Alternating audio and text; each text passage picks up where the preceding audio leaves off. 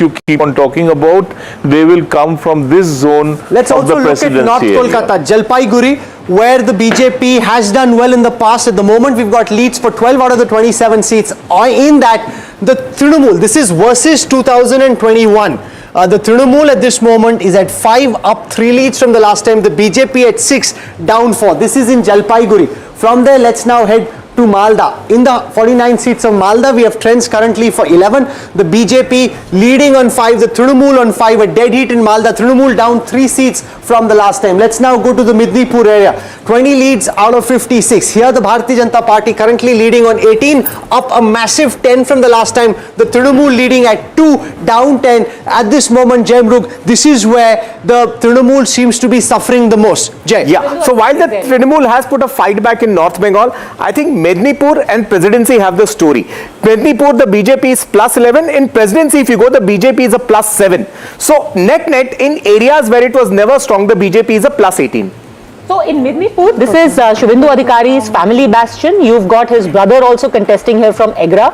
His own seat, Nandigram, falls in this particular area. So a massive push and a lot of mobilization by the RSS as well in this particular Midnipur. What we can also do in real time is compare this with the 2024 Lok Sabha elections. If you compare with the 2024 Lok Sabha elections, the electoral map on this part of your screen here, relative to the 2024 elections, the BJP is up 18 seats, the Trinamool down 20 seats. So even in comparison with the 2024 elections, the BJP at this moment doing very well. What we can also do at this moment is give you a quick sense of what's happening in Malda. I'll give you a sense of what's happening in Malda. We've got leads for 11 out of 49. The BJP leading on 5, the Trinamool on 5, the Trinamool down 3 from the last time, the BJP up 2 from the last time. Mahua Chatterjee, your sense of the critical areas, the sense I picked up was it's the area above the president, it's the area above Kolkata. That's where the BJP hopes to do well. They realize that maybe in the bastions of Kolkata they may not do well, but in the 5 districts above the Kolkata region, that's where they hope to make inroads into the Trinamool bastion. Mahua. See, that's typically the right place to pick, because the area that we are talking about is also home to a lot of non-Bangla speaking people, and those are the first inroads of BJP into West Bengal in any case, and to work on them. And BJP this time, interestingly, started working soon after the 2024 elections in West Bengal. We're joined at this time on NDTV by senior Trinamool leader Saugata Roy. He's joining us. Saugata, welcome. The initial leads from West Bengal seem to suggest the BJP in the lead, the Trinamool trailing in a close contest. What is it that you're picking up from all your karyakartas on the ground across the state of West Bengal? How confident is the Trinamool that Didi could win a 4th time? Saugata.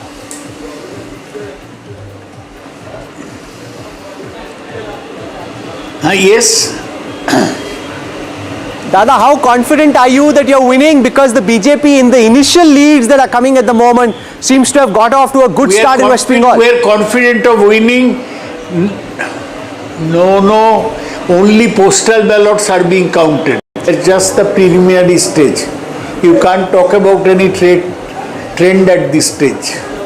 Shiv Arur has a question for you. Shiv. We are confident of winning. Sir, how is your faith in the electoral process after what has happened over the last 72 hours? Your leader has also issued instructions to all your karyakartas to keep the complaints running. What is the mood like in the integrity of the process? Mood is very upbeat. I am sitting in 6 counting centers in Panihati, North 24 Parganas. All our polling agent, counting agents have gone in, and the mood is upbeat, very positive. Padmaja. Saugata, in your particular constituency in North 24 Parganas and specifically in Dum, you've got the Panihati seat. It's the talking point of this election. You've got Abhaya's mother contesting from there, and she really seems to have become a symbol for the entire mobilization around the issue of women's safety, women's grievances about certain incidents that have taken place, crimes against women, RG Kaur, Park Street. Do you think this is going to be a big issue in this election and could influence major seats? in your area, Dum Dum, and even in Kolkata presidency region? I am sitting in Panihati Assembly constituency, which is part of Dum Dum parliamentary constituency. Counting has not started here again yet. We are very upbeat in all these seats. Okay, Veera Raghav has a question. No, but I was just asking the same thing that Shiv was posing in terms of if it's going to be a close contest, how much do you believe the comfort level will be for the TMC at the end of the day? Now, at this stage, it is too early to predict, but we are comfortable mentally.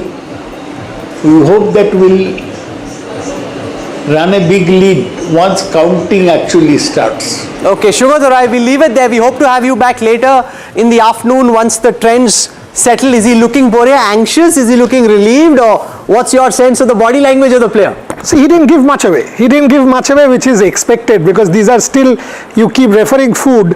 In Bengal, we have our steps. This is still shak diye mat, prothom step. The appetizer is shak and bhat. The next aloo posto hasn't come, the fish hasn't come, the doi hasn't come. So there's still a lot to go. Let's for a moment pivot to the different regions of Tamil Nadu. I'm looking at Chennai. We've got 13 out of 37 leads at the moment. The DMK at 8, they're down 5 from the last time. But the TVK is off to a very slow start. Shankar Iyer, for whatever it is worth, the way the TVK T20 team has got started this morning, very different from the projections about them. Shankar. Well, looks like the Delhi Capitals or the other teams that have been doing badly this time. So I think that if we look at the trends, it seems like there will be a record. DMK seems to be leading. But for me, the interesting part would be, Rahul, if TVK overtakes ADMK. That would establish a new structure in Tamil Nadu. Also in Western Tamil Nadu, Veera, 15 out of 57 leads. The AIDMK is down 10, just as far as leads are concerned, down 10 from the last time. The DMK seems to be making inroads there. That's right. 43 of the 57 seats in Western Tamil Nadu was won by the AIDMK plus in 2021. All right. Now, it was anticipated, and I saw some candidates. Sendil Balaji is leading in Coimbatore South. Dr. Tarun, who's on the Veerapandi constituency, is leading in Veerapandi, which is next to Salem. I think the AIDMK was the DMK's biggest experiment this time was to push for gains in the West, because they knew they were going to face losses in the north. Now, I think the bigger picture will come when you press North Tamil Nadu there, Rahul, because this is the area of influence of the VCK as well. Here you see the AIDMK gaining and the DMK going down. I don't know if ultimately the picture is going to be that wherever a party was strong, TVK is destroying that party and allowing the, in a bipolar contest, giving the edge to the second Dravidian player. Jaimruk. Yeah, just to add to what Veera was saying, it was expected that the TVK with its appeal among the scheduled castes and the urban areas would impact the DMK-VCK alliance most in North and Baniyar belt. That seems to be happening.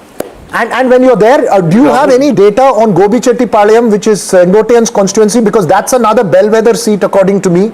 Yeah. If let's say Sengotian is doing well, because you see, he's a former AIDMK leader, 8-time MLA. Yeah. The two leaves emotion is extremely deep in those areas. Yeah. Is he going to break the two leaves vote, or is he going to take it away from him? So while Jaimruk finds that, let's go across to Kalaniti. Veeraswamy is Lok Sabha DMK MP. TVK, a lot was said about in the exit polls in the first few power play overs of this T20 contest. Dr. Veeraswamy, the TVK seems to be off to a quite slow start. It's the DMK which is looking well ensconced and on the way. Yeah, no, this was expected. See, everybody was saying that TVK is a party which is going to be, like some exit polls even said that they were going to be forming the government. But the early trends, this is too early to even surmise, but by going by what the trends are showing, it shows that the DMK is the primary party over here and ADMK is the second party over here, and TVK will be trailing. And I'm sure by the end of the day, I think Veera. We are confident that Kalanidhi, as you're making that point, very brief question. I know I concede that it's extremely early, but I saw Adi Rajaram in Chepauk Tiruvallurkani leading at the moment. it could definitely change at the end of the day. But tell me honestly, is there a deep sense of nervousness, given that you're a member of parliament from the city, is there a deep sense of nervousness about the impact the TVK will have on Chennai city and the surrounding areas, because this was seen as a forte of the DMK after 2021, where you won all 16 seats?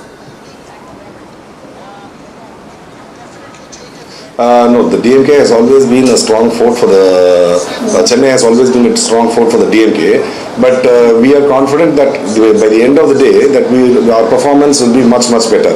You have to understand, between 8 and 8:30, it is only the postal votes which are being counted, and only from 8:30, the EVM votes will be counted, and this is too early to say. So we will have to say that TVK was over-assessed, but the postal votes are not okay to say where you are trailing.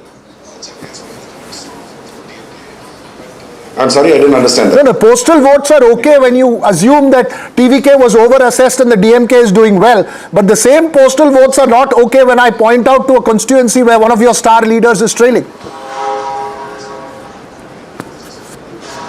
No, that is what I'm saying. See, postal votes are not the ones which are going to be deciding. We are only talking about postal votes will have significance only when it's a close tie, where both the parties are getting the same equal amount of votes. Okay. And like I said, this is too early. And in Chepauk and Trivandrum, we are very confident that we'll be winning with a very huge margin. Now, Dr. Veeraswamy, the celebrations have already begun over an hour ago at the Arivalayam. Are you confident that things are going to solidify in the way that you're seeing them play out? The anxieties of the exit polls have sort of receded marginally, even though these are early trends?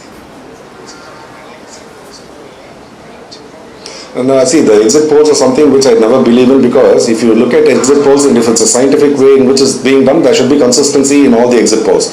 But if you see the exit polls, we have seen like one exit poll saying that DMK will form the government, the another exit poll saying ADMK will form the government, another one saying TVK. I'm wondering why there was no exit poll done where NTK is going to be winning.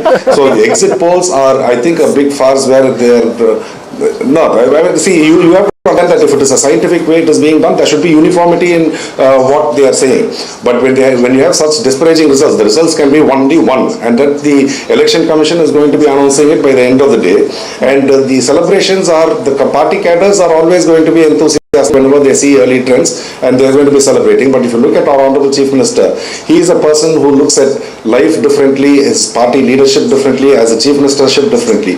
Whenever he comes as a party leader, he says that this is not a place of power. This is a place of responsibility where you have to be responsible for the people and work, and it is a Dr. Veeraswamy, you're absolutely right. One should take exit polls with a pinch of salt, although it does give us a lot to talk about. And yet you had many of your allies who suddenly had a lot of praise for Vijay after the exit polls. We had some leaders of the Congress, we had Vaiko said, we always told you that Vijay is going to be a game changer. What do you make of that? That suddenly your allies seem to have found a lot of merit in the numbers that were being given to Vijay and the TVK. And that any new person coming into the fray, be it NTK or Vijay, where NTK has historically shown that they get about 8% of the votes, and there is a prediction that Vijay will take about 10 to 12% of the votes, but we are confident that our vote base is going to be intact. Okay. So we are very confident that in fact the presence of Vijay will make DMK win with even larger margins, because he is going to be a disruptor where whatever votes he is going to be getting is something which is not going to be affecting us. Okay, Narayan Lakshman has a question for you. Sir, my question is on regions, because in every region there's a different caste dynamic and different strategy for each party that plays out. Which region of the state are you most concerned about or watching most closely in terms of what kind of margin there'll be? No, see, historically, if you see the election scenario in Tamil Nadu, it has always been shown that western region is something where ADMK is dominating, because Edappadi Palaniswamy, who is contesting from Edappadi, like in the Salem region, has kind of gained inroads in the past. But this we are confident that with the various schemes and the work which is being done by our Honorable Chief Minister in the last 5 years, which has benefited so many of the women, students, and the whole community at large, where even the economy of the state has grown, that the Western Tamil Nadu, where they are one of the economic pillars for Tamil Nadu, that they will see that and they will be changing their pattern of voting this time, and we will make again huge inroads in Western Tamil Nadu as well. And overall, we are confident that we will be forming as the single largest party, and our alliance probably will be getting about 180 One seats. last question from Veera. That you're making. You're saying we will be the single largest party, our alliance will be getting a majority. I don't know if that is a sort of a foresight to what's going to come, but just since you were speaking about Western region, I'm just pointing out that a short while ago Sendil Balaji was leading, now Amman Arjuna is leading in the Coimbatore South constituency. I think there's a battle that's going on. Very briefly, sir, 46 for the DMK plus 25 for the AIADMK plus and 19 for the TVK is the number that's on our board right now as you're speaking. Doesn't this number, even if the DMK is well ahead, mean a lot of worry for you? No, we don't have to worry at all. I mean, like, see, the thing is, you have to understand DMK is a party where even after its inception for about 9 years, we never contested elections. We wanted to come into elections only so that we can bring out our schemes can be brought out. Whatever we had as our aims and objectives of our party are to be implemented. It can be formed only by electoral politics. That is the reason why we have come to the electoral politics. We have not come here for forming the government and enjoying the benefits or reaping the benefits of just coming to power. We want to serve the people, and so we are coming into elections. And if the people's verdict gives us the largest majority, we will be continuing the same good work which has been going on for the last 5 years. Dr. Kalanidhi Veeraswamy for joining us. Thank you very much. If you've just tuned in this morning on Battleground 2026, let's give you a sense of where things stand. I'll start from West Bengal. That's where the biggest, most pitched battle is taking place. And ladies and gentlemen, at this moment, the BJP has 72 leads, up 23 from the last election. The Trinamool is at 58, down 26 from the last elections. It's a tight fight, but a tight fight where the BJP has the decisive edge in the initial trends that have come so far. If we take a look at the retained ratio, this is where you'll get a sense of how many of the seats are currently being trailed. Basically 38 being retained by the Trinamool just at this moment from the seats that they'd won in the last elections. Let's take a look at the region-wise breakup of West Bengal. In the 20 seats of Jalpaiguri in North Bengal, for which we have leads, the Trinamool leading on 10, up 7, the BJP at 8, down 9. So in North Bengal, the BJP taking a bit of a hit, the Trinamool gaining here. Let's move now down south, deep south to presidency. Out of the 37 leads that we have at the moment, out of the 108 seats over there, the Trinamool at 22, the BJP at 15, up 5 from the last time. From there, let's now go to Midnipur. In the 33 leads that we have from Midnipur, the BJP at 25, up 12, the Trinamool at 8, down 12. This is where the BJP is gaining the most and the Trinamool seems to be losing ground. From there, let's now move to Malda. In the 29 leads that we have for Malda, 14 leads for the BJP, up 6, the Trinamool trailing on 7 here at 14, down from the last time. Finally, let's look at Bardwan. In the 16 leads that we have for Bardwan, 9 for the BJP, up 6, the Trinamool down 6 from the last elections. Interesting there that in Jaimrug, in Bardwan and in Malda, there are some significant losses for the Trinamool and gains for the BJP in the initial leads that we have at the moment. Yeah, now what has happened is the Trinamool has tried to balance it off with leads in the north, which were originally a BJP stronghold. So the contest has got closer. Now we are looking at 72 for the BJP and 60 for the Trinamool. But I still think Midnipur and Malda is the real story for the BJP. These were areas it did not do well at all last time. These are big gains. And if you see the Malda, you've got one seat there for the Congress, which may turn out to be the explanation for why BJP makes gains in that region, because there are many seats, Rahul, where you have SIR deletions, which are either more or very close to the victory margin last time around between the TMC and the BJP. BJP was at second place. Congress comes in and cuts into TMC's votes, and the BJP gets a lead along with the SIR deletions factor also weighing in. There's something interesting happening. The left is not ahead anywhere. Sure. And that means there was this great assessment by quote-unquote experts that the left vote is going to drift back to the left, which had drifted away, and mostly to the BJP. So that doesn't seem to be happening. But look at this on your screen now, the new wins and leads. These are seats where a particular party is leading for the first time in its electoral history. At this moment in West Bengal, there are 45 seats which the BJP is leading on for the first time, seats that it hasn't won. No matter what happens, Jayanta Ghoshal, the BJP is scripting history in West Bengal. Whether it can cross the finishing line, that we still need to see. But 46 leads for the first time, that's a very positive sign from the BJP's perspective. Yeah, very positive, and you have to, I mean, we should remember that BJP is not in power in West Bengal. BJP is a success story in Bengal because BJP, it was earlier, we used to call it a non-base area of BJP. The base area was Hindi heartland. So now this growth is very significant. It is, we cannot predict now anything, but it's a BJP age, it seems. Rahul, if I could please complete what I was saying. Yes, please, Dada. The future Congress breaking with the left may have worked to Congress's advantage in this election.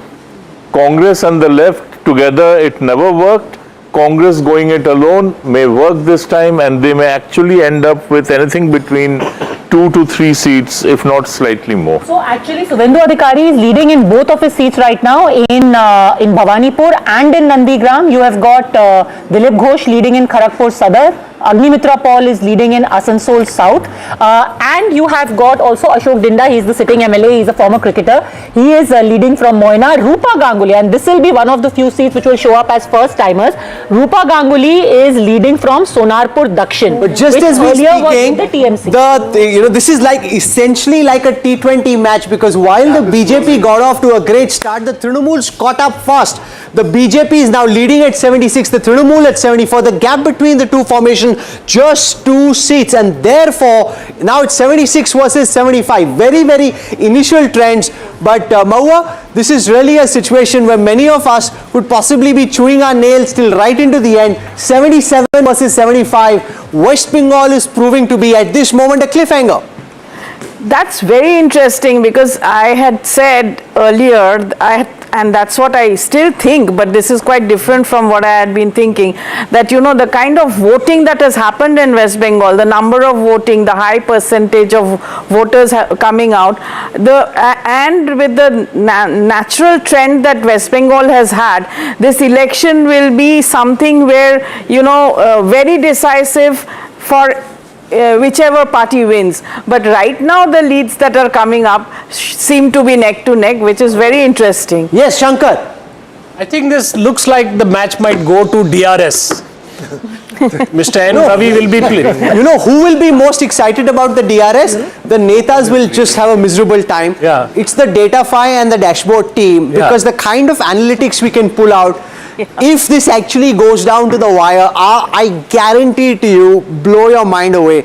We just need adequate vote share data to be populated in the dashboard for some of it to start firing up on your screen. Because if that happens, Shiv, that's when it gets really exciting. Remember Madhya Pradesh 2018, when it was 114 versus 111, that's when you see the magic of live analytics. I think, can I also just interrupt to say, Rahul, very quickly, look at the TVK and the AIADMK right now. They're like neck and neck as well. No, I think there's a little sub-story building over there as well. I think there's a big sub-story that's building there. 26 right now. You know, we've decided to challenge 26 is 52, right? 55 for the DMK plus. So you're seeing a very close fight happening in Tamil Nadu as well, crystallizing clearly, as we've been pointing out. Perhaps the DMK with an edge, but it's an extremely close fight, and it's going to go down to the wire there as well. Okay, the BJP once again shooting into a quick lead, 85 versus 78, as I welcome Tom Wadakan of the Bharatiya Janata Party joining us now. In the urban seats of West Bengal, the BJP currently leading on 16, up 7 from the last time. The Trinamool at 12, down 7 from the last time, making inroads in urban West Bengal. If I look at rural West Bengal, at this moment we have trends for 117 seats. The BJP at 58, up 19. Trinamool at 57, down 21. It seems from the initial trends that the BJP is making substantial new gains. Tom Wadakan, in West Bengal, in areas where the party had not been able to penetrate in previous elections. Well, this was waiting to happen because of the kind of the administration that was being run by Mamata and company. This was bound to happen. Law and order was something that was worrying, and the kind of situation that we saw in West Bengal and lack of governance, and the Home Minister herself being party to a lot of corruption, all these things have been reflected. And I believe somewhere I heard that she was trailing somewhere, and if that is true, that is going to affect the result finally. In your own state of Kerala, the BJP currently with 5 leads, all these new leads for the BJP, that is interesting as well. You opened your Lok Sabha account with Suresh Gopi, now you've got 5 leads. The UDF comfortably ensconced, but is there space there? You think in a 5-year horizon, if the LDF were to come down further, could this potentially be a UDF versus NDA kind of fight? Yes, it is finally going to be the situation that's emerging in Keralam, because I think people are fed up with the LDF, and the anti-incumbency that LDF is facing is across the board. Salaries have not been paid, pensioners go without pension, and the treasury is empty. And then there is this temple robbery, gold robbery that has happened in the temple. People are fed up with the left. So I think our NDA establishment will move further in Kerala. Jai Mrug has a quick update. Jai. The lotus will bloom across Kerala. Absolutely. In Kerala, the BJP is doing well in 4 currently. It's Nemam, Palakkad, Aluva and Ottapalam. Majorly, it's becoming a central Kerala strong party now. That's what it appears to be as far as Kerala. For Tamil Nadu, I have a prompt for Veera. The DMK seems halfway. TVK seems to overtake ADMK. Are there chances if the DMK just misses the halfway, parties like Pattai, Makal, Kachi going there? I have consistently held that this is going to be like the 2006 election, where the DMK by itself is perhaps below the halfway mark, but its alliance is comfortably above that. But extremely interesting, what I'm trying to tell you, in Tamil Nadu, 3 results which I think are reflecting right now. Udayanidhi Stalin is trailing in Chennai. Edappadi Palanichami is trailing in Edappadi. All right. Senthil Balaji is trailing in Coimbatore South. All right. Gobi Chettipalayam, K.A. Sengotian is leading. All right. So I think the effect of the TVK, as I was saying last evening, has been enormous on polling. Look also on the screen right now. For the first time, the TVK has gone past the ADMK, while the DMK is comfortably placed at 59. The TVK at 27, up 27. Obviously, it didn't exist last time round. The ADMK is at 26. It's really a fight for 2 and 3. At this moment, dead heat. 27. The number you need to see this -8. ADMK is at 27, -8. It's losing several of the seats that it's held. DMK down 21 from what it was there. Break it up into parties and take a look at the party-wise breakup here. The TVK at 27, the DMK itself at 56. The Congress has 2 leads, down 7, once again proving the weaker part of the alliance in Tamil Nadu. That's right. Congress was anticipated. I want to see the seats. I'm trying to check for Karaikudi, for instance, a very important seat for Karthi Chidambaram.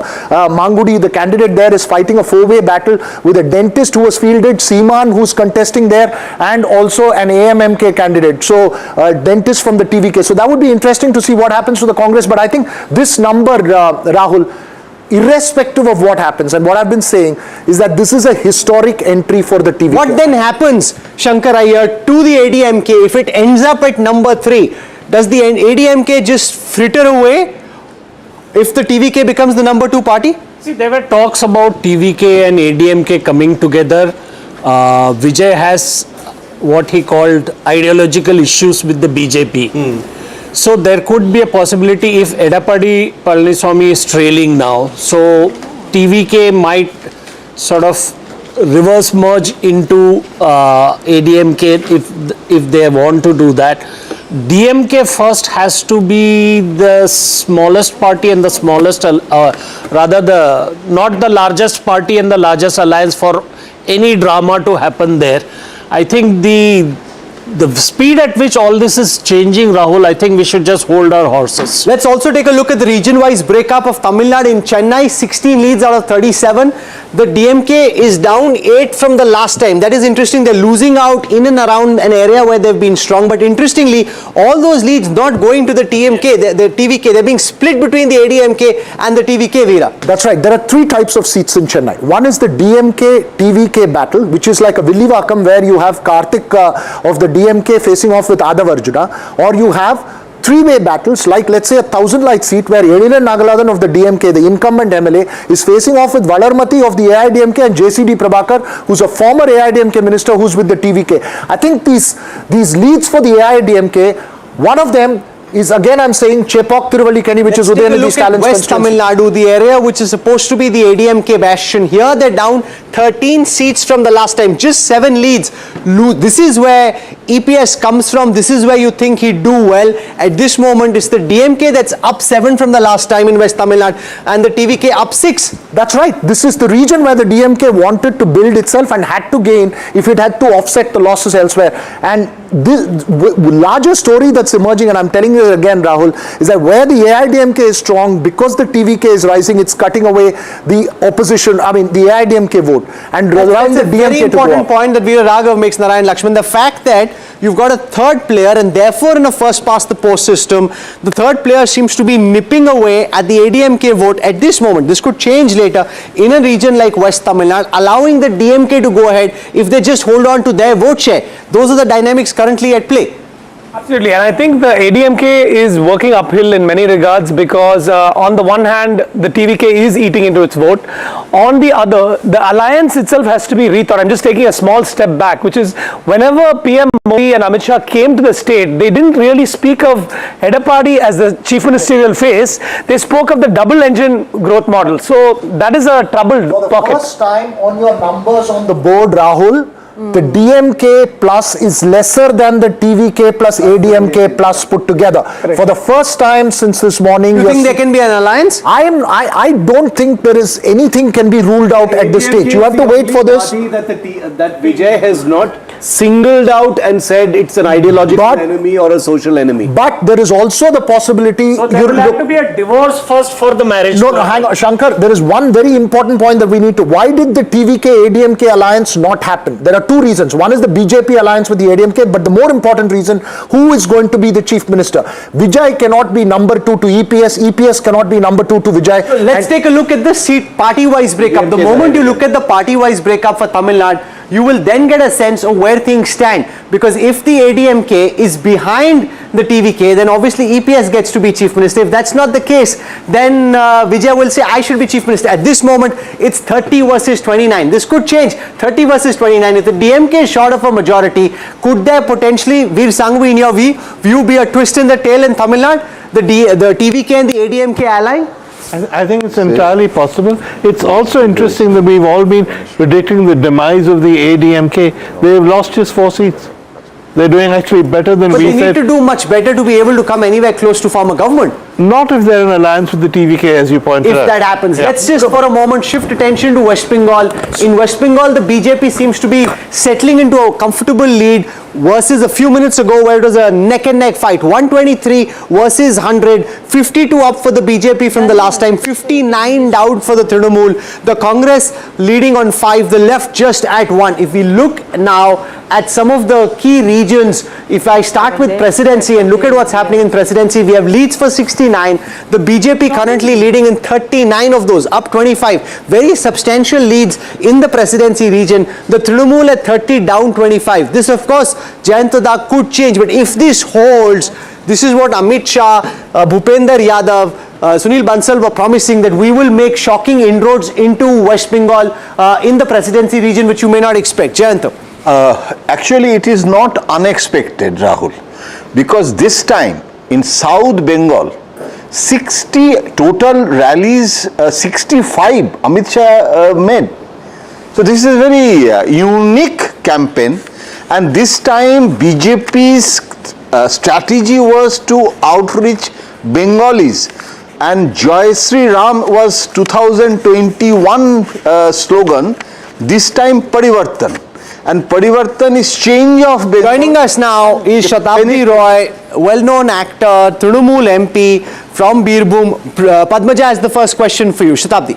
What do you have to say about the initial leads, especially the fact that in areas of Jangal Mahal, in areas of presidency, in Nadia I can see leads, and most importantly in North Parganas, not 24 Parganas, a big swath of saffron has come up. What do you make of the fact that inch by inch the BJP has managed to cut into your areas in Howrah, in Kolkata, and even 1 or 2 seats there I see in South 24 Parganas? But first thing you tell me, I think it's a 1 hour it started. First thing is ballot counting is started with ballot paper. But I don't think it's counting already started. But I want to say you have to wait for another 1 hour or 2. Then it's clear the BJP will not win, Trinamool will win. It's 100% confirmed, and you just wait and see. Don't you find it strange that in an area where the BJP was zero, they were zero in 2021, they were zero in 2024 when it comes to leads in assembly segments, at least even if in initial stages they have some kind of presence there. Right now they're leading even in Jhargram. Ms. Roy. I think we've lost that link with Chennai. Yeah, I think we've lost that link. But a few interesting names that have come up. Again, even as we speak at 9:15, Shuendu Adikari is leading in both of his seats in Nandigram and in Bhavanipur. You've got Rupa Ganguly leading. You've got Agnimitra Paul leading. Right now you have got the TMC leading in a few key seats, like Shashi Panja is leading. Interestingly, in Matabanga, the BJP is trailing. So Nishit Pramanik is trailing right now. The map that Rahul was just showing us pretty much reflects, the trends that we're seeing right now and the numbers that we're seeing. We're seeing a, saffron entry into many of those areas that we're trying to. Let's show this to our viewers right now. This, if you just spend a moment looking at the screen, can we bring one of the cameras in closer? On this side, you see the 2021 map, which is manifested all green.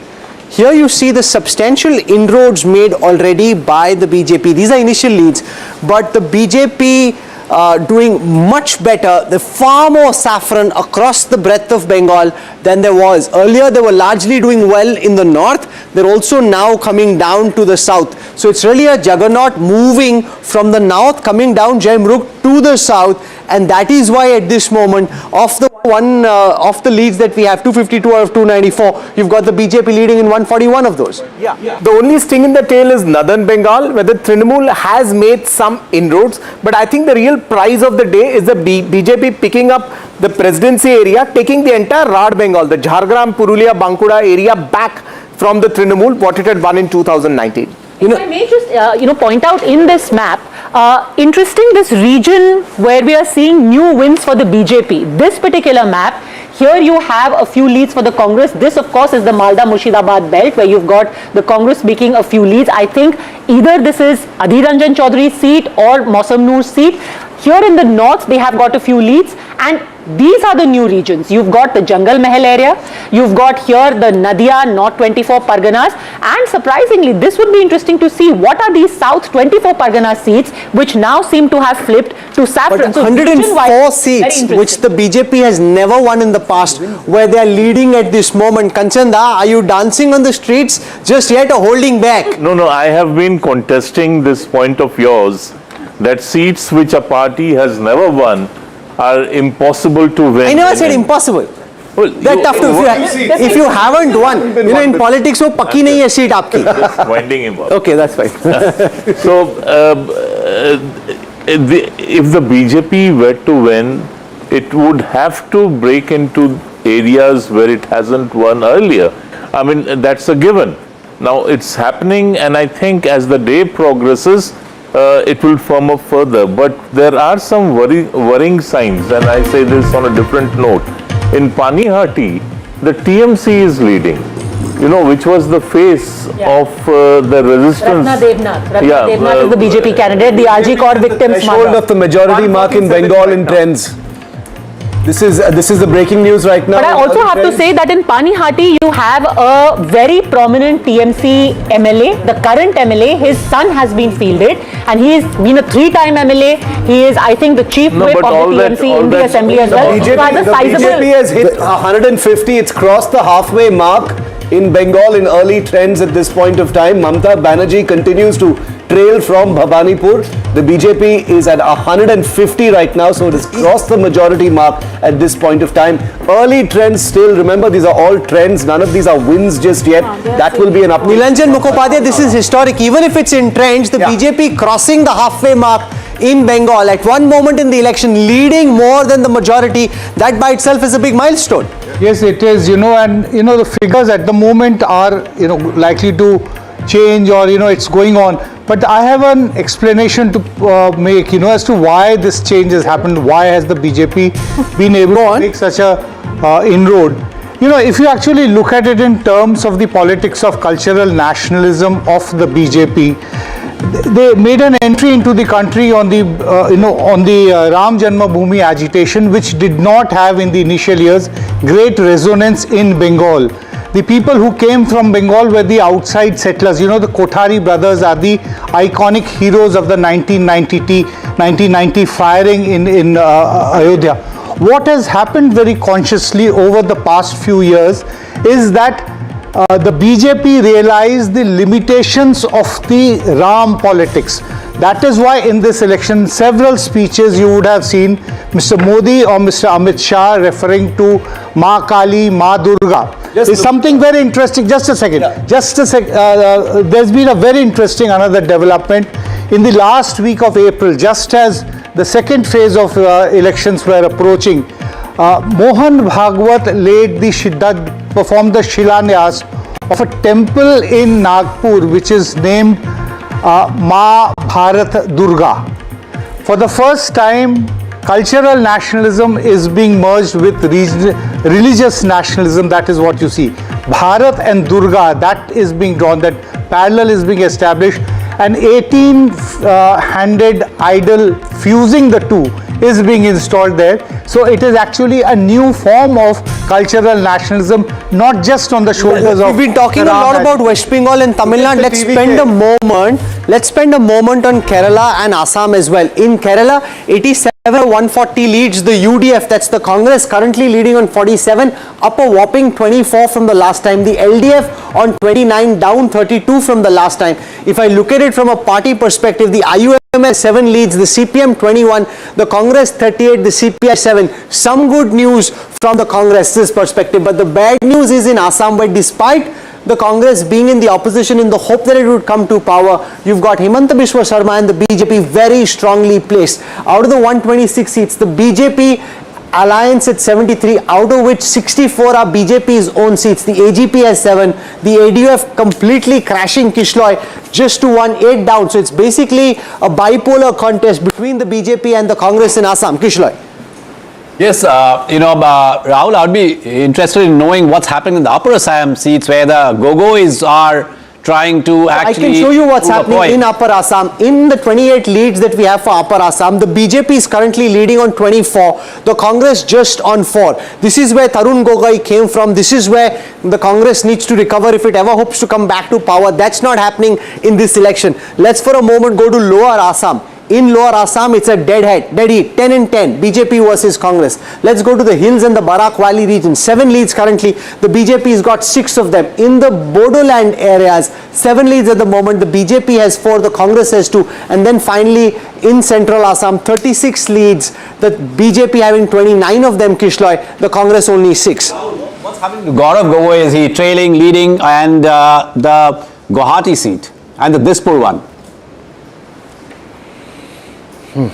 Okay, I'm going to try and find quite a shocker there. The AIUDF in its catchment areas, the Lower Assam completely wiped out. Barak Valley completely wiped out. Okay, so here we have it. Lok Sabha, but at least they had MLAs. Now they don't even have any relevant. Gaurav Gogoi is leading. Himanta Biswa Sarma in Jalukbari, of course, is leading. He lost only once. Shuendu Adikari speaking at this moment. Let's listen to him.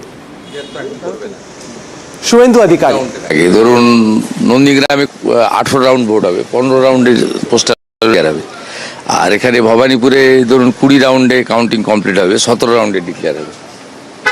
আমি যেটা initial analysis করেছি, অল্প EVM বেরিয়েছে, এটাকে খুব বড় কিছু করে দেখানো ঠিক না। তাতে হিন্দু ইভিএম আর মুসলিম ইভিএম টিএমসির, তবে আগের মতো নয়, মানে হাই কনসলিডেশন যেটা ওনারা করেছিলেন 21 আর 24, high consolidation. See, what he's saying is bulk Hindu votes are to the BJP, bulk Muslim votes still to the Trinamool, but not as much as it was in 2021 or 24. So he's talking about a clear case of polarization with Hindu votes en masse coming to the BJP, Muslim votes still consolidated with the TMC, but not as much. That's what he has so far said. But he's also saying that 17th round in Bhavanipur should be a call, that he can call it at the 17th round, not the 20th. सरकार भाजपा कर रहा है, ये मान के चलिए। आप लोग का जो चल रहा था, जो इनिशियल ट्रेंड रहा है 135 plus BJP, 100 approx teams. Nandigram और भवानीपुर का क्या रिपोर्ट मिला है आपको अभी तक? देखिए, भवानीपुर में तो इनिशियली तो टक्कर रहेगा। ये जो पहले राउंड हुआ है, इसमें 14 जो बूथ है, 6 मुस्लिम प्रॉन बूथ है। उसमें भी वो लोग जो 90-95% मुस्लिम वोट को पिछले बार मिलता था, इस बार नहीं मिला, क्रैक है। और जो 8 हिंदू बूथ है, उसमें मेरा लीड है। ये भवानीपुर का मैं 9-10 राउंड से आप देख लेना, मैं पूरा संभाल के आगे चला जाऊंगा। ये 77 वार्ड आ जाएगा, उसमें ममता बनर्जी का काफी लीड होगा। 3, 4, 5 राउंड, 6 राउंड तक उसको मैं मेकअप कर दूंगा। वो उसका 10 राउंड का बाद उनका बहुत खड़ा होना मुश्किल हो जाएगा। मिलके देखिए, पूरा जो ट्रेंड है एंटी इनकम्बेंसी साथ साथ हिंदू पोलराइजेशन, इनिशियली हम लोग देख लिया। Hindus are consolidated in favour of lotus. It's a very good signal for us. In Nandigram, I had in first round more than 3,000 vote, only 14 booth counted, and मेरा जो internal calculation था 1100 vote में lead होना था, उसमें मैं 3 गुना lead में चल रहा हूँ। देखने दादा, बीजेपी को बढ़त मिल रही है कई सीटों पे, टीएमसी पीछे चल रही है उन इलाकों में भी जहाँ पे मुस्लिम बहुल क्षेत्र ज्यादा है। मुस्लिम वोट बाइफरकेशन हुआ है, हुआ है, खास करके मालदा, मुर्शिदाबाद, उत्तर दिनाजपुर में बाइफरकेशन हुआ है। और जो साउथ बंगाल और कोच बिहार जो मुस्लिम ज़्यादा टीएमसी को दे रहा है इनिशियली, लेकिन जिस तरीके से 90-95% हुआ था उनका 21 में 24 में, उस तरीके से कंसोलिडेशन नहीं है, क्रैक है। ईवीएम पे आरोप लगाना शुरू हो गया है टीएमसी की तरफ से कई लोग। वो झूठा बात छोड़िए, ठीक है। I will speak after 11 AM. It's good. So TMC counting agents. Yes. Counting agents को क्या मैसेज देना चाहेंगे अभी की? धैर्य रखना चाहिए, ये कुछ नहीं है, ये सभी इनिशियल ट्रेंड है, बहुत आगे जाना है। पूरा इतना सब माने cool and calm. In Nandigram you're leading by 3,000 votes in the first round. Yes. 3,500 vote. Clean sweep Nandigram. ये मेरा आंकड़ा है ना, वहाँ 5 मुसलमान बूथ था, आउट ऑफ 14 जो काउंट हुआ, मुसलमान बूथ में भी टीएमसी को हालत खराब कर दिया नंदीग्राम। शुभेंदु अधिकारी मुसलमान बूथ में भी खराब कर दिया। ये मेरा थोड़ा सिग्नल था, ज़्यादा दिन तक लोग को गुमराह करने नहीं हो सकता। প্রথম দিকে যা ট্রেন্ড, তাতে করে মধ্য কলকাতার বেশ কিছু তৃণমূল অফিস সেগুলো ফাঁকা হচ্ছে ধীরে ধীরে। না, I am not passing any comment. কেন বহুদলীয় গণতন্ত্রে currently he is leading in both of his seats, Bhavanipur and Nandigram, but a very interesting parallel, as it were, you see between Shuendu Adikari and Shamik Bhattacharya, the leader of opposition and the BJP president West Bengal. Even as Shuendu Adikari is saying, it's time for Mamata Banerjee to rest, Shamik Bhattacharya has come out and said, look, let bygones be bygones now. I'm sorry if anyone has felt offended by anything we said in the course of the campaign. We all want to be cordial now that the campaign is over and the results are out. We've got Anil Antony of the BJP and Meeta Chakravarti of the Congress both with us. Meeta Chakravarti, first, your reactions to what is being seen in West Bengal. The BJP way ahead. Right now, the kind of trends that we are seeing It's 9:30 and you have the BJP past the halfway mark, 155 for the BJP as opposed to 121 for the TMC and 4 for the Congress. Good morning to all your viewers, and I think this trend was kind of expected. I thought people who have been working on the ground in West Bengal, we could sense that there is a change. People are voting for change this time. There was a very strong anti-incumbency against the 15 years of misrule of TMC government. Congress has started a new journey. Bear in mind, we were down to 0 last time because of this binary that was set between BJP and TMC. And this entire religious polarization that happened in West Bengal, which is still continuing. If you listen to Shuendu Adikari, what he has been saying, he's a leader of opposition. Despite being in a constitutional position, he is openly talking about the religious polarization theory itself. So we were not in a position to take full advantage of this. And people voted for the TVK. Excited, Veera, go for it. See, look at this. This is 61. 61. This is the first time it's happened. 61-61 TVK and DMK. Slow start for the TVK. And they've leveled it with the DMK right now. It's going up and down, might slip a little further, they might cross it as well. So we don't know, but they're neck and neck. Right? Just look at this. You have 29 plus 34. So you got what? 63 seats that are yet to report. Out of 171 of 234, 61-61. Now this is a dead heat. This is not over till the end, till the last vote is going to get counted. It's now clear, emerging, that it's going to be a DMK plus versus TVK. And I want to add one point, Shiv. It's DMK plus at 62. It's TVK at 62. So DMK with its allies. So as a single party at the moment, TVK is perhaps ahead of the DMK. If you look at the vote share figures, DMK. So now they've now got to gone past. TVK is number 1 right now, 64-61. And if you see the vote share figures, the TVK currently has 33.5% of the votes counted so far. It's very initial, but 33.5% votes that have been counted. The DMK is 32.1, the ADMK is 28.3. The DMK alliance is down 13.8% votes from the last time. If I look at this from a party-wise perspective, again, this is very initial, so you have to hold your horses before you form final conclusions. The DMK by itself has 24.6% votes. The ADMK has 22.2. The TVK has 33.3% of the votes that have been counted. That's almost 9% more than the DMK. That, Narayan Lakshman, just in terms of initial votes that have been counted, looks quite ominous from the DMK's perspective. There is such a thing called counting momentum and voting momentum, and that's what you're seeing here. We did, for example, see the DMK seats go up to 63 and then drop to 61. And I just want to say that from the last election to this, in some constituencies there was a 50,000 vote difference, especially in the 37 districts within Chennai. This time, our own reporting also suggests that it will be down to a few thousands. So let's hold on to our hats and wait. And most important, Narayan Lakshman, at 67-60, I mean, it shows repeatedly. Now, this is something, if this trend solidifies, the TVK could run away with the election. But also look at this, and this will show you why it's happening. This insight straight out of the Datafy dashboard. The DMK, of the 81 sitting MLAs that they have, the DMK alliance, only 30 are currently leading. 51 sitting DMK alliance MLAs at this moment are trailing. That would be very, very worrying from a DMK perspective. If you look at the region-wise breakup of Tamil Nadu, make no mistake, this is where the most exciting battle is taking place. I'll start with the Kaveri Delta region as I get Veera Raghav to come over here. In Kaveri Delta, the DMK has 15 losses from the last time, 15 down from the last time.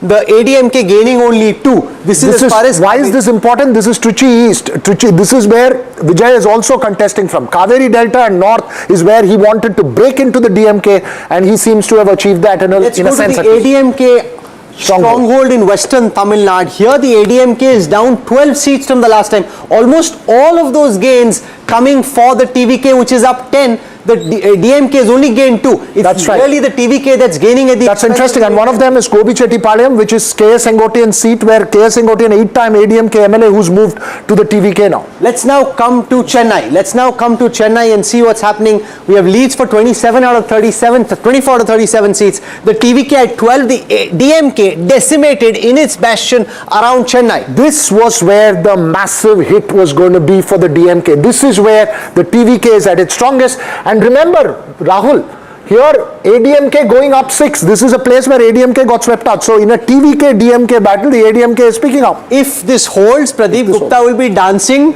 Yeah, that Vijay dance he should do. Get Pradeep Gupta as quickly as possible. Yeah, let it happen. But let's just go to South Tamil Nadu for a bit. Let's just go to South Tamil Nadu. Let's go towards the Madurai region. Let's see what's happening here. DMK down 19. 19 from the last time. The TVK gaining 20. The ADMK at 16. So, at this moment, they are blasting away like the Chennai Super Kings. Pradeep Gupta said this. He said they are doing extremely well. TVK is doing extremely well in Chennai.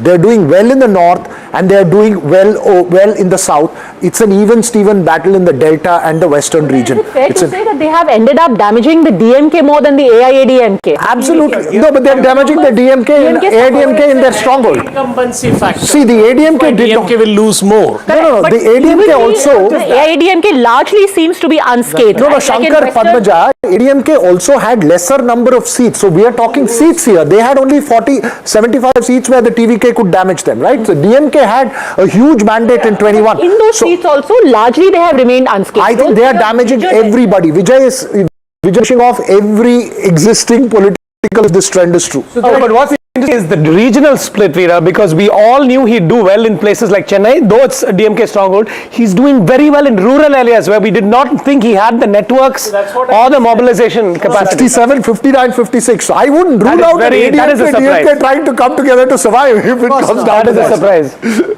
Okay, the other big election, of course, is West Bengal, where the BJP continues to lead. They've crossed the halfway mark. At this moment in West Bengal, we have leads for 285 out of 294. The BJP at 159, up 85 seats from the last time. The Trinamool at 117, down 92 seats. Could the BJP be settling in West Bengal to come to power for the first time? At this moment, the Kolkata Knight Riders, the Bharatiya Janata Party doing extremely well. Kanchanda, are you ready to have your fish, have the jhalmuri, or hold on for a while? Sandesh. No, I have been saying over here from day one that the BJP will be winning this election, and even the margin of victory wouldn't be some sort of a 2/3 thing which was being argued here, that anybody who wins in West Bengal wins with a huge margin. I had also, I remember, pointed out when the Trinamool Congress came to power in 2011, they came with 178 seats. So I see BJP settling somewhere around that region, and again, a point which I have made earlier, this is a 2011 election redux where people went and voted quietly, they went and voted silently, and they went and voted without disclosing that they were voting against the TMC. The big story in the West Bengal numbers is the fact that in the 106 seats of the presidency for which we have leads at the moment, the BJP actually is in front, 53 versus 52. This is quite smashing from a BJP perspective, because this is core Mamata land, and in that core Mamata land, if the BJP starts to do well, Jai Mrug, then you know that they are on a strong footing, which is also what probably explains Shuendu Adikari's confidence, saying we are coming to power. 53 up 39 in and around the presidency area. Jai Mrug. Absolutely. See, this was a region where the BJP had only 18 seats last time. Now it's like a huge gain, a 39 seat gain. The only upset in the whole of the state is the northern Bengal area, where the TMC has made gains at the expense of the BJP. If you expect them to level off by the noon, then the BJP could settle at a number like 160. That's what it looks like. You know, an interesting lead that I'm reading about is Hingalganj in South 24 Parganas, where Rekha Patra had been fielded. She, of course, was one of the victims of Sandesh Khali, became one of the faces. She spoke out against Shah Jahan Sheikh of the Trinamool Congress, local strongman who she accused of being behind the entire sexual violence. Deb is a senior leader of the Trinamool Congress. She is joining us now at the moment. Sushmita Deb, the BJP at 158 leads, the Trinamool at 119. in the trends that we have at this moment at 9:40 this morning, the BJP looks set to form the next government in West Bengal, Sushmita ji? Your trend, I was just looking at my WhatsApp from the war rooms, where the counting has started physically with EVM machines. We are leading in 14 and BJP is leading in 2. So I think these are very early trends, and I'm sure you have also credible information coming from somewhere. So you have every right to analyze, but let's wait it out to get a clearer picture. But we are confident that we will form the government because that's what our Padmaja has a question for you, Sushmita ji. Padmaja. Yeah. Sushmita Deb, thoughts on Assam? Even there, the BJP for the first time seems to be going in a into a clear majority on its own. About 70 leads for only the BJP, not the alliance, and the alliance inching close to the 90 mark. See, the mood I saw, especially in Upper Assam, let's leave Lower Assam and Middle Assam out. Upper Assam had huge undercurrents against the Chief Minister of Assam, especially with his governance style. So I can tell you something that my assessment is that you will be surprised, and I feel that in the last assembly election, BJP alone had 60. I don't think they will hold that number this time. That's what I think.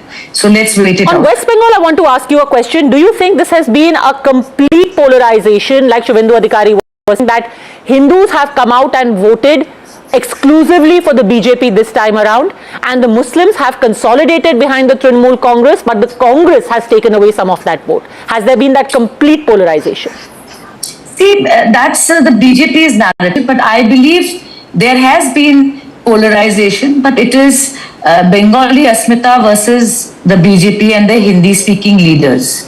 You see, they riled up that sentiment and all the self-goals that their star campaigners made in Bengal when it comes to the culture, their icons. I think that's going to backfire on them. I mean, as it emerges, you'll see as it unfolds. It is a different kind of nationalism, and I think it's Bengali nationalism that's going to win. Shivaru. Sushmita ji, thanks for being with us this morning. The numbers are still in trends, of course, but they are showing up a pattern. In Bhavanipur, Mamata Banerjee, the Chief Minister, is trailing at this point of time. We don't know where they will settle, but the update is she's leading now, so it's going up and down. That's the breaking story. Yeah. She's leading right now. How confident are you that things will flip? Because for the last 15 to 20 minutes, things have settled into what appears to be a clear BJP majority. See, Shiv, I'll tell you what's changed in this election. People, general viewers get very impressed seeing Prime Minister's meeting and Amit Shah's posturing. But I'll tell you the real fight was between TMC and the deletions in the SIR. Okay, that's why BJP even has gotten to where they are, or you're seeing these early trends. Otherwise, they were not in the fight. So therefore, as the results unfold, I don't deny the fact that it's going to be a tight fight because of the deletions. And Bhavanipur is one such seat. But from the ground, I worked in Bhavanipur for 2 days and I did like door-to-door campaign, not sort of saying Sushmita Devi is here to campaign, but I moved around with the groups. And, last election, there was a slogan, Je Bangla Nijer Mein Ke Chai. Bengal wants their daughter, Mamata Banerjee. And I think Bhavanipur will uphold that sentiment because Bhavanipur is Didi's No, so home. Can I point out from the NDTV data file leaderboard an interesting trend, Sushmita ji? You're saying that SIR made a difference. I'm seeing over here the 144 seats where SIR deletions are more than 25. So these are your maximum SIR impacted seats. On those seats, the Trinamool is leading on 68, the BJP on 71. So Jaimruk, at this moment, it's equally distributed. It's not as if the BJP had won, say, a disproportionate number of seats in the seats where the SIR deletions were maximum, you could say there is a conspiracy. We'll be able to track this in real time. At this moment, it's 69 versus 70. Nothing there. It's equally distributed in the seats with the maximum SIR deletions. Absolutely. Not just that, Rahul, even statistically, the seats with the highest SIR deletions were having a lot of high turnouts. So maybe it's just cut the flab and leveled the turnout. So that seems to have happened. For a moment, let's switch towards Tamil Nadu, where there's another surprise that seems to be in the work. I just saw the ADMK go in front. ADMK at this moment at 68, up 6 from the last time. TVK at 66, 61 for the DMK. Veera Raga, what's going on in Tamil Nadu? What's going on, but I'll tell you what's very, very interesting now, and just look at the numbers.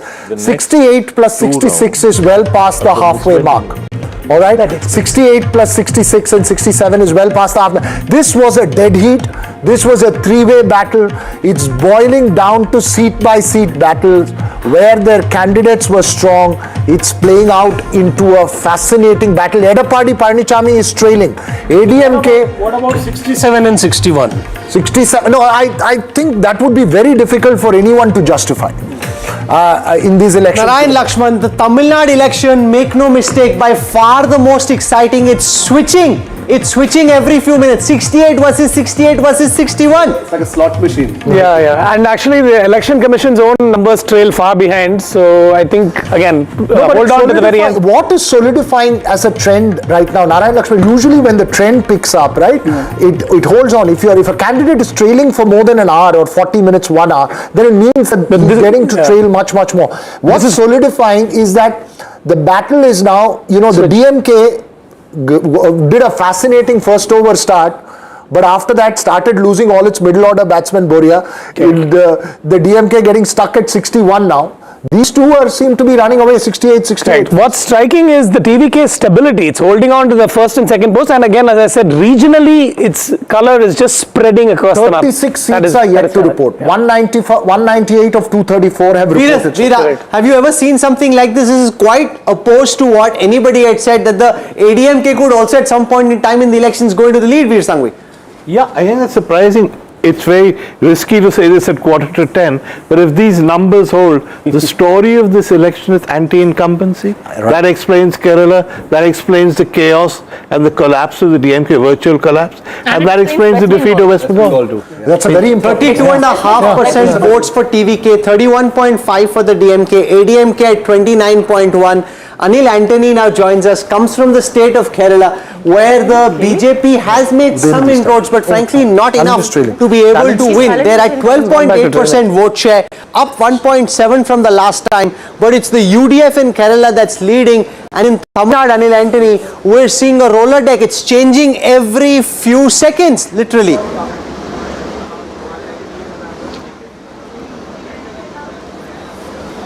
Antony, your thoughts on the initial leads that we're seeing this morning?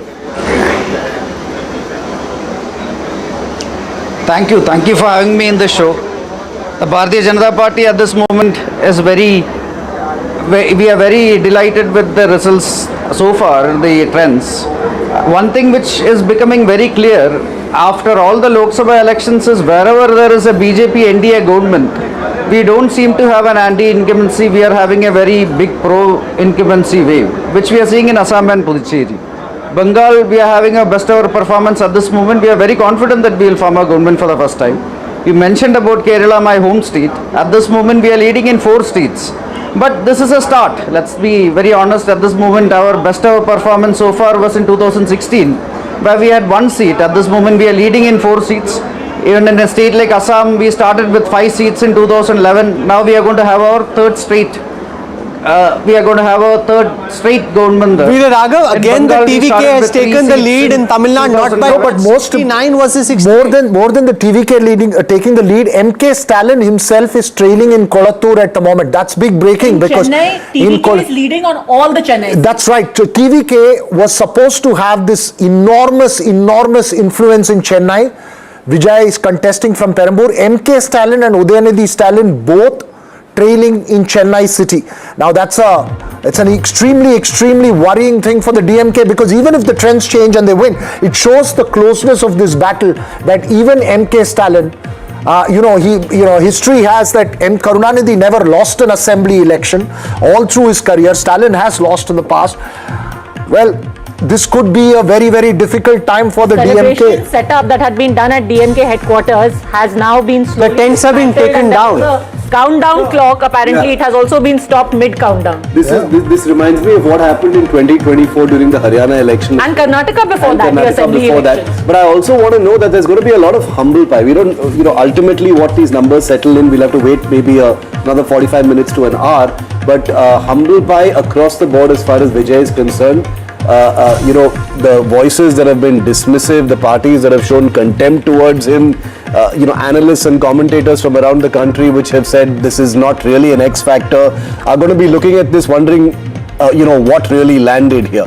A lot of time is going to be spent explaining it. Also because remember, there has been a sense from some quarters that whether this incredible maniacal fandom will transfer into votes, or whether a social media campaign will have any impact. I think this is very clear that this is a mainstream performance. Shiv, I think it's not a fringe outcome. I think there's more important takeaway is what Veer was saying. Anti-incumbency on the ground was real, and the DMK 68. No, ADMK at 68 as the second party is something that even I did not anticipate. I thought it will be a battle between the DMK. Sam Daniel is at the DMK headquarters. Let's just get in some sound from there. What Padmaja was referring to. Sam, what's happening at Aribalan right now? Please come immediately. Please. Go ahead, Sam. Go ahead. Well, we come to you from the DMK headquarters in Chennai, where dramatic developments as the TVK is leading as we speak now. The party has instructed the workers to dismantle the special Shamiana put up here.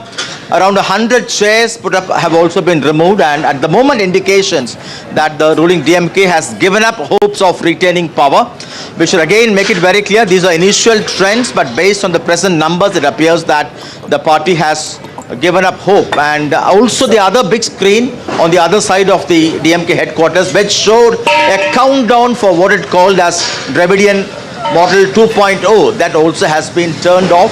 And here you see the real signs of the party. And very symbolic, this picture. This right in the headquarters of the ruling DMK. And let me just, I'll tell you what, the DMK workers are extremely politically aware. They could have waited for a while before dismantling. Them dismantling means that this is not, they wanted a victory. This is not a victory. Ultimately, I don't know about the numbers when they stabilize at that bit. The DMK was confident that it will be the single largest party.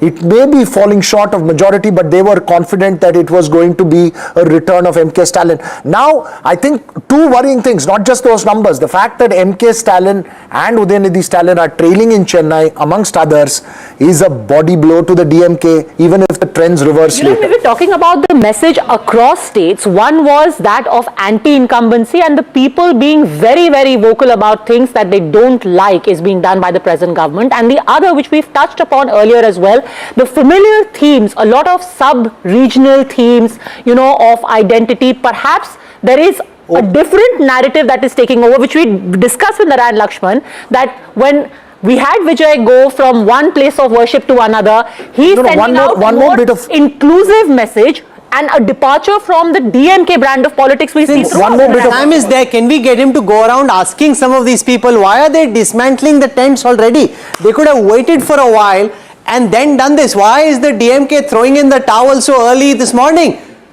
Sam Daniel. Well, I'm going to speak to a couple of people here. Why are you removing this? I don't know, Ramon. I don't know. Is it because the numbers are going down? Is it because EVK is leading? DVK not leading. Only DMK only leading. All right. So you think? leading, sir. Wait and see, sir. Wait and see. But why are you removing it so hastily then? Another equipment is coming. Another? Topper equipments. You're going to put up another one? Other one. Okay. Yes. Let's speak to other politically active people here as well. There is somebody with a DMK shawl. Why do they remove all these things? Why are they removing it? Remove it is not a DMK, not function. Yesterday is somebody function we have removed. But what today is result? Removed and not connection. Okay? I see. Yesterday somebody function. Okay? DMK party headquarters in 365 days function. Yes. Vetri tolvi. That's ரெண்டாவது. திராவிட முன்னேற்ற கழகம் என்னைக்கும் வெற்றியை பார்த்து ஓன ஆனதோ தோல்வியை பார்த்து குனிஞ்ச கட்சி கிடையாது. எவ்வளோ பேரை பார்த்தாச்சு. வரும். Says that DMK never been jubilated with victory or emotional about defeat, but the emotion is pretty clear. There, two bits of breaking news here. Is it man? Yeah, he's going. கவலையா இருக்கேன். கவலை கிடையாது. தலைவரோட சின்ன ஒரு திருவல்லிக்கணி சேப்பாக் நான் அவரோட உழைப்புன்னு பார்த்தீங்கன்னா 234 தொகுதியிலும் போயிட்டு ஒரு தொகுதியா ஒரு இதுவா பிரச்சாரம் பண்ணியிருக்காரு. மக்கள் என்னன்னா மாற்றத்தெல்லாம் எதிர்பார்க்கல. 12-1 மணி வரைக்கும் வெயிட் பண்ணுங்க. இப்பதான் ஒரு ரவுண்டா வந்திருக்குது. இந்த ரிமூவ் ஆகிறதுக்கு இதுக்கு எந்த விதமான சம்பந்தமும் கிடையாது. He says Udinidhi Stalin, the sitting MLA from Tampak, has worked very hard. And he again reiterates that there is no connection between the election trends now and the dismantling of this particular Shamiana. எதனால அழுறீங்க? திராவிட முன்னேற்ற வெற்றி பெறும். அவங்க வெற்றி உறுதி. என்ன காரணமா இருக்கும் இந்த மாதிரி ஒரு தப்பா தோல்விக்கு? அதாவது தோல்வி இப்போ கிடையாது. தோல்வி திராவிட முன்னேற்ற கழகம் ஆரம்பிச்சு 75 பவழ விழா கண்ட ஒரு கட்சி இது. அந்த கட்சிக்கு வந்து தோல்வின்றதே இது வரைக்கும் கிடையாது. கலைஞர் ஒரு பொன்மொழி ஒன்று சொல்லியிருக்காரு. 2001 இருந்து 2006 வரைக்கும் ஒரு மாபெரும் சின்ன கூட்டணி தான் வச்சு ஒரு தோல்வி அடைஞ்சாலும் அவர் என்ன சொல்லியிருக்காருன்னா வெற்றி தோல்விக்கு நம்ம இது பண்ணக்கூடாது. Okay, so that's at the DMK headquarters. Let's go across to the ADMK headquarters. Radhika Ramaswamy joins us from there. Radhika, people crying, Shamianas being dismantled at the DMK headquarters. What's happening at the ADMK headquarters? They seem to be doing better than expected. They're in number 2 position right now.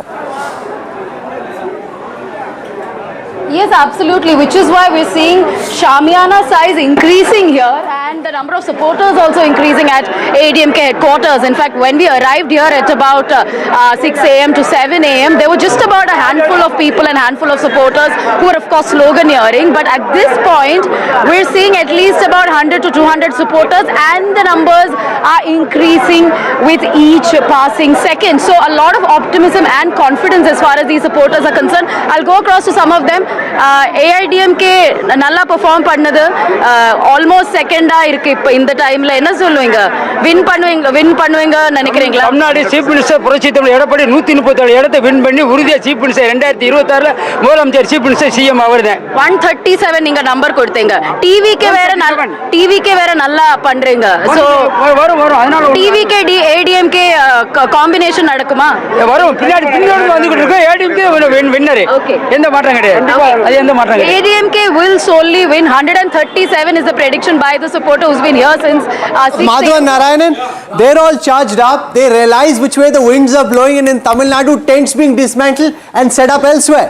Yeah, I think tents being dismantled is a big announcement for DMK, because in spite of a cadre-based party, no shortage of election funds, and an incredible development program which I can vouch for, which might have fallen short in the delivery.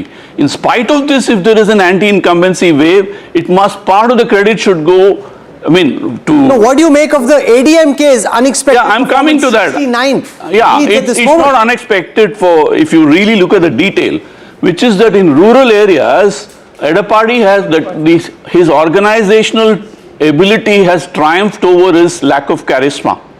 Whereas I think Sachin was the name of one of the hit movies of Vijay, and he's having a Sachin style debut in the urban areas. Yeah. So between the rural Edapadi and the urban Sachin, we have a combo plan that seems to have dismantled Stalin's magnificent machinery. Madhavan, all of you have been Googling Vijay dialogues. I think it's time to Google the dance moves, because I think ultimately, irrespective of what this goes, we need to do that. But just a bit of breaking news.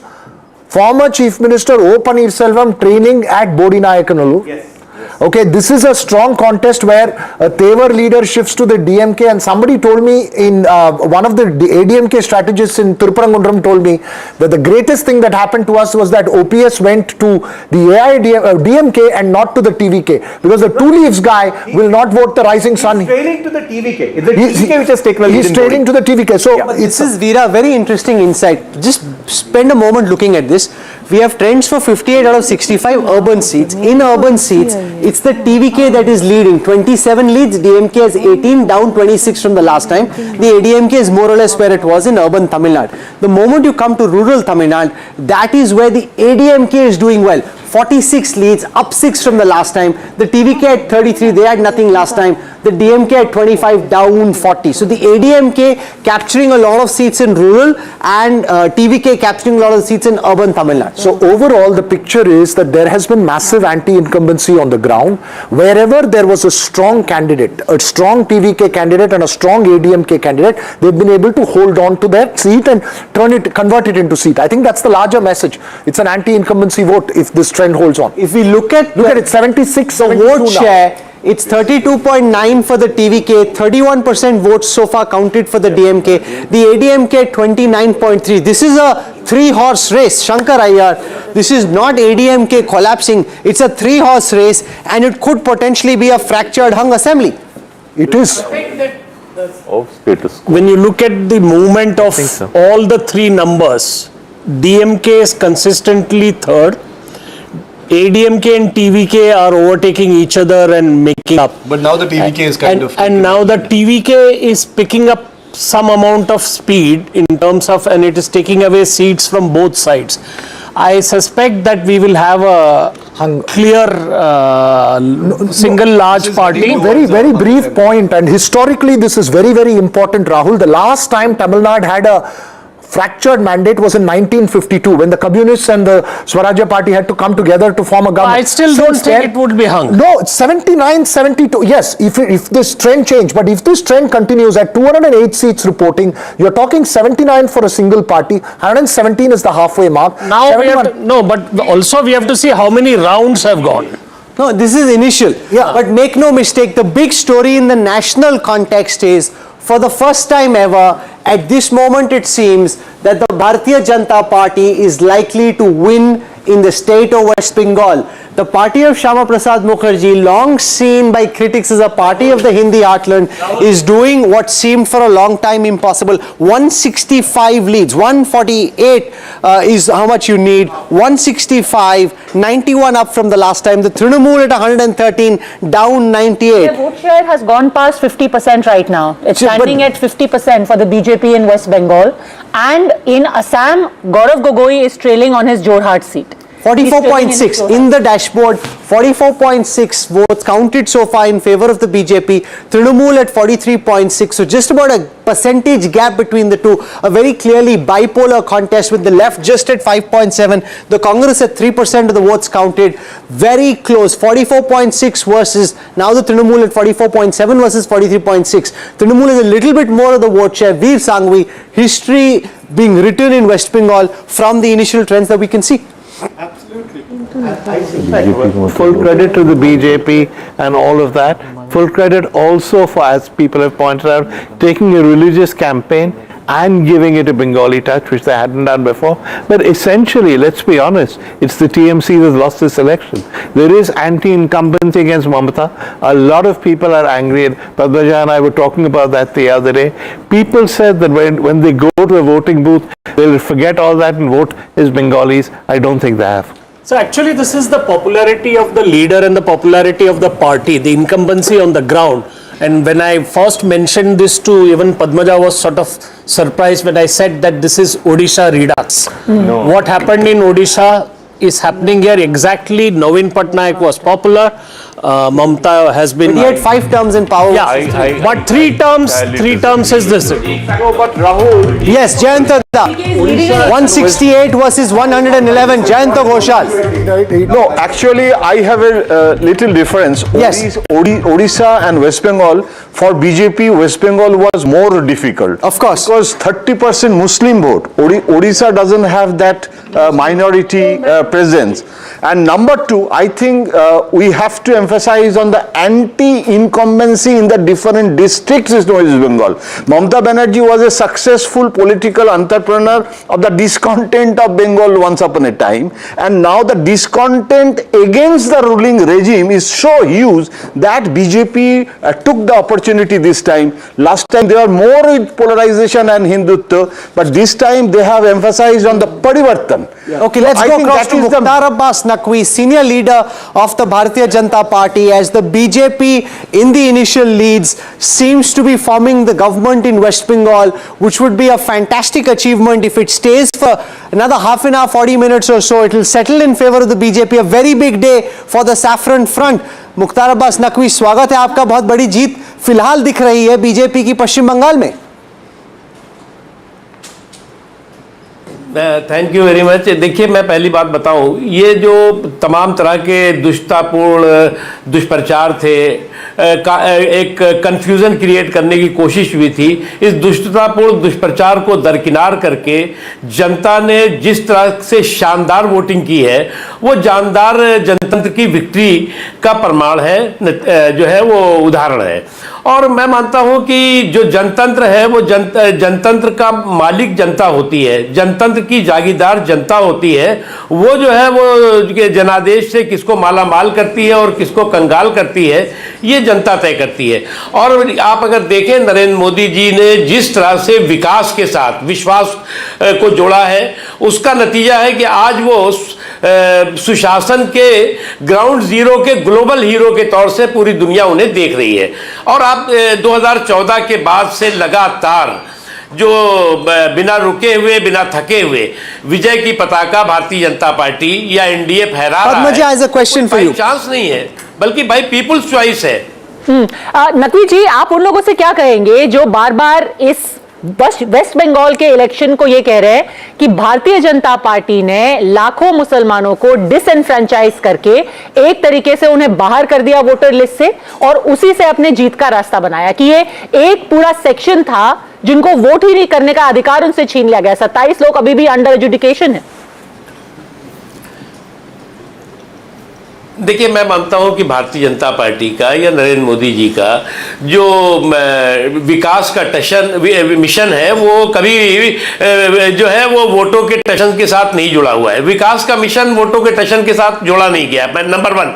Number 2 जो है वो आप अगर देखें तो वोटों के साथ कोई एक वर्ग अगर कंजूसी भी करता है तो विकास में कमी नहीं की गई। इसलिए ये जो प्रचार किया गया कि ये वोट कट गए, ये SIR हो गया, ये जो है वो पहले आपने देखा होगा CA हो गया, ये तमाम तरह के जो है वो फेक एंड फैब्रिकेटेड किस्से कहानियां न केवल यहाँ गढ़े गए, बल्कि आपको याद होगा यही बात जो है वो बिहार के चुनाव में हो रही थी।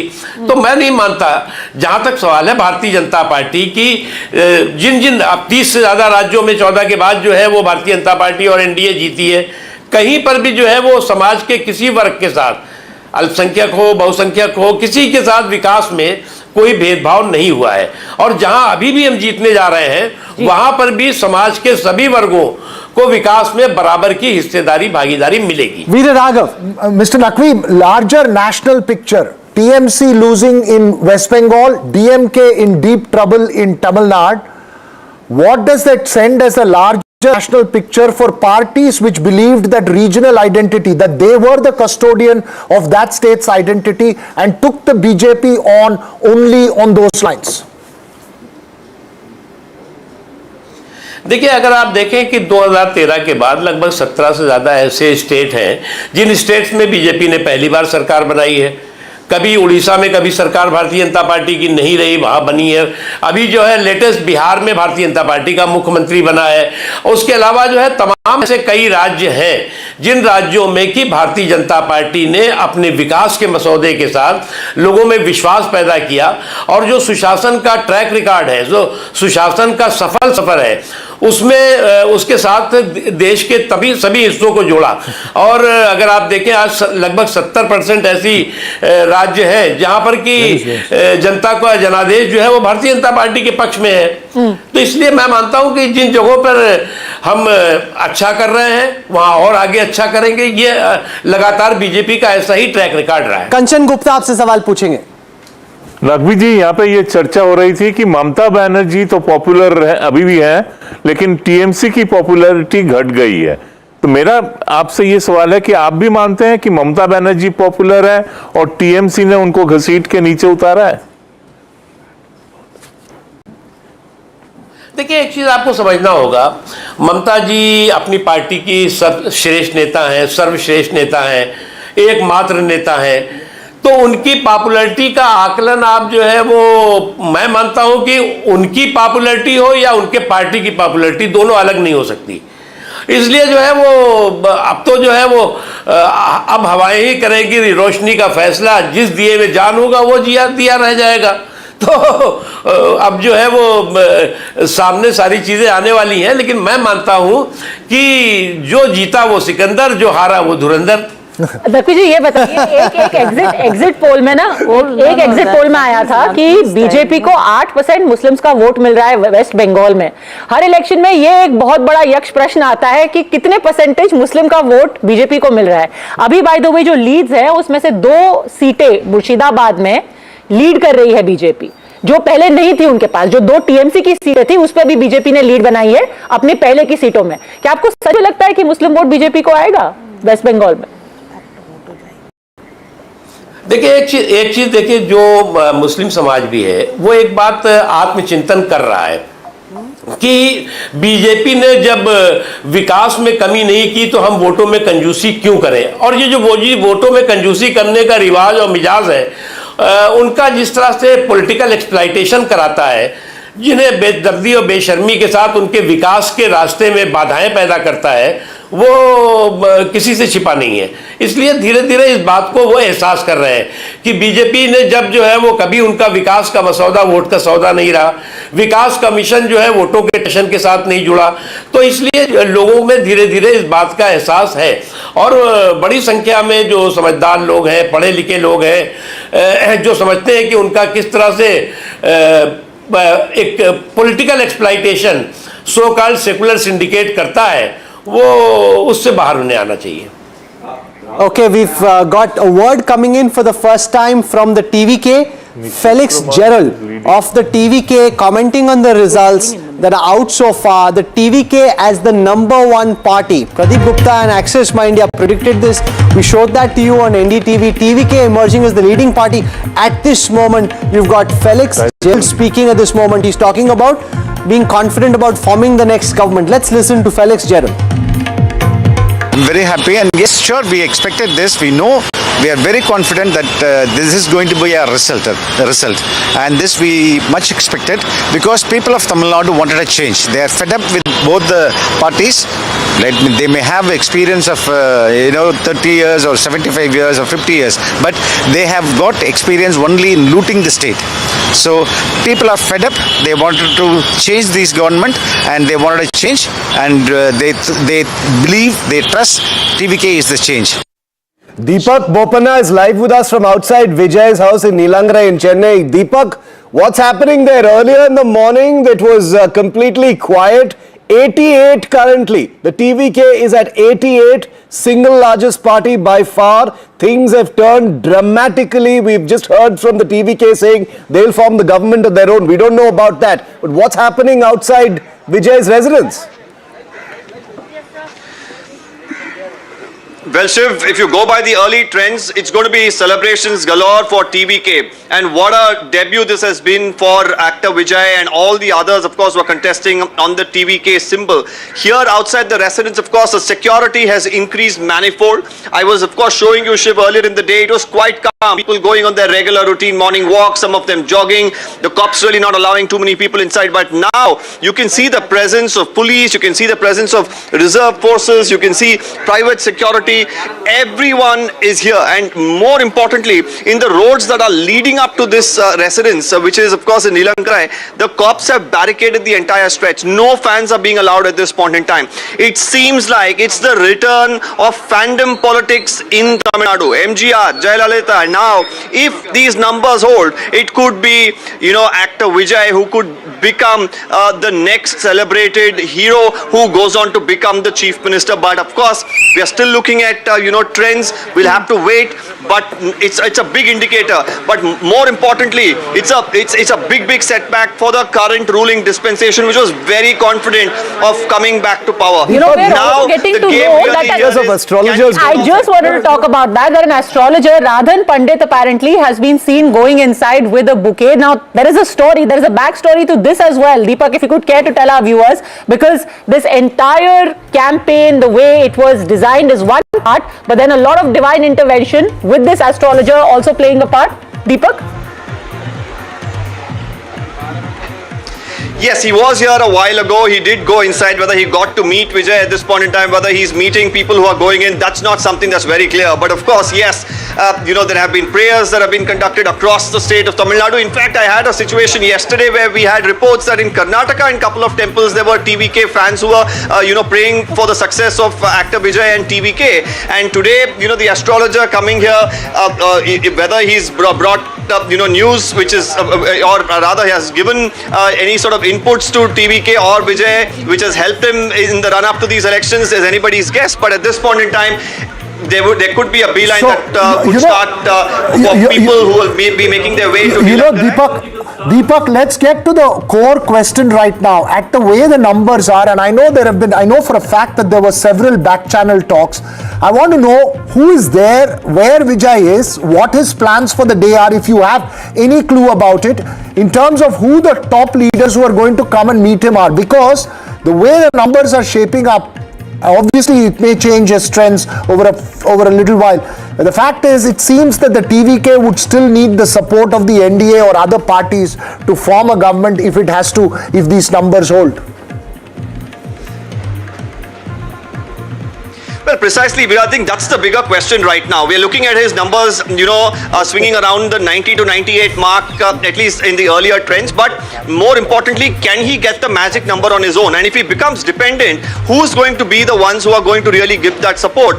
Because right now you're looking at the AIDMK, of course, who are coming in strong as well. But if they are not the ones who are going to be the party that's going to have more number of seats than him, and if there is a situation, of course, where there is no single party that's getting the majority, it has to be a coalition. And if it is a coalition, is somebody like EPS going to cede the Chief Minister's position is the bigger question that comes up. No, it doesn't have to be necessarily ADMK or DMK. At the way the numbers shape up, smaller parties together with TVK could be having the numbers, but the point...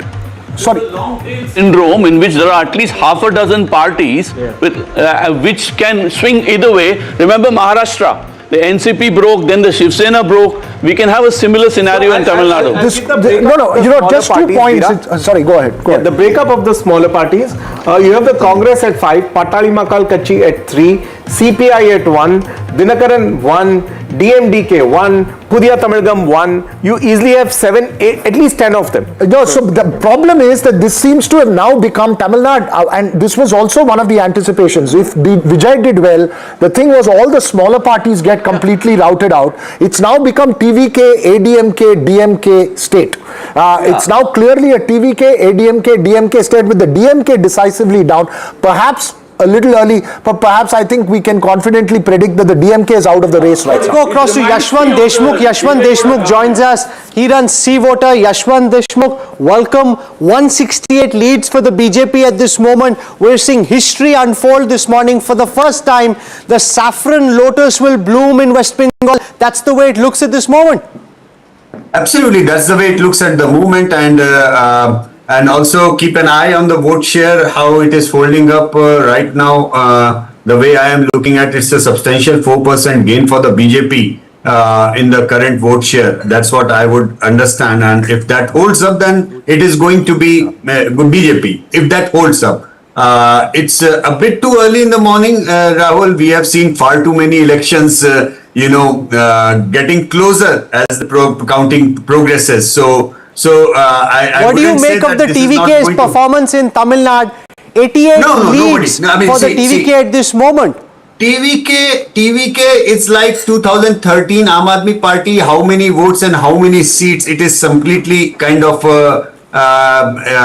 what shall I say? Next to impossible to gauge in that way. So obviously they have voted a lot in the urban areas, voted a lot among the youth and the females. And that has directly impacted DMK. That's what has happened. And look at the number of ADMK where Arapalli has probably held in his rural folk and their party infrastructure rank and file. So ADMK has just survived his onslaught, it seems that, because the what do you make of the collapse of the DMK? This was never meant to be ADMK at number 2, DMK at number 3. They were contesting the polls, saying they'll win. They're currently in 3rd place, Yashwant. That's largely because the anti-incumbency sentiment, which was pretty much present on the ground, but with the numbers that everybody was reading as getting split between the two opposition camps, that is the TVK and the ADMK camp, which could have resulted in a sweep for DMK. But what has happened is that Tamil Nadu has voted kind of in a two different region way, an urban Tamil Nadu and the rural Tamil Nadu. When you look into the granular data, you will realize that the anti-incumbency has swelled further in favor of the TVK in the urban areas, where, by the way, ADMK in urban areas let me show that was to our always viewers. a problematic start with. On the Datafy leaderboard, I can show that to you in real time. If you look actually at the region-wise breakup, you will see where these seats are coming from, and then you can actually get a sense of how this is playing out, because as the point is being made, it's in urban Tamil Nadu that the TVK is doing really well. They are leading on 35 seats in urban Tamil Nadu out of the 61 for which we have leads. The DMK leading only on 15, they're down 32. The ADMK hasn't made substantial gains in urban Tamil Nadu. In fact, they're down 3 from the last election.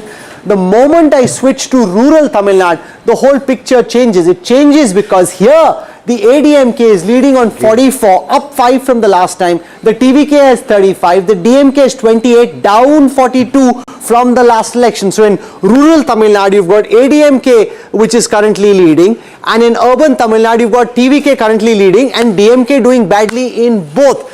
Madhavan Narayanan. Was supposed to be the unshakable bastion of DMK for... Why do you think it's collapsed in the way that it has? Because of the urbanization and the rise of youth power. 21% of Tamil Nadu's, please understand, Tamil Nadu's number of voters is 3 times the population of Australia, out of which half of which is urban, and 20% or roughly is youth. So there is a youth power plus urbanization plus higher education that is swinging the whole thing, because the aspirations have risen. What's interesting joining us from the TVK office. TVK office right now. Vasudha, if you can hear us, have the celebrations started there just yet, or is the TVK being cautious until at least an hour or two more? And has the pandal wala... You know, Shiv, as a national reporter, I would want to teach TVK a few things, because they seem to be extremely cautious. This is exactly what a BJP or a Congress office will not look like. It's quite deserted. It's only policemen that you see. Very few supporters have come here. I've been calling TVK candidates. They're like, madam, unless everything is sure, we're not going to come here. In fact, they also don't know if Vijay is going to be present in Panayur office. This is the TVK headquarters, and all that you have is a few supporters. Sir, where have you come from? I've come from Malaysia. Okay, he's come from Malaysia. Remember, Malaysia is also where the Janata music launch happened. You've come, expecting that Vijay will win today, sir? I am 100% positive. Okay, he's saying he's 100% positive. நீங்க எதுக்கு வந்திருக்கீங்க sir? தளபதி கண்டிப்பா ஜெயிச்சிருவாரு, வெற்றி பெற்றுவாருன்னு தெரியும். அதுக்காக அவரை பார்க்குற தளபதி தரிசனத்துக்காக வந்திருக்கேன். Okay, just a handful of supporters, just about 5 people are here in this office, and then there's just media people and lots of security deployment. But Shiv, I've always maintained that DMK and TVK, both parties cannot do well. That's the only discrepancy I thought existed in the exit polls. But it looks like a remarkable performance as yet by the TVK, and mostly the urban voters have gone with TVK. And like my reporting, we had also reported that mostly it's the urban poor who felt underrepresented, unheard, by both the DMK and AIDMK, that they've gone for TVK. But yes, AIDMK is still holding on to its strongholds, which means that its theory that it gets underestimated by every pollster has also come true. TVK at this point of time. TVK, I just wanted to tell our viewers before you come in, Veera, the pictures that we were showing on our screen right now, it's quiet where Vasudha is, but those pictures of the fans screaming was in Kanchipuram. No, I know. We don't know when that's going to happen I think at the TVK office. I think there's also a very historic thing, Vasudha, and I think, I remember covering the era of Jayalalitha. The gates of Poise Gardens were considered this same situation that you were saying. People would tell only when the instructions went for the cadres to come would they come at Poise Gardens. Otherwise, they would all gather at the AIDMK party headquarters in Royapeta. The gates at Panayur could well become the gates of Poise Gardens that once was, as far as not politics concerned. Sorry? Does it have a balcony like Poise? Does it have a balcony like Poise Gardens? An interesting question from Shankar. From the Panayur house, where is Vijay going to wave at the end of the day from? Looks like he has to wave. Where's he going to wave from at the end of the day? Well, Shankar Iyer, I spoke to my TVK sources. They said if he wins one seat, he will not come out of his house in Liankarai. If he wins more than 20 seats, he's going to go to the 10-umpet war room. But if he wins more than 50 to 60 seats, this is where he's going to come. So everyone is going to wait here.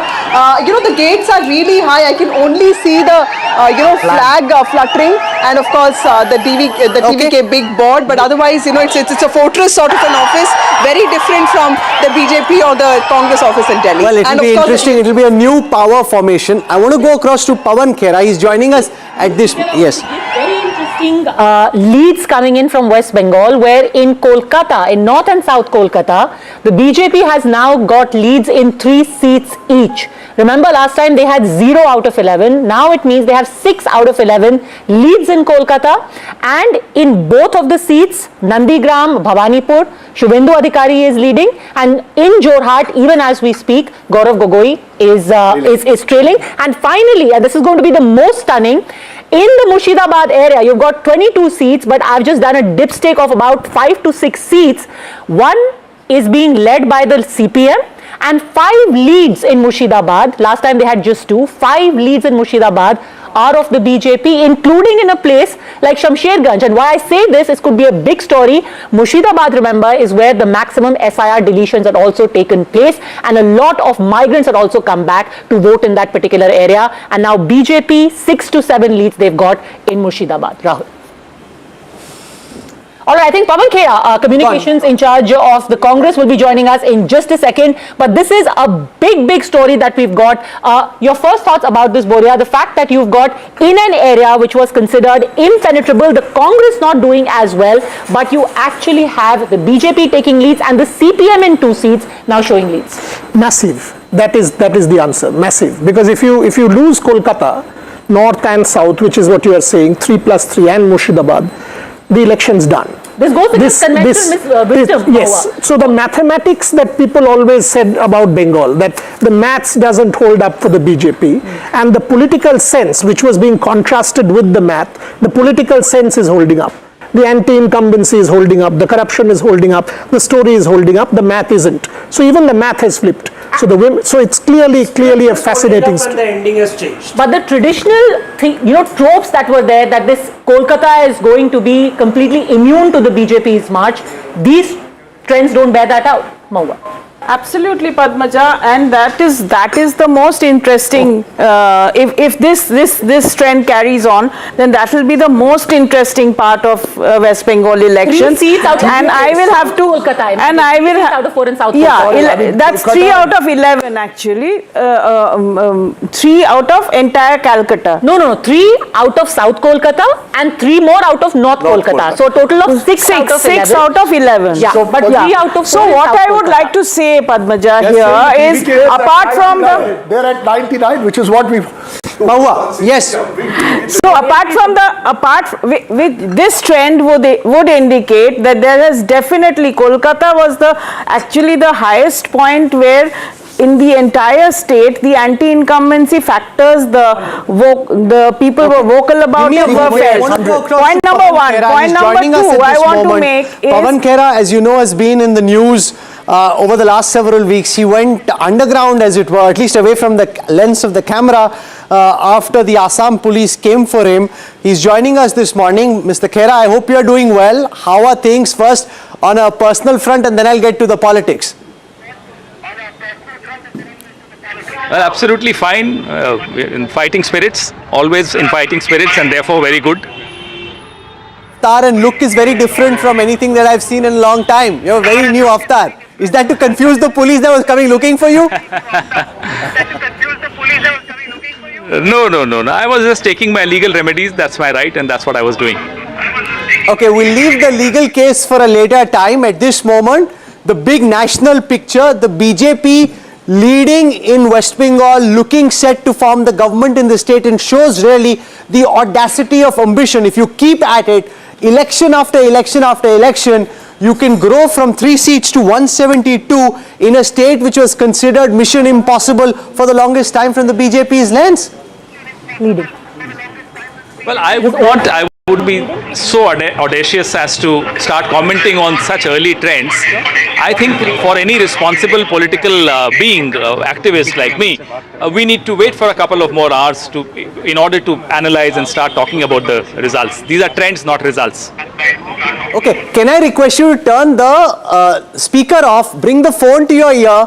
I'm picking up a reverb. We'll be able to do this better. So if you can be our producer, live producer, just for a moment. Spend a moment also on Kerala. In Kerala, Pinarayi Vijayan was trying to come back to power for the third time. That doesn't seem to be happening. The UDF comfortably placed in the live analytics that we're seeing from Kerala. You've got the Congress comfortably placed. Is that giving you hope and succor? 82 leads for the UDF, out of which the Congress at this moment has 56, up 35 from the last time. Your ally, the IUML, has 22, up 7 for the last time. Make sense of Kerala and how it gives hope and succor for the Congress this morning. Too early to celebrate or mourn. As I said, these are very early trends. I would not, as a responsible political worker, comment on either the so-called victories or the so-called defeats. Okay, Veera Raghav has a question for you, Mr. Pavan Bhai, 99 for the TVK. The Congress did toy with the idea of going with the TVK. Was it a bad move? It certainly seems like a bad move in terms of numbers to have gone DMK, which is at 53 now, DMK plus. Should the Congress recalibrate its Dravidian Tamil Nadu reality?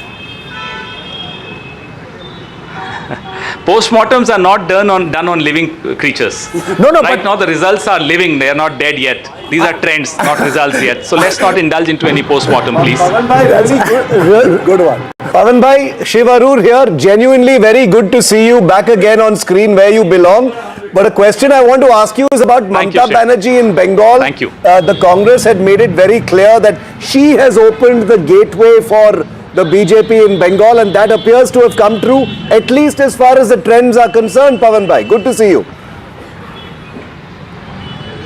Look, good to see you, Shiv, but trends are something which media should comment upon, and you are doing the right thing, but not responsible political people. I would not indulge into any comments on trends, whether they are from Kerala, which seem to be going in our favor, or from Assam, or from West Bengal, or any other state. But Mr. Khera, one question about Assam in particular, because you led the Congress's, campaign, you led the Congress's attack on the incumbent Chief Minister there. But here it seems from these trends, and they are quite clear trends, 97 for the BJP, and right now the Congress is somewhere in the 20s. Do you think that those charges did not stick, that the BJP actually for the first time... Let's No, elections are fought on several issues. Let's wait for a couple of more hours before commenting on this. But you stand by your allegations even now, all the allegations you made against Himanta Biswa Sarma. I think today is not the day to discuss any of what we were discussing until yesterday. Today is another day, and we are discussing results and trends. अच्छा, कुछ तो बता नहीं रहे हो आप, सब कुछ आप डॉज करो, तो ये बताओ, जब आसाम पुलिस ढूंढ रही थी तब कर क्या रहे थे? How did you manage to stay away and the period leading to the anticipatory bail? वही बता दो, और तो कुछ बता ही नहीं रहे आप. नहीं, मैं तो अपनी जो कानून से राहत मिल सकती थी वो ले रहा था, जो इस देश के हर नागरिक का अधिकार है वो मैंने किया. A lot of people are angry with the Congress in West Bengal, specifically the TMC, and again they kept saying, why did your party come in and attack the TMC? Things would have looked very different if the Congress hadn't muddied waters for the Trinamool Congress. Rahul Gandhi ji went and attacked Mamata Banerjee, called her the most corrupt. I would like to repeat, let's not indulge into postmortems on something which is living. No, but this is not about the trends. This is about the campaign which is already over. So we'll call you back. Okay. We'll call you back. In a while, we'll call you back. Thank you very much, Mr. Khera, for joining us. Good to see you out fighting. At this moment, the big story is coming from Tamil Nadu. The biggest story is coming from Tamil Nadu, where you've got superstar Vijay, and remember there was such a hullabaloo when the NDTV team went and met him. The old Dravidian parties, Veera Raghav was asking, who is this nobody, why are you wasting your time, demeaning NDTV, demeaning the brand. It's ridiculous, because I didn't ask you. You didn't ask I that. didn't ask you. A lot of people asked you. Of course, you of course didn't. TVK at 104, ADMK at 75, DMK at 51, history being rewritten in Tamil Nadu. Absolutely, it's changing, and the earlier thing that I was talking about, hung assembly, etc., might go for a toss. TVK may have a majority on its own, and I think the person who should do the dance is Pradeep Gupta. He's got another unpredictable outlier election spot on. Narayan Lakshman, I remember, said, hey, this can't happen, it's not happening, the Hindu has it under control, DMK is winning. You know, that didn't happen. TVK under your nose, sitting at 104 leads at this moment. For the record, I didn't say Hindu has it under control, but it is very surprising because for me, what is a big question is the future, because as several people said, including the Dravidian model itself has been questioned here, assuming this trend continues, because, for example, talk about women, Veera, the DMK had this policy where they had 1.31 crore women receiving 1,000 rupees a month, and they promised to double it. So that whole model has been gently moved. No, let's, in my mind, this is clear. Okay, let's not confuse this with Dravidian model. This is dynasty politics, corruption, it's a whole bunch of anti-incumbency that's been thrown away. Vijay, but I want to add a footnote. Representative of the Dravidian model. A footnote here. I mean, I cede to the election experts, but I think only 2 rounds of counting are over. Sure. There can be up to 17 to 30 rounds. So I agree with you on that. A big hashtag. No, but then Narayan wants to make a point. Yes. I saw a woman reporting saying that if DMK is to have dynastic politics, why appoint Udayanidhi, who's a son, rather than Kanimuri, who's a sister? So there is even a gender angle coming in. The young Tamilians are asking questions, hard questions, not only about dynastic politics, about corruption, but even about things like this whole succession plans as such. The person happiest in our studio is Kanchan Gupta. He's settling in, feeling very pleased with where things stand, because at 178, ladies and gentlemen, the big story this morning is that you need to bring in the chai stop in a while, because Kanchan Gupta is ready to have a go at the Sandesh and the Mishti Doi. Congratulations, Kanchan da. 178, again, as I said, 2011 redux. Now, look, I would be very happy if your data team could show the performance along the border constituencies. So I have a way in which I can do it. I can't really do what you're saying, but I will tell you why. No, I'll show you what I can do. Here's the point that Kanchanda wants to make. Can we bring the camera in closer? I'll try and show the point that Kanchanda wants to make. This is 2021 on your screen. The border constituencies are stark green, except in the north, the border constituencies are absolutely green. Look now, here are the border constituencies, including in southern West Bengal, which is considered to be the bastion of the Trinamool. Even in southern West Bengal, the border constituencies are turning saffron. And these are constituencies with a very strong minority population. Despite that, Kanchanda, because over here, just 1 second. I will just explain what the point which I was trying to make earlier. I made this point, and people didn't quite agree with it. This is the impact which developments in Bangladesh have had on West Bengal politics. The fall of the Hasina government, the targeted attacks on Hindus, and Hindus in Bengal could never imagine that in this day, in this age, something like this could happen without Dhaka even lifting its little finger. The arrest of a monk, and it goes on and on. And these border constituencies are impacted the most because there is still some amount of exchange which happens. People come, people go, and the consolidation of the Hindu vote in these constituencies would be nearly 100%, and Hindus who were voting CPM, Congress, Trinamool would have all migrated to the BJP this time, and it was one grand coalition of Hindu votes. I want to give a few names over here. I have checked about 7 districts in Murshidabad, all border seats. Shamsherganj, BJP is leading. Farakka, BJP is leading.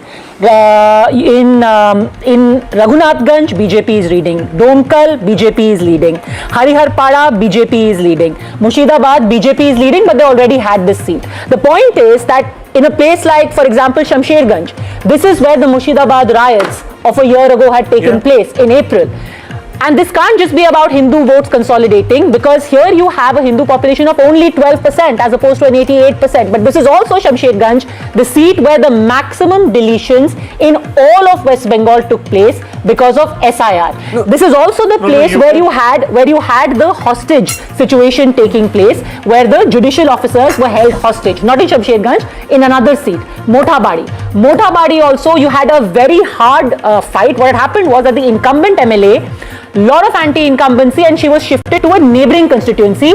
Now the TMC is trailing in the new seat and in the old Motabadi seat. What we're able to track, Padmaja, there's a third factor over here. Yes, if you look at the latest Bangladesh election, that all the seats the Jamaat has won is along the border with India. They haven't won a seat in central Bangladesh, eastern Bangladesh, but all along western Bangladesh.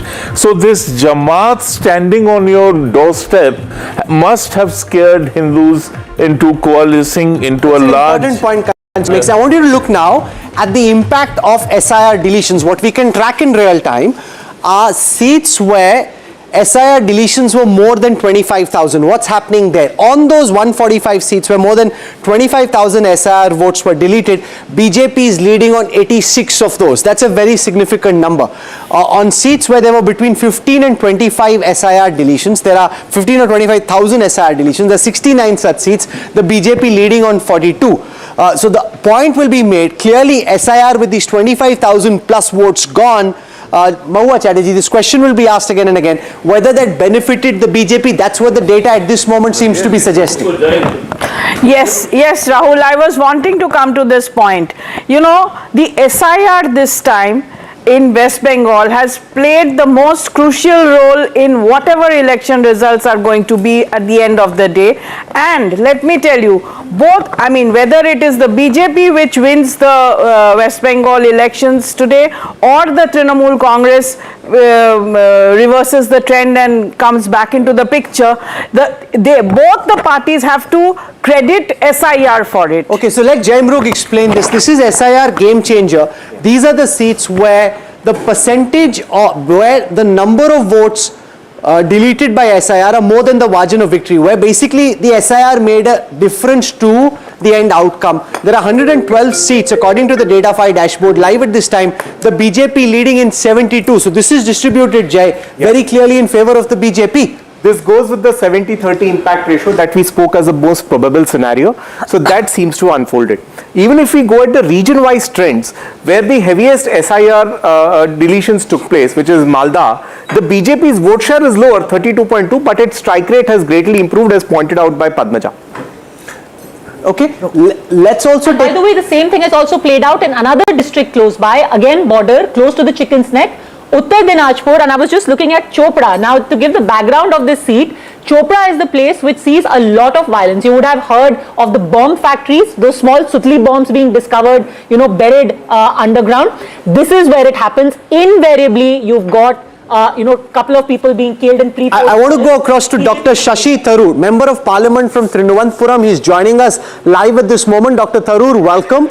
The good news seems to be coming from your home state, where the UDF seems well poised to be able to form the government. It's not just forming the government, which we were expecting anyway, but a historic majority. We're leading now in 99 seats, which I must say hasn't happened in a very long time. And we're really looking forward to an amazing result when this is confirmed. We recognize not even half the rounds are over, so it'll take some time yet. Explain your glasses. I'll come to the numbers. Explain your glasses. You've got shades on top and this very interesting glass that you're wearing. Explain what's going on here. Dr. Tharoor? I'm really sorry, Rahul. Between the sound quality from Delhi and the noise around here, I couldn't understand your question. I was asking you to... Let me just say that, broadly speaking, we have, I think, a very clear message for change. The people of Kerala have decided that they are not going to continue these 10 years of misgovernance. They have voted decisively for change, even when individual ministers or MLAs of the ruling front may have been popular. People have voted against them because they recognize that voting for them would merely mean a continuation of misgovernance. That's an amazing sign of the maturity of the electorate. And I think we have every reason to be saying that the result is better than expected, and we should be forming a comfortable majority government here. Shivaru. Dr. Tharoor, kaun banega Mukhyamantri is an obvious question that will follow now. Is that going to be an easy decision in Kerala, sir? Look, I mean, the honest answer is that I have no clue, because the truth is, the way it works in our party is that you will actually have a consultation amongst the victorious MLAs by a representative of the Congress president, and then you will find the High Command making the final decision. Shankar Iyer has a question No for you. idea, but the fact that we have an abundance of talent is a good sign. Shashi, has the message of change reached the Congress headquarters? In the background is that the TV channels are showing us leading now in 100 seats out of 140. It's almost unbelievable. It may not last, but while it's there, we are enjoying every minute of this. Congratulations, Shashi, on the reaching the 100th mark. Does the decision of the people of Kerala for change, the message of change, has it reached the Congress headquarters? He's walked off. I don't think he can hear I think because the bigger question as far as Kerala is concerned, given the kind of victory that the UDF has had, where does that leave the left? Is Kerala going to then be a state where, because most people were predicting that when the left loses Kerala so badly, with such a low number, who's going to happen, what's going to happen? That's an important point. It's one of the few states, Veer Sanghvi, where the Congress still has a party cadre structure left on the ground. Unlike lots of other states where the structure is whittled, in Kerala it holds firm. I think it's important to point out that now the left has lost Kerala. Probably for the first time in Indian history, we have no communists in power anywhere. That's right. And it's a very important point, because what's going to happen to the left vote? Will it it's not just a defeat, Veer, it's a blow to the left. And most important, Rahul, while we may have Shashi Tharoor as the face in national media, the real face who went on a campaign charge in Kerala was V.D. Satishan.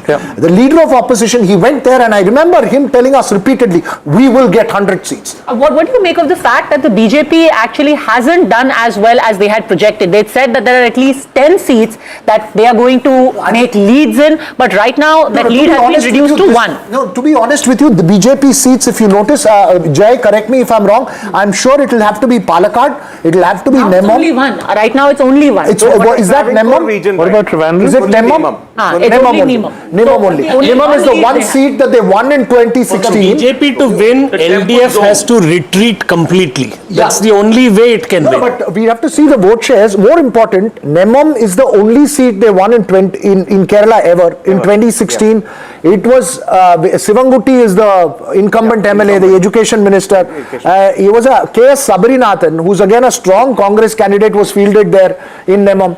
So it'll be interesting. It did not work, but when they had all of these, these little coalition that they put together, they brought smaller parties together. The idea was to have a little bit of the Christian. So the minority consolidation was strong in North and South. No, not just minority consolidation. Number one, number two. Number two, the Hindu vote is not what you think of in the north when it comes to the south. So the entire movement around Patarmantita, the Nair society, all of that has not. We're joined at this moment by GVL Narasimha Rao. GVL Narasimha Rao joins us as the BJP looks set for a historic victory in West Bengal. 185 leads. Make no mistake, this is history in the making at this moment. 293 leads we have at this moment. The BJP up a whopping 108 seats from the last time at 185. The Trinamool only at 106.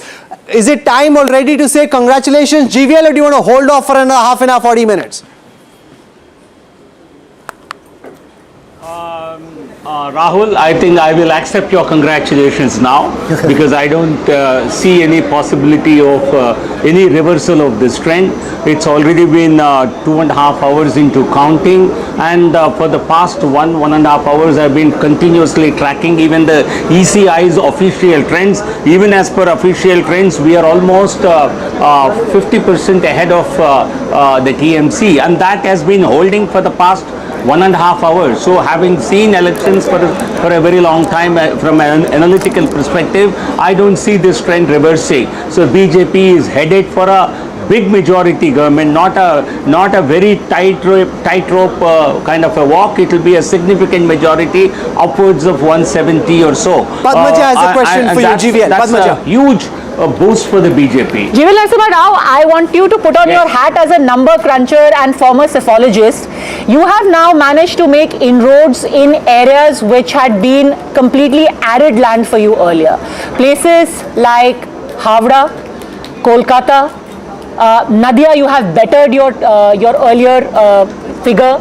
Same for Jungle Mahal, tribal areas, it's been a sweep almost.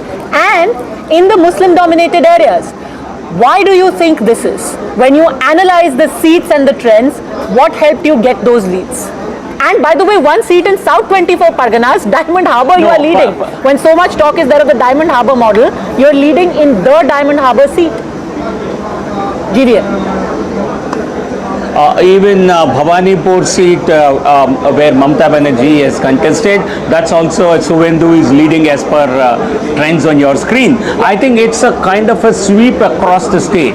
And one thing that you must look at today, Rahul, my suggestion is, please look at the jump in the voting turnout in each constituency and the amount of swing that constituency has seen. I think they will have a very strong correlation. Seats which have seen massive voter turnout swings, particularly in the Kolkata region, where voter turnout went up by nearly 25-30 percentage points. I think those are the seats which were considered to be a fortress for the TMC, and they have also fallen, mainly because of the fearless elections where people have turned out and spoken. And this has therefore a free and fair election certainly has contributed to this victory. The fear that Mamata evoked, the TMC evoked, has certainly given away to the public coming out in large numbers to express their real opinion.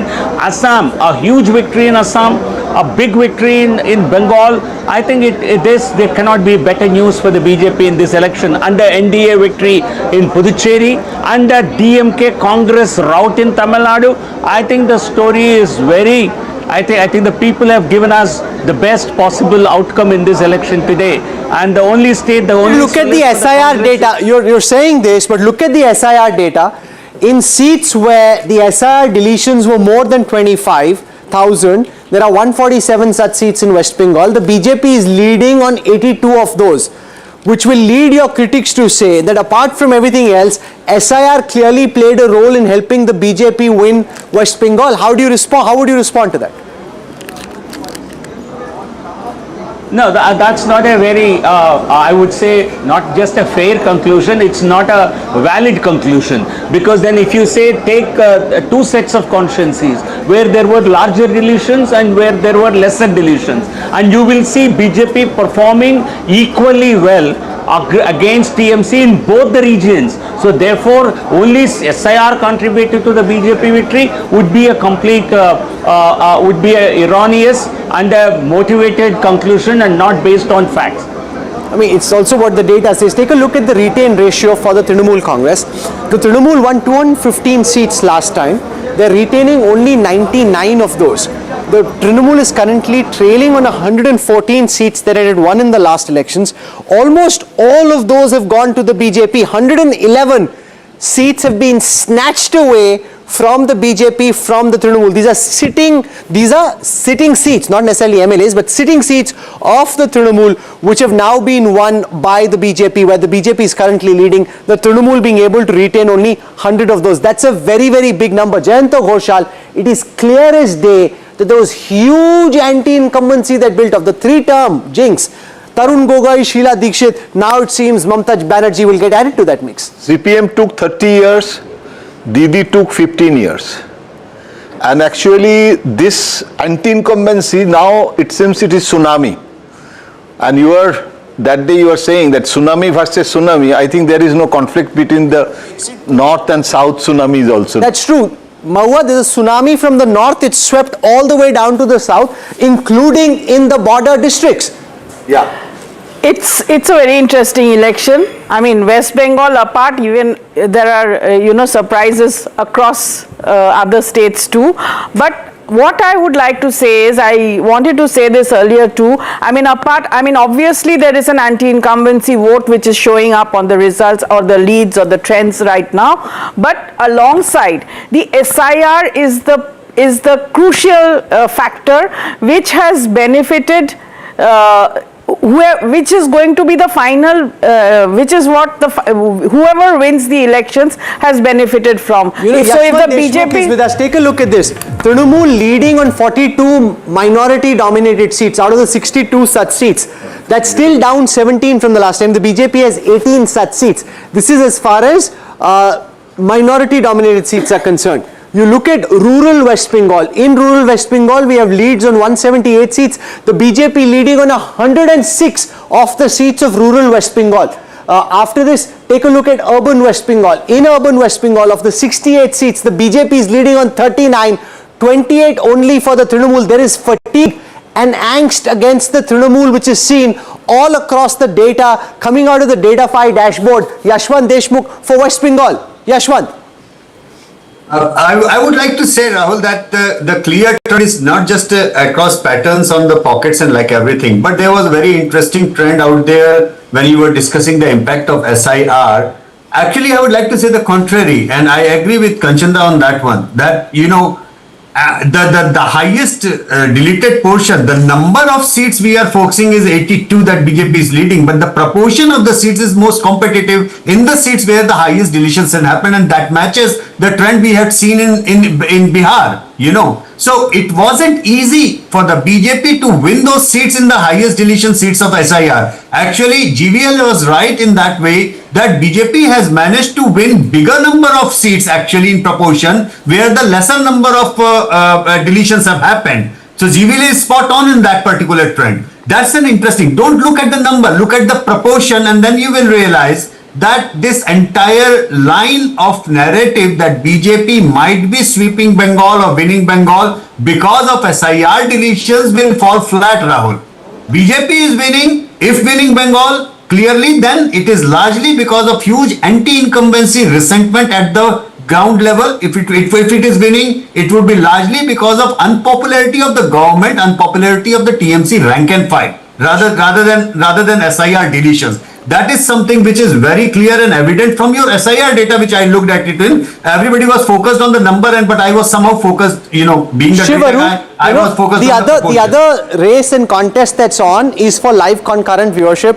In terms of which channel is being tracked the most, is fascinating how for the large part of the morning shift, NDTV has been way ahead of competition. Not just large part of morning. Up until the latest figures that we have, and we're talking about early trends right now, these have completely solidified into NDTV far in the lead. These are not early trends, these are wins. No, but what some of our competition is doing is underhand. What they're trying to do is they've taken some of the regional channels and added them onto the national feed. They've also bought a lot of bots and viewership, which is so the thing is that NDTV is leading despite the regional channels being added on. So it's actually a much bigger lead than it seems. Your lead will get bigger if we talk TVK a little bit more. Yes, that is true. The moment we start talking about TVK, the leads. This is tampering. This is tampering with the process, saying we will talk TVK. But then that's the story at the moment, and I wanted to ask. I call it bot chori. No, but I wanted to ask this question to both GVL Narasimha Rao and Yashwant Deshmukh, because Rahul, at some level, while you're all talking West Bengal, one of the historic things you're seeing in Tamil Nadu is that there are going to be 3 regional parties. Look, you have often seen national party versus regional party. You've seen regional party versus regional party, and the only state you saw that was in Tamil Nadu. Today, you're going to have a triangular state between 3 regional parties. Does this mean convincingly that the national parties have no space and they have to be pushed out? Absolutely. I think the Dravida model is alive and kicking in terms of empowerment, welfareism and all that. Go ahead, GVL wanted to. Yeah, sorry. Yeah, I do concede your point, because by its very nature and temperament, Tamil Nadu seems more in tune with regional parties that reflect the total regional sentiment. I think at an analytical level, I certainly accept what you are saying.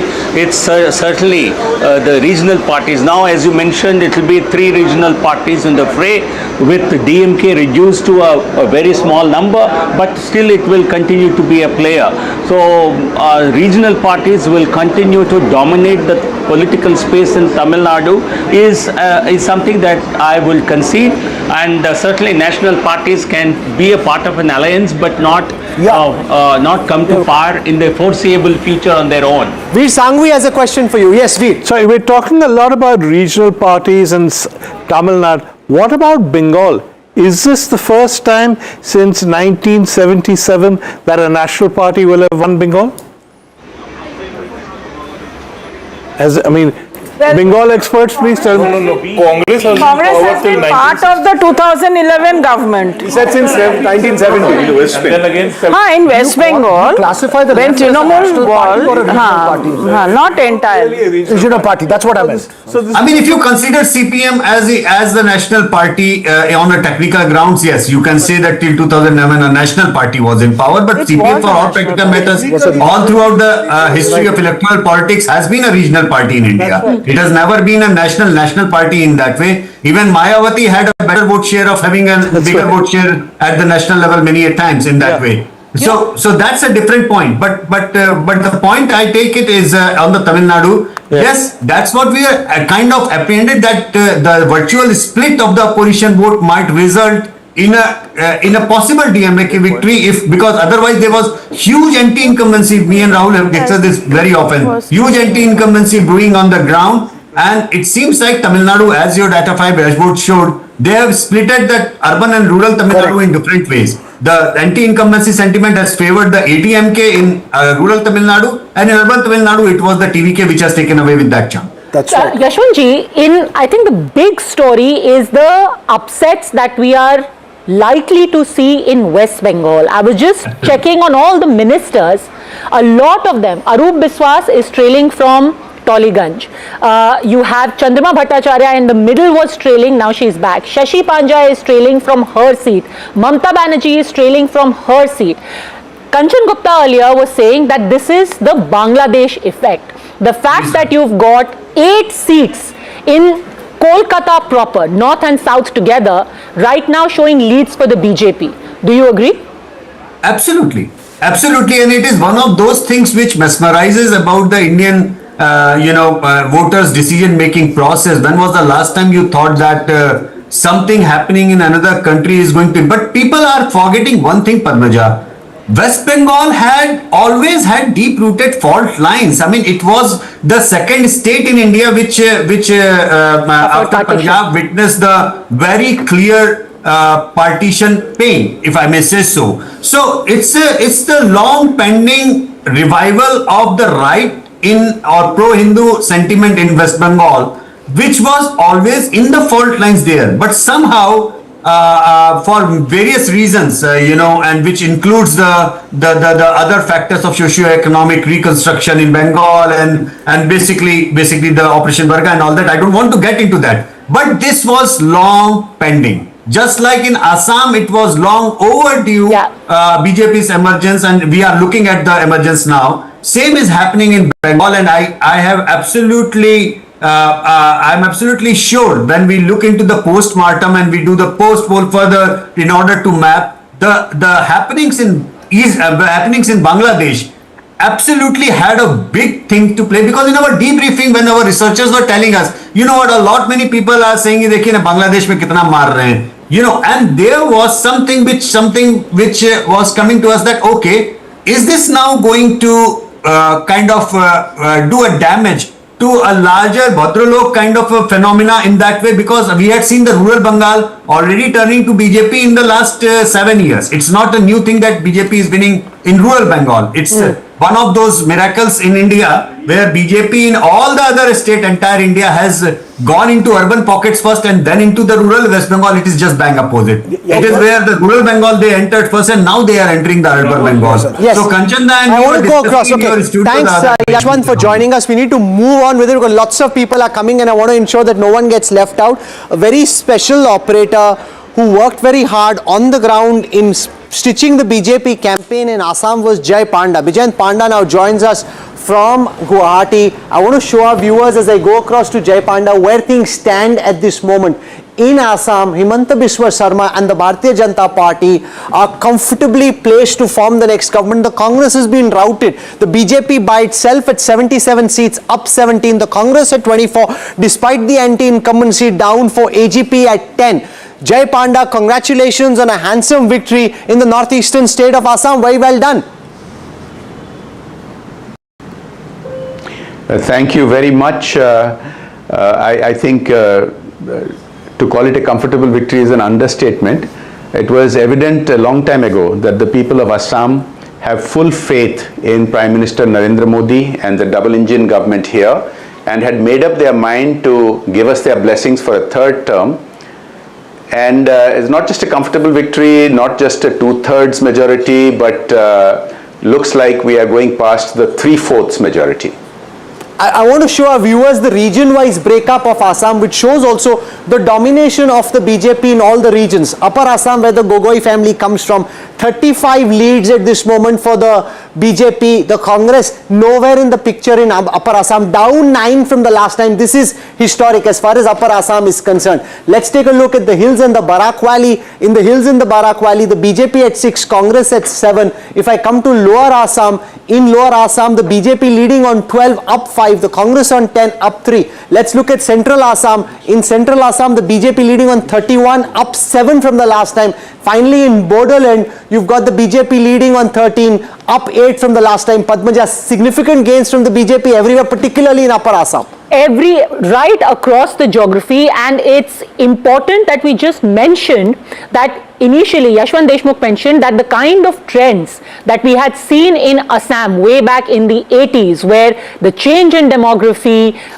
these anxieties had been exacerbated, those are being reflected. What's happening in Bangladesh, those are now being reflected in West Bengal as well, because now you see the growth of the BJP happening in the same manner across regions in Assam and in West Bengal. My question to you, Jai Panda, is, and I have to attest that what he's saying today on TV is correct. When we met about 2 months ago in Assam, he had said 90 comfortable, it's only upwards from there. But what do you say to people who will accuse you of cynically having carved out those 23 seats in delimitation and then ensuring that you sort of capture the rest of Assam? That this was all engineered via delimitation? I'll say that these are the same people who, when they occasionally win somewhere, say, everything is fine, the EC is fine, the EVMs work all right, delimitation is normal. Only when they lose, they come up with these same allegations.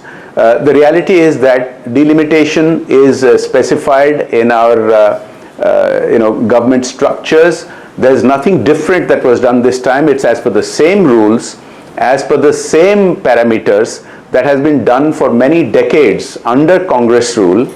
And so using this as an excuse is just another reason why they keep losing, because they are not willing to face the realities.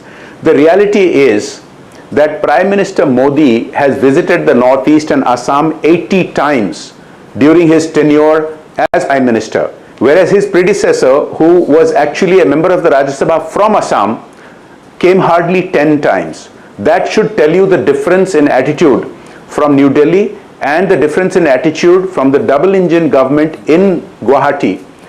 The entire reason for our support from the people of Assam can be summed up in the campaign slogan of Hurakita Aham, Bikahita Aham, which means Surakshit Assam, Viksit Assam. The Bodo Accords, which used to happen only on paper decades ago, in the last 5 years, under Home Minister Amit Bhai Shahji, have been implemented on the ground. Thousands of militants have laid down their arms. AFSPA has been removed in 2/3 of the state. That is Surakshit Assam. Kushal Bhattacharya comes from Assam. He has a question for you, Jay Panda. GDP in the country. Kishla. Well, Jay, you mentioned about the GDP. I mean, Assam still has one of the worst human development indices in the country. Your infant mortality, maternal mortality are pretty bad, and they're worse than even Bangladesh. But what I wanted to ask you is that you said that it was evident BJP would win. BJP is winning. There was not, there wasn't any debate about it. Will your chief minister now pipe down his hate rhetoric a little? Look, you seem to have a very clear agenda in the type of questions you are asking. Let me respond to that very clearly. Well, I don't have a political boss, Jay. I don't have. Let him answer, Kishla. Let him answer. Let him answer. You must listen to my answer. You must listen to my answer. Right. If you ask sharp questions, you must listen to sharp answers. So the reality is, when you had so many decades of infiltration, remember when partition happened, a section of people decided they were not Indian. They left, they broke away, they formed a different country, and that section of society consisted of 11% of Assam. It has gone up to 38%, forcibly occupying government land, forest land, temple lands. These have all been evicted. So what you call hateful rhetoric is just the implementation of the law. And this is supported by the people of Assam. And you can't just dismiss the economic turnaround by citing the results of the past 70 years of mismanagement, which is now being corrected. Fastest growing economy in the country. This is already leading to results, and you will see better results in the days ahead. Now you've got Gaurav Gogoi at this moment trailing in his family stronghold of Jorhat. You've got a strike rate of a kind we haven't seen virtually anywhere. What are you making of what's going on? Because the fact is that this kind of, you've actually delivered for the BJP. It's big. West Bengal, they're winning for the first time, but the scale and magnitude of victory in Assam, in a state where people thought the BJP could never win originally, is quite humongous. You're quite right. 10 years ago, the conventional wisdom was that the BJP could never win Assam. Now this is our third term, and this time it's a sweeping victory. As the election in charge, I'm very fortunate to be managing the campaign for the world's largest party in history, for the world's most popular leader in Prime Minister Narendra Modi. We have a dynamic Chief Minister. But remember something, our philosophy of Sabka Saath, Sabka Vikas, and this also addresses the previous question a little bit earlier. You can see it in Assam. Across all sections of society, everybody has benefited. You're talking about Upper Assam and areas where tea gardens used to traditionally vote for the Congress, or women used to traditionally vote for the Congress. They have revised their opinion and are fully committed to giving their blessings to the BJP and NDA government. And I'll conclude by saying that, you mentioned Jorhat, but the reality is that the Congress is not able to keep its flock together. There are internal disputes, and they're not able to even stitch together a coalition. So they have many other challenges. Look at the strike rate of the BJP, 85.6. You're batting IPL style in Assam, 85.6. The Congress's strike rate only 25.3. The AGP at 38. The AUDF wiped out, 6.7. Only 2 out of 30 leads. It's the collapse of the AUDF. And the most significant of all really is Upper Assam. If you go back to the time of Tarun Gogoi, look at what used to happen in Upper Assam. This used to be a Congress stronghold. There is no Congress in sight in Upper Assam. All 35 leads for the BJP in Upper Assam. That by itself, Jay Panda, how are you decoding this? The significance of the wipeout of the Congress in Upper Assam? Look, there are several reasons for this, and I think it's a tragedy because Congress is a historic party, and if it were to play a role as a proper opposition party in the national interest, it would be actually a welcome thing. But it has evolved into something quite different, and I'll give you one example. Do you remember about 2 months workers disrupted, and the Congress's ever youthful leader celebrated that disruption? Now that played very badly in Assam. because Assam, as we have been discussing in the past, had a terrible situation in terms of security and collapsed economy. That's being revived today, not just with traditional industries like tea and bamboo, but for example, the 27,000 crore semiconductor factory that has been set up here, where the youth of Assam, who've been forced to seek jobs in Gurgaon and Bangalore and other places, see hope and potential for jobs in Assam, and Congress goes and kicks them in the shin by disrupting India's aspirations in the IT sector. Kanchan Gupta has a question for you, Jay Panda. These are the kind of self-goals that they keep doing all the time. Kanchanda. Jay, I was very curious. Where did the AIUDF vote disappear? I mean, where did it go? Because they are running at zero. And attached to that, was there a Bangladesh factor at play in Assam also? After all, the constant refrain that Northeast belongs to us, we'll take over Northeast, reviving memories of Maulana Bhasani and his campaign to grab Northeast. So all that, did it play a factor in taking away the indigenous Muslim vote away from AIUDF? Well, Assam is a border state, and I've talked about the massive unnatural transformation in the demographics that happened over many decades. And obviously, whatever happens in neighboring countries does have an impact. And what has happened in some neighboring countries in the past couple of years has made it very clear as to the dangers that we face. So yes, all that contributed, but I wouldn't write off the AIUDF because they are an extremist party, even though their seats may not reflect it. If you look at the vote share, they are still alive and kicking, and in fact in some places they have more resonance than the Congress, which is ironic because the Congress is now attempting to compete with parties like the AIUDF. Jay Panda, and this is Assam on a broader is scale of things. If make your point, sir. Complete what you're saying. No, I was saying that if you look at how the Congress has evolved, many of its stands today are very, very similar to what the Muslim League used to take in the 1940s. And that is why the AIUDF is not irrelevant, and that is why that battle between them is both a sad as well as a concerning story. Well, of all the states, Assam is the one that's voted and decided most decisively. Jay Panda had an important role to play behind the scenes in making that possible. Congratulations on a comprehensive, convincing victory. Thank you for taking our time and joining us on NDTV. I want to show you now live images from Chennai. The TVK is celebrating. Veera Raghav. 2 points I want to make about Assam. One, the only state that has voted for its incumbent. All the others have voted out the incumbent. And two, the three Gogois who had come together, 3G. Gaurav Gogoi, Lurin Jyoti Gogoi, Akhil Gogoi. All three of them are trailing in their seat, and Gaurav Gogoi by a margin of 6,000 votes. Veera Raghav, they're celebrating in Chennai. Celebrating because it seems Vijay could be coming to power. It's almost certain that their number one party close to getting to a majority. Vasudha is joining us live. Vasudha, describe to us the celebrations or the preparation for the celebrations that are taking place there. Well, Rahul, a lot of TVK candidates are also very anxious because they're calling me and asking, will the numbers not go down from here? Are you sure we are winning, and we are winning this big? And this is, this is the kind of, there are very few people here because I've seen much, bigger celebrations.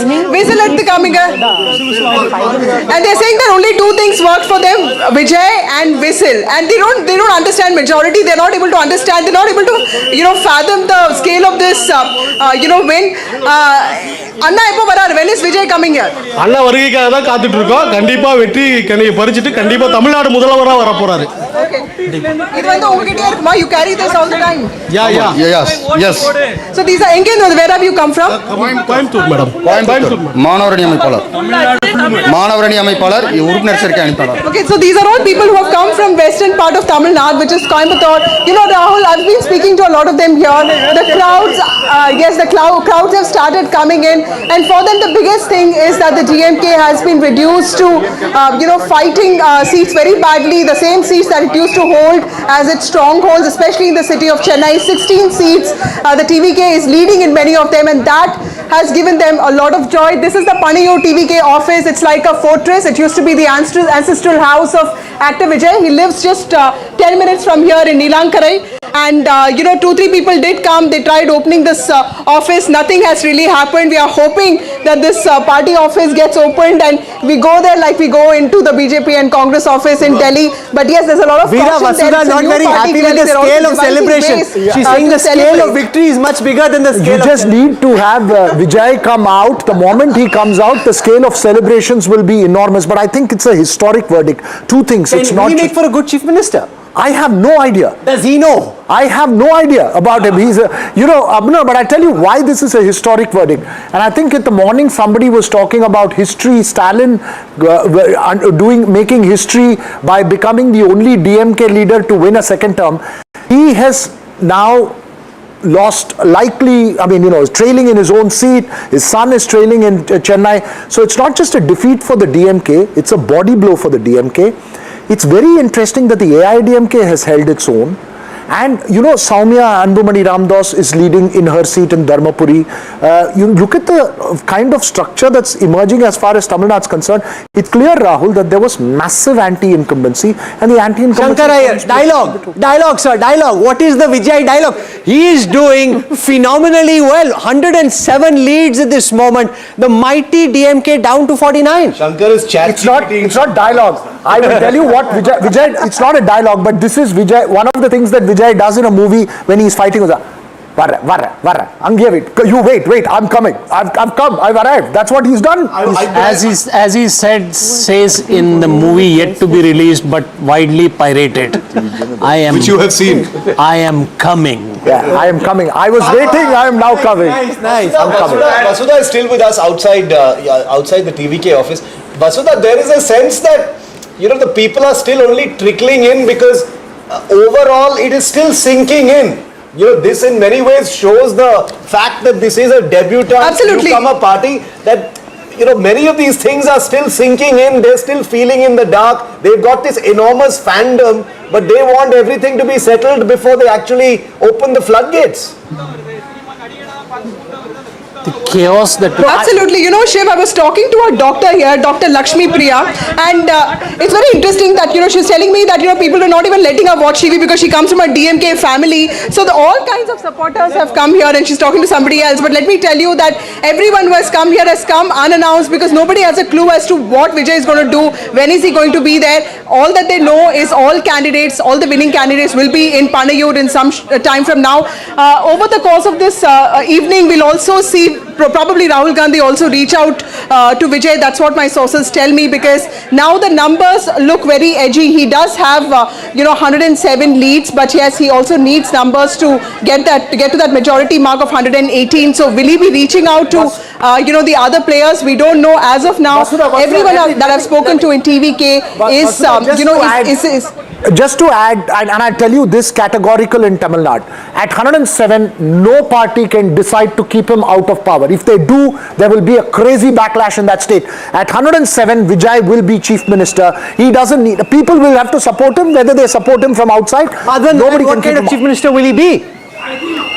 Saying the last time that he himself will not do things. Okay. This is like Sonia Gandhi and Manmohan Singh. He'll have to find somebody like Sengotayan. Who is Manmohan Singh? Sengotayan, as I mentioned, Adav Arjun, another thing. And I must point out, Vijay Veeraraghav, for all your excellence, please go into the details of some of the TVK candidates. Some of them are highly educated. This is like the Aam Aadmi Party of Tamil Nadu. It's not like the Aam Aadmi Party. There are several former AIADMK, for instance, the guy who is leading in Kolattur, A.S. Babu, is a former DMK MLA who is shifted to the TVK. There are former leaders of other parties, not like the AAP, where it's a full of professional things. It's got both. That is what I'm You've got a lot of people. The question is, who runs the power center? And Vasudha perhaps answers that. Vasudha, you have tracked Adav Arjuna, John Orokyasamy, the strategists of TVK so closely. What's your sense? Who's going to hold the power? Yeah, let me just... Vasudha, just let Vasudha answer. Okay, Vasudha's line has dropped out. Yeah, I was just going to... I want to get Vasudha back as quickly as possible because I want our cameras to be on that gate. I want to be on that gate because the people who are coming in from there are important. Wearing the DMK colors. So, how is Rust the TVK color? How is it the TVK color? Bengal no. people, please. She's wearing red and yellow. No, she's wearing rust and black. Oh my Yellow God, and your nuanced coverage of Tamil Nadu is down to the sari colors. I'm giving broad brush statements, but back to the serious part. I think we have to focus on who will form the government in Tamil Nadu, not just in terms of Chief Minister candidate, but also in terms of the assembly strength, which looks tricky because ADMK, I cannot see it just breaking off from NDA. No, and whereas DMK, although opposed to the TVK, might yet support a minority TVK government. I'll tell you what, at 108, the point that Jay was making, at 108, he needs 9 more people to get the numbers. I'll just give the breakup. You have Pattali Makal Kachi at 6, Congress at 5, CPM at 2, Dinakaran at 1, DMDK at 1. No, so I think a lot of them, as Vasudha was just pointing out, reaching out to Vijay. But I'll tell you this, at 108, given the history of Tamil Nadu, again, Narayan Lakshman, would you agree, this is also a decisive mandate at some level? 108 may be short of a majority, but we've seen in 2006 where M. Karunanidhi ran a minority government with 96 seats. At 108, I don't think Vijay can be denied anything. If he's denied, it will be How much stable will it be in the assembly? I think what appears interesting is that they themselves, the TVK camp seems a little surprised at the extent of their victory, but it is a victory. And you cannot deny the it is a surge as well. So, but I'll tell you honestly, last evening when I was talking to Arun Raj, who's the Tiruchengood candidate and general secretary, the former IRS officer who's down there, he said, sir, all your exit polls are okay, sir, but we will surpass that. They were actually supremely confident that they were going to get it. And this is not now, Jay. From the start, when we went and met and everybody said, oh, you'll get 8% vote, you'll get 12% vote, they stuck to their guns that they're winning the election. But Veera, the question this begs, and there will be pressure for this, is for them to now articulate their policy. That they have done. Articulate policy. I'll ask you a simple question. Tell me, in hindsight, and this is a question I throw, Karur being targeted, his movie not being allowed to release, people may watch it and may not react at that point of time, but they are watching what's happening. And somebody getting targeted only makes sense. No, but Shankar, from what I figured, and this is with no disrespect to potentially the next Chief Minister of Tamil Nadu, but from what I figured, he takes time to get set, he likes his space, he can't be one with the masses, each time he comes there can be a potential of a stampede, that's how big a star he is. So there are very real concerns about how he will be Chief Minister. Chitteshwar Pujara, Ajinkya Rahane, all boring guys came, took their time, or Rahul Dravid. So now he's played like Rahul Dravid in some sense. How Rahul Dravid? He's playing like Rinku Singh or something. He's playing like Virender Sehwag. He took his time. He didn't meet anybody. He didn't give any interviews. He made no flamboyant statements. His manifesto is strictly welfare, no drama.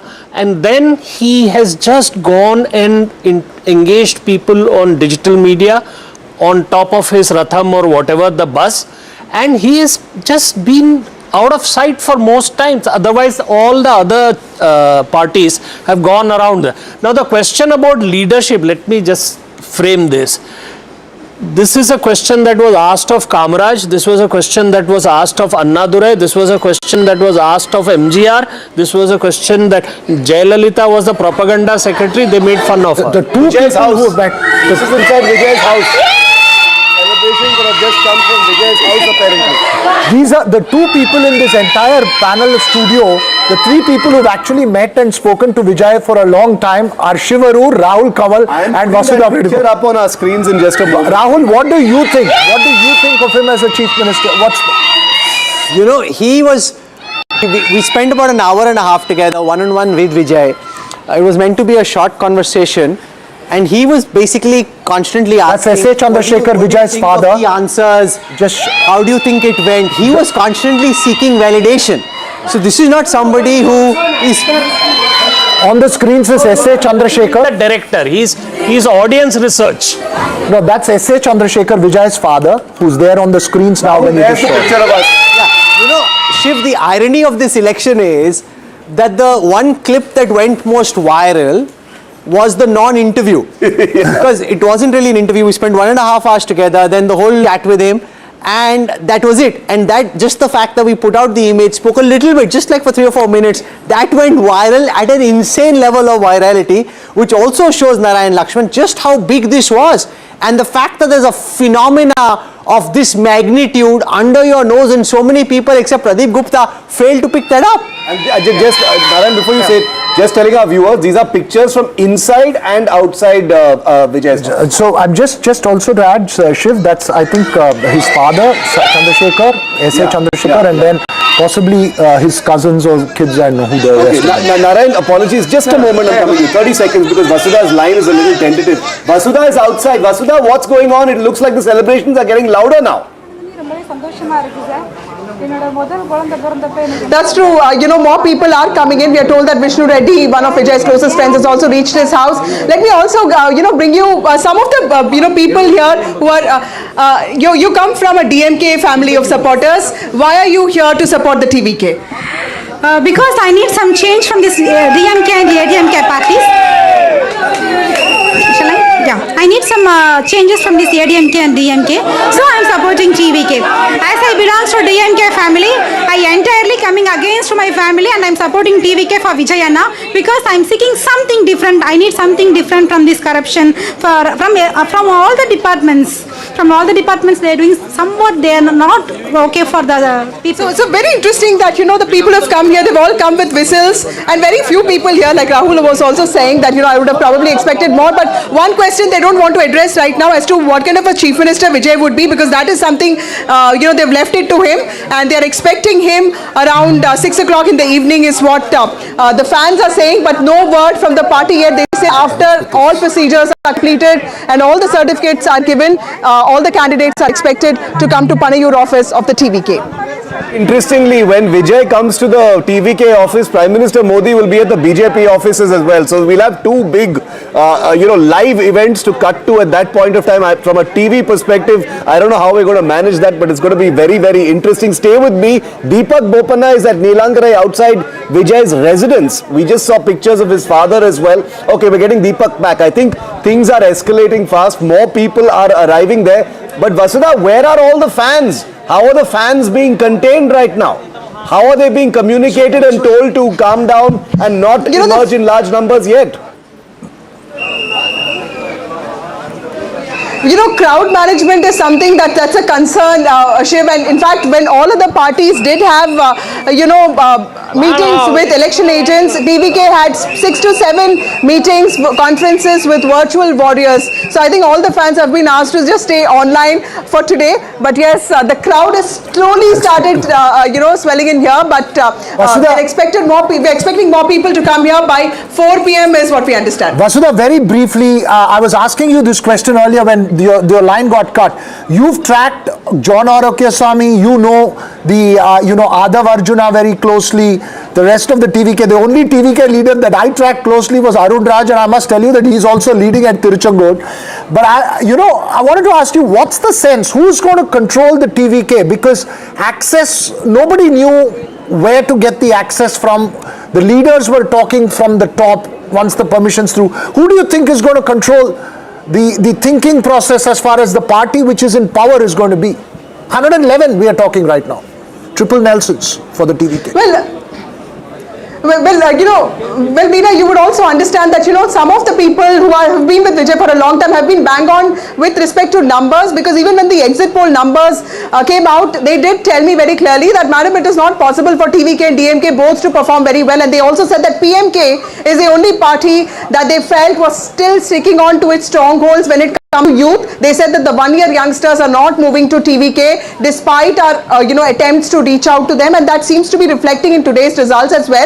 If you look at Vijay's close coterie, it is John Orokyaswamy, the strategist, you have Adav Arjuna, you have Vishnu Reddy, and a couple of other people, and then he has his whole films gang as well, including Jagdish and a couple of other people. But Arun Raj is also somebody who's going to be extremely crucial when it comes to governance. He needs to have more people in the organization, because at this point of time, it looks like Sengotian, the former AIDMK leader, seems to be handling most of that work. I have a question though. We are still tantalizingly short of the halfway mark for the TVK, but it is inching closer and closer. Just what, 7 short?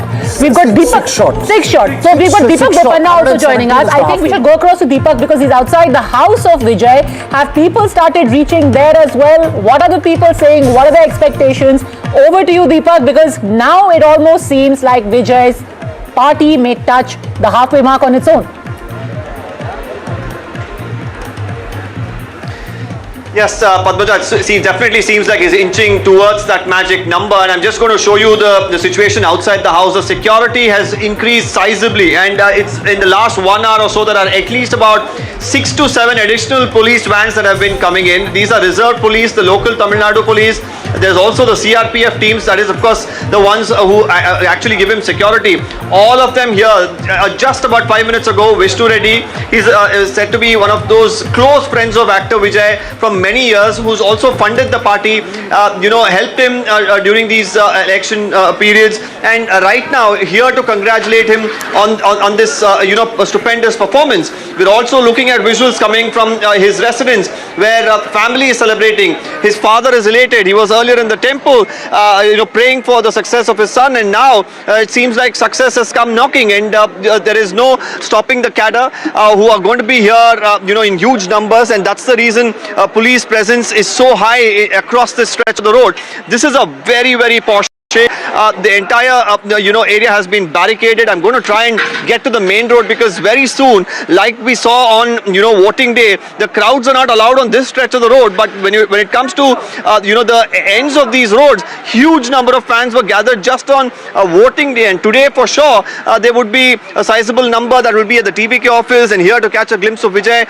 I've been saying this earlier as well. It's the return of fandom politics really in Tamil Nadu. We've seen the likes of MGR, we've seen the likes of Jayalalitha and the kind of power that they enjoyed because of the fan following that they had, and now it seems like actor Vijay is very much on that path. Deepak, I'll give you a quick tip. The person you should perhaps be calling right now is your good friend DK Shivkumar, and find out, because he was one of those who believed that the Congress should be with the DMK and they would come back to power.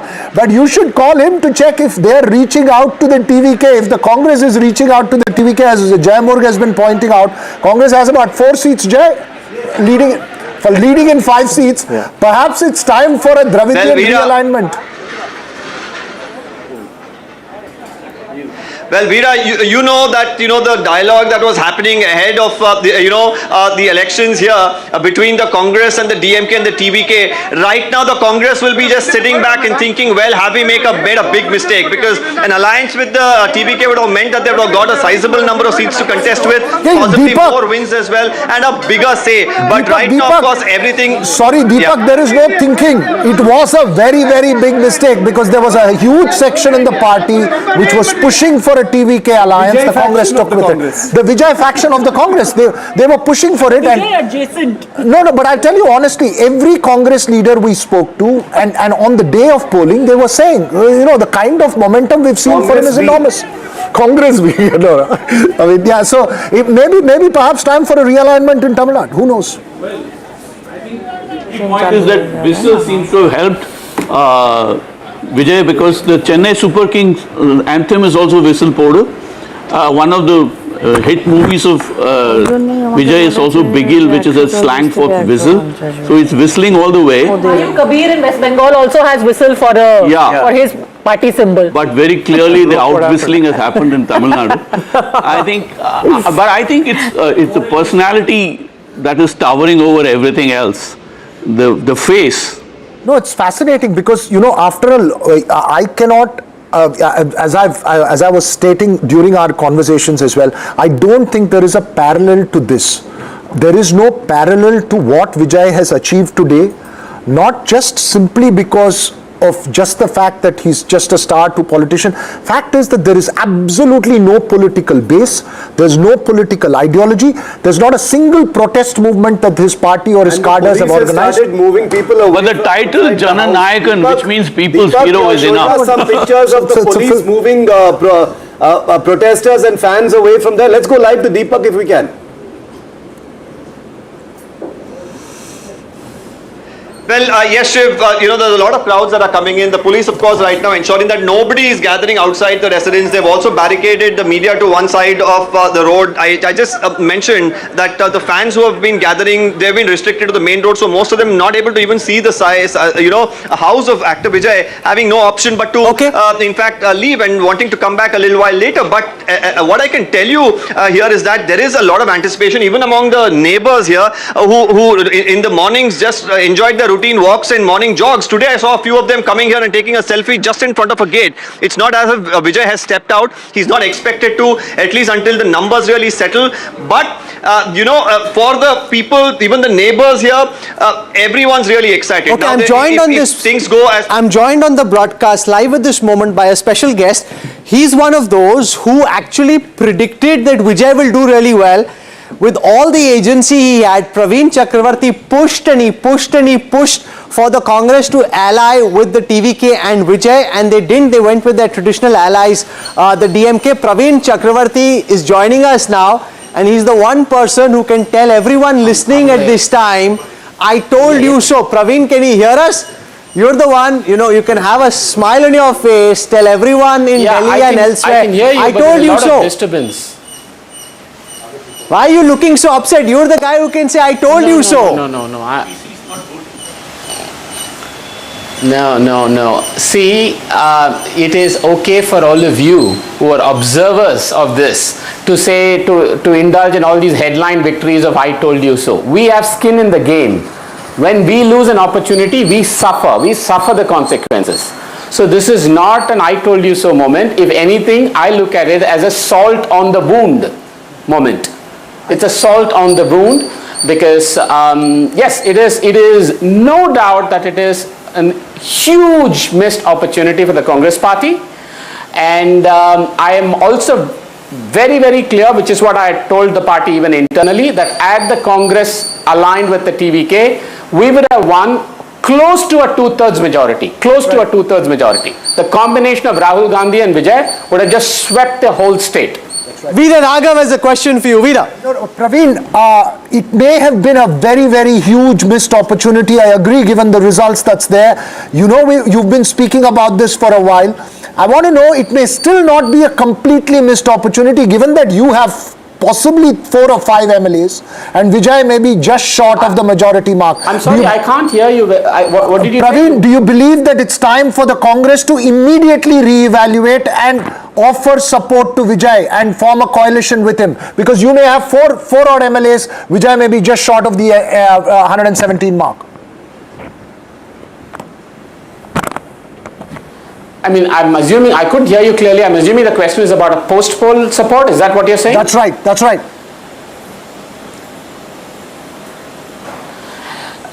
See, I don't know about the post-poll numbers and I don't know the way things are going. I mean, for the Chief Minister and the Deputy Chief Minister to either be trailing or be engaged in a very, very close contest with a rank unknown itself tells you the trend and the wave that is there in Tamil Nadu today. It kind of reminds me, Rahul, since you followed many elections, it reminds me of Punjab 2022. And by the way, this is exactly what I told the party, my party leadership, 4 months ago, because I was involved in the Punjab 2022 in the run-up to it. And I said, I'm seeing a very, very similar trend. People are saying, we need a change. We need a change. We are tired of the 2 old parties. And this is what I was seeing on the ground. Since you know Vijay well, try and explain to our audience and everybody watching, what kind of a chief minister is he likely to be? What kind of a government is this likely to be? How is this likely to run? This man has been a star, he's used to being directed. Can he be a successful chief minister?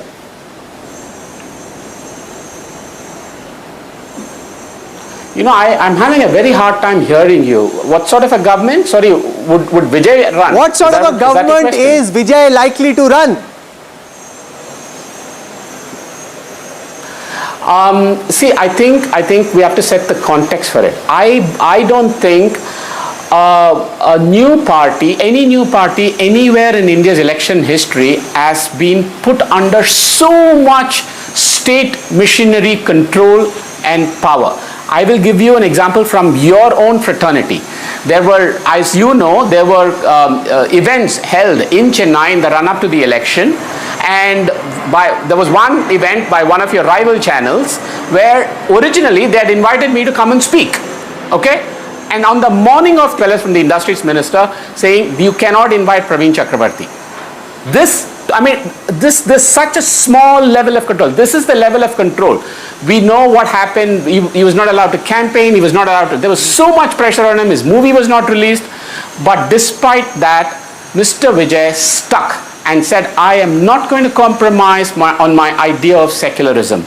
I am not going to compromise on my Dravidian ideology. So I think that very clearly tells you the kind of government that Mr. Vijay... Shiv Arur has a question for you. Shiv. Praveen, if you can hear me clearly, where was the disconnect? You were very convinced, you saw the edge, you saw the wave for Vijay. Where was the disconnect in convincing your leadership that Vijay was the way to go in this election? Because you've been proven right.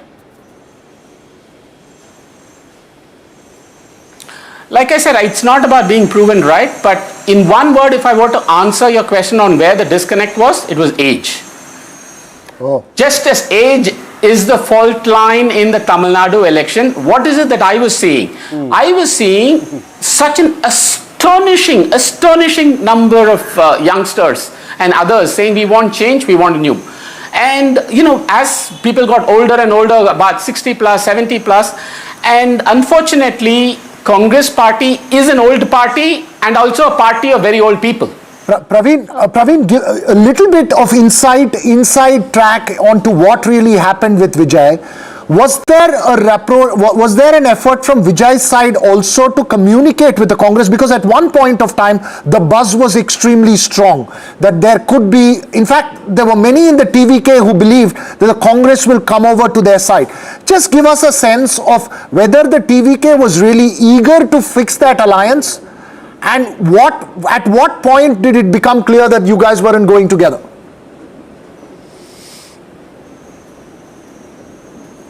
Yes, there were efforts and interest from their side as well, and perhaps they were more united in their view that there should be an alliance, a secular alliance with the Congress party, unlike our party, which was quite divided. What kind of a model do you think Vijay embodies? A lot of people are comparing it to Aam Aadmi Party. Do you think that holds, that he has tried to reach out to every caste, every age, every community, and has catered more to the aspirations of a younger demographic? I think while it is tempting to kind of draw comparisons with other political new parties and upstarts, please remember the context in Tamil Nadu. What was Mr. Vijay's party TVK up against? They were up against a coalition of nearly 35 parties. They were not fighting just the DMK or the AIADMK. A coalition of 35 parties. Correct. One party took on a coalition of 35 parties. So that is somewhat unprecedented anywhere in India. That is what makes the scale of this, we can't call it victory yet, but the scale of this clear kind of trend even more special for them and even more painful for us in the Congress. We'll come back to you later in the day, Praveen Chakrabarti. You can in some senses say you were the oracle when it comes to Tamil Nadu, kept urging the party to make the switch, they didn't. He's saying, I don't want to take too much credit because ultimately the alliance lost. We'll come back to Praveen Chakrabarti later in the evening. I want to go across to Tejasvi Surya. He joins us now.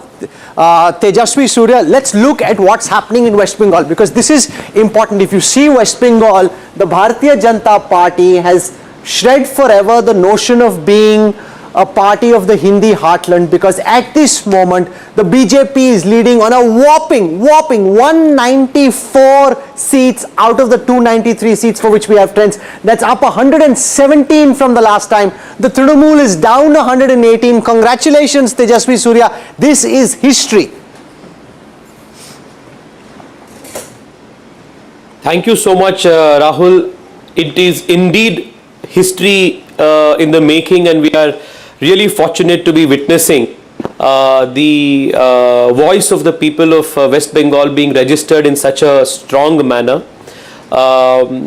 During the election campaign, there were two very powerful emotions that one could feel. The emotion of hope and the emotion of anger. Anger against the incumbent and hope in anticipation of change. And in whichever election these two emotions combine, you cannot stop a massive change.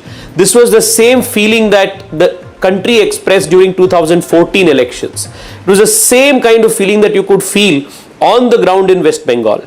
In fact, on the day of the last day of the campaign, I had the opportunity to participate in the Padyatra of Shuendu Adikari ji in Bhavanipur. It looked as though the entire town, the entire city had come out on the streets to welcome him. So it is unprecedented. It is an indication of the Prime Minister's popularity, Amit Shah ji's incredible organizational and electoral management genius, and the selfless hard work that millions of Karyakartas of the BJP. Well, what do you make, since you come from Karnataka, what do you make of this Gen Z or youth revolution in favor of Vijay and the TVK in Tamil Nadu?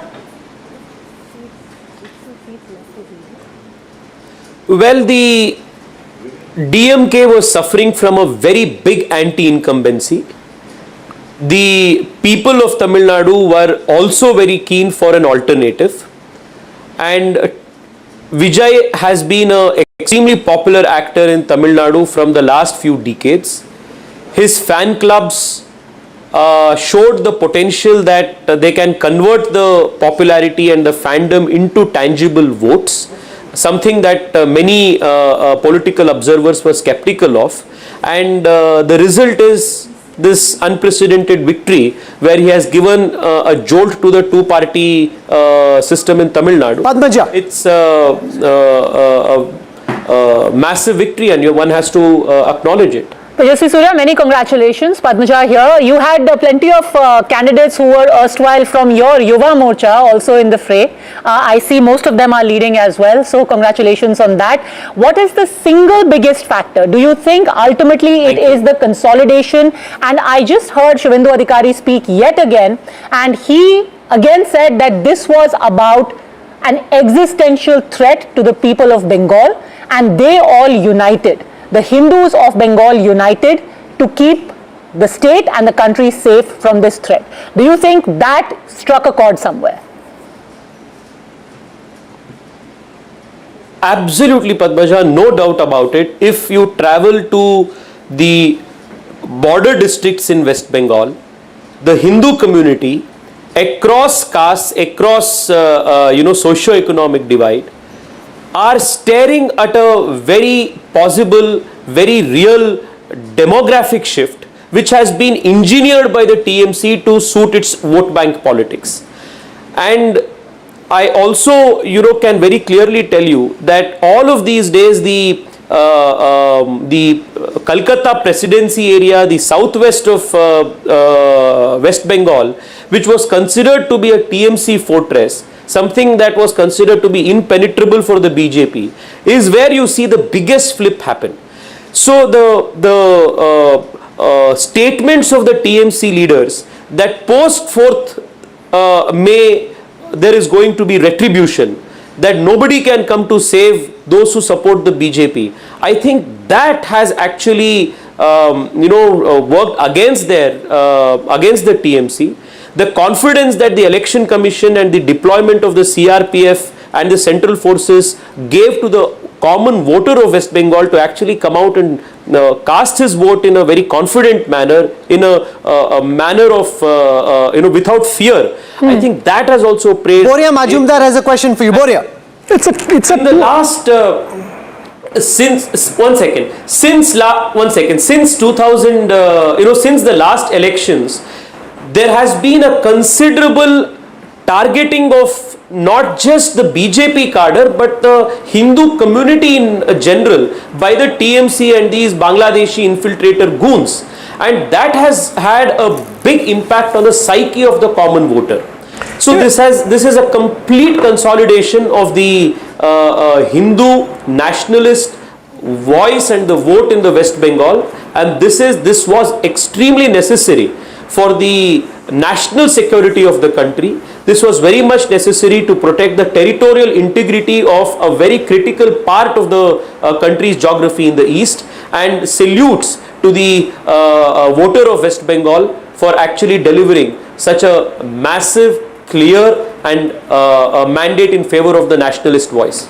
Tejasvi, two-part question. I live in the heart of North Kolkata, absolute heart of North Kolkata, and the rhetoric there for the last couple of years has been, Rajabazar is about 5 minutes, 10 minutes away from where I live, a very Bhadralok, upwardly mobile Bengalis, 200 years there, that in Rajabazar you go, it's a different country. Nobody will say anything to them.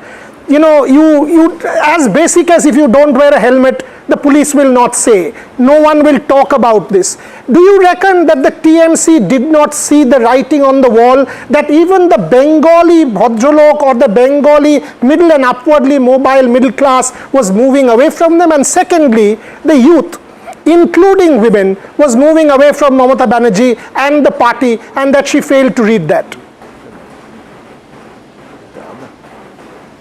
Absolutely. I mean, you know, when you are in a kind of hubris, then you will be blinded to the reality outside of you, even though it is staring at you right in your face.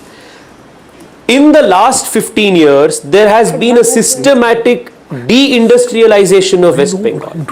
The young of West Bengal are forced to migrate hundreds and thousands of kilometers for employment and education opportunities. Come to Bangalore, the city that I come from, and you see lakhs of Bengalis who are now forced to come even for higher education. This was not the case earlier. So the systematic destruction of Bengali industries, systematic destabilization of the education system in Bengal also contributed to the youth getting disillusioned. And just across the border, the people of West Bengal are seeing the kind of treatment the Hindus are being meted out to in Bangladesh. You think this will not have a impact on the psyche of the common voter in West Bengal? When the party in power, the state which is supposed to protect you, is actually engineering a demographic change just because it is going to suit their politics? And this demographic change is not going to come and benefit just a political party. It comes with its own multifarious, multi-dimensional socio-economic impact.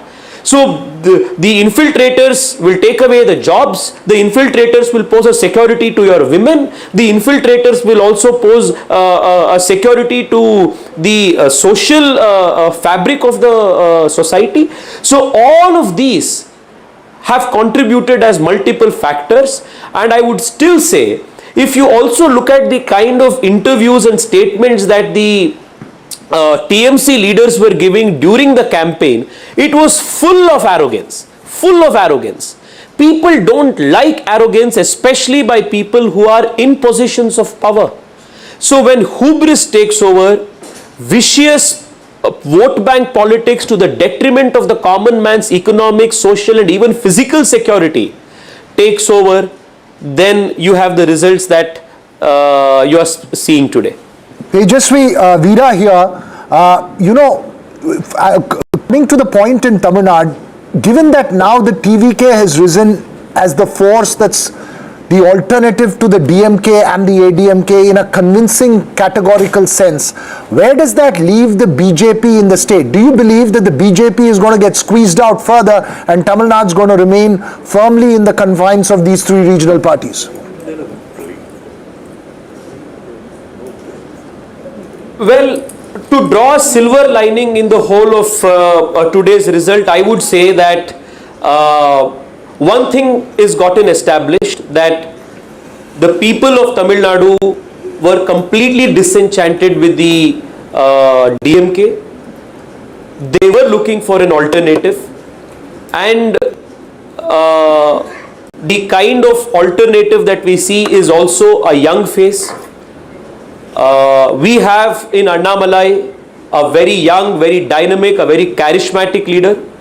and I see that the silver lining in this not so great result for the NDA in Tamil Nadu is that in the coming days there is going to be a bigger opportunity for the party to rebuild.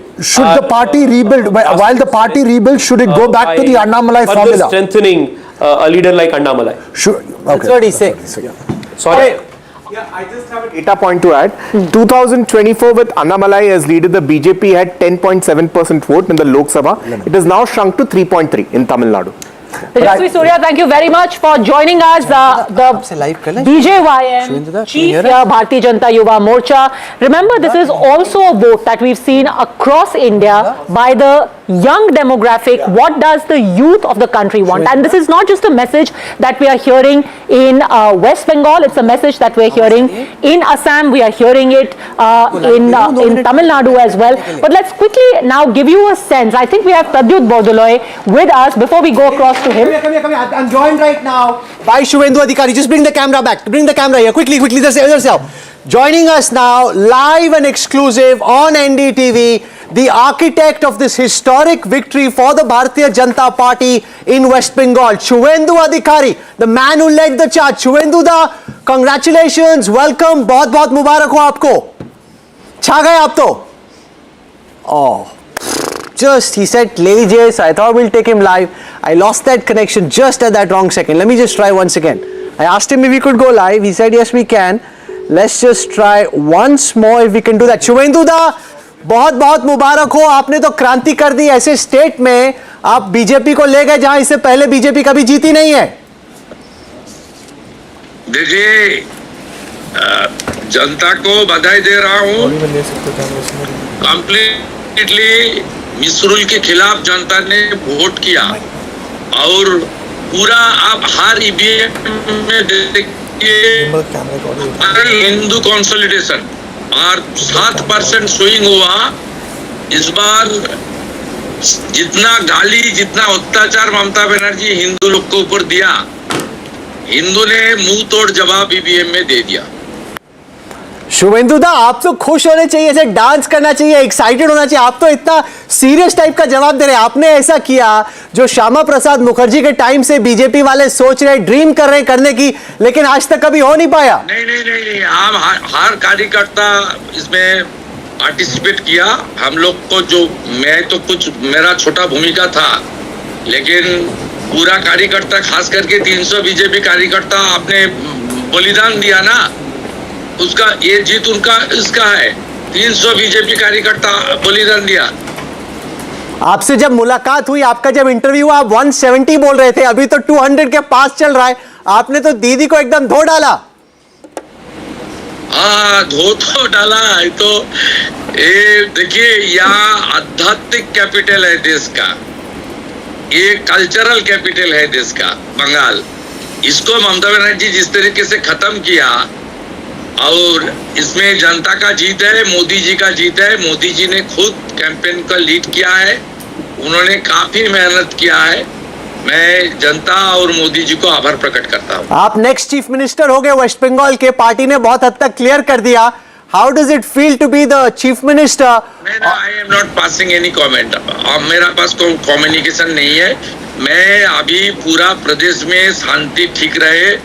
कोई भी TMC जिस तरीके से गुंडागर्दी करता था, जो भी भ्रष्टाचारी है, गुंडा है, वो जेल में जाएगा कानून के अंदर.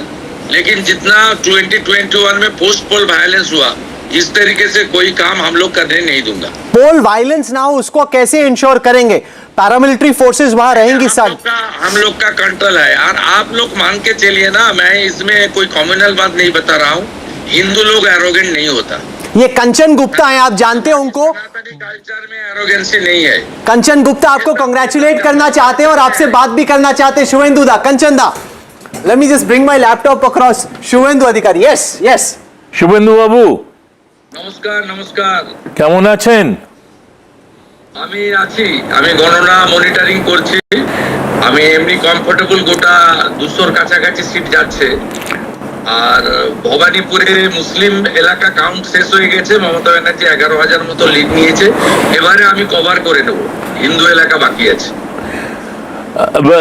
शुभेंदु बाबू, अभी देखने को जो मिल रहा है कि जितने भी बॉर्डर कॉन्स्टिट्यूएंसीज हैं वहां पर भाजपा इतना शानदार रिजल्ट कर रहा है। इन साउथ 24 परगनास जहां पर पार्टी की कोई जगह नहीं थी, आपने वहां पर कब्जा कर लिया है, डायमंड हार्बर में कर लिया है। इसकी कोर रीजन क्या है, कोर कारण क्या है?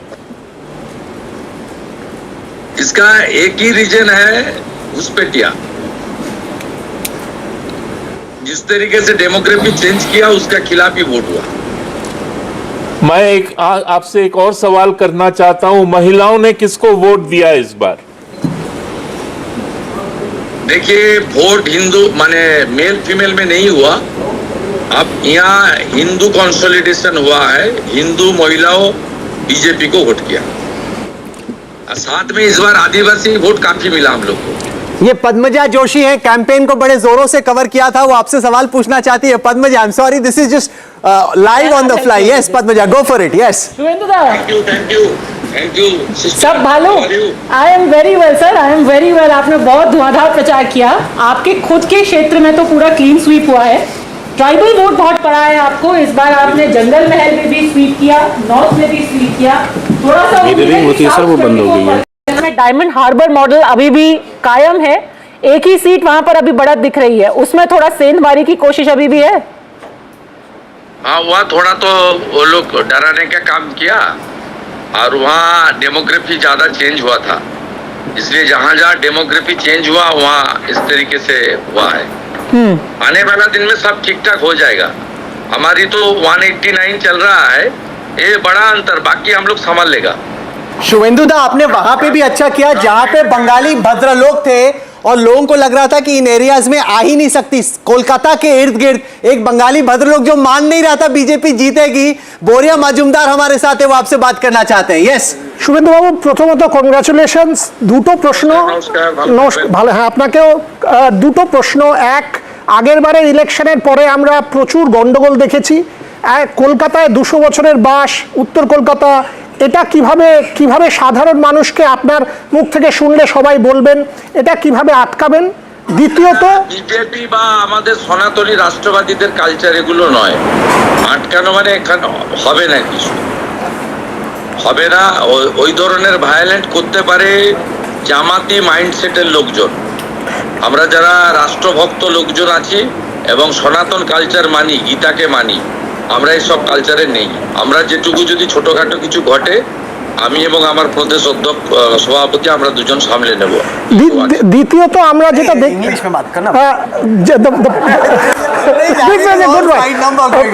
আমি ইংরেজিতে জিজ্ঞেস করছি। So there are parts of Calcutta, Shuendu Babu, where we have kind of seen over the last couple of years, when we only have traveled as Bengalis, we did not feel great about it, because a certain community, there were things like, rules are not the same for Bengalis, Hindus and Muslims. There was polarization of a certain sort, and even the Hindus were feeling that very inside Calcutta. Take Raja Bajar, take Metia Buruj, both north and south. You are talking about consolidation. Was that one of the reasons, and did TMC not see the writing on the wall? Due to their vote bank politics, TMC did this type of unethical job. It's a high appeasement politics. Due to this ground, the demography has been changed in Calcutta surroundings area. All are infiltrators. They are coming through border. The Mamata Banerjee government not provided land to the BSF. This is the main reason. For that reason, the entire Bengali, Hindu and all other true patriotic people, they are united, they are casted their vote in favor of Lotus, and the outcome is now coming. जाने माने journalist editor हैं वीर सांघवी, वो एक quickly आपसे सवाल पूछना चाहते हैं। यस वीर, शुवेंदु दादा। Shwendu, just a basic question. What will you do apart from this Hindu-Muslim stuff which you've gone on and on about? What will you do in Bengal that will be very different? Please tell me again. You've talked about Hindu consolidation, people's concerns about infiltration, which is valid and probably accounts to your victory. But my question is, once you get away from that, once you come to power in Bengal, what will you do that is different? No. You saw in Assam, Tripura, after BJP came to the power, the infiltrators issue already overcome. The double engine Sarkar will perform properly, and central state relation will sort out this problem. सवाल दिए शिव अरूर हमारे managing editor है NDTV 24/7 के। शुवेंदु दा, जाने से पहले एक सवाल शिव अरूर आपसे करना चाहते हैं। Shiv, Shuendu da, this entire election, previous election also was framed as the BJP is a party of the Hindi heartland, Bengali identity समझते नहीं है BJP वाले. Do you think that has been disproved now? Outsider, insider wala politics? Yes, outsider, insider, it's Mamata Banerjee's very cheap politics. The people rejected it. You know it very well. One Bengali Hindu, renowned, respected Hindu, Bharat Keshri Dr. Shama Prasad Mukherjee, formed this party. This party is functioning under the ideology of the Dr. Shama Prasad Mukherjee. The people rejected it. It's a Mamata Banerjee very cheap politics. Shuendu da, one final question. At this moment in Bhavanipur, it's been going up and down. Mamata Banerjee is currently in the lead. Previously, she was trailing. How is it looking for you in Bhavanipur? You are still known as a giant slayer from Nandigram in the last time. I am hopeful because the Muslim area 63, 67, 77 ward already covered. My calculation inside was that she may lead 20,000, but now she is leading 16,000. The entire Mamata's vote bank area are now covered. ये पश्चिम बंगाल के दो जाने पहचाने journalist हैं, वो आपको congratulate करना चाहते हैं। खत्म करने से पहले जयंत घोषाल आपको कंग्रेचुलेट करना चाहते हैं। শুভেন্দু, কনগ্রাচুলেশন। জয়ন্ত বলছি। কালকে রাতে বলেছেন দেখেছি। হ্যাঁ দেখেছেন, টুমরো আই সেড। না, আমার একটাই প্রশ্ন আছে। Thank you. Difference of analysis. Thank you. Spoke yesterday. Yes. না, শুভেন্দু একটা প্রশ্ন করব। তুমি কি are you like to shift your office to again writers building, or you will go to Nabanno? It's a BJP party. Major decision এটা। We are working in collective leadership. It's a national party. We will sit and discuss all the writers একটা heritage building. No. I am not belonging any regional party or personal party. Right. अच्छा, महुआ चैटर्जी आपको congratulate करना चाह रही हैं। महुआ, congratulation Suvendu বাবু। জয় মা কালী, জয় মা কালী। আপনাকে একটাই প্রশ্ন করছি, অনেকে অনেক প্রশ্ন করেছে। I would like to ask you that since you were the one who defeated Mamata Banerjee in Nandigram last time, and if the final results in Bhavanipur are such that you defeat her in Bhavanipur, you should be the undoubted leader and the chief ministerial candidate. No, I am not passing this sensitive question. BJP is collective leadership under the great leadership of Narendra Modi. We fought this election and results are coming. No problem. अच्छा शुभिमा, किश्नोय आपसे पूछना चाहते हैं। किश्नोय, With the consultation of the elected MLAs. Thank you. Suvendu, one last question. জোড়া ইলিশ কবে আসছে? Thank you. জোড়া ইলিশ কবে? ধন্যবাদ হবে। হ্যাঁ, জোড়া ইলিশ কবে আসছে? Okay, we'll leave it there. I really don't want to drag my luck on this. But that's the. अच्छा शुभेंदु दा, मनोज्ञा लोईवाल आ रही है, वो आपसे बहुत कीन है पूछने के लिए। आप जाइए मत, एक मिनट रुकिए। वो काफी देर से आपके कैंपेन को ट्रैक कर रही है, भागते हुए आ रही है, हमारे हिंदी स्टूडियो से दौड़ते हुए आ रही, कह रही मुझे भी बात करनी है। मनोज्ञा लोईवाल, शुवेंदु अधिकारी। दादा नमस्कार। गिरा मत देना मेरे लैपटॉप को। Go on. কালকে বলেছিলেন 190 প্লাস হবে। अच्छा आपको मैं आपका राहुल एक बड़ी Go on. कल हमारी जो बात हुई थी तो आपने कहा था कि जो आंकड़े हैं वही रहेंगे। क्या मैं भावी मुख्यमंत्री से बात कर रही हूँ शुभेंदु? वो नहीं, सवाल का जवाब नहीं दे रहे, और कुछ पूछो। और कुछ पूछो तो मुझे ये बताइए, आज की खाबेन झालमुड़ी ना macher jhol? How will you celebrate? all jhalmuri macher jhol with rasgulla. ओ बाबा, ये थोड़ा रसगुल्ला हमको भी भेज देना after winning in this fashion, it's very important. चलिए, नाउ काउंटिंग इज गोइंग। खाली एक आखिरी सवाल, शिशिर बाबू से बात हुई, उन्होंने क्या बोला? Shishir Babu is his father. My father is always blessed me. ठीक है, ऑल द बेस्ट दादा, शाम को फिर बात होगी। Thank you very much and many congratulations. Shuendu Adikari joining us there live and exclusive on NDTV Shiv. This is something like this. Well on television. Glad it worked out. The great thing is he's finally looking happy and relaxed through this entire campaign. Wherever he went, you had the Trinamool Congress cadre shouting Jai Bangla, Chor Chor at him, and you always saw him very aggressive, very angry. Shuendu da, when he's cheerful. Yeah, this was him relaxed. You should have seen the campaign. What did you make, Veer, of that conversation and the posturing from potentially the next Chief Minister of West Bengal? Being careful, because others have suffered for sort of displaying ambition, so he's rightfully justifiably careful. He was being very careful. He didn't want to outline a plan of action or whatever, because given the BJP, they may produce somebody you've never heard of and make him Chief Minister. No, but not in West Bengal. That's I don't think so. It's such a big victory. You need to have a face. The face has been Shuendu Adikari. I would agree with that, but I also think he was being cautious and he was still concentrating on the election. But what's clear is how much he saw it in Hindu-Muslim terms. For him, that was the victory. That there was Hindu consolidation, anger about infiltrators, anger about what he would see as appeasement, and that settled it. Kanchan Gupta, what kind of Chief Minister is he likely to be? If he were to become the Chief Minister, finally, I think she will come up with a very packed program, and a lot of it will also be directed at showing immediate and early results. So I think he made that point when he said that Tripura and Assam have done stuff and I'm also going to do it.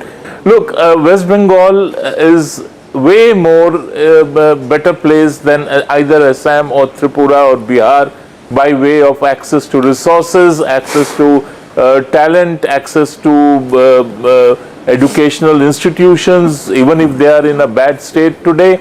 So, and it has a huge educated middle class. So, reviving West Bengal, getting it going, and also don't forget West Bengal's own history. You from engineers to chemists to doctors.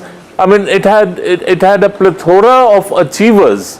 Till it all started. Okay, I'm joined to talk about the opposition as it picks up the pieces in West Bengal and elsewhere.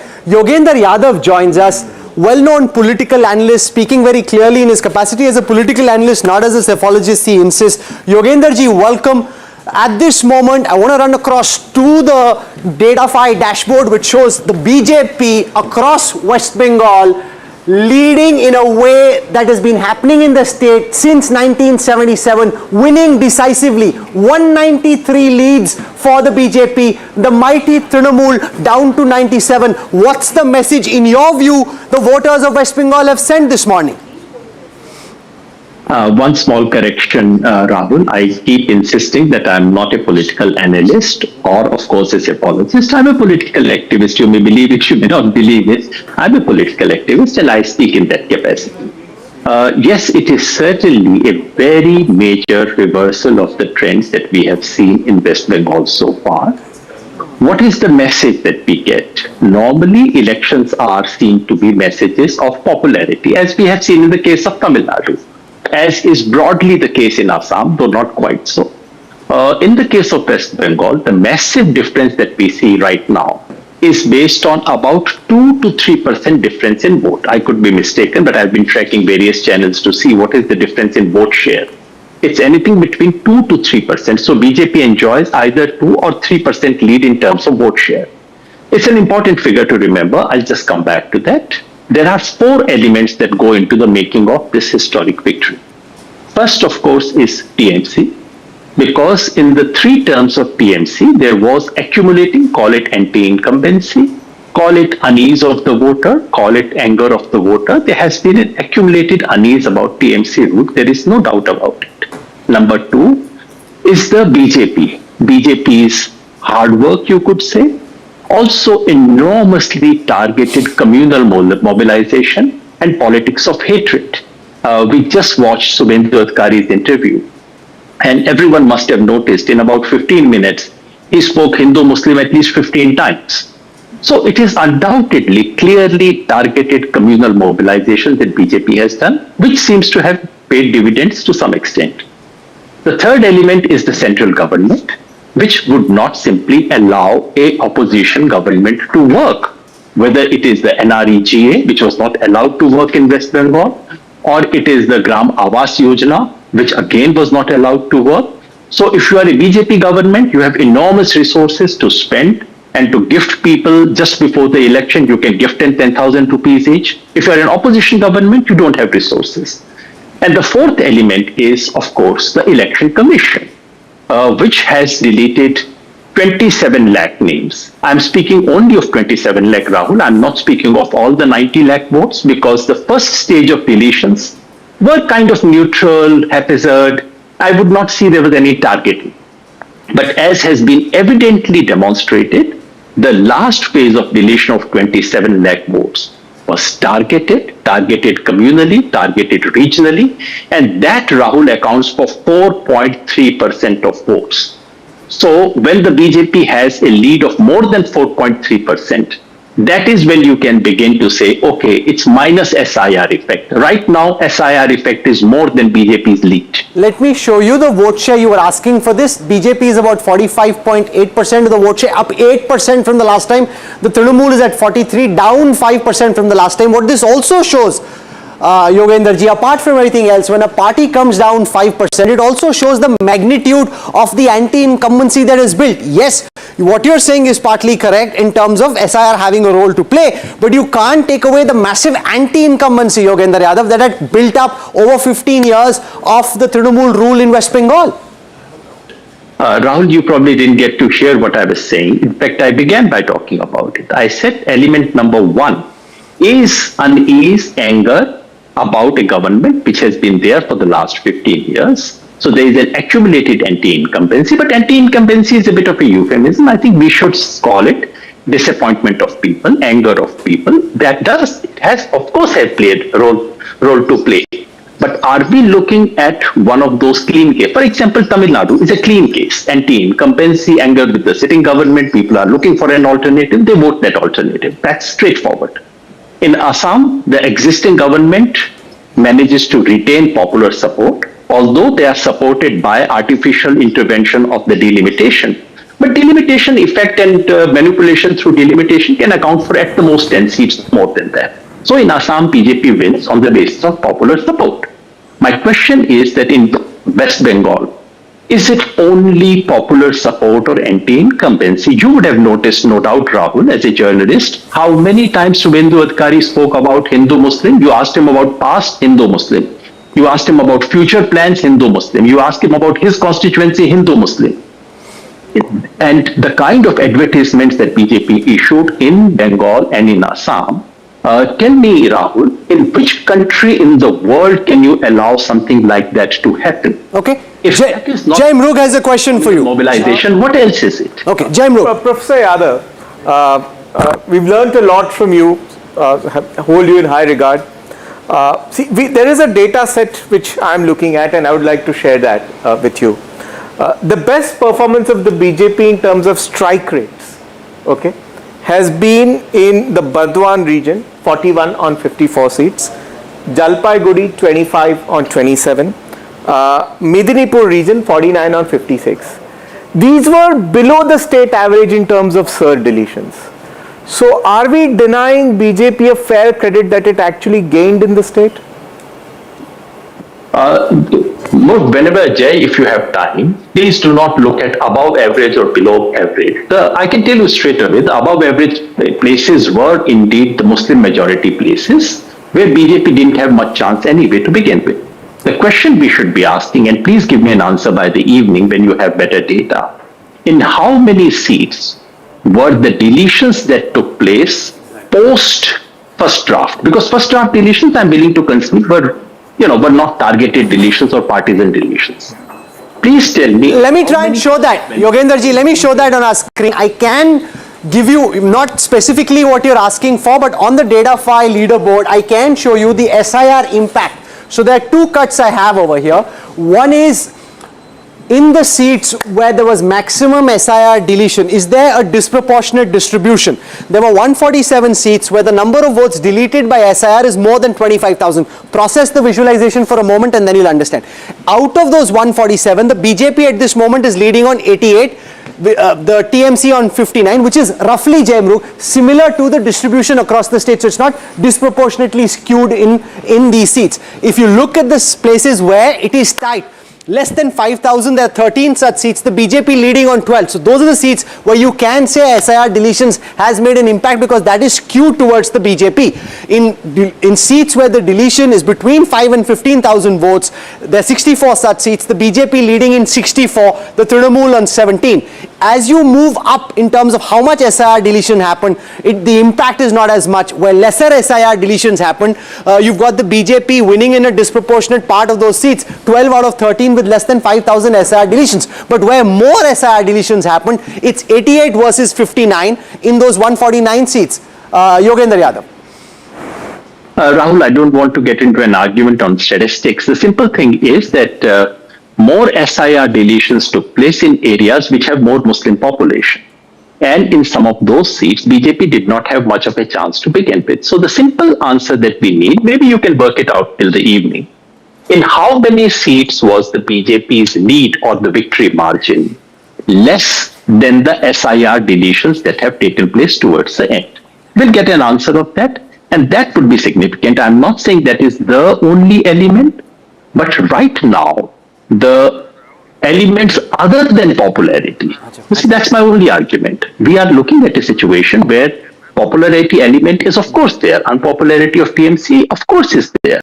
Is that the only element, or how, to what extent has this artificial intervention by the Election Commission by way of SIR made a different and skewed the results? If it has, that's a very, very bad sign for democracy. Basically, if an opposition leader were looking at it, he would say, if after all this, if BJP can do what it likes by way of central government's intervention, they can send as many observers in Bengal as they want, they can make transfers as they want, they can bring in police persons of their liking, they can appoint people for counting, and they can delete voters, then an opposition leader would say, well, what is my chance? If Akhilesh was watching this... Question for you, Yogendra Yadav. Yes, Veera. And what happened in SIR, he would say, well, what is the point? This is a question many opposition leaders would begin to ask. Yogendra Yadav, Veera Raghav here, sir. The fact that on the one hand we speak about this election commission SIR narrative, on the other hand a young star with absolutely no infrastructure is able to take the might of two established Dravidian parties, including one in an alliance with the NDA, and is able to prove that you can win an election irrespective of what the circumstances are. What's the big takeaway then? I mean, we constantly talk about the election process, but there is somebody who's proven that despite every element of unfairness, you can still sweep an election. We should not at all begin to compare West Bengal with Tamil Nadu, because the Tamil Nadu SIR deletions were only phase 1 deletion. In phase 2, actually the number of deletions came down. I would invite you to look at the figures. West Bengal is the only state in the country where after the draft SIR rolls were released, additional deletions have taken place. This has not happened anywhere. This did not happen in Tamil Nadu. Tamil Nadu did not see the kind of intervention of central government. Yes, it had a very partisan governor, who created all kinds of problems. But other than that, during the election process, we did not see the Election Commission playing the kind of role that it has played in Bengal. Having said it, of course, it goes without saying that first we are looking at in Tamil Nadu. The historic transformation in Tamil Nadu is something which is brought in by a popularity wave of a kind that Tamil Nadu has seen in the past. It reminds you of Annadurai, it reminds you of MGR. It's those kinds of waves. And in democracy, these things happen. Ruling parties are kicked out, which is perfectly normal. So I would not say that in Tamil Nadu, Vijay won despite the election commission. No, election commission was a non-factor, as it should be in any democracy. I would not say that in Kerala, Congress won despite the election commission. The election commission was kind of a non-factor. In Assam, yes, BJP benefited from election commission because of delimitation, but that was a very small element in the BJP's victory in Assam. In the case of Bengal, it is a decisive factor there. That's the only point I'm making. Okay, we leave it there. We hope to come back to you in a short while from now. Thank you very much, Yogendra Yadav, for joining us. History in West Bengal, 189 lead, meeting him in West Bengal, in Kolkata during the campaign. You were confident then. You must be in a jubilatory mood at the moment, Ajay Alok. Congratulations. Well, I'll take your congratulations after 2 hours, Rahul, because now the tsunami is folding. And when the tsunami goes back, it takes back everything. Right now, what you're seeing, a 189, I won't be surprised if we cross 200. Because this is the thumping, astounding assurance from the people of Bengal what we have gained. This was the election for people of Bengal, not for us. Of course, it's very emotional election for us because we were born out of Bengal. Shyama Prasad Mukherjee was from Bengal. In 1952 elections, we got 4 seats from Bengal. So this is where the seed of BJP comes from. And we were out of power in Bengal for the last 75 years. So it's a very emotional moment for us. And we would like to dedicate this victory to Shyama Prasad Mukherjee. Ajay Alok, just stay with me. I want to cut back to Tamil Nadu for just a moment where there are images coming in of Vijay's family blowing the whistle. Pictures, viral pictures right now. Let's just go full frame to those.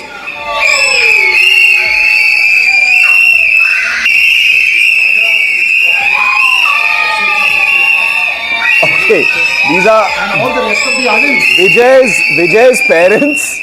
And lots of young relatives there, aunts and uncles, I'm guessing, and nephews and nieces, blowing the whistle at his residence in Chennai. Incredible image that's just been put out at this point of time. You can imagine what this is doing, what kind of circuit this is doing on social media already. It's the latest image. I'm going to try and get our reporters in. They're standing, just about 50 meters outside the residence. They're probably going to be able to hear the whistles as well. Let's see if Deepak is live with us. Is Deepak live with us outside? Okay, we're going to try and get Deepak live with us as quickly as possible. Also, Vasudha in right now. Vijay has not made an appearance just yet.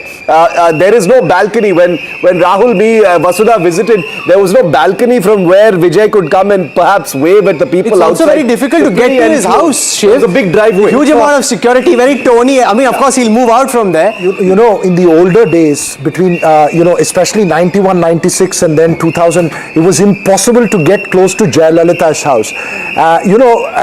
Whatever it may be, the DMK was not revolving around one star, so it was easier to get access to M. Karunanidhi. You can go put the mic on.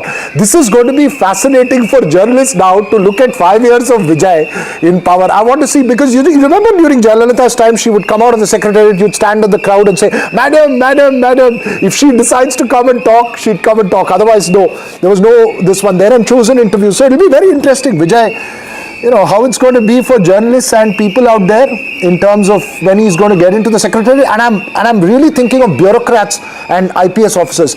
Let's not forget this state, 6 decades has only lived between these two parties. So they knew who was going to come to power. So it's going to be fascinating. Since we have his family on screen right now, the fact that we've spoken a number of factors because of which Vijay got the sympathy of people. One issue perhaps also the kind of scrutiny that his personal life was put under. Remember a couple of unsavory statements that were made about his personal life, a court case that suddenly appeared in the headlines. But he was pretty upfront about it. He was unapologetic. Padmaja, he was not spared anything. After the Karur tragedy, he was taken on by the DMK severely. And if anything, people think of you as an underdog, and when you drag in a personal angle, then the Janta just thinks that it's not just about that, right? Tell me.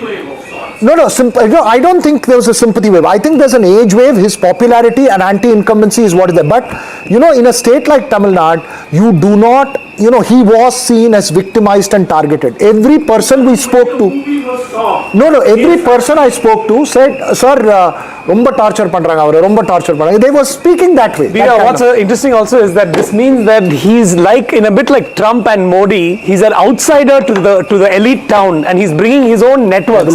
You said about bureaucrats. Everyone's going to have a bit of a shake-up, and it's going to be a new way of working from day one. I know, and that's going to change things up. I just hope it's a sort of a smooth way, because this is a reasonably better administered state. I hope absolutely. It's sort of, I don't know what it means in terms of such a tectonic change. When somebody who has never been in power, had the experience in politics as the CM, you have your strategists and politicians. One is to win an election, the other is to run a government. May I say something on Tamil Nadu? Just one line. Just an observation. I think there was a vacuum in Tamil between DMK and AIDMK basically, and since Jayalalitha is passing away, that vacuum probably has now getting filled in, because the other one, DMK, had a succession and Stalin took over, but in AIDMK it kind of broke away. So I think that's the vacuum and the boredom that came from the young people. So maybe that's the space that Vijay has taken up. You're right. I have one more thought. I feel that in a sense, Vijay has actually broken apart the original Dravidian model of 50 years that is held. Not that those values are going away, but in a sense, the space is opened up more for others. Stay with me. I want to go across now, live and exclusive on NDTV, to one of the key architects of the Bharatiya Janata Party's victory in the state of West Bengal. The man who was trooped on the ground making this happen. He made Haryana happen. Remember, in Haryana, where everybody thought it's impossible, Dharmendra Pradhan said, I will deliver Haryana for the party. He's been one of the key people delivering and working on the ground in West Bengal. He joins us now. Dharmendra ji, बहुत बहुत स्वागत. छा गए आपने तो ऐसी जगह पे बीजेपी को जिता दिया जहां पहले माना जाता था कि जीतना असंभव है. देखिए, 100 साल की बंगाल की जनता की आकांक्षा का पूर्ति हो रही है. मैं सबसे पहले बंगाल की जनता को नतमस्तक होकर आभार प्रकट करता हूं. बंगाल की जनता ने भारतीय जनता पार्टी के ऊपर, प्रधानमंत्री श्री नरेंद्र मोदी जी की सारे बातों पे भरोसा किया. एक ऐतिहासिक विजय है, देश का विजय है. इसकी एक लंबे समय की इम्पैक्ट रहेगा देश की राजनीति में. मैं फिर एक बार बंगाल की इस जनता की इस महत्वपूर्ण निर्णय को आदर करता हूं, सम्मान करता हूं. सर, आपने हरियाणा में एकदम जैसे क्रिकेट में कहते हैं ना, आप ट्रेल कर रहे थे, वहां से जिताया. यहाँ पे भी जितने ज्यादातर बंगाली भद्र लोग हैं या पंडित से, उनको लग रहा था कि कुछ भी हो जाए, बीजेपी का पश्चिम बंगाल में जीतना ऑलमोस्ट इम्पॉसिबल है. आपने इस इम्पॉसिबल को पॉसिबल कैसे बनाया? ये बंगाल की जनता ने टीएमसी की कुशासन के खिलाफ मत दिया है. घुसपैठियों के ऊपर उनकी जो विशेष प्रेम था उसके ऊपर वोट दिया है. वहां की नौजवानों की चाकरी नहीं था, जॉब नहीं था, इसके ऊपर वोट दिया है. विशेष करके बंगाल की महिलाओं के ऊपर एक जो अत्याचार की एक अनगिनत कथा आई थी, वो संदेश खाली हो या आरजी कर हो, जिस अहंकार से टीएमसी की नेतृत्व उस घटनाओं को हैंडल किया था.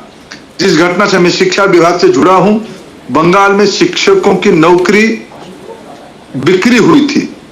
मंत्रियों के घर में नोटों की पहाड़ बरामद हुई थी. ये सारे अत्याचार के खिलाफ जनता की, जो बंगाल की जनता जो एक सोची समझी मत दिया है, ये उनको सारे श्रेय दिया जाते. सारे विषय जो भी बंगाल में काम कर रहा था उसको ध्यान में आ गया था. बंगाल बहुत बड़ी परिवर्तन की ओर बढ़ रही है. ये मेरी कुलीग है मनोज्ञा लोईवाल, बहुत वक्त तक आपका कैंपेन कवर कर रही थी, वो आपसे सवाल करना चाहती. मनोज्ञा, नमस्ते दादा. आज जय जगन्नाथ कहेंगे कि जय माँ काली? मेरा तो सबसे पहला सवाल यही है. जय जगन्नाथ, जय माँ काली दोनों ही कहूंगा, जय बंगाल कहूंगा. मिदनापुर में, नंदीग्राम में आपने बहुत कैंपेन किया. 2021 में भी आपकी बड़ी भूमिका थी और इस बार भी. तो what do we expect? Is it the credit goes to you for monitoring it completely again in Nandigram this time? नहीं, मैंने, आप जानते हो, सारी क्रेडिट बंगाल की जनता की है, भारतीय जनता पार्टी के असंख्य कार्यकर्ताओं की है, और हमारी सर्वोच्च नेता माननीय प्रधानमंत्री नरेंद्र मोदी जी के ऊपर बंगाल की जनता की, देश की जनता की भरोसा ही इस नतीजा का परिणाम है. What is Dharmendra Pradhan's message to Chief Minister Mamata Banerjee today? अहंकार की पराजय हुई, कुशासन की पराजय हुई, महिलाओं की साफ उन पे लग गई, गरीबों की, युवाओं की, किसानों की साफ उनके ऊपर लग गई. ये मेरी कुलीग हैं पद्मजा जोशी, वो आपसे सवाल करना चाहती हैं. Dharmendra ji, good afternoon, many congratulations. आपके एक धारणा थी कि एक अभेद्य किला है तृणमूल कांग्रेस का, वो तो आप उसके पार हो ही नहीं सकते। सबसे ज्यादा आपकी जो लीड्स आई हैं वो आई हैं मालदा मुर्शिदाबाद वाले एरिया में, साउथ 24 परगनास में, और आयरॉनिकली जिस डायमंड हार्बर मॉडल की बात की जा रही थी, that I challenge the Union of India to try and take on the Diamond Harbour model, उस डायमंड हार्बर की सीट पर अभी तक बीजेपी लीड कर रही है। क्या लगता है आपको इस पूरे उसका संदेश क्या है, और मोर स्पेसिफिकली जो मुस्लिम डोमिनेटेड एरियाज में बीजेपी को लीड कैसे मिली? क्या आपने वोट स्प्लिट किया? पद्मजा जी, रावण की भी अहंकार नहीं रही थी, ये तो सामान्य मनुष्य थे, ये खुद को भगवान मान बैठे थे, खुद को महान मान बैठे थे। बंगाल की जनता ने चुन चुन के, ये तो रिगिंग से वोट जीतते थे, भय दिखा के वोट जीतते थे, निष्पक्षता नहीं होती थी। मैं भारत की चुनाव आयोग को कोटि कोटि प्रणाम करता हूं, उन्होंने जिस ढंग से निष्पक्ष चुनाव करवाया, इसी के नतीजा है। धर्मेंद्र जी, एक सवाल मैं आपसे पूछना चाहती हूँ, क्योंकि हम जब पानीहाटी एरिया में गए थे, हिंगालगंज जैसे में गए थे, वहां पर और कोलकाता में भी, जब आरजी कौर का नाम सुन के कुछ महिलाएं जस्ट स्पॉन्टेनियसली जिस तरीके का उनका रिएक्शन होता था, आप आज प्रदेश की महिलाओं को खासतौर पर क्या कहेंगे? जो वेस्ट बंगाल की महिलाएं, ये मातृशक्ति की विजय है। बंगाल की महिला मां साक्षात दुर्गा के रूप में, काली के रूप में अन्याय अत्याचार को संहार किया है। ये विजय बंगाल की जनता की, विशेष करके मातृशक्ति की है। एनडीटीवी के मैनेजिंग एडिटर हैं शिव अरूर, वो आपसे सवाल पूछना चाहते हैं। Shiv. Dharmendra ji, first of all big congratulations to you. I am Shiv Aroor. I want to add to Padmaja's question on the Mahila vote, because the Trinamool had always been extremely confident. They were very dismissive of the BJP's appeal as far as the Mahila vote in Bengal is concerned. How did it happen? How do you explain this vote? Because Trinamool has created huge crisis of confidence on their leadership. The way they reacted during the Arjikar incident, during the Sandeshkhali incident, during the Durgapur incident, in all part of Bengal, they have huge atrocity on women. Women were at the receiving end. They thought this is their monopoly, they can do anything, they can get away. But especially women of Bengal, they are very conscious. There is a great history of Bengal's socio-political movement. They have rejected, they have taught a lesson to this autocrat people, the Ahankari people. ये कंचन गुप्ता आपसे सवाल करना चाहते हैं। कंचन दा। Dharmendra ji, namaste. The scheduled tribe vote has just been swept by the BJP. What do you attribute it to? Across the state, it's the same thing. Panchanda, you are a great observer. You are the part of the Bengal political culture. You know everything. Not only tribal, not only women, not only Matuas, not only Bhadraloks. All segment of Bengal has stood rock solid with Prime Minister Modi's leadership. This is the primary analysis of the thing. Later, all part of result come out from hill to Ganga Sagar.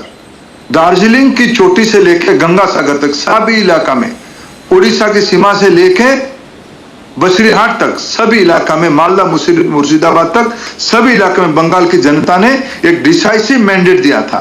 ये mandate spirit में, कांचन, आप इतिहास के विद्यार्थी हो, 1905 में बंग भंग के बाद बंगाल की जनता के मन में एक आक्रोश था। बंगाल की जनता एक बड़ी विषय पे बंधा हुआ था। मैं पड़ोसी राज्य से होने के नाते, बंगाल के समाज के एक ऑब्जर्वर के नाते, मेरे मन में संतुष्टि है। श्यामा प्रसाद मुखर्जी जी की विजन, जिस मुद्दे को लेकर बंगाल लंबे समय तक इमोशनली जुड़ा हुआ था, इस बार चुनाव में उस विषय के लिए उन्होंने मतदान दिया है। Shankar Aiyar has a question for you. Dharmendra ji नमस्कार, कॉन्ग्रेचुलेशंस। नमस्कार शंकर जी। आप बगल के राज्य से हैं और उस बगल के राज्य में भी ऐसे ही उथल पुथल आपने कराया था 2024 में, तो उसमें और इसमें क्या कॉमन है? देखो, एंटी एस्टेब्लिशमेंट दोनों जगह पे था, लेकिन बंगाल में अत्याचार आसमान छू चुकी थी, अहंकार आसमान छू चुकी थी, भ्रष्टाचार चरम पे था, और बंगाल की जनता को डर भर और आतंक दिखा के तृणमूल के लोग लंबे समय तक अख्तियार करने का एक सफल फॉर्मूला बना लिए थे। उसी को प्रजातंत्र के नाम दे रहे थे। ये इस प्रकार की नतीजा, मैं बंगाल के चुनाव के नतीजा को देश के अन्य सभी इलाकों से अलग मानता हूं। बंगाल की पृष्ठभूमि पिछले 50 साल में पहले लगभग 35 साल कम्युनिस्टों ने, बाद में 15 साल टीएमसी ने बंगाल की डेमोक्रेसी को बंधक में रखा था, होस्टेज में रखे थे। दारिद्र्यता चरम पे होने के बावजूद विकास नहीं करना, लोगों को भय दिखाना, ये सिर्फ एक चुनाव की नतीजा नहीं है। बंगाल ने इस बार 50 साल की एक अलग पैटर्न पे गया है। ऑटोक्रेटिक पैटर्न को तोड़ के एक डेमोक्रेटिक पैटर्न को अपनाए। ये सिर्फ एक 2026 की चुनाव नहीं है, ये पिछले 50 साल के कई चुनाव के अंदर जो कुंठा थी, जो रिलेक्टेंस थी सोसाइटी की एक पॉजिटिव मैंडेट करने के लिए, जिसकी मैंने कहा हिस्टोरिकल बैकग्राउंड था। नए रिसोर्स घुसपैठियों के पास जाएगा क्या? बॉर्डर ऐसे ही खुले रहेगा क्या? चाकरी नहीं मिलेगा? इस सारे के ऊपर हिस्टोरिकल फैक्ट, कल्चरल फैक्ट और आज की रियो पॉलिटिकल, रियो economic, socio economic issues Bengal के चुनाव की नतीजा है। Mahua Chatterjee has a question for you. Mahua. Dharmendra ji, congratulations, and just one short question to you on this forum, and I want to ask you, you've been involved with elections in various states, and you are an experienced person on this on behalf of your party BJP.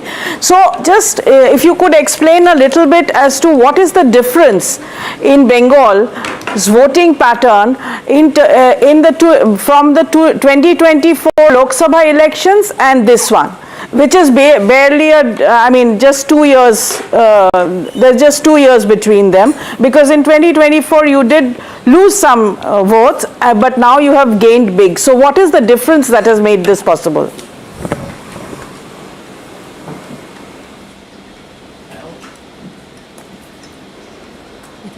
Rahulji, I couldn't hear Mahuaji. Okay, let me see if I can get Boria Majumdar to ask a question. Boria. As a Bengali, Dharmendra ji, every time we talk about Bengal and I hear we don't have opportunities, there are no jobs, so I have to go somewhere else, somebody has to go somewhere else, go and seek opportunity, employment, whatever. After this victory, do you reckon we will seriously now have the Bengali talent go back to Bengal, get opportunities, see progress, see no longer corruption? The Bengalis will finally get it all back? Certainly. On all this issue, we have fought election. We have assured, we have promised in our manifesto. There will be new jobs will be there. The industrialization will start again in Bengal. The agricultural field of Bengal will be again flourish. All these new economic activities, I am thankful to Prime Minister Narendra Modi. Since last 12 years, Prime Minister Modi's priority is towards eastern part of the country, be it Bengal, be it northeastern states like Assam and other states, be it Bihar, Jharkhand or Odisha and Chhattisgarh. These are the part where Prime Minister Narendra Modi consistently saying one thing, unless until there is a Purvodaya, Bharat cannot be developed. So Bengal is the epicenter of this Purvodaya movement. Bengal, Kolkata is the capital of this economic activities of this eastern part of India. Certainly, primary responsibility will be job, primary responsibility will be security of women, primary responsibility to restore the education ecosystem of Bengal, the glorious Bengal, Sonar Bangla. The primary responsibility will be how to safeguard the border, how to create a security system in our country. All these things we have promised during the election. Prime Minister himself visited many parts of the Bengal and assured people to look into, to take care of all these things. People of Bengal has reposed their faith on BJP and Prime Minister Modi. Now our primary responsibility is to fulfill all those things. One last question. Veer Sanghvi has a question for you. Then we let you go, Minister. Yes, Veer. Dharmendra ji, congratulations. I only will be appearing on this program to congratulate you every time. But thank you, Vijay. But sort of basic question. We've been hearing your colleagues, particularly your colleagues from Bengal, and they're all talking about Hindu consolidation and resentment of minority appeasement, etc., etc. It's inevitable that in the spirit of Hindu triumphalism, there will be a degree of insecurity among Bengal's Muslims. Do you have anything to say to them? No. Vijay, you are a very skilled socio-political analysis of this country. Let me assure you, we are in charge of majority part of the country today. There are a lot of minority population in other part of country, UP, Bihar. We have successfully running government in Assam where sizable of local Muslim community are there in Assam. They all are with Bharatiya Janata Party. We own Western Uttar Pradesh last time. Many of my colleagues were looking into the assembly election of Western Uttar Pradesh in 2022. This apprehension was there. I assure you, yes, certainly we are further, we are anti-infiltrator. We have made an issue of Ghuspetia. The way Mamata Banerjee has patronized this infiltrator, the Ghuspetia, there is a religious point out of that issue. But I am assuring, and Bharatiya Janata Party and my primary philosophy, सबका साथ सबका विकास, सबके लिए प्रयास. धर्मेंद्र जी, जाते जाते ये बता दीजिए, अब आपकी सरकार उड़ीसा और बंगाल दोनों में है, तो रसगुल्ला किसका है? उड़ीसा का या बंगाल का? उड़ीसा का है. महाप्रभु जगन्नाथ की रसगुल्ला है, रसगुल्ला दोनों की है. आज तो रसगुल्ला खाने की टाइम है. आप क्यों झगड़ा लगा रहे हो? बंगाल भी हमारा Anga Banga Kalinga entire cycle is complete today. सबका साथ सबका rasgulla.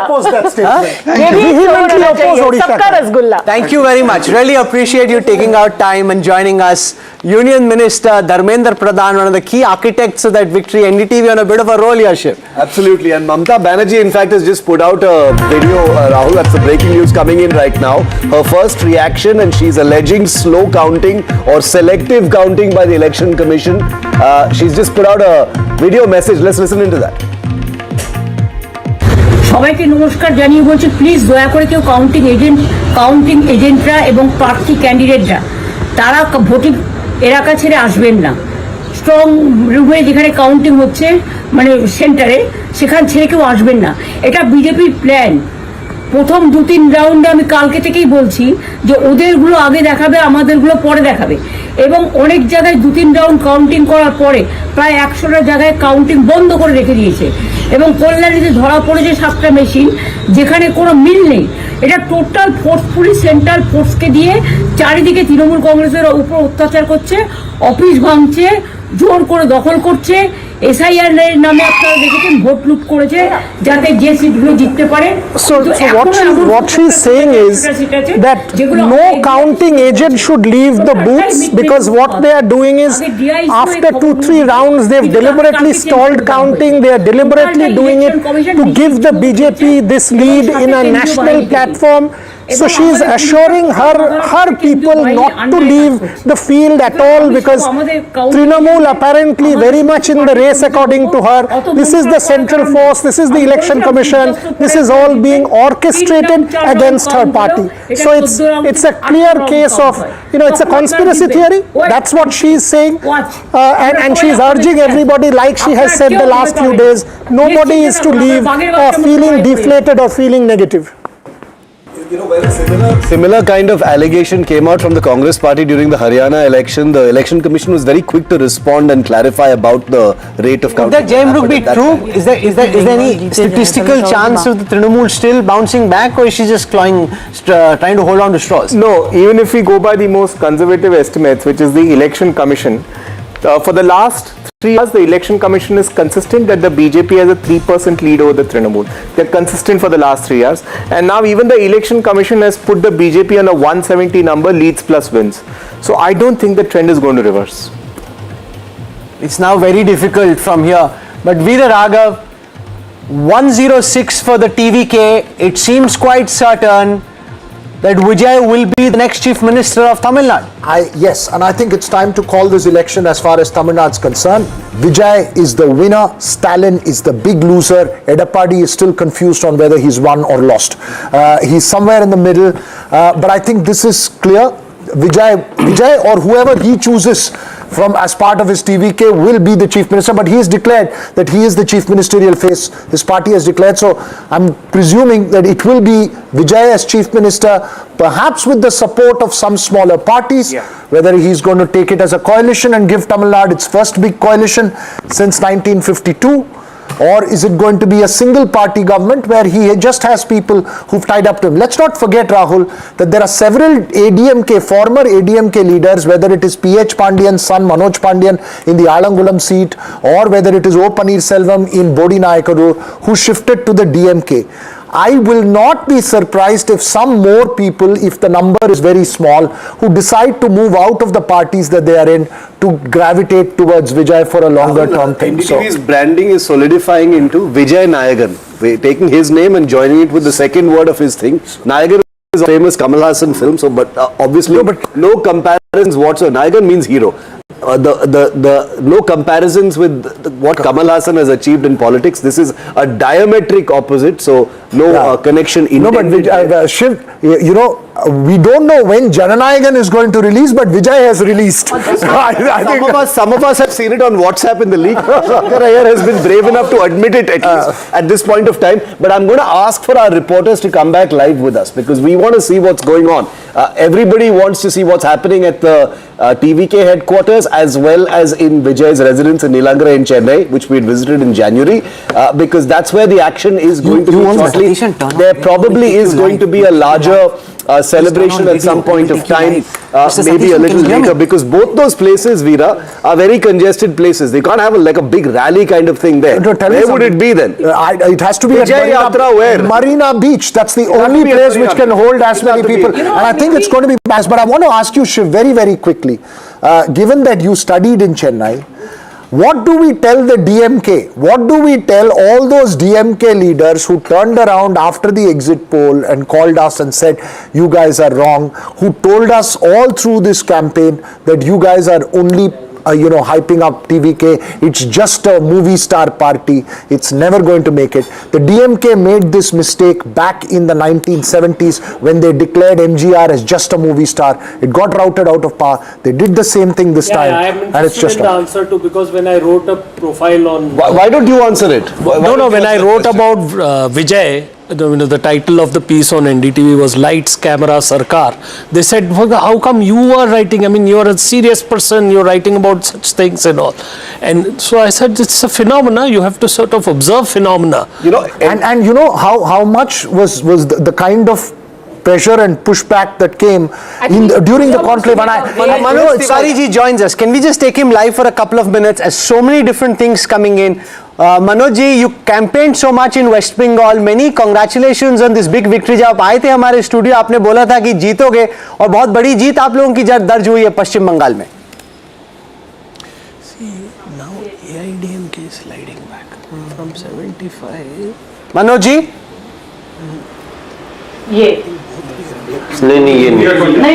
Sir, Sir, we want to take you live. Can you hear me, Mr. So we don't have that link with Manoj. I'm going to come to that in just a minute. Okay, I'm joined at this moment, live and exclusive, by one of the key architects of the Congress's victory in Kerala, Vijay Satishan, the man who led the campaign for the Congress party, joining us on a day when he's delivered a historic victory for the Congress. Mr. Satishan, welcome, congratulations. Thank you very much. Thank you very much. We have declared that we may get. Let me try that again. There's a lot of chaos, but he's willing to come live. Let me try that again. Vijay Satishan led this massive campaign, did a big Padyatra, took on the mighty Pinari Vijayan, and has now managed to take the party to power. If you go by popularity sweepstakes, he's actually leading the charge, potentially, Veera, to be the next Chief Minister. No, and categorical. He's a very, very... Okay, he's there. Let's listen to him. Sir, congratulations. Fantastic victory. Very well done. Explain to us how you made it happen. Mr. Satishan, you're live on NDTV. Whatever you say is live. So tell us, how did you make this happen, sir? I'm happy to say that we have predicted that we may get more than 100 seats. Now we got more than 100 seats. Right. Veera Raghav has a question for you. Now we are crossing 100 seats. Now we are crossing 100 seats. Now it is 103. Okay.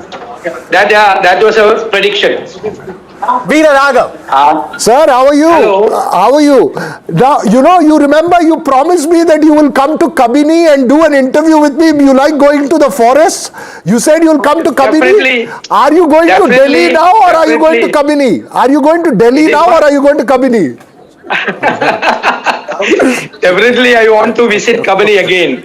No. As I said a few earlier. Will you be the Chief Minister of Kerala? Will you be? That will be decided. That will be decided by the Congress High Command. There is a procedure. You know that there is a procedure. I am not the competent person to say anything about that. Now, we predicted more than 100 seats. We are now reaching more than 100 seats. We are very happy. There was an anti-incumbency against the government, and we said to the people that we have been criticizing the government for a long time. At the same time, we said that we have alternatives. Wherever the government failed, the UDF have alternatives. Now the people believed us that we have alternatives. In the fiscal situation, Kerala is vulnerable, health, education, everywhere, and the brain drain is happening. And we have made a detailed study. This may be the first opposition in the entire country. We have done a homework. For the last 2 years, we have been doing this thing. And we have conducted many conclaves. We interacted with many experts across the world. Then now we have documents in each and every subject. Now we are going to implement. Definitely our UDF government will implement what we promised to the people of Kerala. Sir, you are being very modest. The fact is your Padyatra had a very big role to play. What's the lesson you think the Kerala Congress is sending to across the country? The way you're active on the ground, your Padyatra on the ground had a big role to play in this victory, Mr. Satishan. Yes, I agree with you. We have very good organization setup. We have built up our organization setup, definitely, number one. And we have taken some positions. We have taken a pakka secular position. Nobody was ready to take such a position, secular position. Some of the groups declared their support to us, some extreme outfits. We said, no, we don't want your support. We don't want your support. We have taken secular stand, the people believed us. All the community, across the state, all the communities voted for us.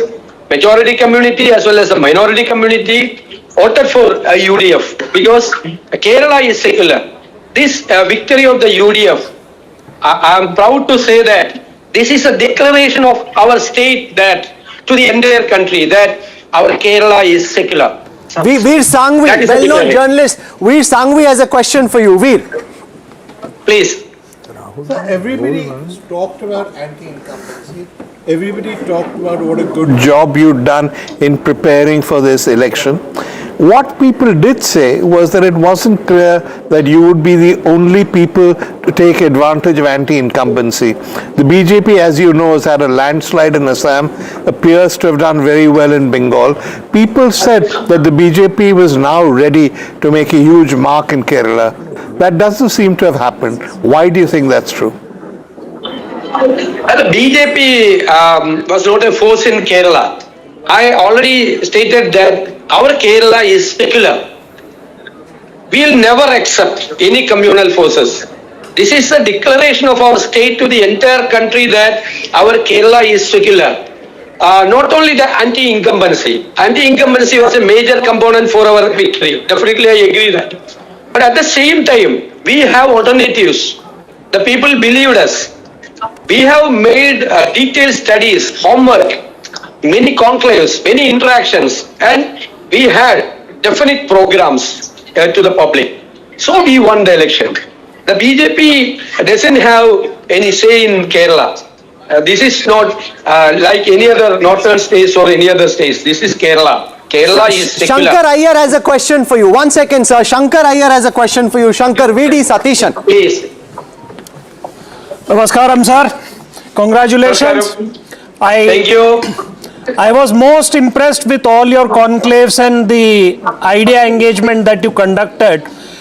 Now, if you were to give the Congress party president and the others one advice on how to win elections, what would it be? I am not a eligible or competent person to advise Congress item and nothing. But you agree they need advice? But the problem is that Kerala is different. We have organizations set up everywhere. Organization in every booth and every ward. across the state, we have booth committees. When we started with that booth committees, the first work was to constitute the booth committees everywhere. Second work was to enroll the entire voters. Those who are voting for the Congress party or UDF. Third, the social engineering. Then we should have definite positioning, a secular plan. There is a secular plan. We have taken very strict secular positioning. And I think the fourth one is, we should have definite plans to the entire state. I think the entire youths of Kerala voted for us. Major percentage, maybe more than 70% voted for us because of the hope. Because we have interacted with the youngsters. We have to interact with the entire sector of the people. Then there should be credibility. When we are saying something, the people should believe that we will implement that. The credibility factor in politics is also very important. And people believe us because we are credible. Okay, Shiv Arur, I know you need to go. Shiv Arur has a quick question. Shiv. Mr. Satishan, very, very warm congratulations to you on a well-deserved performance by your coalition in Kerala. My quick question to you, I know you dodged this question earlier. There is no shortage of talent in your party to be leader. Do you think the process of selection of Chief Minister is going to be a smooth process? The reason I asked this question, sir, is because, as we've seen, there are no shortage of contenders in Kerala. That should be very smooth. Because people are observing, the entire people of Kerala are observing what we are going to do. When we are, the believers has a fear about the God, we the people's representatives should have a fear about the people of Kerala. So we know that the people are observing what we are going to do. So it should be a smooth process. So how will you celebrate? How will you say? You're looking very, very serious through all this big victory, rare victory for your party. How will VD Satishan and the Kerala Congress celebrate? We are celebrating with the people of Kerala. The people are celebrating. We are with them. What is there for Sadhya today, sir? What are you eating today? What is there for lunch? All our colleagues are distributing sweets. Okay, we'll leave it there. Definitely we should have a Kerala Sadhya. And you have to invite us for it as well. Please don't eat without us. We'll come and join you and have some lovely Kerala Sadhya. Thank you very much. Thank you, sir. Thank you. VD Satishan, the man who arguably should be the next Chief Minister if you go by popularity ratings. No, and also in terms of the fact that, but you never know with the Congress, but the fact is that he was the one who led the Padayatra. And I'll also tell you this. In the conclave, when I asked him specifically this question, and today he was a little more muted in his answer, I asked him, is it okay for a party to go into an election without a chief minister? He said, I have my own personal views on it, but I'm not going to express that. The party high command has decided to go with one thing. He's very clear that he wants. Two star singers with us. No, don't call them singers, Shiv. They'll be very upset. Very serious politicians. But also singers, come on. Just a quick Can we quickly take Manoj Tiwari ji? He worked very hard on this campaign. Manoj ji, स्वागत है आपका. बहुत बड़ी जीत हुई पश्चिम बंगाल में Bharatiya Janata party की. Is this like in some ways the last dream finally coming true in West Bengal, Manoj ji? Yes. Rahul ji, इसमें कोई दो राय नहीं कि पश्चिम बंगाल की जनता ने एक बहुत बड़ा मैंडेट दिया है. अभी आपके स्क्रीन पे मैं देख रहा हूं 190 प्लस का आंकड़ा बीजेपी की तरफ. और देखिए, मैं तो 36 विधानसभा में 43 इवेंट में गया हूं और उसके साथ साथ किसी के घर में खाना, किसी के साथ चाय पे चर्चा, कि कोई फ्लाइट में मिल गया. मुझे एक डायलॉग एक व्यक्ति का याद आता है. वो गुरुग्राम से जा रहे थे कोलकाता, फ्लाइट में मिले और 35-36 साल के युवा थे, नौकरी करते थे बाहर बहुत अच्छी. वो बोले मेरे पापा ने बोला है, मेरे फादर ने बोला है कि बेटा वोट डाल के जरूर जाना। तो मैं सुना, मैंने ये नहीं पूछा किसको वोट डालने जा रहे हैं, बट उतरते समय उन्होंने कहा मोदी को बोलो पश्चिम बंगाल को बचा ले। ये एक लाइन ना मेरे दिमाग में गूंज रही है और फिर मैं रिजल्ट देख रहा हूं। मैं ये पश्चिम बंगाल के 36 जगहों पे मैं कहीं 85 ईयर की एक बूढ़ी माता से मिला, वो जंगीपुर है मुर्शिदाबाद में। लोग जिस प्रकार से इस बार संदेश खाली, आरजी कर, इसका जवाब देने के लिए इकट्ठे थे, उनको सिर्फ एक ही चीज चाहिए थी, हमें वोट डालने की आजादी हो जाए। ओके। और आज जैसे ही एक गरीब को एक बहुत हल्ला गुल्ला नहीं करके चुपचाप वोट डालने वाले को ये जो मौका मिला ना, इसका ये परिणाम है। Padmaja has a question for Maithili Thakur. Padmaja. पार्टियां कुछ भी कहेंगी, लेकिन पश्चिम बंगाल के 90% घरों में चुनाव आयोग और उसके प्रति बड़ा धन्यवाद भाव है। सवाई बोलछे আমরা चुनाव आयोग के धन्यवाद जानाक्षी। तब मैं एक स्टार प्रचारक के साथ साथ में पुराना पश्चिम बंगाल की धरती से मेरा नाता है। मैं वहाँ नौकरी करता था, मैं सबको बताता था आमी ओखाने चाकरी करछिलाम, आमी राजस्थान माठे क्रिकेट खेलछिलाम। तब मैं इस रिजल्ट को बहुत बड़ा मानता हूँ। मैंने चुनाव में गीत गाया था कि माँ माटी मानुस पुकारे मत बटना इस बार, এই बारी पलटानो दरकार और हो गई बीजेपी सरकार। मैं पूरे बंगाल के अलग अलग क्षेत्रों में गया हूं राहुल कंवल भाई साहब। जी जी। और मैंने जो अपनी आंखों से देखा है, लोगों ने ठान लिया था कि अब इलीगल बांग्लादेशी घुसपैठियों का राज नहीं चलने देंगे, अब पश्चिम बंगाल के मां माटी मानुस का राज होगा। दीदी ने जो भ्रष्ट और क्रूरता का चरम पार कर गई, उसका जवाब पश्चिम बंगाल की जनता ने दिया है। मैं नरेंद्र मोदी जो आपने बात कही है, जो विश्वास उन्होंने कमाया है, और खास तौर पे जिस तरीके से आपने बांग्ला भाषा में ही बात की है, इसका अन्य हिस्सा आपने बहुत एक्सटेंसिवली आपने समझने के लिए बहुत देर तक समीक्षा करनी होगी। बिल्कुल। और आप दिल्ली के सांसद हैं, उत्तर प्रदेश के मूल निवासी हैं, मैथिली ठाकुर। आज आपको यह भी याद कराना चाहता हूं कि भारत के पश्चिमी घाट को मंडित करने वाले महासागर के किनारे खड़े होकर मैं ये भविष्यवाणी करने का साहस करता हूं कि अंधेरा छटेगा, सूरज निकलेगा, कमल खिलेगा। अटल बिहारी वाजपेयी जी को याद करना चाहता हूं। नरेंद्र मोदी जी ने उनकी बातों को अक्षरशः पूरा करने का संकल्प लिया, आज पूरा हो रहा है। जी मनोज जी, क्योंकि आपने जो एक्सटेंसिवली कैंपेन किया है, क्योंकि एक धारणा थी, and we also have Maithili Thakur with us. I think maybe perhaps Manoj Tiwari has lost the line, so he can not hear us, but let us bring in Maithili Thakur also at this point, because remember in this entire campaign you had the whole narrative of how it is a question of a sort of an invasion of the outsider, the other, on the Bengali identity. But then you've got people like Manoj Tiwari, like Maithili Thakur, who are speaking in Bangla, who are campaigning in Bangla. There are large pockets, and in Howrah, in Hooghly, in fact even in Kolkata, which have Hindi speakers, who this time have flipped from the TMC towards the BJP. Maithili ठीक है, आप काफी आपको प्रचार करना पड़ा, जगह जगह जाके हर सभा में जहां आपको देख रहे थे, रविंद्र संगीत तो आपको हमेशा बोल रहे थे कि मैथिली दीदी सुनाइए, पहले बिहार अब Bengal.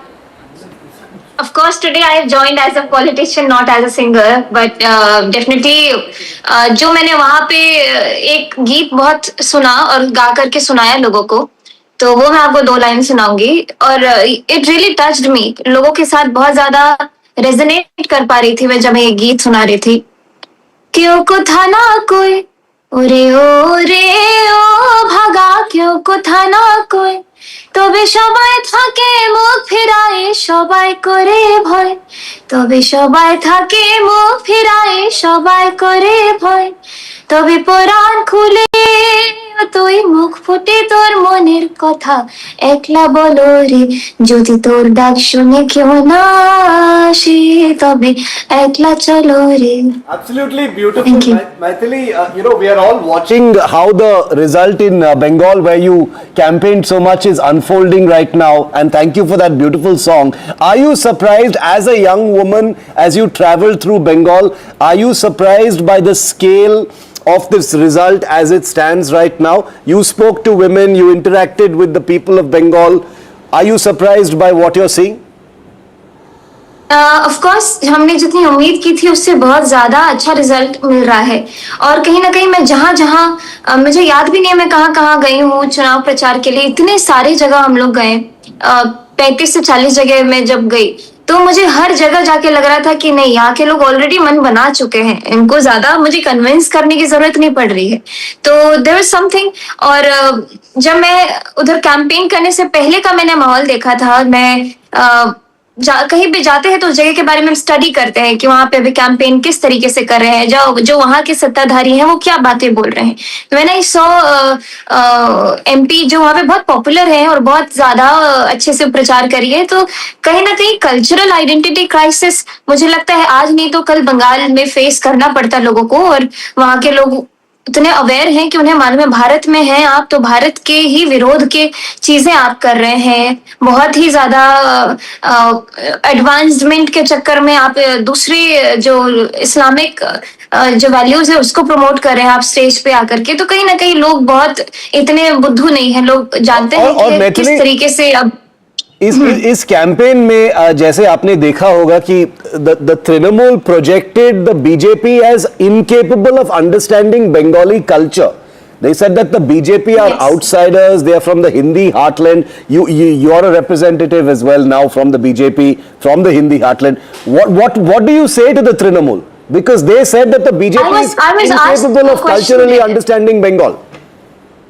Of course, I was asked a question there. एक वहाँ की रिपोर्टर ने पूछा कि यहाँ पे दीदी बोल रही है कि बीजेपी आ जाएंगे तो यहाँ पे मछली बंद हो जाएगा तो मुझे हिट किया कि अच्छा इस तरीके की भी बातें बोली जा रही है लोगों को बहलाने के लिए खुद मैं कंठी पहनती हूँ तुलसी पहनती हूँ मैं तो नहीं खाती लेकिन मैंने कहा कि मिथिला में तो माछ खाना ट्रेडिशन ही है और ये सारी बातें अगर यूज कर रहे हैं तो मतलब स्वे वोटर्स तो ये बहुत अलग ही लेवल का उधर चल रहा था हर एक छोटी छोटी बात पे राजनीति हो रही थी तो लोग ऑलरेडी अवेयर हैं लोग जान रहे हैं वो लोग देख रहे हैं कि जो बीजेपी गवर्न स्टेट है वो कितना डेवलप किया और वही डेवलपमेंट उनको बंगाल में चाहिए तो कहीं ना कहीं यूथ खास करके और महिलाएं इन्होंने बहुत मेजर रोल इस बार निभाया है You know, we see these firecrackers going off outside the BJP office in Kolkata and Salt Lake. But Maithili, you know, since you spoke of the youth and women, specifically, I will request you to sing. You also referred to Shuendu Ghosh, I think the speeches that she gave from stage without yes. naming her. So, when I'd spoken to you earlier, you had said that in this place, from Bihar to Bengal, there are cultural similarities, and you had Ram Dhun to sing in response. For everyone watching you today, even as we see the results pouring in, would you like to sing a few of those lines? Because I think that is something everyone who watched you on our channel really connected with. और जो माहौल मैं देख रही हूँ आपकी TV screen पर मैं उसी को ध्यान में रखते हुए सुना रही हूँ राम आएंगे तो अंगना सजाऊंगी दिया जला के दिवाली मैं मनाऊंगी मेरे जन्मों के पाप सब मिट जाएंगे राम आएंगे मेरी झोपड़ी के भाग आज खुल जाएंगे राम आएंगे धन्यवाद Manogya has a question for you. Manogya. I wanted to ask you that you've been to Bengal during this campaign. What is the major difference that you see between Bihar and Bengal? And also, what is your message to Chief Minister Mamata Banerjee today?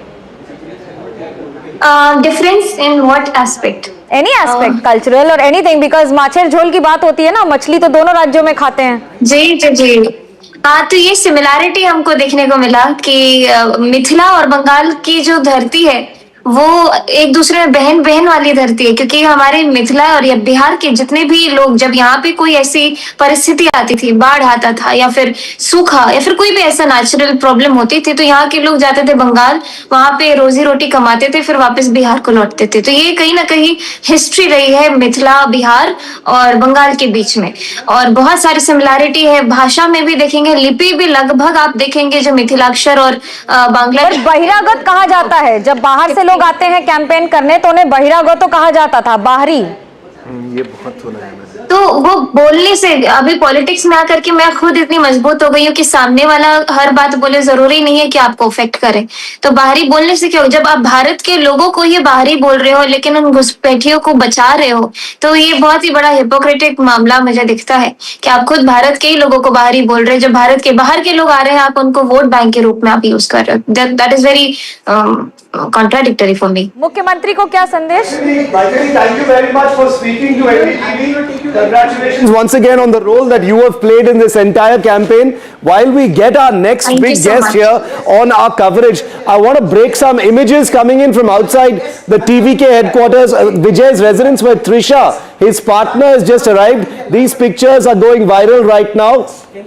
These are pictures of Trisha outside Vijay's residence. Okay, starting. Okay. Okay, I want to go across now to one of the key architects of the Congress's victory in Kerala, Ramesh Chennithala. He's led the Congress party on the ground. He joins us now live and exclusive on NDTV. Mr. Chennithala, welcome. Many congratulations on a hard-fought victory. Thank you very much. Thank you. We went to Trinamool when the Kerala power play was happening. You sounded confident then. Are the numbers in keeping with your expectations, or have you won bigger than you thought you might in Kerala? The people of Kerala has given us a befitting reply to the misrule of CPM of the last 10 years. Now, United Democratic Front, UDF, led by Congress Party, is winning more than 100 seats. This is a historic victory for the Congress and the UDF. I feel that the people of Kerala understood the real politics of CPM and left Democratic Front. So we are very happy today, and we are thankful to the people of Kerala. And under the leadership of Sri Rahul Gandhi, I was a chairman of the campaign committee. Under his leadership, we had prepared everything properly, and the campaign was very good, and the organizational weakness were removed, and we all worked together. That is why every Congress worker, every UDF worker were unitedly fighting for this victory. So my colleague Veera Raghav has a question for you. Veera. Sir, how are you? You know, I want to ask you this question in a very delicate way. Who deserves the most to be the Chief Minister of Kerala? Is it the leader of opposition or the chief of the campaign committee? Yeah, tell me. Hello. Who deserves to be the Chief Minister of Kerala? The leader of opposition or the chairman of the campaign committee? Please. Who do you think deserves to be the Chief Minister of Kerala? The leader of opposition or the chairman of the campaign committee? He doesn't want to answer that question. Sir, what kind of a government should Kerala expect? Try and answer that question. Can you hear me, Mr. Chennithala? If you hear me, I don't think he can hear us just then. Okay, we'll try this again. Veera, you bold a googly boss. Ask him some simpler question. Vijay's father is speaking. Vijay's father, yes. I want to go back to those pictures very quickly which we were showing our viewers because Vijay's father is speaking. That attitude. First of all, for a leader, that boldness. No alliance. I will stand with my own legs. Was stubborn in this. So, it's a good thing for Tamil Nadu and Tamil peoples. Definitely, I think is a historical success, historical victory for Vijay. We saw your celebration along with your family members. Madam was also joining you in the celebration, sir. It's a big day for your family. Your family is now seeing Mr. Vijay as the Chief Minister of Tamil Nadu. Have you ever been discussed when Mr. Vijay was in his childhood days? Have you ever dreamt of your son will be the Chief Minister of Tamil Nadu? But I will motivate it, always be motivated, because as a human, you should not be as a only artist. You must have some social thinking. So last 30 years, he was having in his mind, we have to do something for the society, for the Tamil people. It was there in his mind last. Slowly he has developed these things. Today he is going to be the Chief Minister of Tamil Nadu. So a lot of fans of Vijay are now weeping. They are crying that Vijay Thalapathy will be the Chief Minister. He will be swearing in as the Chief Minister of Tamil Nadu. He will be representing 7.5 crore Tamil people. So how do you see it? I can see your eyes with emotions now. No,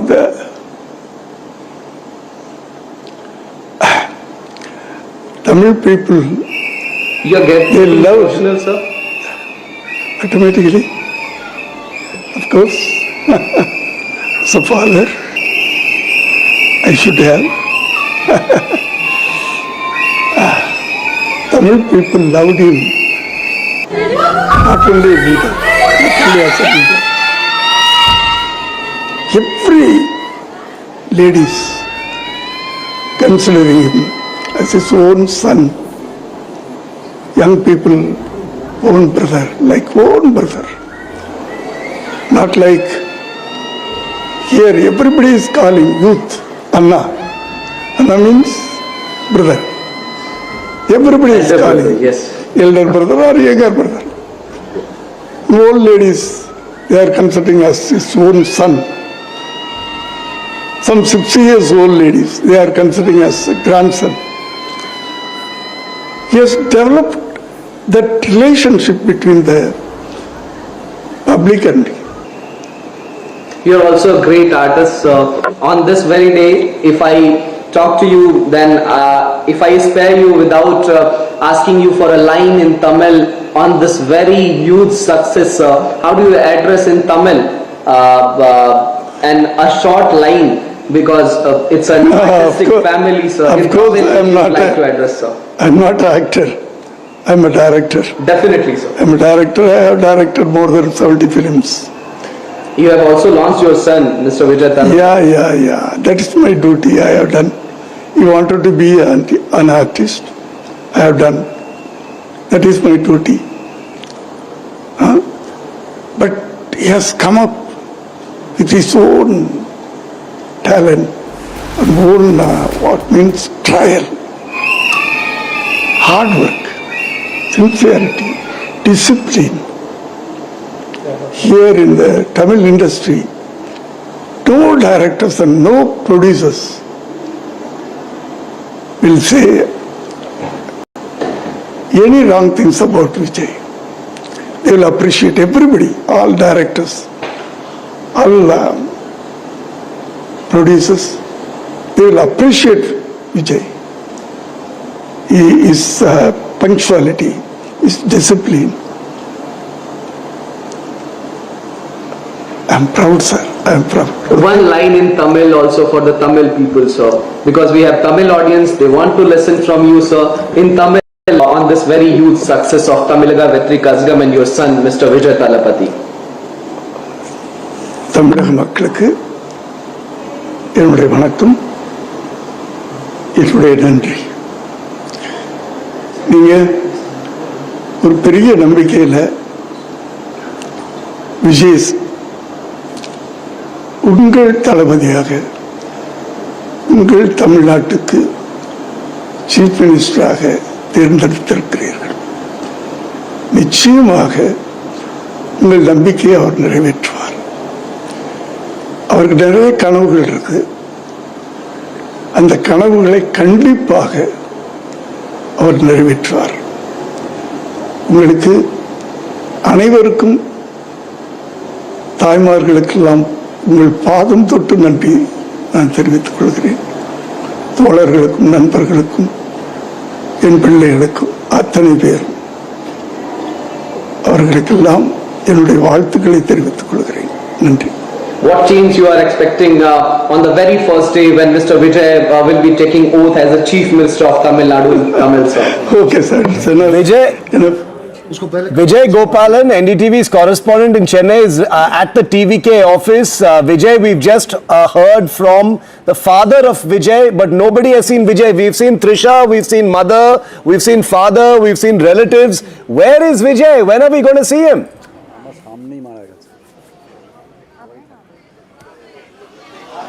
Sure, as we speak, Vijay is at residence only. I think today, post-afternoon, once they get clear picture of results, Vijay might visit party office. Remember, just few days back only, Vijay held meeting with all candidates where he had said that by evening, he requested all candidates to visit party office once they got... Vijay, stay with us. Stay with us just for a moment. We're joined live and exclusive at this time on NDTV by a very special man. And can I ask all the NDTV pundits and anchors to pull out their whistles? Can you pull out their whistles? Because this indeed is whistle time. And it is whistle. And I want to make very clear, we're not celebrating any of the politicians who won. We're celebrating Pradeep Gupta, who got it right. So much was said about exit polls being bunkum, all fakery, this, that. The one man who said that TVK will do well in Tamil Nadu to the extent that they can win. We want to go across live and exclusive to the Access My India office in Mumbai. Joining us from there is Pradeep Gupta. I want to call Veera, Shiv, Padmaja here. We'll have him queued up at the back. There he is. They're all dressed up in their Access My India clothes, which is fine too. Gupta ji, ये तो आप तो मतलब ये धुरंधर style की entry हो रही है. Can he hear me or can't he hear me? That's the big question. Pradeep ji, can you hear us or not? Dhurandhar style entry हो रही है आपकी. I don't know, but the problem is, can he hear me or not? That's the bigger question. Pradeep Gupta, can he hear us? He's got a full cake and stuff lined up, which is pretty interesting, and he actually deserves it. This was a tough one. We needs to cut out on a limb. You know, his neck out on this one. No, but can he hear us or not? We sang we till then, till we get him right, till we get him. They're all celebrating. Okay, there he is. Pradeep ji, आवाज आ रही है कि नहीं? आ जाओ इसको बाहर निकालो. अरे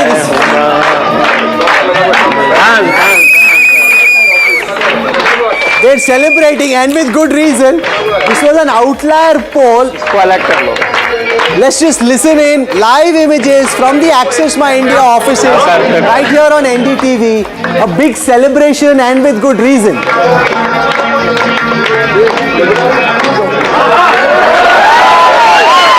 Access My India, exit poll 27. Hey, he's dancing. The cameraman should show the dance. Oh no! No, we'll get it again.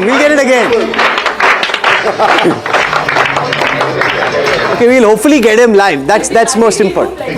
Yeah, there'll be plenty. That is not the step that he should be doing today. You know, we should send a tutorial video for him for the Talapati Kacheri song. That's the step he should be doing today. If we get him live, Veera, you're going to teach him how to do that. Pradeep ji आवाज आ रही है कि नहीं? वो अपने में ही लगे हुए यार, आवाज ही नहीं आ रही उनको. प्रदीप जी आवाज आ रही है कि नहीं? Pradeep ji, can you hear me? अच्छा. प्रदीप जी आवाज आ रही है कि नहीं? हाँ, कम आ रही है राहुल. हाँ, इतना जोर से म्यूजिक अपने ही ऑफिस में सुनोगे तो हमारी आवाज कहाँ से आएगी? First and foremost, you know, we have these whistles out for you, and the whistles are for the fact that you got the poll right, which is quite fantastic. Well done. You know, these whistles are ringing loud. Huh? You don't have a whistle. You don't have there's one right there. Science victory, this is the science, the data science, and second is Axis My India team working in ground and working in back office here in Bombay. This is the victory of science, data science. You would see that why the other polling agency could not predict or could not capture the mood on the ground, because we at Axis My India, we go to all the seats all the time. If you see all our 4 states, all of them this time on the exact poll. That is what Axis My India is known for. Once again we are able to predict exact poll in these 4 states where we have predicted. Once again, the good and the hard work of the Axis My India team in all 4 states where we have done, and we all know that we haven't predicted the Bengal. Pradeep ji, first of all, congratulations. It's great to see your young team for once, along with all of you, all your team members who did all the hard work are there. If you can hear me, you know, the day after you came out with your exit poll, we grilled you again, asking you if you are confident about your projections on Vijay, and you said you are even more confident. So you must be very happy for sticking your neck out.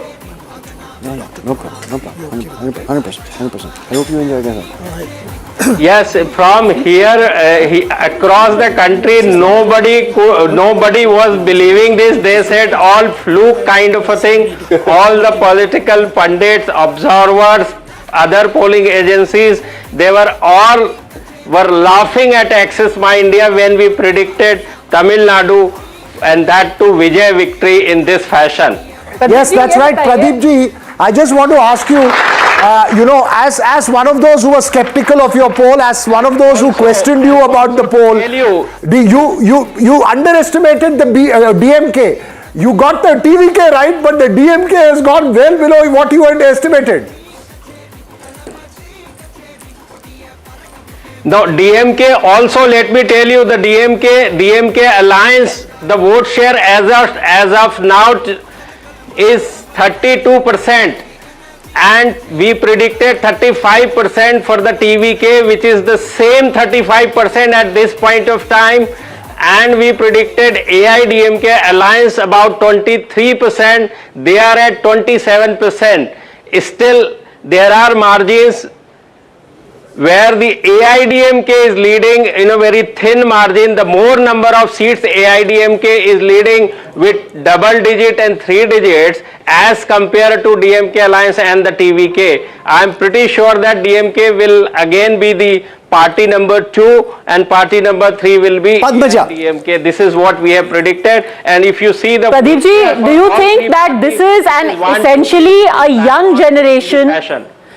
Would you classify this as a young generation, you know, next or rather a next gen vote, where there is a generational change in the way that Tamil Nadu has voted, and it has voted above the traditional binaries, the traditional tropes we had seen so far working in Tamil Nadu?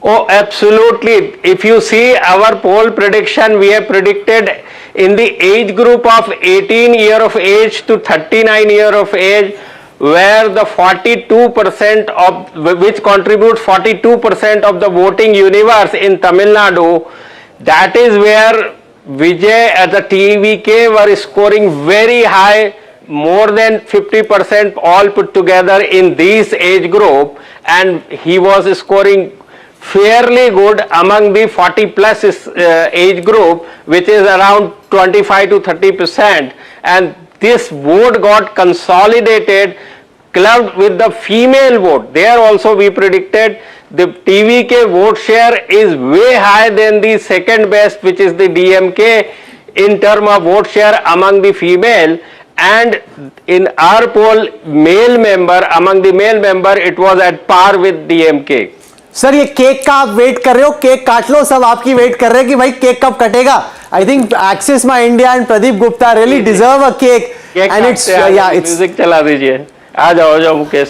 और sir आपका world famous in India dance हमने miss कर दिया था. नहीं, वो dance miss नहीं हुआ था, ऑन एयर हुआ था, हमारे यहाँ पे ये कटा हुआ था, लेकिन एक बार आपका वो डांस भी बनता है. And you know, imagine people were laughing polling as being bogus, etc. The fact that they've got this right is very, very incredible. This can't be a fluke. You can get some. This is what my core belief has been for a very long time. You can get some polls wrong, but you can't get this kind of a result unless you've done real polls. Okay, let them celebrate. Let them celebrate. Let's cut to them. Hello.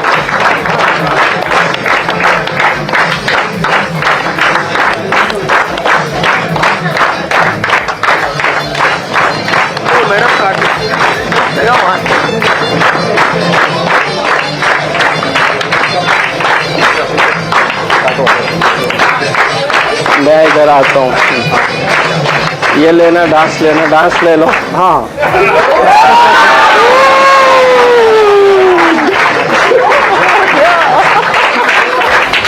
No, but Pradeep ji, that's not going to work. Veera has the move. Veera, please. Pradeep, wait. You have to do the Vijay. This is the victory of Vijay. You can't do some non-Vijay move, Pradeep. No, I wish I was not in a dhoti. Pradeep ji आवाज आ रही है कि नहीं? Pradeep ji, can you hear us? There's a lot of noise at the back. Oh, give us a moment. We said that right.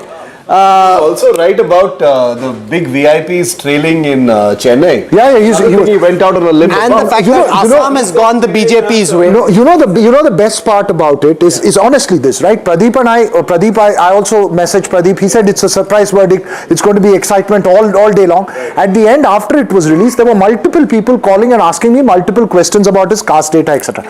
So, I think the beauty is that he had data.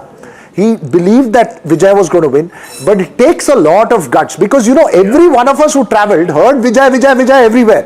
But a lot of us felt, okay, no, it may not. Why risk this possible? So I think the fact that he risked it out. And so we want to go across live to one of the key campaigners of the BJP in West Bengal and elsewhere.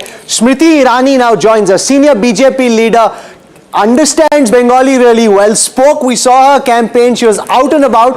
Smriti ji, welcome. We were whistling for Vijay in Tamil Nadu, but I think the key thing is, in the larger national political context, 190 wins and leads for the BJP, saffron blooming in a state where people thought for long the BJP could never win. Many congratulations. Well, the congratulations is due to my leadership that stayed composed irrespective of the violence which was brought upon BJP Karyakartas. The congratulations is genuinely due to Karyakartas who really worked hard. But also this is a very poignant moment, Rahul, for us to pay homage to the BJP Karyakartas that died due to post-poll violence. Many female victims of violence, especially those who were raped, molested, publicly stripped because they had the political conviction to sit and work for the BJP at the booth level, at the block level, in especially rural parts of Bengal. Today is also a moment to give thanks to that quintessential Bengali that looked upon Modi as the harbinger of good governance. It is very easy to speak of this, Rahul, in safe confines of one's home or one's studio. But it is extremely difficult when you have gundas sprawled all over who are threatening you with death, who are threatening you with rape of family female members. So today is genuinely a day to give thanks to that Bengali voter, that irrespective of threats, irrespective of display of violence and a history of violence that was instrumentalized by the TMC as a weapon of state, it is a day to give thanks to them. My colleague Manogya Loiwal has a question for you. Manogya. Yes. When you went to Bengal, you were termed as a Bohiragato and you replied in Bangla. Ajke apnake jigish korchi ke jiteche, Bohiragato na Bangali? Indian জিতেছে। I think কি উনি চাইছিলেন কি আমরা মাছ মাংস আর jhalmuri politics করব, কিন্তু পশ্চিমবাংলায় প্রশ্নটা ছিল কি 10,50,000 কোটি টাকা দিল্লি থেকে 2014 থেকে 2026 অব্দি ডেভেলপমেন্টের জন্য পশ্চিমবাংলার উন্নয়নের জন্য মোদী সরকারটা প্রেজেন্ট করেছিল, অ্যাভেলেবল করেছিল ইন্ডিয়ান ট্রেজারি থেকে, ওই টাকাটা কোথায় গেল? আমরা চাইছিলাম কি এই গম্ভীর গভর্নেন্সের প্রশ্নের উপরে আলোচনা হোক, কিন্তু মমতা বন্দ্যোপাধ্যায় এই আলোচনা না করে মোদী মাছ খাবে কিনা, নৌকা বিহার করছে কিনা, ঝালমুড়ি খাচ্ছে কিনা, এই সব প্রশ্নটা করছিলেন। তো তাই আজকে নিশ্চিত পশ্চিমবাংলার ওই ভোটার যে ডিসুয়েড হতে পারলো না, যে ফোকাসটা রাখলো গভর্নেন্সের ইস্যুজের উপরে, আজকে ওদের day. Today is that voters' day. How big is this victory for you today?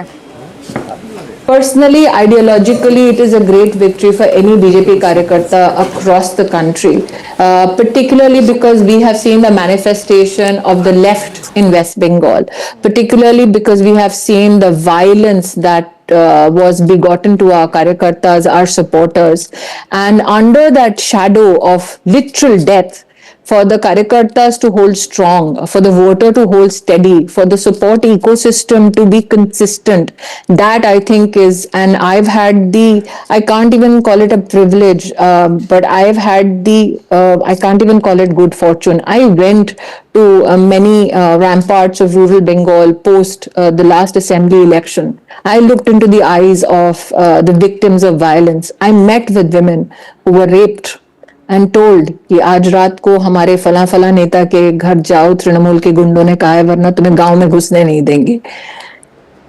Boria Majumdar has a question for you. Boria. If you've looked at victims of rape and violence, I have been sort of exchanging messages for the last 2 weeks on this, whether or not it will be a decisive mandate, and that's what we agreed on, that are the winds of change strong enough. Now that this has happened, I think the responsibility is huge, because Bengal, each one of us have kind of moved on from Bengal. Some of us have gone back with the perception that, are we doing the right thing? Can you reassure each one of us, Bengalis, that now, at least for the next 5 years, there will be change, constructive change, people will have opportunity, whether it's jobs, whether it's safety, whether it's anti-corruption, in every sphere. We've exchanged messages on sport, but that's for a different Mr. Majumdar, it is fascinating that you've never asked this guarantee of any other politician but a BJP politician. It is fascinating that we did not find voice of discontent shrieking through every news studio when women and men were being killed just for holding the BJP flag. I think more than anything else, it is the people of West Bengal today who have responded as to whether the BJP can be depended upon to deliver on issues of good governance. And if anything else, it is the BJP's track record that has been evidenced under Prime Minister Modi's leadership, which today the Bengali voter is guaranteeing. That this is the man, this is the institution that will be the harbinger of change. I think the question before yours was how different and how difficult a day this is for us. Imagine that to be called Boiragato for a political organization that has had one of its stalwarts emanating from the state of West Bengal, to have a leadership that was composed when people who support the party were getting killed. So if you want assurances, Mr. Majumdar, it is Prime Minister Modi who created Jan Dhan Yojana so that the money from the Indian Treasury can flow directly to the bank accounts of those who need it the most. And it is that promise of DBT, it is that promise of good governance that people have believed in, and that is what has delivered a historic, I think, mandate today. Smriti Irani, I was reading some of the comments once the trend started coming in, and one prominent commentator said, and this is how the dominoes fall. Another state has fallen victim to the rampaging communal machine of the BJP.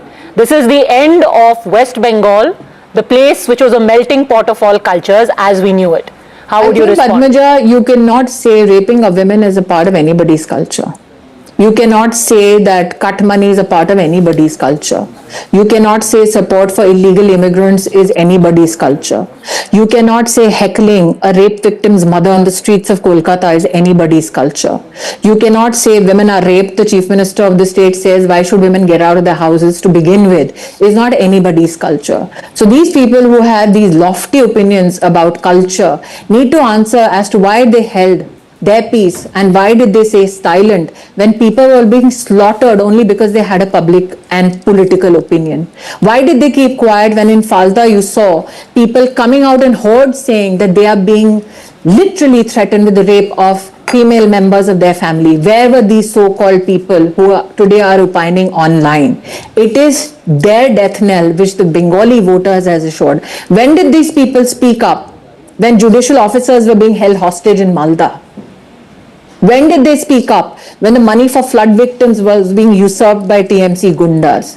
So instead of responding to their vile commentary, I think it is best that we focus on the Bengali voter today that has voted in the paksh of good governance.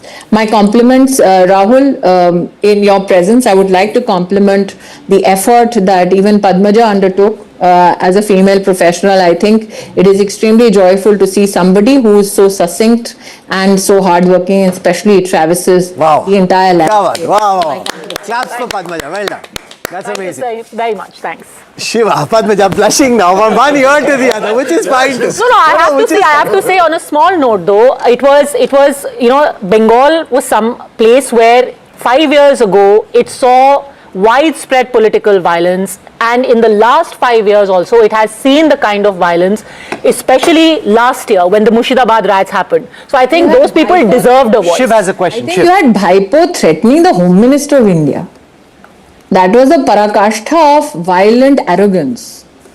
That the Home Minister of India gets threatened, that the President of India gets heckled and is accorded disrespect, that judicial officers are held hostage, that paramilitary forces are heckled and they try to humiliate Election Commission of India.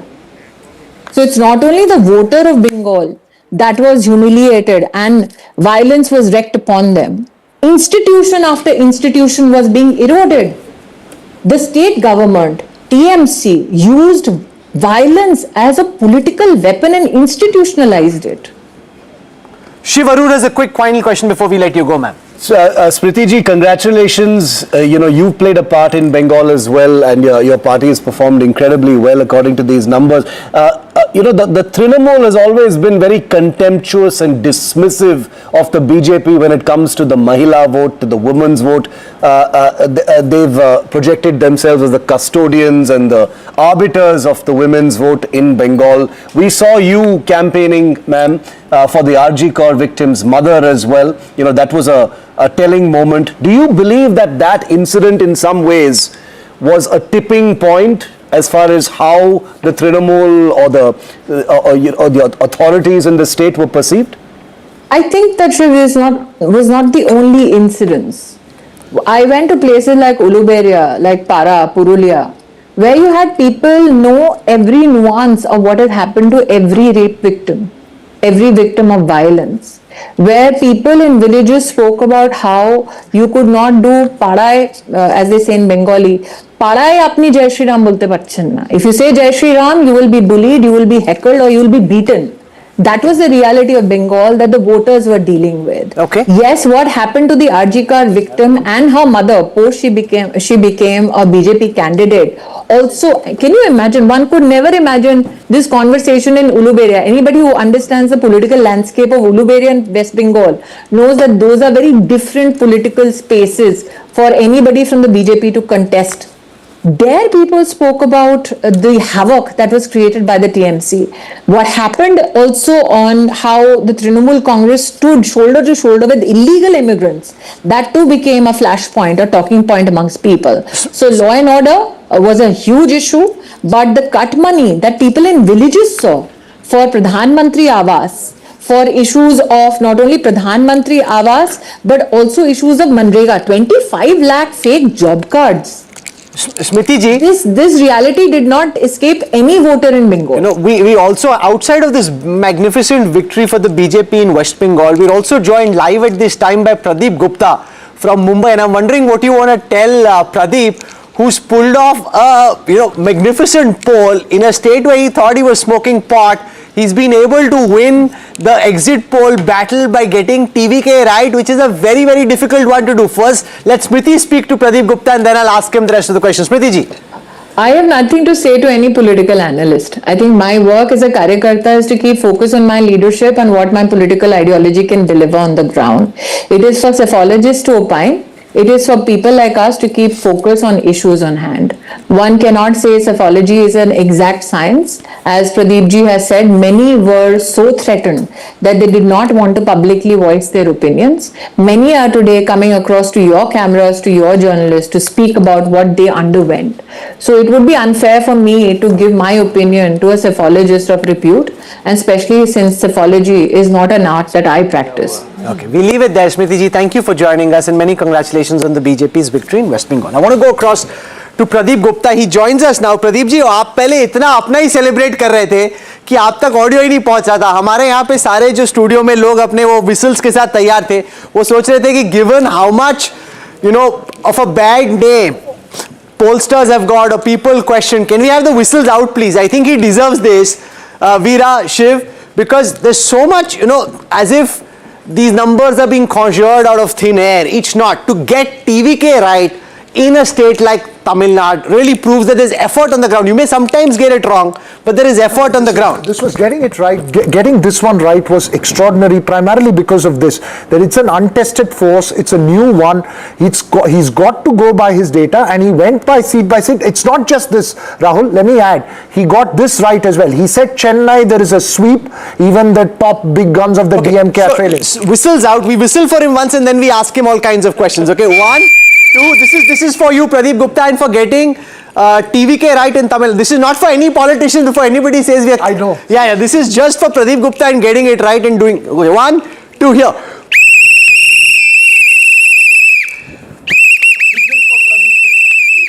Pradeep ji, आपके लिए सीटी बज रही है studio में, छा गए आप तो.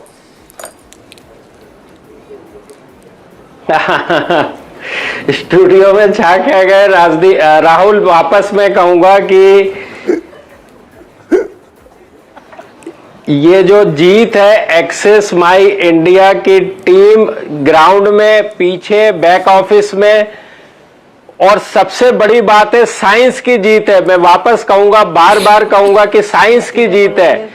कि आप ये देखिए चारों के चारों स्टेट में एक्सेस माई इंडिया का प्रेडिक्शन बिल्कुल स्पॉट ऑन है, स्पॉट ऑन. बंगाल में तो प्रेडिक्शन किया, चाहे वोट शेयर हो, चाहे सीट शेयर हो, सारी की सारी चीजें चारों स्टेट में मैचिंग है. और रह गई बात तमिलनाडु की, तो तमिलनाडु में आपने देखा कि सारी polling agencies, experts, political pandits और सबने, किसी ने ये कहा नहीं था कि टीवीके को 10 से भी ज्यादा सीटें आ जाएंगी. 10 सीटें भी देना टीवीके को कोई देने के लिए तैयार नहीं था. और 10% से 15% वोट शेयर सब लोग कह रहे थे. हमने 35% वोट कहा था टीवीके को, बिल्कुल 35% ही वोट आ रहा है. हमारा मिड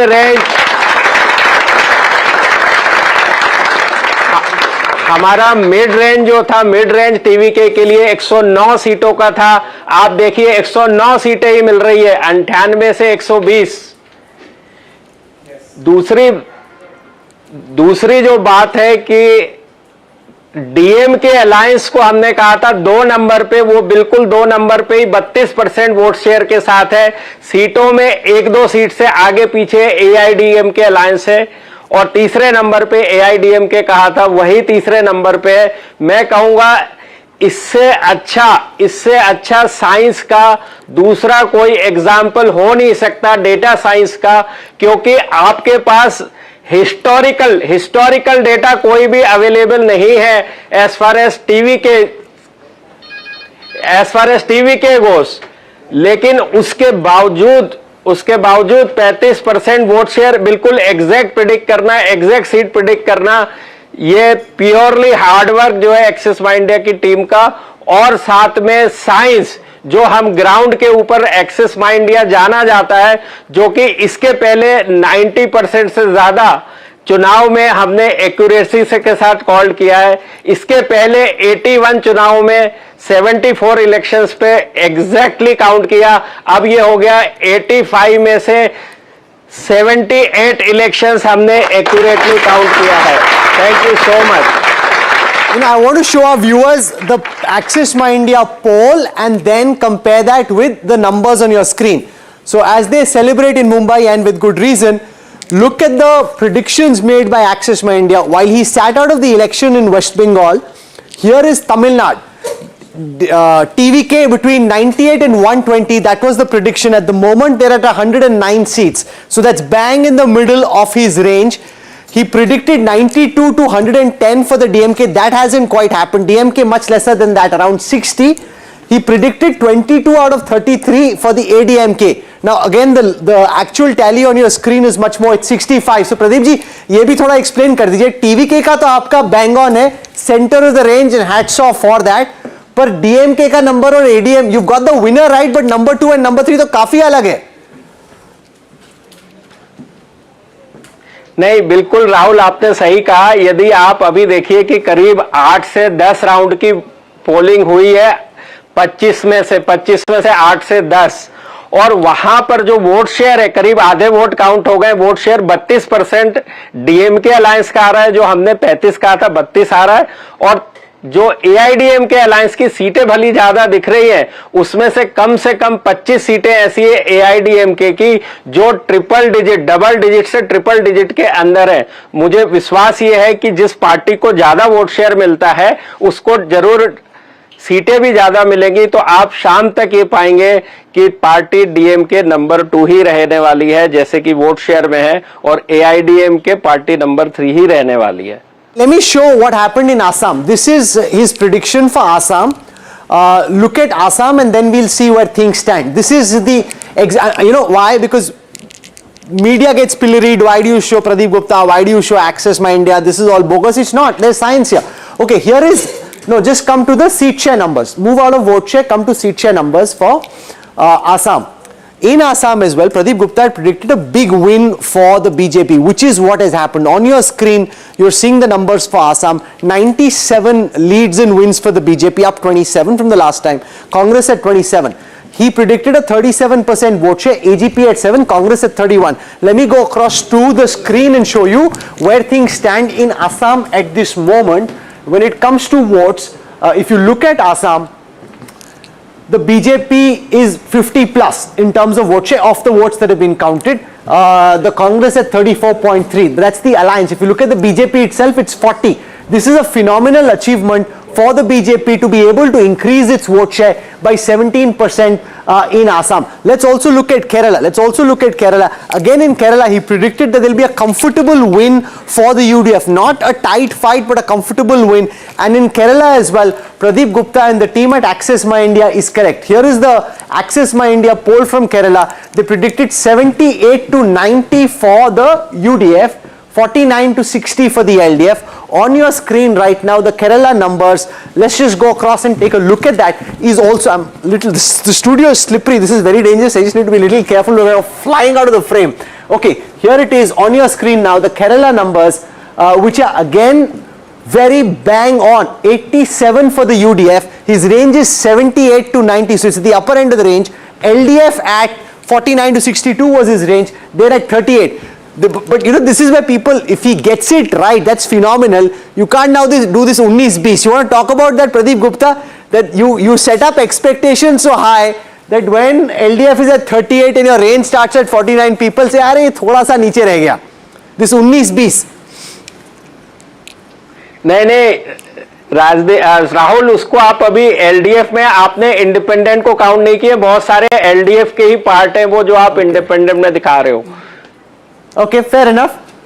आप उसको थोड़ा सा ठीक करवा लीजिए. Okay, Veera Raghav has a question. Veera. और पौंडीचेरी भी बता दीजिए. पौंडीचेरी में भी टीवीके को प्रिडिक्ट किया था. पौंडीचेरी में भी टीवीके 3 सीटें जीत रही है. Okay, let me show. और एनडीए की विक्ट्री प्रिडिक्ट की थी, एनडीए ही जीत रहा है Pondicherry. So the NRC at 15 down 1, the Congress at 11, TVK at this moment in my numbers hasn't done well. If you look at vote share, they have picked up a lot of votes, but they haven't been able to convert that into seats as far as Puducherry is concerned. But what he did pick up was about 14% vote share is what it is showing. Veera Raghav has a question. No, so Pradeep ji, one thing is to get the result right, the other is also to get the logic right. And you shared that you were expecting a sweep.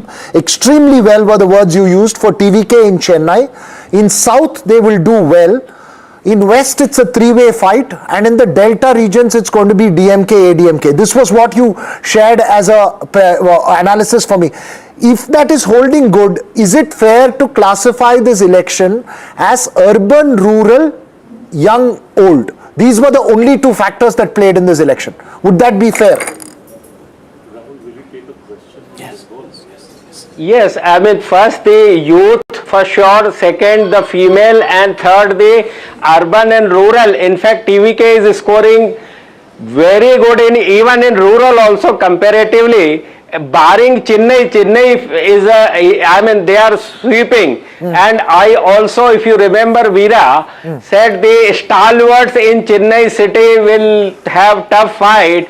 You can see that the sitting Chief Minister is trailing. That's and right. Also, long time Udaynidhi also was trailing for a very long time, and he's just ahead. Who were you mentioning? Pradeep, who were you mentioning when you said stalwarts were trailing and losing in Chennai? You told me this one stalwarts were not doing well. Who did you have in mind? Did you think of Stalin or Udaynidhi?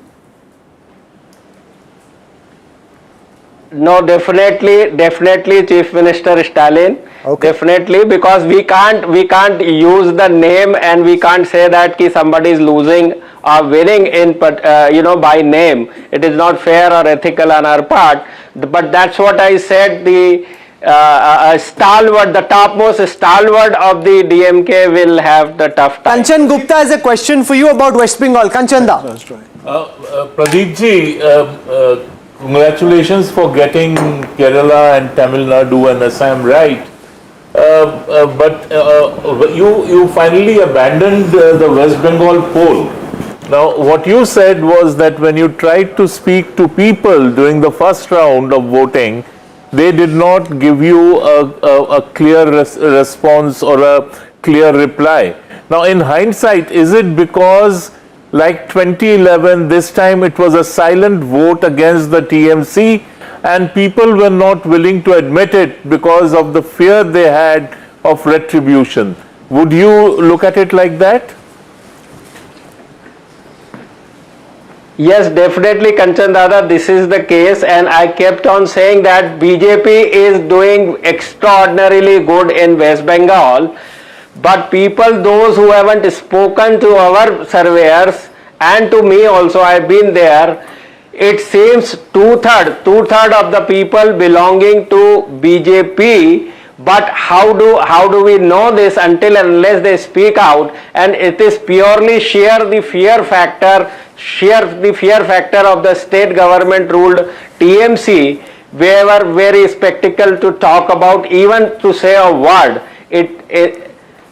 Okay, Shiv Arur has a question for you. In fact, I kept on saying my six surveyors were sent to the Damdam jail. And they spent about 24 days in Damdam jail, and we finally got the bail from Calcutta High Court. No, Pradeep ji, Shiv Arur here. First of all, a huge congratulations to you on your projections in Tamil Nadu. I would hazard to say that this is actually one of your outlier successes as a pollster, even bigger than some of your previous projections in larger elections. So huge applause and congratulations to you. You deserve, and your team deserves, all the credit. My question to you is about Bengal, sir. I know you will not comment on a report that you did not release, but did this result align with what you found despite the non-disclosure or the non-answers that you received from the people there?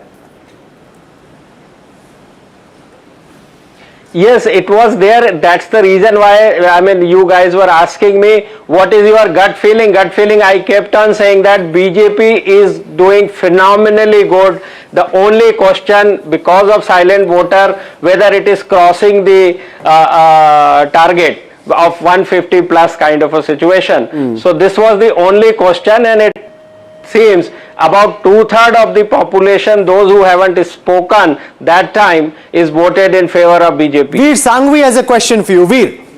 When you made that prediction about Tamil Nadu, you knew you were going out on a limb. You were giving a candidate who nobody had given so much importance to, and you were pushing him as being the big winner. How brave was it? Was there a lot of discussion internally before you did it? And part two, why do you think other people missed it?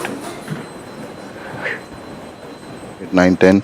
So Veer, thank you. So actually our methodology is very simple. We go to each and every constituency, and when were these trends were coming that TVK is leading, TVK was leading, that is everybody was worried about, and I kept on saying to Veera, he kept on calling me before the prediction day, what's happening. I said, the kind of trend coming which is super duper excited this time, let's wait, let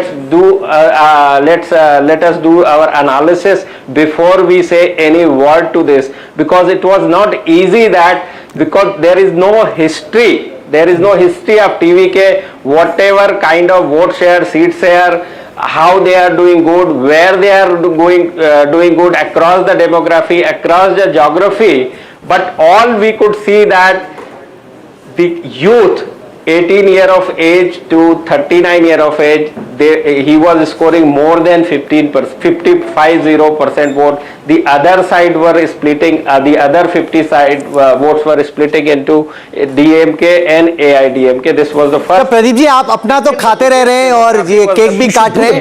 We want to call the chai stop in because आज आपने हमें ना cake खिलाया, से सीटी बजवा दी, and there's no cake also. So you better send one of those cakes to us.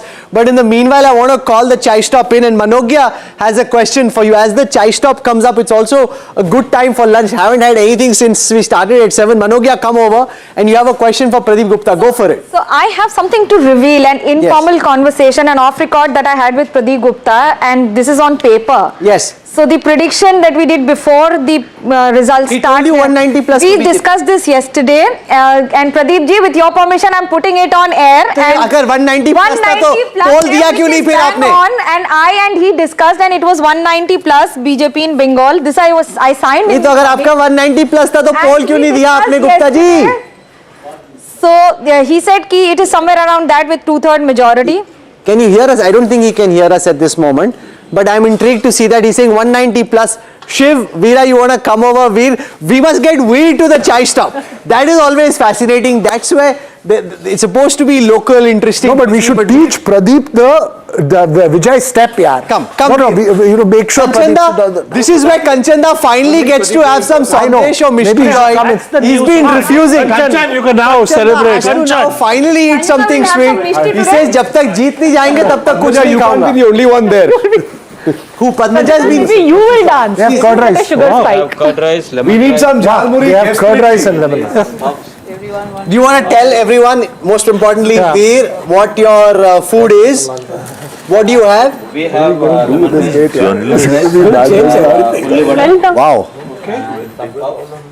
And then from Assam and Bengal, she will explain what she has to offer. Jhalmuri, জুন পিঠা, তিল পিঠা, নারকেল নাড়ু, মিষ্টি দই, and fish fry, and dahi puri. Dahi puchka. Okay, so what we need to do first here, if you just bring the camera, give me a spoon, we have to get Kanchanda to eat some mishti doi.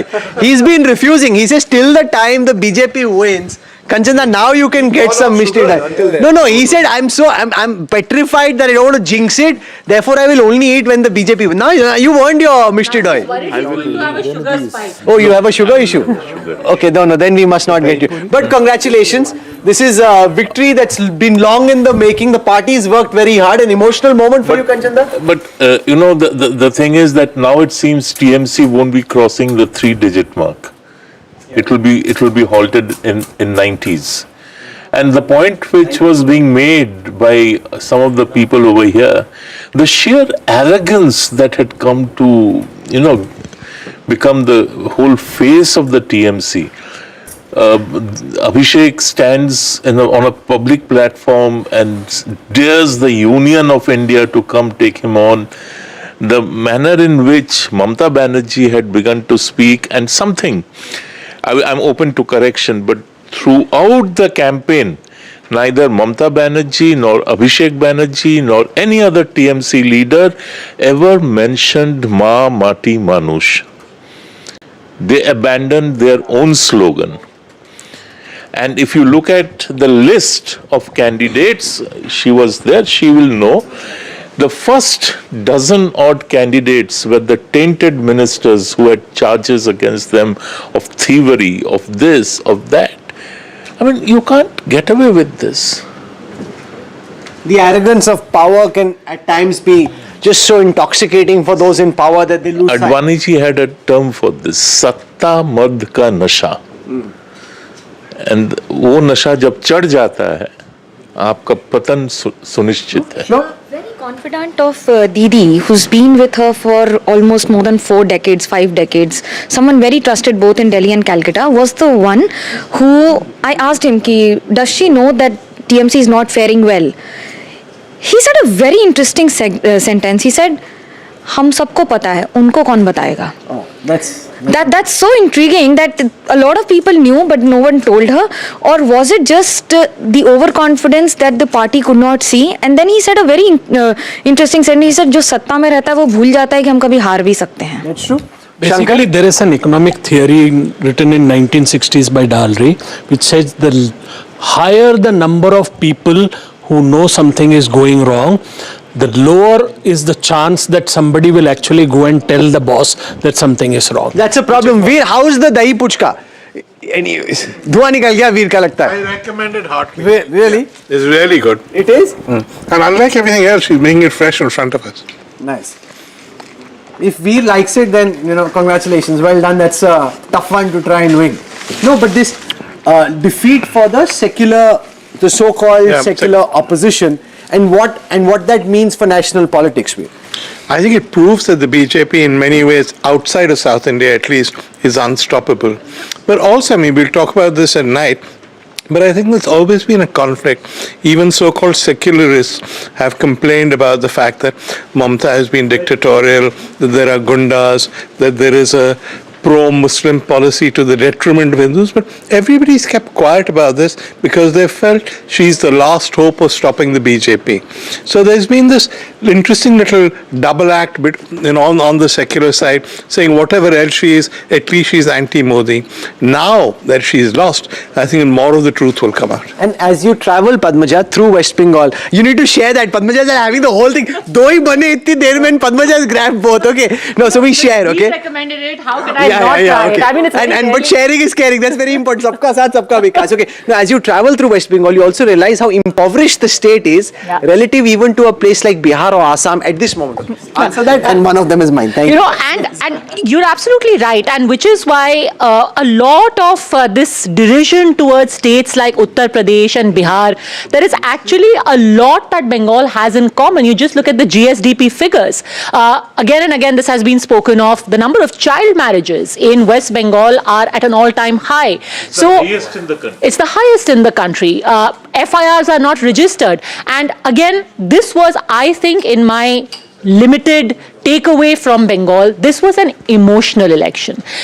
Everyone, and we spoke about it earlier, there was almost, the people when they spoke, it was an abhi nahi to kabhi nahi moment, where people had been suffering for a variety of reasons. Everyone had their own reason. For some, it was about crime increasing. For some, it was about the safety of women. For some, it was just the impoverished state that they were in. And I say this not just, because people are thinking this is a communal, polarized election.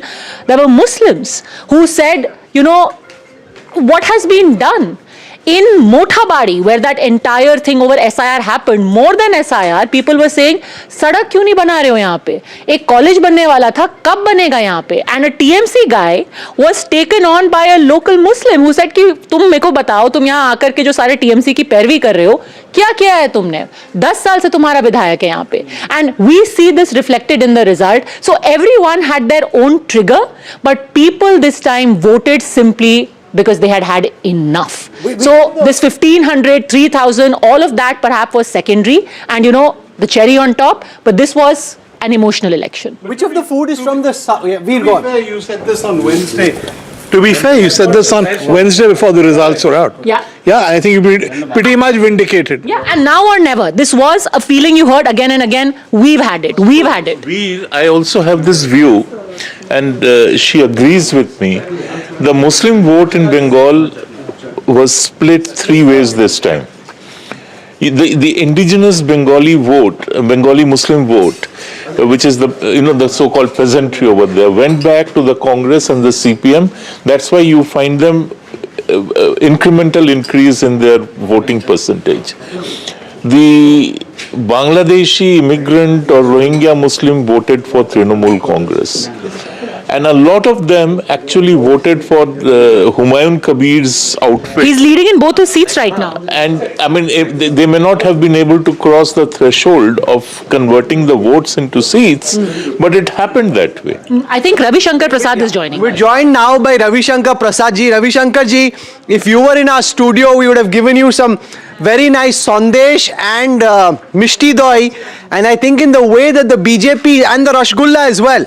So from our studios, some mishti doi, some rasgulla coming your way. Many congratulations to the BJP for this historic victory in the state of West Bengal. Ravi Shankar ji. Well, Rahul, do I have your indulgence to begin on a lighter note? Of course you do. I am seeing your appetite for Bengali delicacies right from the day of your campaigning there.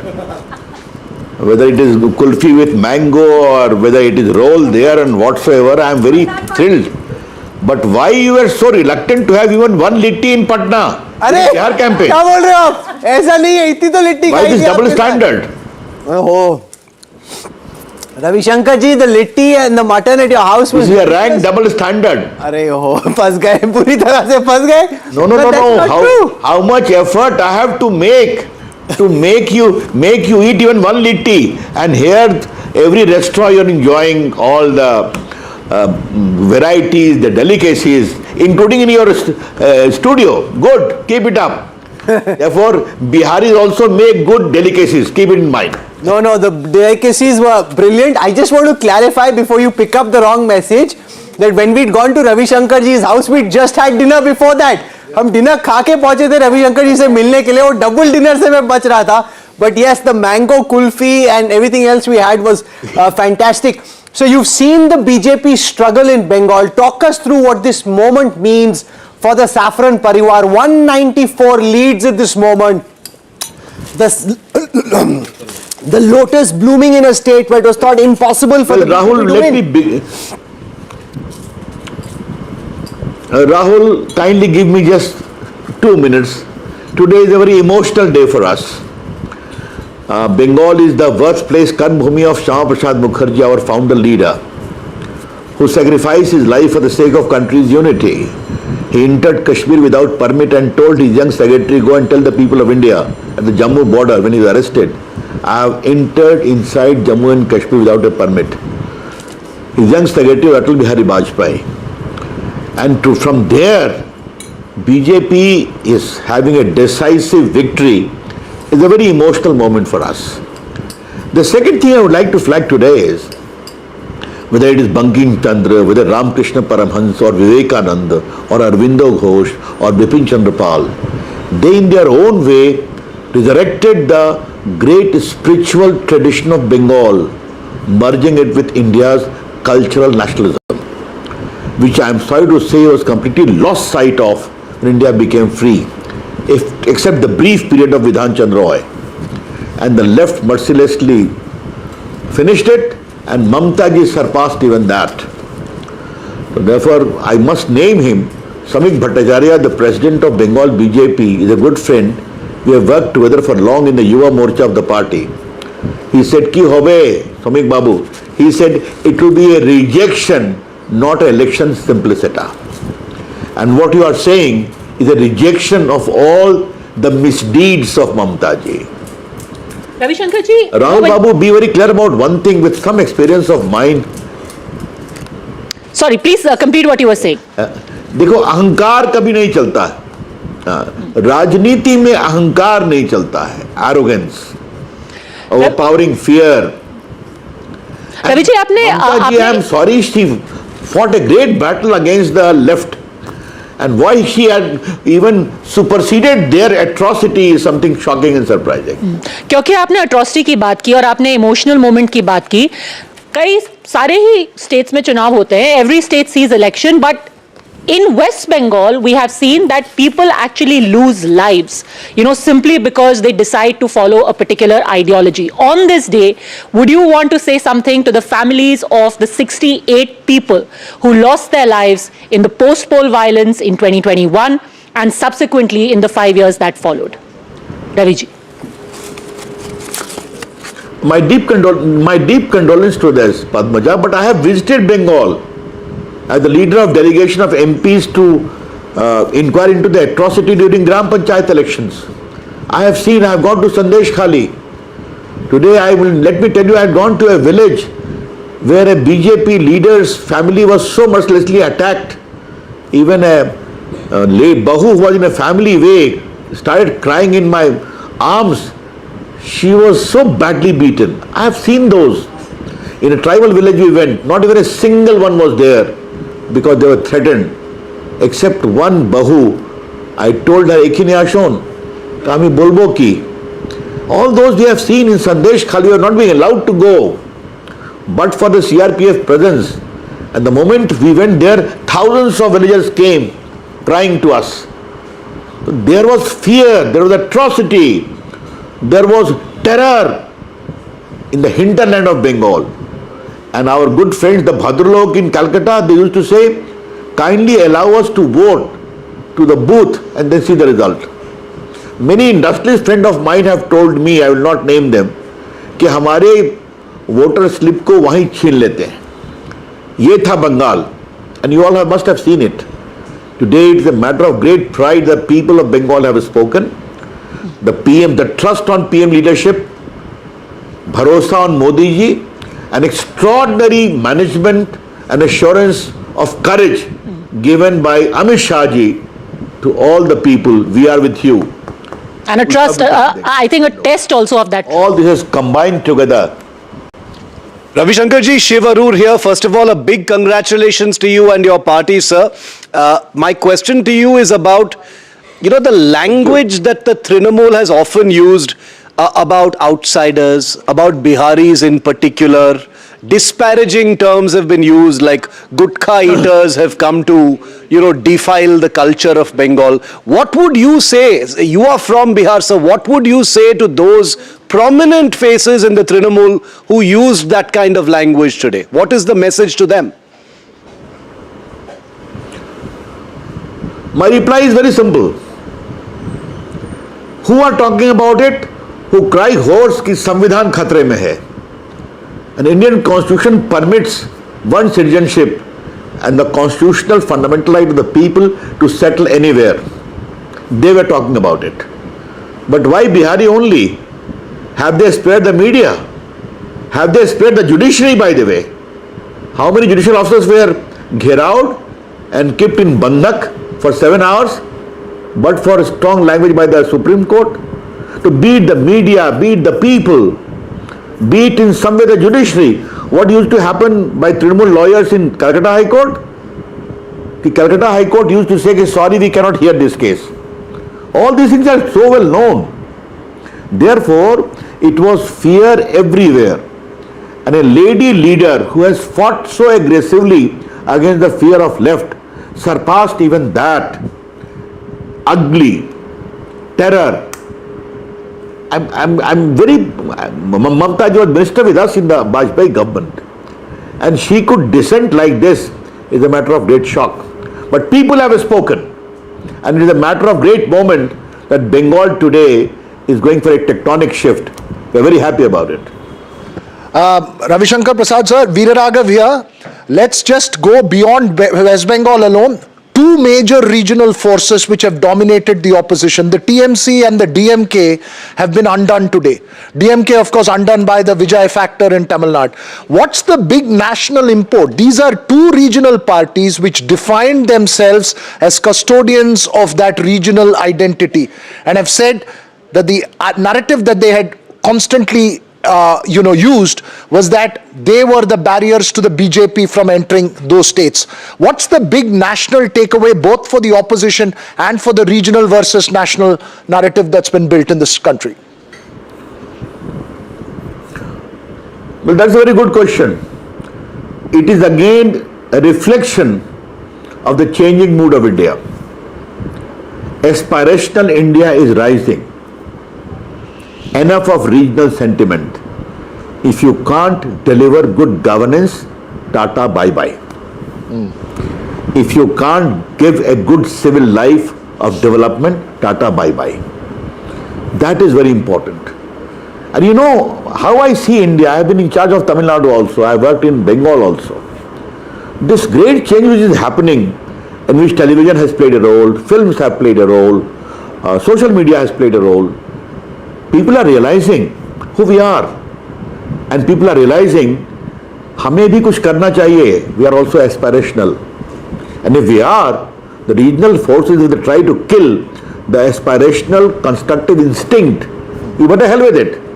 That is how I see it.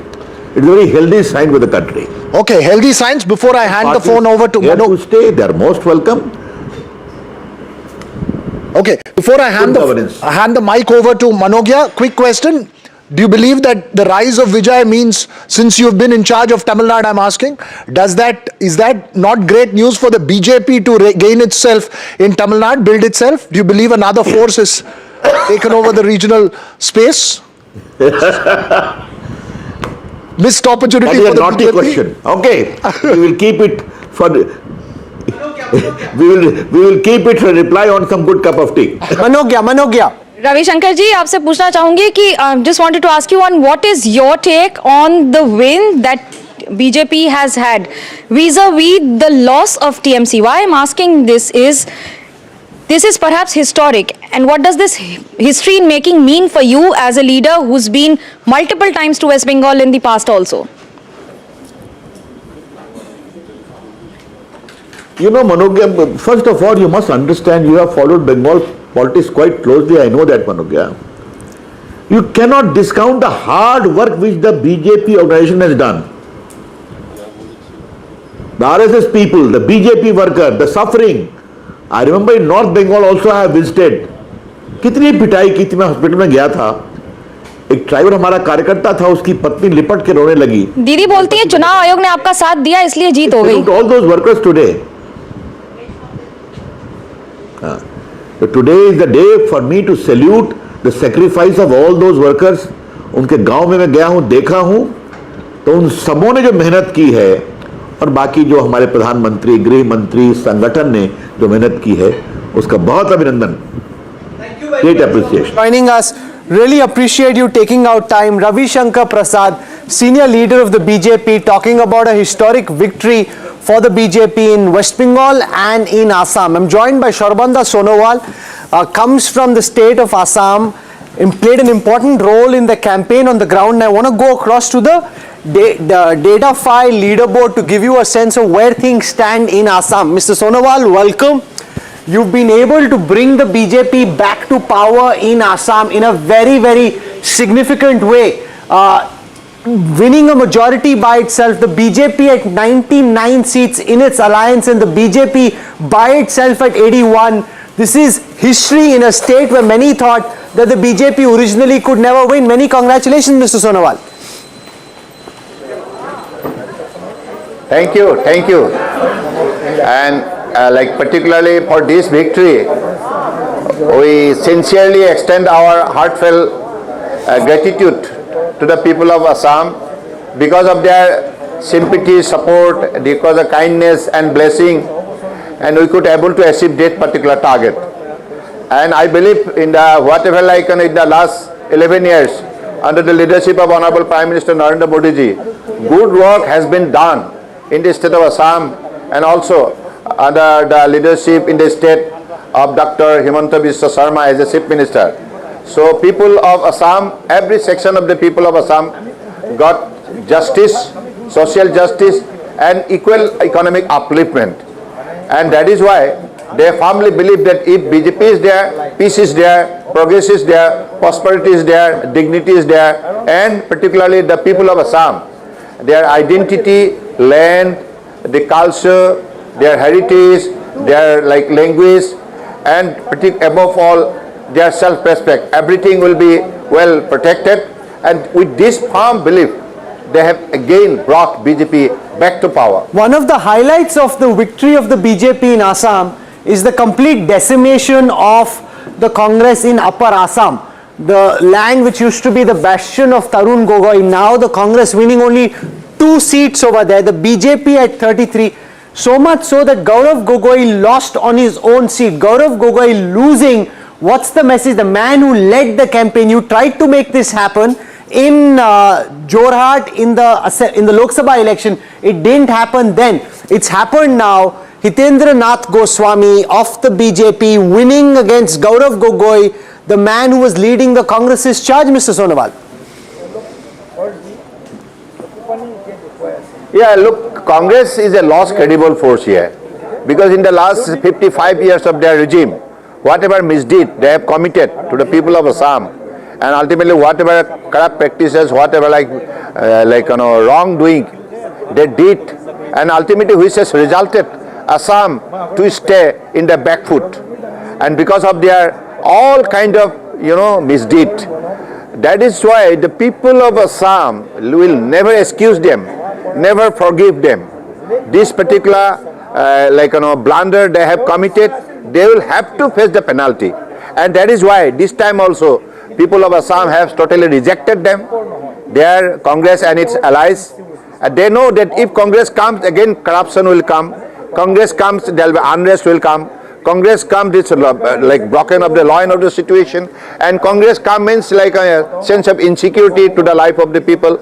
So that is why people of Assam, for the greater interest of the state and the country, denounced Congress and its allies and brought back BJP for the 3rd term, and it a massive mandate. And Padmaja Joshi has a question for you, Minister. Padmaja. Exemplary, Sonowal जी, ये बताइए कि आपको straight of Hormuz से ships निकालने में ज्यादा तकलीफ हुई या इस इलेक्शन को लड़ने में? कौन सा ज्यादा आपको मुश्किल लगा? What did you find more difficult? देखिए दोनों ही देश की जनता की हितों के लिए हमारे जो फर्ज बनते हैं वो फर्ज तो हमको निष्ठापूर्वक निभाना ही होगा। प्रधानमंत्री जी के नेतृत्व में हम लोगों ने एक टीम इंडिया की स्पिरिट से हम काम कर रहे हैं और काम करते जाएंगे। On a serious note, I want to ask you, Tarun Gogoi was the doyen of the Congress in Assam. The fact that Gaurav Gogoi loses in a place like Jorhat, what happens to the legacy of Mr. Gogoi and the Congress in Assam? Look,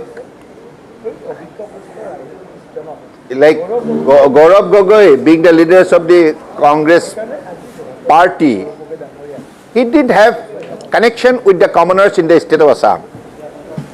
So he doesn't understand the local sentiment, local kind of people's expectation, because he didn't have interactive session with the commoners like poor and the youth and also the farmers and tea laborers, because in the state of Assam, if you want to create ground, then you will have to have strong basis, strong support.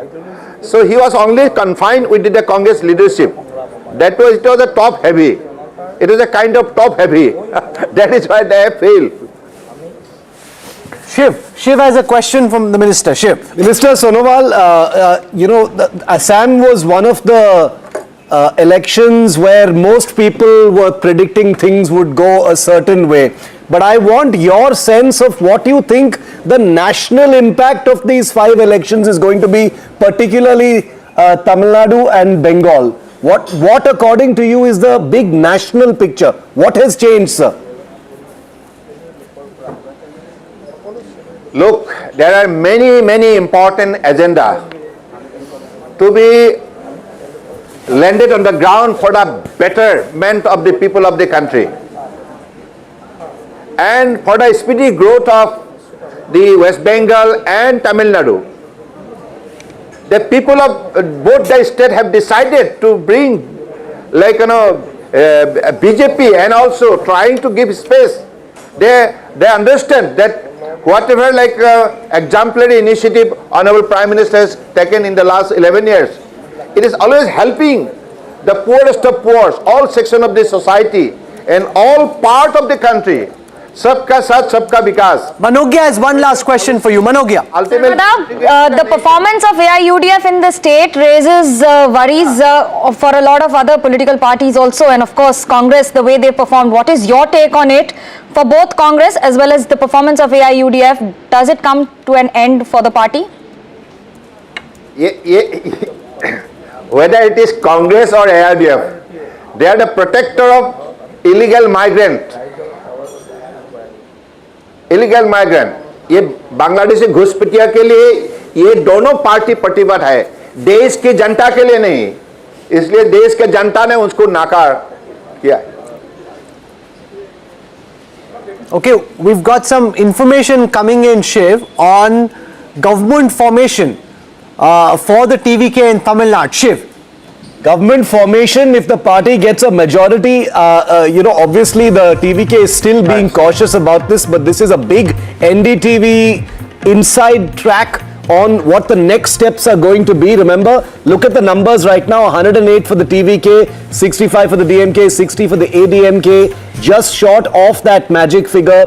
Vasudha, a political editor who has called it right from the beginning on the Vijay factor, once again breaking this important piece of news. Government formation on the 7th, if that majority is achieved. Vasudha, what are the details? Well, what we know is that it's going to happen, but yes, what we also know is that Vijay, the TVK chief, is also not ready to come out of his house right now because he's waiting for all the finalities, all the formalities to be complete. He wants to be very sure of the numbers, Shiv and Rahul, and I think that's why all these fans who have come to, Panayur TVK office are also waiting to hear from him, and they've been told that he would be here somewhere around 7 to 8 p.m. today. Let me just get you a glimpse of that question that you were asking me. What kind of a chief minister do you think Vijay is going to be? So when Vijay, started campaigning, he wanted to meet people, he wanted to be on the streets. What he has promised is he will actually go to every nook and corner of Tamil Nadu. And that's what we are expecting. He will be an accessible chief minister. Even the party office is not open. How do you expect the chief minister to be accessible? We always need to hope for the, hope. Exclusive at this time to the Union Information and Broadcasting Minister, IT Minister Ashwini Vaishnav, now joining us live at this time. Minister Vaishnav, welcome. You played a role in the BJP's campaign in West Bengal, travelling often to the state. The BJP 193 in a state that people thought was impossible for the BJP to win. Minister Vaishnav, welcome, sir. Congratulations to you and congratulations to the people of Bengal. How do you think this happened and why, given the fact that Mamata Banerjee tried as hard as she could to hold off against the saffron surge? To what do you attribute this big victory, Minister? Three big factors. One big factor was the atrocities on women, which was so clearly visible during all the visits and during all the feedbacks that we were getting. Huge amount of atrocities on women. It was quite common for women to be intimidated, their menfolk being badly treated. So many things were there. RG Kar and Sandesh Khali were bigger phenomena, but it was so widespread that people across the state were kind of trying to find a way out of this.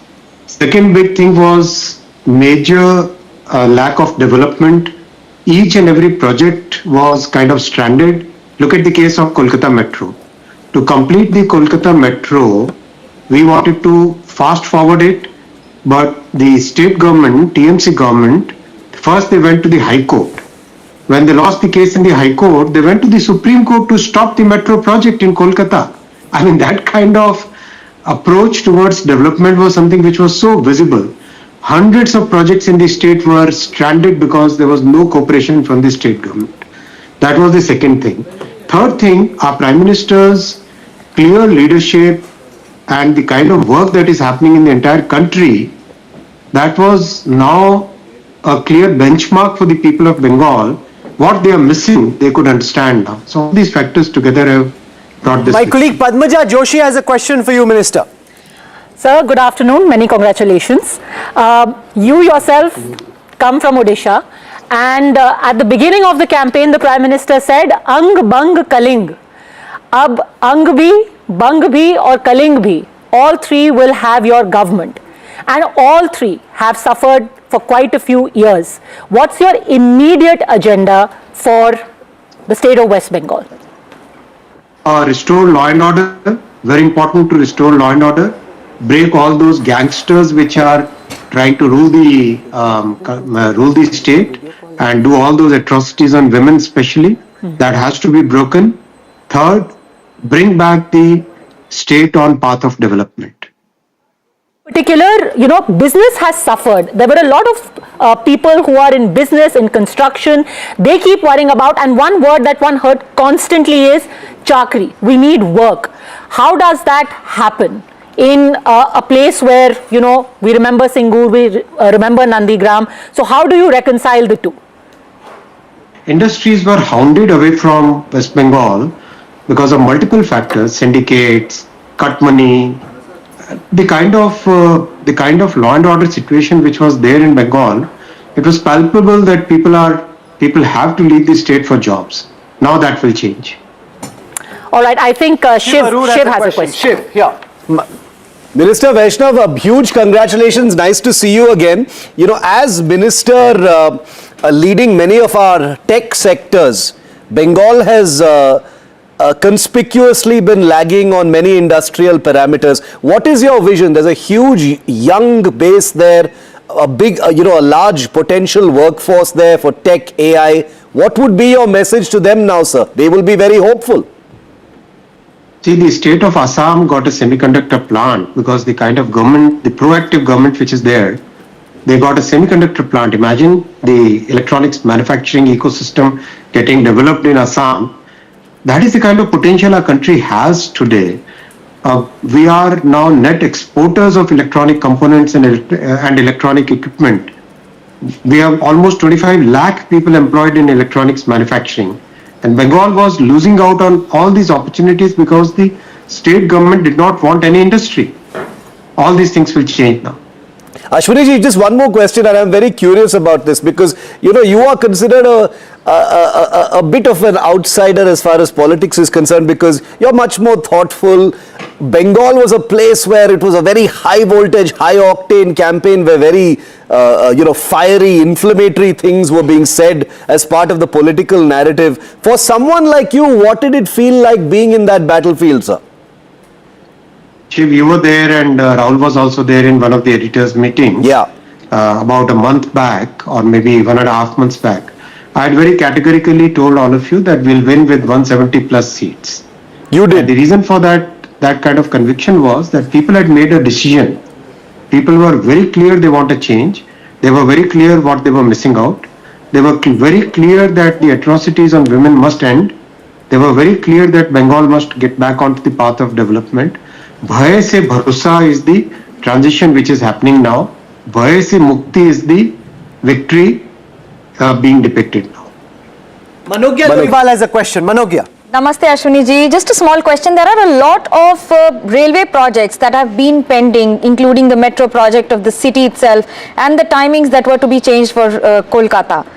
What should the city and the state expect as the first three things from your ministry in railways as well as INBA?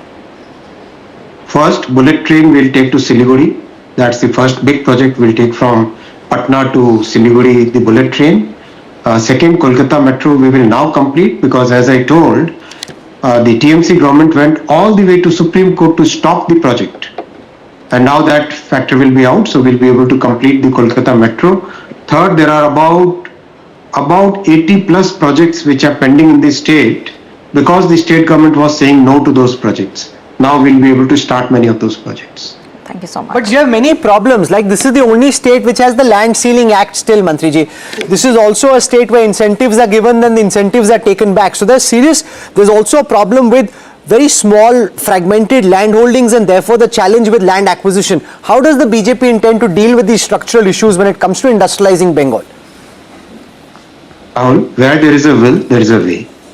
It's possible to do things if the intent is right, if the will is there, then it's possible to do things. You have seen how Chenab could be built by Prime Minister Modi ji's government. You have seen the most complex projects which have been delivered in the last decade. It's a question of willpower. It's a question of political will. Sir, what do you make of the results in Chennai? Vijay superstar winning close to a full majority. As you process the victories in Tamil Nadu and in Assam and in West Bengal, what do you make of Tamil Nadu? In case of railway projects, we had only 3 states where states were opposing the projects. Keralam, Tamil Nadu and West Bengal. All the 3 places the governments have lost. So, Veera Raghav. Sir, as you make that point, this is the last decade has been defined by this, antagonistic battle between the state and the center, especially opposition states like Tamil Nadu, whether it's the language policy, etc. Do you believe that a new force would perhaps make a fresh start? What's your sense? Is it optimism or are you skeptical about the new force that's coming to power? A lot of this, what you call the large number of conventional political parties, they were trying to basically put it in different A versus B. It was a kind of, that adversarial relation in politics was being created by conventional political parties. If you talk to the young people, there is a unanimous need for development. There is a unanimous consensus for taking India to the next level, growing our economy, creating more opportunities.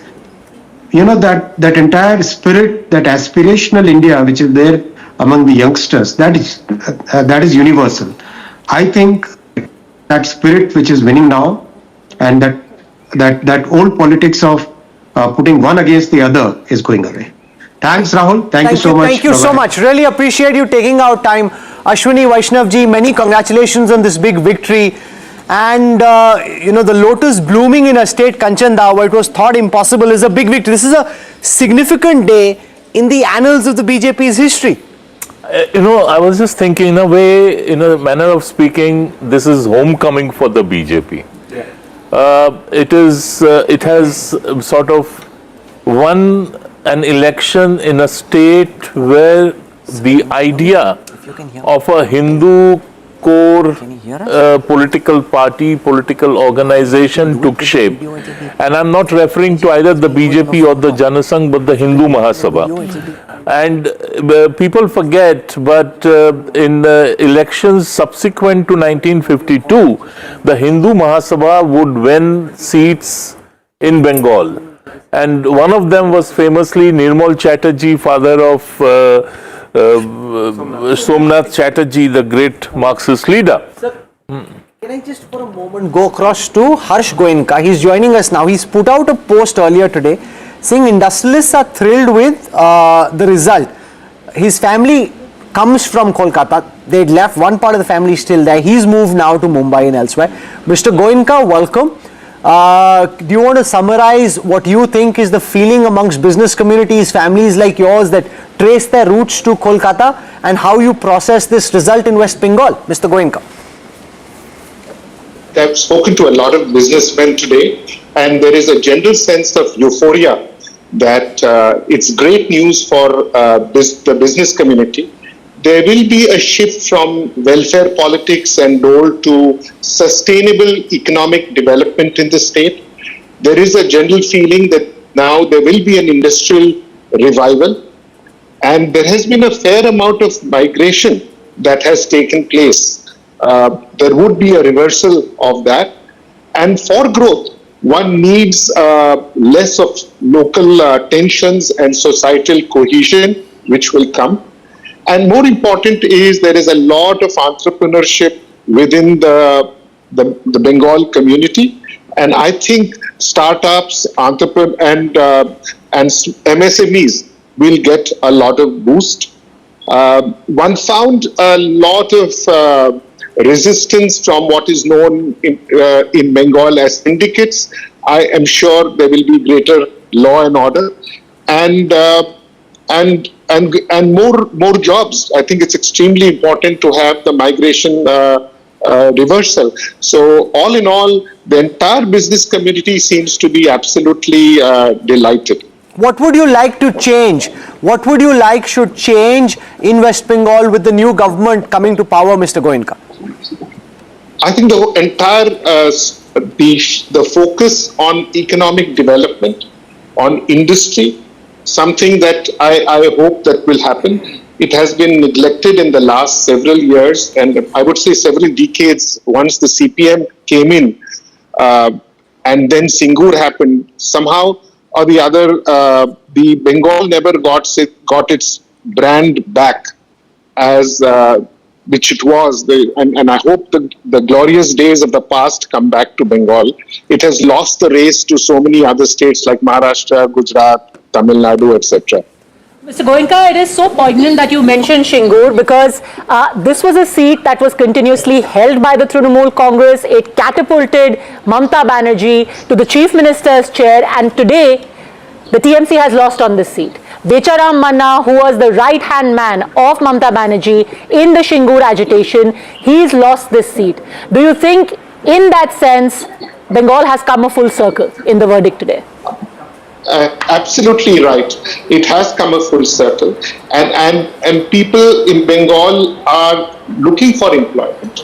They are looking for better opportunities, better economic growth.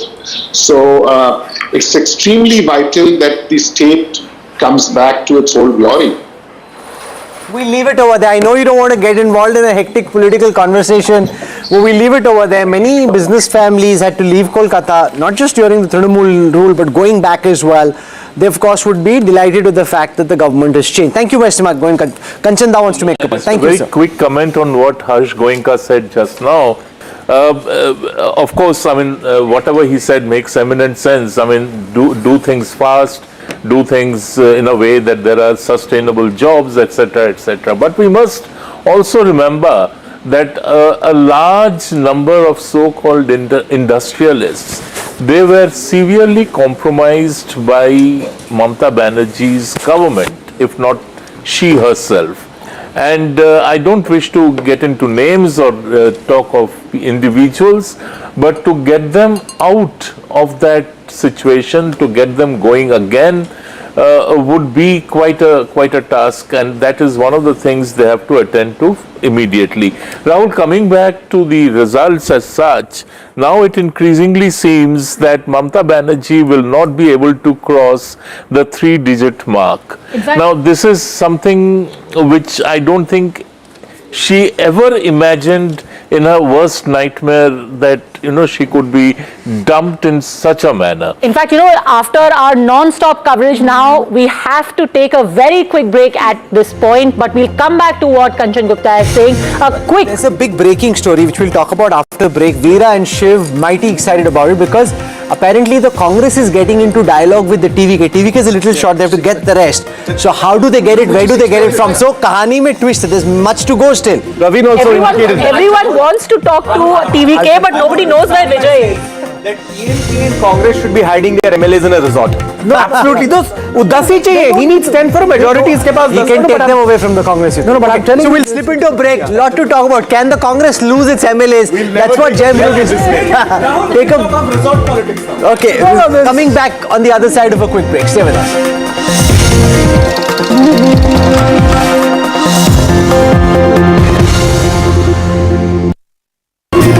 Good morning and a very warm welcome to all of you in India and around the world tuning into NDTV. The day is finally here, guys. Results day, the 4th of May. There's a sense of disbelief this morning. As you can see, I'm in my usual clothes, but Padmaja and Veera have decided to embody the two states where I think the intrigue is the maximum. Padmaja, I'm going to start it off with you. I don't think you've slept last night. I haven't. I haven't actually slept. haven't. Veera slept very well, by the way. I put my phone on silent and went to sleep. The way you're dressed and crisp you're looking this morning, I know how well you've slept. But Padmaja, let's start it off because we've got a lot of breaking images coming in from the two big states. What did you do overnight last night? Last night actually I was just obviously, in addition to going over the minute seat data, etc., just trying to think of an overview to this election. And I think what it boils down to, the one theme that stands out is that this is an identity and demography election. Every single state had got some theme, barring Kerala, where obviously you've got the anti-incumbency and whether Pinarayi Vijayan can again buck the trend and get a third term running. But in Assam, in West Bengal, in Tamil Nadu, the whole idea of a regional identity versus demographic change and the entire election being spun around it. So looking for themes and how the entire election played out, that was key in this. And this feels like a national election. Viewers, I want to say this to all of you.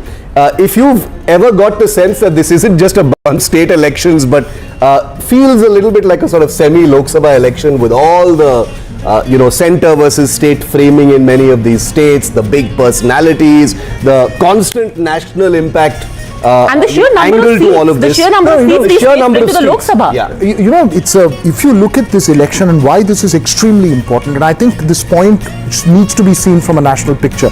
You've got the DMK, the TMC, the two strongest regional forces in contest. The TMC, of course, directly against the BJP.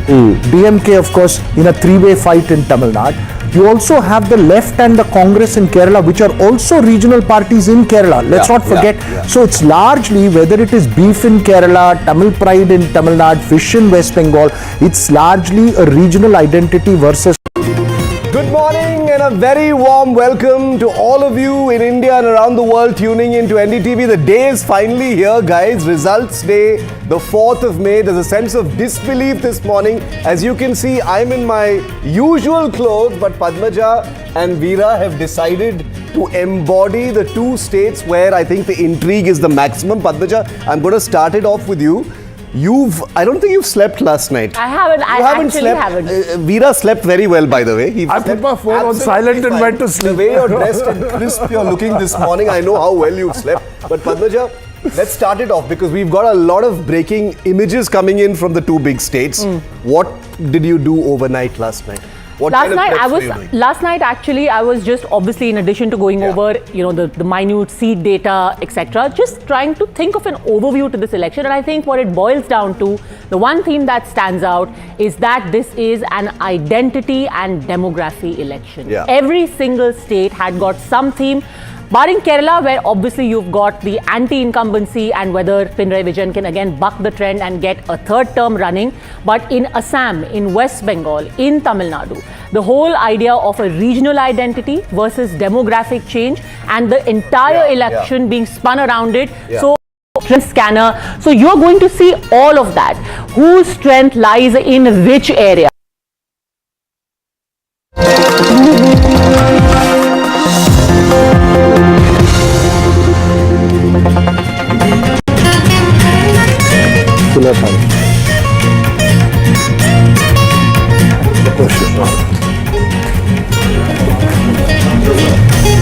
Good afternoon and welcome. It's been an absolutely incredible day. In case you're just tuning in, it seems that we are in for a colossal change in Indian politics. The fact that the BJP has breached Mamata Banerjee's fortress, the fact that the Trinamool Congress is unlikely to get to three figures, that is absolutely striking. As striking perhaps the situation in Tamil Nadu, where you've got Vijay and his party proving to be a nemesis for the DMK and the ADMK. If you ever felt that Tamil politics would remain essentially the way they are, where they're driven by two political fronts, then you would need to think again. There is a new star in Tamil politics. Vijay is his name, but We're going to have to actually see how the process of government formation works. We'll have to see the final numbers as far as that is concerned. But let's talk a little bit about Bengal for starters. And Manogia has been traveling around Bengal for a period of time. There would be a sense of utter disbelief in the Trinamool Congress at this stage. But to not cross 3 digits, right? Because that's what it looked like now. It's a colossal loss for a chief minister who's been empowered in Bengal for 15 years. Well, I think, Vishnu, I have to say that our personal predictions and the reading on the ground, the writing was on the wall. But maybe the Chief Minister should have read it loud. And also, second point is that there was a very, very serious anti-incumbency on ground combined with a consolidation of Hindu vote as well as a consolidation for the minority vote. So I call it the 5M of Manogya, where we start with minority, majority.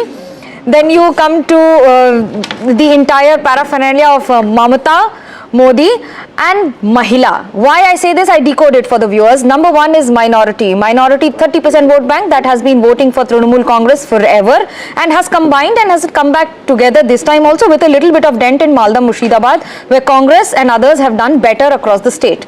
Second is majority. A first ever consolidation of the Hindu vote bank in the state of West Bengal, where 70% are Hindus but have never voted for a single party in the past but have voted this time. Third is Mahila. It cannot happen without a dent. Manogia, we've got breaking news coming in. We're going to swing across now to Tamil Nadu, where sources are indicating that there are quote-unquote open lines between the Congress and the TVK. Veera Raghav is going to come in on this in a moment. Congress and TVK leaders are talking, sources indicating that the Congress's support to the TVK might actually be on the cards. Let me go across to Vasudha first before I come in with Veera. Vasudha, what are you hearing? And what exactly is the conversation in terms of numbers? What really can the Congress offer? Well, what we know for sure, Vishnu, is that Vijay is leading in almost 110 seats. So it goes without saying that he is, he's the leading chief ministerial face, and there are many prospects of him becoming the chief minister. But he, of course, is behind. He's yet to reach that magic mark of 118, which is why the Congress and TVK are in talks. I'm told that the TVK has reached out to the Congress party.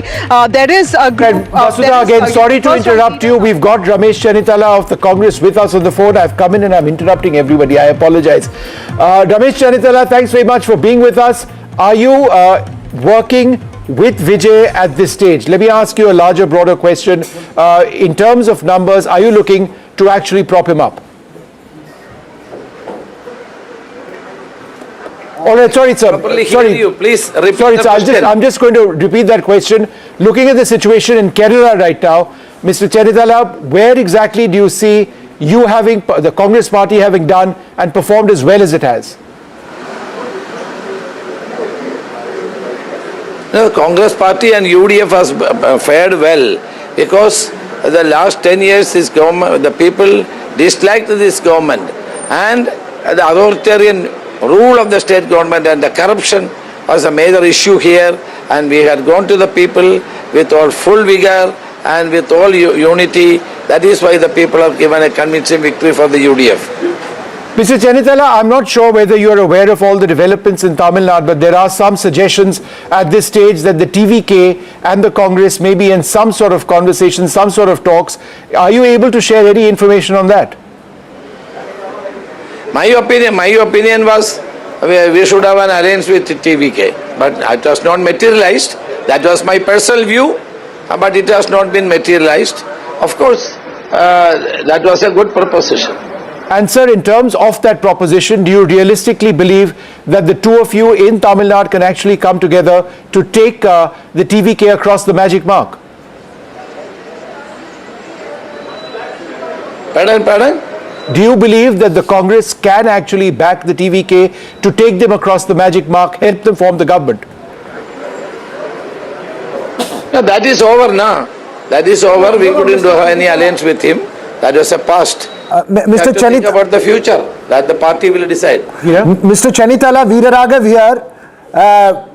I was trying to ask you this question earlier when you had joined. Who do you think is better suited to be the Chief Minister of Kerala, the leader of opposition or the chairman of the campaign committee? That has to be decided by the party high command. Who do you think so? Who do you think is more, who do you think is better suited? Now the elections are over, now you can be a little more honest. That has to, you know our system. That is, how can I answer such a question at this time? It has to be decided by the Congress High Command. No, but sir, where in your mind do you see the entire issue of leadership going? By when will we get a clear idea in Kerala? That, you know, just election is not, the process is also not completed. All right, Ramesh Chennithala, thank you very, very much, sir, for being with us. Let me just, Veera, to you, two issues over here. Obviously, the performance of the Congress party in Kerala, they'd be very pleased with that. The issue of Chief Minister is number one. But if we just focus to Tamil Nadu and the breaking news coming in of the Congress party being in talks with the TVK, how exactly or how do you see that potentially? I think this is premature at the moment because the numbers have still not firmed up. But let's not forget, Vishnu, that the Congress had genuinely several people. Praveen Chakravarti was here in the morning and he said, look, there was a genuine effort, there was an offer that was made, there was communication between the two sides. I think the TVK wanted the alliance with the Congress stuck with the DMK. And in hindsight, it's been a terrible mistake on the part of the Congress. No, if they got even 20-30 seats, and with the Congress, TVK could have got a great number. Now, if it's going to firm up around this number, Vishnu, where it's 105 right now, 105 right now for the TVK, TVK still needs 12 more to get the magic mark. 117 is the magic mark. The Congress does not have enough numbers. Now,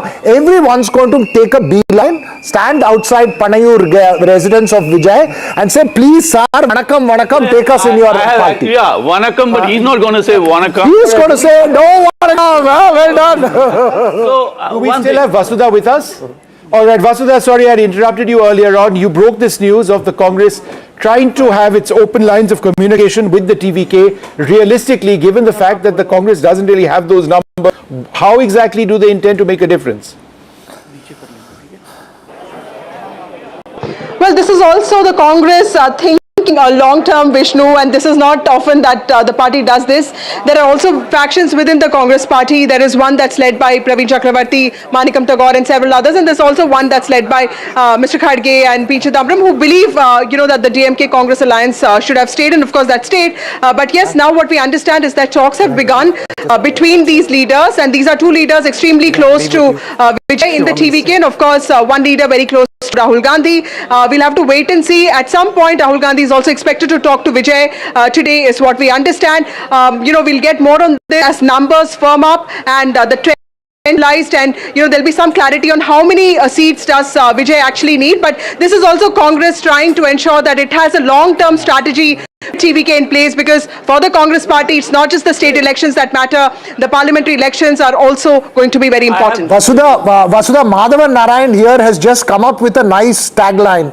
He says all political parties, I said all political parties will be outside Panayur residence trying to say Vanakkam Vijay. He says he may not want to say wanna come to me. So what do you think? Do you think the TVK is actually in the quest for allies now? Because none of them stood by the TVK when the TVK needed them most, which was before the alliance. Do you think the TVK will just wait it out, because definitely the numbers will come its way? Absolutely, Veera. In fact, all these fans are just, practicing the, swearing in lines that he would be taking, the lines that he would utter, he would have to say during the oath-taking ceremony. For the fans and supporters of TVK, it does not matter that he has not really reached the majority mark, because at 105, they seem to have really, placed him as the Chief Minister of the state. But yes, technicalities are important, and he has to get that 117 to reach. I just wanted to come in and ask the Chief Minister of the state. Narayanji, how exactly is this going to work? Because it's more than just a technicality. There is one huge moral Rubicon has to be crossed. Congress can be talking to TVK with whatever in mind, but isn't it funny that it has actually won whatever seats it has, 5 or 7, in alliance with the DMK, and so it's like you're winning with the votes of DMK implicit in your constituencies and going and tying up with this. You can't do an NCP so easily, because at least in the case of NCP it was a formal split. In this case, it's so there are. So it becomes a legal issue, right? Legal. If you're part of it. No, there's no legal issue. Congress party can go. Party contested on the hand ticket. Now, let's not forget, pre-poll alliances are different from a post-poll reality. The Congress was not given the number of seats that it wanted. It has taken 2 Rajya Sabha seats from the DMK. One now, one later. What was the promise? If we have the numbers later, you'll get it. So they're not getting the second Rajya Sabha. Because the one that was already given, they can't get the second Rajya Sabha. Now it's perfectly fine. It's open, free for all. Anyone can go anywhere as a party. Only thing is that DMK guys cannot go, party. If you're part of a party, if you won in a symbol, then you can't support. But how is the Congress done? Huh? How is the Congress done by... Congress is done. Congress is now at about 4 seats, Vishnu. So they're still short. No, they're very short. Look, you are talking they're of clearly short. So this is the moot. This is the moot point at this moment. but right? no, that- Lines of communication are open. No, but Vishnu, when a star is 105 seats, It's within striking range. If the rest of I'm just saying that if any of the rest of the parties conspire and do not allow him to become CM, he will come back with 234 seats. Lakshman, how do you? I would like to say that That is sort of the supply side. The demand side is what Vijay and his TVK want. Yeah. And for them, this is an opportunity to make a clean break with the so-called Dravidian politics mode.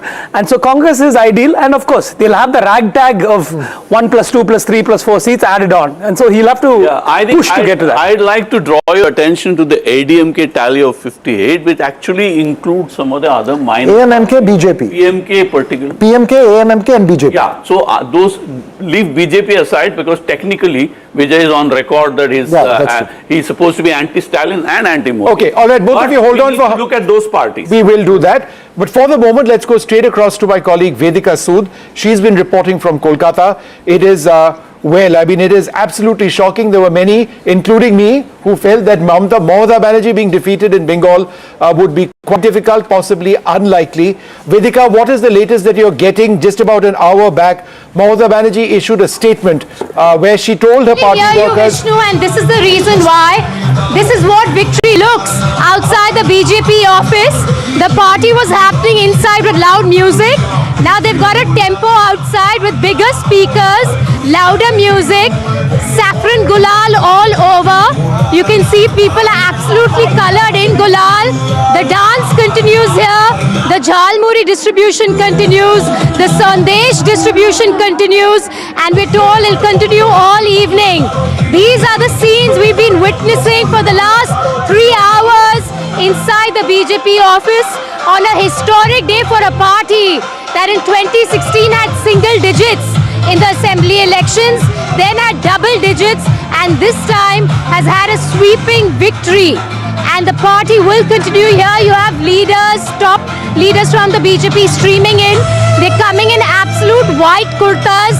They're walking out in saffron tinges because of the gulal that is being thrown around. You can see the BJP flags all around. This is just outside the entrance to the BJP office. In fact, even the images of the Prime Minister inside that have been stuck on the gates have been put. He has gulal on his face there on those images. That's the level of celebration here outside the office of the BJP. Back to you. Vedika, we'll come back to you in a little while. Huge celebrations over there, and I'm sure there'll be a lot more. But we did speak to the man of the moment in Bengal, Shuendu Adikari. Here's what he said.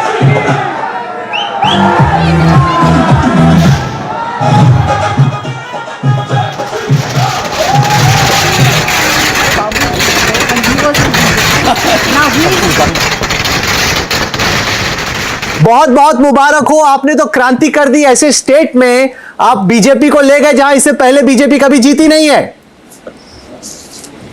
देखिए, जनता को बधाई दे रहा हूँ। Completely मिसरूल के खिलाफ जनता ने vote किया और पूरा अब हर ईवीएम हिंदू कंसोलिडेशन और 7% स्विंग हुआ। इस बार जितना गाली, जितना अत्याचार ममता बनर्जी हिंदू लोग को ऊपर दिया, हिंदू ने मुंह तोड़ जवाब ईवीएम में दे दिया। शुवेंदु दा, आप तो खुश होने चाहिए, ऐसे डांस करना चाहिए, एक्साइटेड होना चाहिए। आप तो इतना सीरियस टाइप का जवाब दे रहे हैं। आपने ऐसा किया जो श्यामा प्रसाद मुखर्जी के टाइम से बीजेपी वाले सोच रहे, ड्रीम कर रहे करने की, लेकिन आज तक कभी हो नहीं पाया। नहीं, हम हर कार्यकर्ता इसमें पार्टिसिपेट किया। हम लोग को जो मैं तो कुछ मेरा छोटा भूमिका था, लेकिन पूरा कार्यकर्ता खास करके 300 बीजेपी कार्यकर्ता आपने बलिदान दिया ना, उसका ये जीत उनका इसका है। 300 बीजेपी कार्यकर्ता बलिदान दिया। आपसे जब मुलाकात हुई, आपका जब इंटरव्यू हुआ, आप 170 बोल रहे थे, अभी तो 200 के पास चल रहा है। आपने तो दीदी को एकदम धो डाला। हाँ, धो तो डाला है। तो ये देखिए, यहाँ आध्यात्मिक कैपिटल है देश का, ये कल्चरल कैपिटल है देश का बंगाल।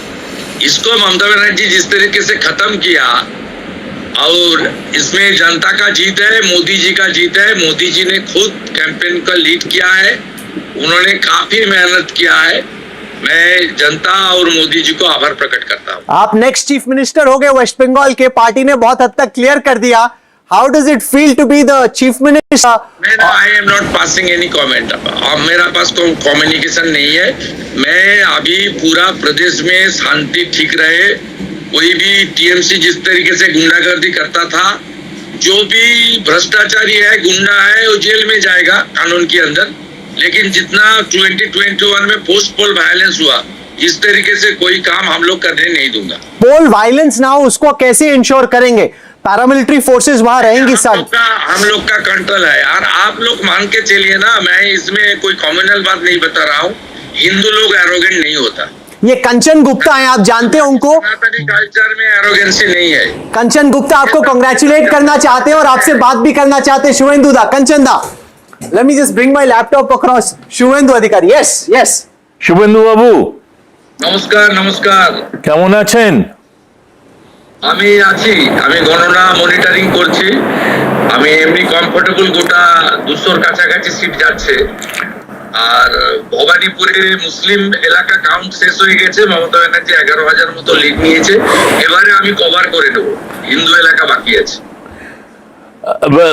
शुभेंदु बाबू, अभी देखने को जो मिल रहा है कि जितने भी बॉर्डर कॉन्स्टिट्यूएंसीज हैं, वहां पर भाजपा इतना शानदार रिजल्ट कर रहा है। इन साउथ 24 परगनास, जहां पर पार्टी की कोई जगह नहीं थी, आपने वहां पर कब्जा कर लिया है। डायमंड हार्बर में कर लिया है। इसकी कोर रीजन क्या है, कोर कारण क्या है? इसका एक ही रीजन है, घुसपैठिया। जिस तरीके से डेमोग्राफी चेंज किया, उसका खिलाफ ही वोट हुआ। मैं आपसे एक और सवाल करना चाहता हूं, महिलाओं ने किसको वोट दिया इस बार? देखिए, वोट हिंदू माने मेल फीमेल में नहीं हुआ। अब यहाँ हिंदू कंसोलिडेशन हुआ है। हिंदू महिलाओं बीजेपी को वोट किया। साथ में इस बार आदिवासी वोट काफी मिला हम लोग को। ये पद्मजा जोशी हैं, कैंपेन को बड़े जोरों से कवर किया था। वो आपसे सवाल पूछना चाहती है। Padmaja, I am sorry, this is just live on the fly. Yes Padmaja, go for it. Yes Suvendu दा, थैंक यू सब भालो। I am very well sir, I am very well. आपने बहुत धुआंधार प्रचार किया। आपके खुद के क्षेत्र में तो पूरा क्लीन स्वीप हुआ है। ट्राइबल वोट बहुत पड़ा है आपको। इस बार आपने जंगल महल में भी स्वीप किया, नॉर्थ में भी स्वीप किया। डायमंड हार्बर मॉडल अभी भी कायम है। एक ही सीट वहां पर अभी बढ़त दिख रही है, उसमें थोड़ा सेंधमारी की कोशिश अभी भी है। हाँ, वहाँ थोड़ा तो वो लोग डराने का काम किया, और वहाँ डेमोग्राफी ज्यादा चेंज हुआ था। इसलिए जहाँ जहाँ डेमोग्राफी चेंज हुआ, वहाँ इस तरीके से हुआ है। आने वाला दिन में सब ठीक ठाक हो जाएगा। हमारी तो 189 चल रहा है, ये बड़ा अंतर, बाकी हम लोग संभाल लेगा। शुवेंदु दा, आपने वहां पे भी अच्छा किया जहां पे बंगाली भद्र लोग थे और लोगों को लग रहा था कि इन एरियाज में आ ही नहीं सकती। कोलकाता के इर्द गिर्द एक बंगाली भद्र लोग जो मान नहीं रहा था बीजेपी जीतेगी। बोरिया मजुमदार हमारे साथ है, वो आपसे बात करना चाहते हैं। यस শুভেন্দু বাবু, প্রথমত কংগ্রাচুলেশনস। দুটো প্রশ্ন। ভালো, হ্যাঁ, আপনাকেও দুটো প্রশ্ন। এক, আগের বারের ইলেকশনের পরে আমরা প্রচুর গন্ডগোল দেখেছি। কলকাতায় 200 বছরের বাস, উত্তর কলকাতা, এটা কিভাবে সাধারণ মানুষকে আপনার মুখ থেকে শুনলে সবাই বলবেন, এটা কিভাবে আটকাবেন? দ্বিতীয়ত, বিজেপি বা আমাদের সনাতনী রাষ্ট্রবাদীদের কালচার এগুলো নয়। আটকানো মানে এখানে হবে না, কিছু হবে না। ওই ধরনের ভায়োলেন্ট করতে পারে জামাতি মাইন্ডসেটের লোকজন।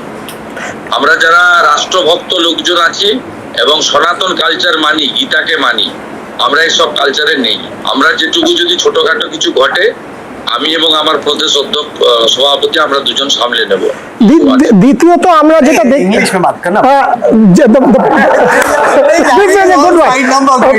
আমি ইংরেজিতে জিজ্ঞেস করছি, so there are parts of Calcutta, Shuendu Babu, where we have kind of seen over the last couple of years, when we only have travelled as Bengalis, we did not feel great about it, because a certain community, there were things like, rules are not the same for Bengalis, Hindus and Muslims.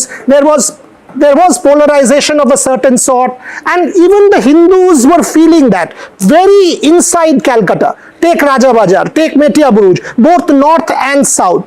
You are talking about consolidation. Was that one of the reasons, and did TMC not see the writing on the wall? Due to their vote bank politics, TMC did this type of unethical job. It's a high appeasement politics. Due to this ground, the demography has been changed in Calcutta surroundings area. All are infiltrators. They are coming through border. The Mamata Banerjee government not provided land to the BSF. This is the main reason. Further reason, the entire Bengali, Hindu and all other true patriotic people, they are united, they are casted their vote in favor of Lotus, and the outcome is now coming. जाने माने journalist editor हैं वीर सांघवी, वो एक quickly आपसे सवाल पूछना चाहते हैं। यस वीर, शुवेंदु दादा। Shuendu, just a basic question. What will you do apart from this Hindu-Muslim stuff which you've gone on and on about? What will you do in Bengal that will be very different? Please tell me again. You've talked about Hindu consolidation, people's concerns about infiltration, which is valid and probably accounts to your victory. But my question is, once you get away from that, once you come to power in Bengal, what will you do that is different? No. You saw in Assam, Tripura, after BJP came to the power, the infiltrators issue already overcome. The double engine Sarkar will perform properly, and central state relation will sort out this problem. सवाल ये शिव अरूर हमारे managing editor है NDTV 24/7 के। शुवेंदु दा, जाने से पहले एक सवाल शिव अरूर आपसे करना चाहते हैं। Shiv, Shuendu da, this entire election, previous election also was framed as, the BJP is a party of the Hindi heartland, Bengali identity samajhte nahi hai BJP wale. Do you think that has been disproved now? Outsider, insider wala politics? Yes, outsider, insider, it's a Mamata Banerjee's very cheap politics. The people rejected it. You know it very well. One Bengali Hindu, renowned, respected Hindu, Bharat Keshri Dr. Shama Prasad Mukherjee, formed this party. This party is functioning under the ideology of the Dr. Shama Prasad Mukherjee. The people rejected it. It's a Mamata Banerjee very cheap politics. Shuendu da, one final question. At this moment in Bhavanipur, it's been going up and down. Mamata Banerjee is currently in the lead. Previously, she was trailing. How is it looking for you in Bhavanipur? You are still known as a giant slayer from Nandigram in the last time. I am hopeful because the Muslim area 63, 67, 77 ward already covered. My calculation inside was that she may lead 20,000, but now she is leading 16,000. The entire Mamata's vote bank area are now covered. ये पश्चिम बंगाल के दो जाने पहचाने journalist हैं, वो आपको congratulate करना चाहते हैं। खत्म करने से पहले जयंत घोषाल आपको कंग्रेचुलेट करना चाहते हैं। Shuendu, congratulations. জয়ন্ত বলছি। কালকে রাতে বলেছেন দেখেছি। হ্যাঁ দেখেছেন? Tomorrow I said. না, আমার একটাই প্রশ্ন আছে। Thank you. Difference of analysis. Thank you. Spoke yesterday. Yes. না, Shuendu একটা প্রশ্ন করব। তুমি কি are you like to shift your office to again writers building, or you will go to Nabanno. It's a BJP party. Major decision it. We are working in collective leadership. It's a national party.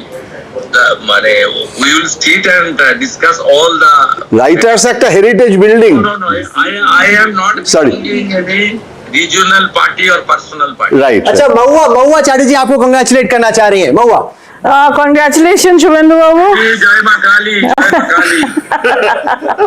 আপনাকে একটাই প্রশ্ন করছি অনেকে অনেক প্রশ্ন করেছে I would like to ask you that since you were the one who defeated Mamata Banerjee in Nandigram last time, and if the final results in Bhavanipur are such that you defeat her in Bhavanipur, you should be the undoubted leader and the chief ministerial candidate.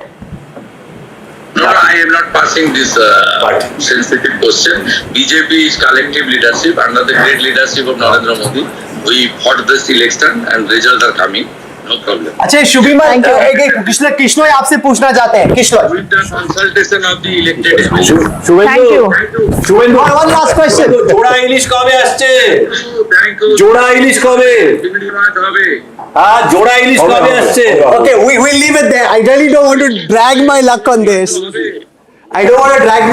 this but that's the अच्छा शुभेंदु दा मनोज्ञा लोईवाल आ रही है वो आपसे बहुत कीन है पूछने के लिए आप जाइए मत एक मिनट रुकिए वो काफी देर से आपके कैंपेन को ट्रैक कर रही है भागते हुए आ रही है हमारे हिंदी स्टूडियो से दौड़ते हुए आ रही कह रही मुझे भी बात करनी है मनोज्ञा लोईवाल शुभेंदु अधिकारी दादा नमस्कार गिरा मत देना मेरे लैपटॉप को गो ऑन কালকে বলেছিলেন 190 প্লাস হবে अच्छा आपको मैं आपका राहुल एक बड़ी गो ऑन कल हमारी जो बात हुई थी तो आपने कहा था कि जो आंकड़े हैं वही रहेंगे क्या मैं भावी मुख्यमंत्री से बात कर रही हूँ शुभेंदु वो नहीं सवाल का जवाब नहीं दे रहे और कुछ पूछो और कुछ पूछे तो मुझे ये बताइए आज के की खाबेन झालमुड़ी ना माछेर झोल you celebrate all माछेर jhol with rasgulla ओ बाबा ये थोड़ा रसगुल्ला हमको भी भेज देना after winning in this fashion it's very important चलिए now counting is going. खाली एक आखिरी सवाल शिशिर बाबू से बात हुई उन्होंने क्या बोला Shishir Babu is his father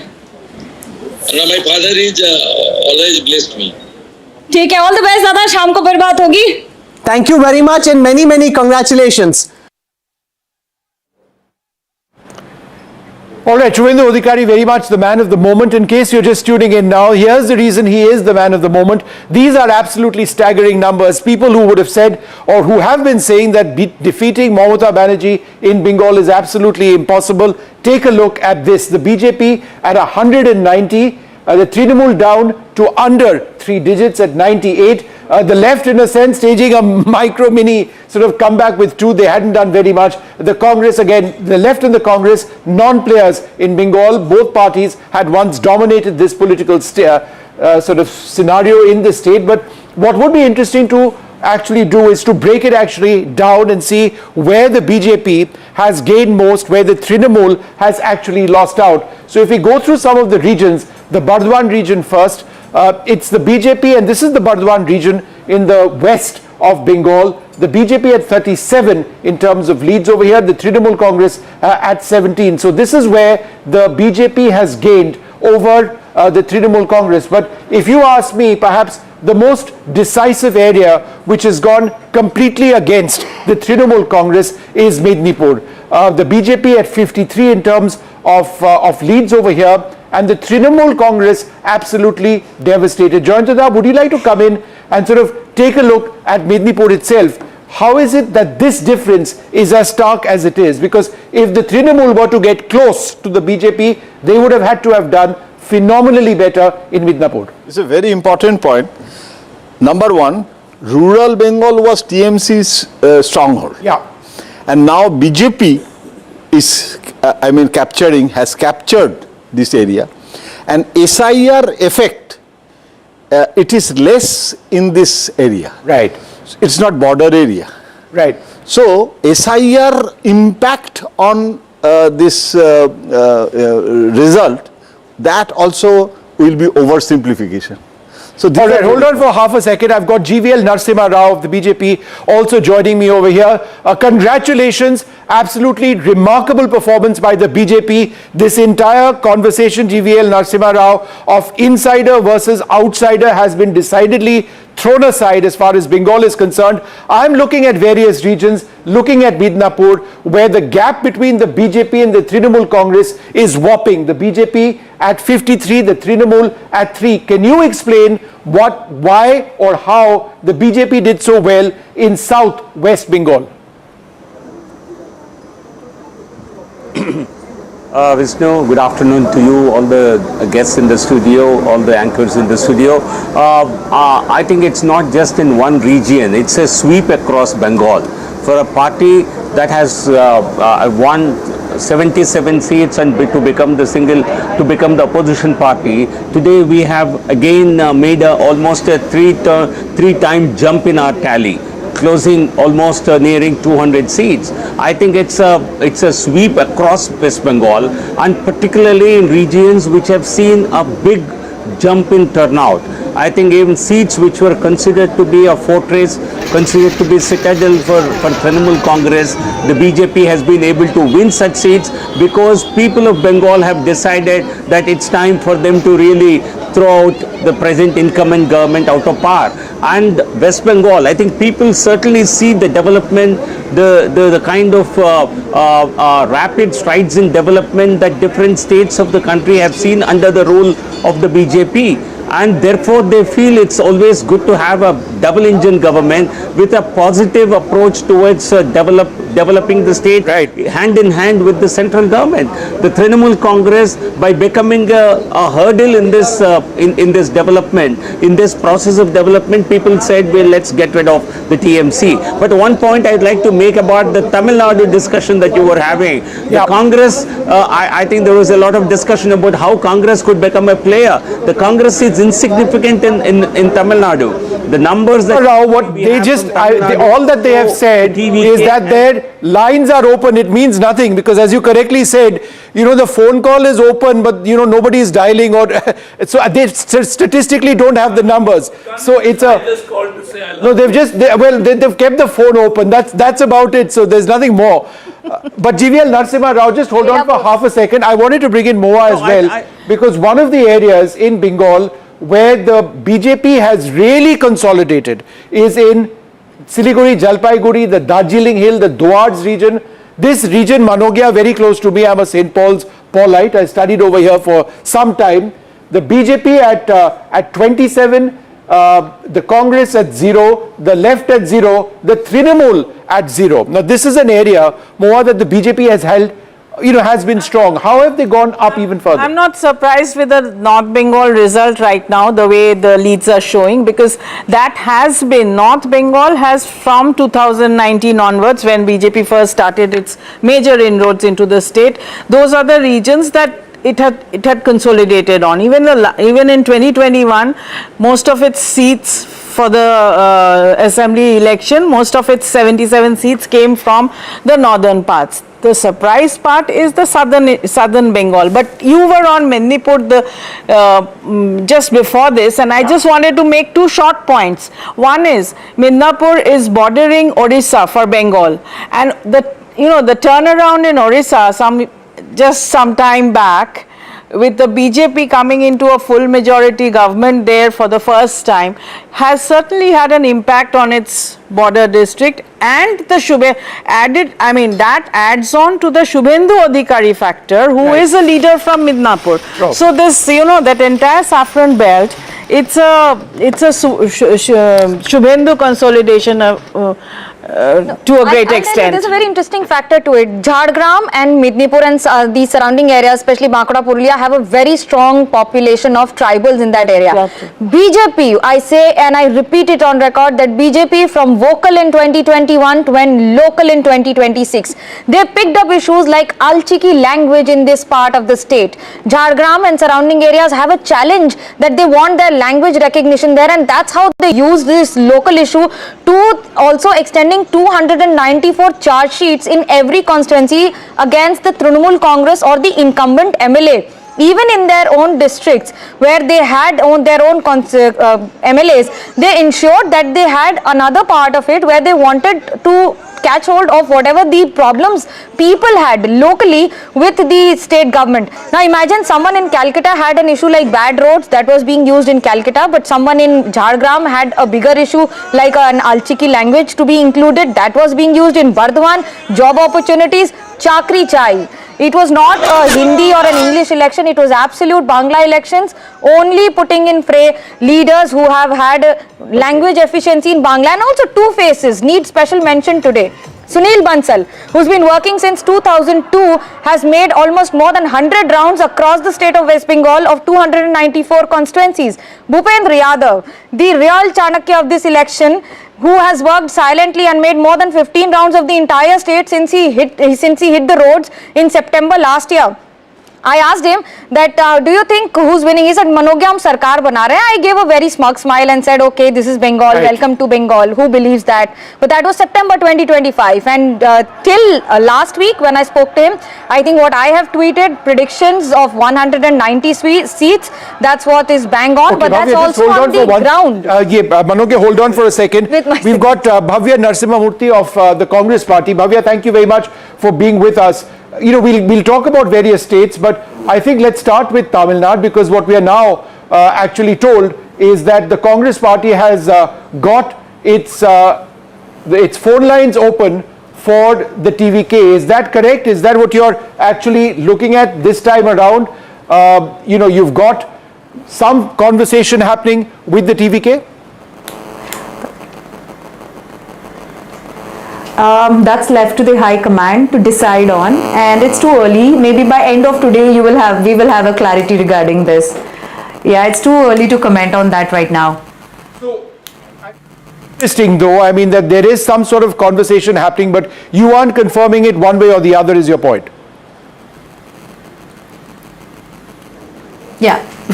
Because it depends on a high command, right? All right, well, they are the ones to decide. Well, it's a pretty fluid situation, but the other question, of course, to ask you is the overall look at Assam. Now, this has been an extremely disappointing performance for the Congress party in Assam. The BJP just short of 100, the Congress at 23. Gaurav Gogoi, your big star, hasn't been successful in Assam at all. What do you account, or how can you account for these numbers? You're actually down 8 if these leads translate into results from last time around. We definitely expected better, but it's not up to our expectation. We are definitely disappointed about this.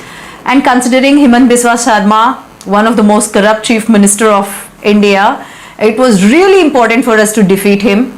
And for his crass comments on our leaders or whatever, his corrupt administration, everything that needed to be taught a lesson. But sadly, this was below our expectation. But I'm really happy about our performance in Kerala. But one other question, Bhavya, before I ask my panelists also to jump in over here. The BJP says that there is a certain lack of connect between Gaurav Gogoi and the state and people in the state. How would you respond to that?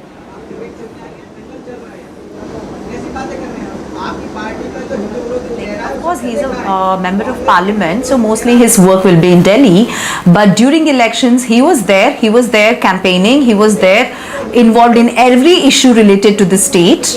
And he was he was the face completely, who was opposing Hemant Biswa Sharma head on. He took, head on against the incumbent Chief Minister. Madhavran, you had he was fully there in the state, although he was an MP. I think my question to you, Bhavya, is that whether it's Assam or Bengal, do you think there is room for introspection in Congress beyond slamming a leader who's already won? I mean, you may say anything about Hemant Biswa Sharma, or for that matter, in Bengal also, BJP has won. Where do you think is the room for introspection in Congress, or is there any room at all? These images, meanwhile, are from Kolkata of Mamata Banerjee leading. But Bhavya, go ahead. Yeah. We do not have many seats in Trinamool in West Bengal. No, we definitely have room for introspection, definitely. In Assam, we have not fared very well, and Bengal, Congress. All right, Bhavya, I'm sorry to interrupt you for half a second. We've got some live images now coming in from Kolkata. Mamata Banerjee has left her residence. My colleague Shreyashi is tracking the movements of Mamata Banerjee. It seems that the Trinamool Congress down and out. She will not be Chief Minister. Remarkable performance by the BJP. What is Mamata Banerjee saying? Shreyashi. Well, Shiv, what it seems like she is going towards the counting center for Bhavanipur. Of course, yes, she's taken the turn towards the counting center. Remember earlier, she made allegations that there were load sheddings in these strong rooms, and of course she has been saying there's been slow counting, and as a candidate and as someone who has very, very high stakes in this election, she's going in person to the counting centers to meet her cadres, her councillors who have been here since morning. She stormed out of her residence in Kalighat just a short while ago. We took the wrong routes because of course there was the CM convoy, and now she has gone to the counting center. We will be getting you all that details from here in Kolkata, as of course the lead since the morning have been giving BJP an edge here in West Bengal, something that the Trinamool Congress had not expected. And you know, interestingly, right outside the counting center there is BJP celebrations as well. And now with the Chief Minister going to the counting center, we are going to be expecting her to speak to the media. She did not say much when she came out of her residence in Kalighat, which had an isolated look which we've not seen before here in West Bengal.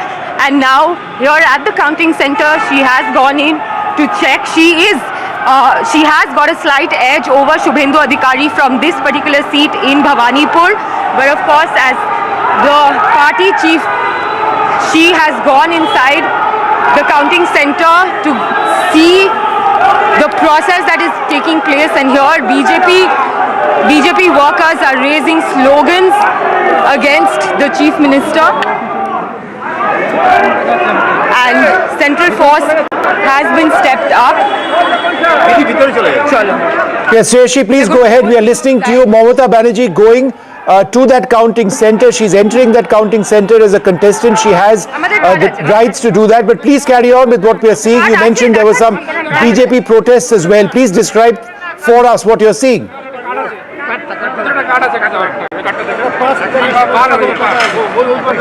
Okay, I think there's a bit of a police presence over there. We'll come back to her in a little while. Moa, I think it's interesting, about an hour and a half, 2 hours back, Mamata Banerjee issued a statement where she said that the true results would only become evident when the next rounds of counting take place, and she said that the Election Commission had slowed down or stopped counting in approximately 100 seats.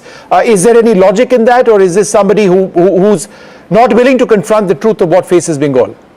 Maybe both, because one thing is for sure, for the last more than an hour or close to an hour, we are also watching the same figures on West Bengal on our screens here. It's been stuck at 194, 95. Yes, and that's been, I think, almost more than an hour now. So something definitely is, I mean, for some reason, counting must have been stalled, or they are not coming out, the results. Tamil Nadu, it's even down now. TVK is down to 101-2 now. But there's movement. But in the West Bengal panel, there is no movement for quite some time now. And I'm watching my ECI thing on the phone here. Same thing. It's been static. ECI will be even slower. Static for a while. But so I mean, there might be something, since we are not there on the spot. But she's also something as sensational as it seems unlikely. No, but I am coming to that. But whatever the leads are, in fact, from the morning, we are sitting here from 7, I think, in the morning, and so we've seen the opening scores, and till now, it was only for a very short while that TMC took the lead, and ever since BJP has been increasing its leads over TMC. So as of now, it seems unlikely that this whole scenario will completely change. So, but let's see. All right, let's go back to Shreyashi, who's over there. We've got the line back with her. Is it tense over there right now? The BJP workers outside, tell us what's happening. Well, the BJP workers are right here. They are raising slogans and we did see them celebrating already, and why not? It has been an unprecedented result for them, and we have seen how in 2021 BJP workers were attacked by the Trinamool Congress. So the BJP workers coming out in large numbers right outside the counting station. As for security, there are 3 layers of security. There's central paramilitary forces, there are Kolkata police senior officials, as well as the constables over here, and barricades that have been put up so that no one reaches them to enter the strong room and the counting center, which is just down the lane here in Lord Sinha Road. Interestingly, this also houses the BSF office here, as well as the special branch office of the Kolkata police. So it's a highly secured area, but of course, remembering the kind of strong room showdown that Kolkata saw just 4 days ago, the ECI does not want to take any chance. CM security also present. Now the Chief Minister has of course issued the videos on her social media page, but this is the first time that she has come out and gone to the counting center. This is something again, Shiv, that has not happened before here under her tenure. The Chief Minister usually doesn't go to the counting center, her polling agent does.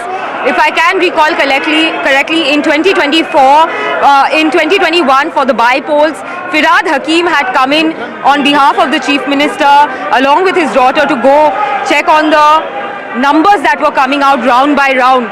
But this time, the kind of margins and the kind of lead that the BJP has got shows that the Trinamool Congress has a lot to go back and see where they went wrong. But of course, we are waiting for the Chief Minister to come out and then address the media. She is not given up as yet, and that is clear from the body language when she left her residence. She's come to the counting center, and we are going to be expecting her to address the media shortly. Back to you. I think that's important, and we'll be watching out for what Mamata Banerjee has to say. She's been fairly defiant throughout the afternoon, despite the numbers being against her. But I do believe that Moa makes an important point that in terms of the pace of the count of the votes, it seems to have gone slow in Bengal along the lines of what Mamata Banerjee said, but I would suggest that these numbers are now absolutely glaringly in favor of the BJP. I don't suppose that there would be a last change or a quick last minute change in this. What we can now bring you is shots of celebration as far as the BJP is concerned. BJP workers feasting on a meal of fish curry and rice, as trends clearly indicate a victory, a landslide one at that, for the party in state assembly elections. Can I suggest that this jhalmudi business has been overstated? As a Bengali, I can tell you, we have far, far better things to eat than jhalmudi. It's very easy for, and can I use the 2 words, non-Bengalis, to be associating, jhalmudi with cuisine in Bengal. I can assure you it's not. If you want snacks, the puchkar is way superior to jhalmudi. Leave it over there. We'll come back in half a second. It's a case of March. Sorry, you touched a nerve over there. March ado about nothing. As I said,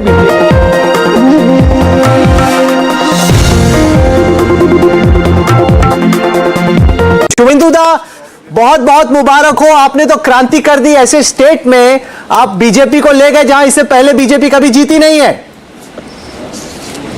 देखिए, जनता को बधाई दे रहा हूँ। Completely मिसरूल के खिलाफ जनता ने vote किया और पूरा आप हर ईवीएम में देखिए हिंदू कंसोलिडेशन और 7% स्विंग हुआ। इस बार जितना गाली, जितना अत्याचार ममता बनर्जी हिंदू लोग को ऊपर दिया, हिंदू ने मुंह तोड़ जवाब ईवीएम में दे दिया। शुवेंदु दा, आप तो खुश होने चाहिए, ऐसे डांस करना चाहिए, एक्साइटेड होना चाहिए। आप तो इतना सीरियस टाइप का जवाब दे रहे हैं। आपने ऐसा किया जो श्यामा प्रसाद मुखर्जी के टाइम से बीजेपी वाले सोच रहे, ड्रीम कर रहे करने की, लेकिन आज तक कभी हो नहीं पाया। नहीं, हम हर कार्यकर्ता इसमें पार्टिसिपेट किया। हम लोग को मैं तो कुछ मेरा छोटा भूमिका था, लेकिन पूरा कार्यकर्ता, खास करके 300 बीजेपी कार्यकर्ता आपने बलिदान दिया ना, उसका ये जीत उनका इसका है। 300 बीजेपी कार्यकर्ता बलिदान दिया। आपसे जब मुलाकात हुई, आपका जब इंटरव्यू हुआ, आप 170 बोल रहे थे, अभी तो 200 के पास चल रहा है। आपने तो दीदी को एकदम धो डाला। हाँ, धो तो डाला है। तो ये देखिए, यहाँ आध्यात्मिक कैपिटल है देश का, ये कल्चरल कैपिटल है देश का बंगाल। इसको ममता बनर्जी जिस तरीके से खत्म किया, और इसमें जनता का जीत है, मोदी जी का जीत है। मोदी जी ने खुद कैंपेन का लीड किया है, उन्होंने काफी मेहनत किया है। मैं जनता और मोदी जी को आभार प्रकट करता हूँ। आप नेक्स्ट चीफ मिनिस्टर हो गए वेस्ट बंगाल के, पार्टी ने बहुत हद तक क्लियर कर दिया। How does it feel to be the chief minister? I am not passing any comment. अब मेरा पास कोई कम्युनिकेशन नहीं है। मैं अभी पूरा प्रदेश में शांति ठीक रहे, कोई भी टीएमसी जिस तरीके से गुंडागर्दी करता था, जो भी भ्रष्टाचारी है, गुंडा है, वो जेल में जाएगा कानून के अंदर। लेकिन जितना 2021 में पोस्ट पोल वायलेंस हुआ, इस तरीके से कोई काम हम लोग करने नहीं दूंगा। पोल वायलेंस ना हो, उसको कैसे इंश्योर करेंगे? पैरामिलिट्री फोर्सेस वहां रहेंगी सर? हम लोग का कंट्रोल है यार, आप लोग मान के चलिए ना। मैं इसमें कोई कम्युनल बात नहीं बता रहा हूँ। हिंदू लोग एरोगेंट नहीं होता। ये कंचन गुप्ता है, आप जानते हैं उनको? कल्चर में एरोगेंसी नहीं है। कंचन गुप्ता आपको कांग्रेचुलेट करना चाहते हैं और आपसे बात भी करना चाहते हैं। शुवेंदु दा, कंचन दा, let me just bring my laptop across. Shuendu Adikari, yes, yes. Suvendu বাবু, নমস্কার। নমস্কার, কেমন আছেন? আমি আছি, আমি গণনা মনিটরিং করছি। আমি এমনি কমফোর্টেবল, গোটা 200-র কাছাকাছি সিট যাচ্ছে। আর ভবানীপুরে মুসলিম এলাকা কাউন্ট শেষ হয়ে গেছে, মমতা ব্যানার্জি 11,000 মতো লিড নিয়েছে। এবারে আমি কভার করে নেব, হিন্দু এলাকা বাকি আছে। शुभेंदु बाबू, अभी देखने को जो मिल रहा है कि जितने भी बॉर्डर कॉन्स्टिट्यूएंसीज हैं, वहां पर भाजपा इतना शानदार रिजल्ट कर रहा है। इन साउथ 24 परगनास, जहां पर पार्टी की कोई जगह नहीं थी, आपने वहां पर कब्जा कर लिया है। डायमंड हार्बर में कर लिया है। इसकी कोर रीजन क्या है, कोर कारण क्या है?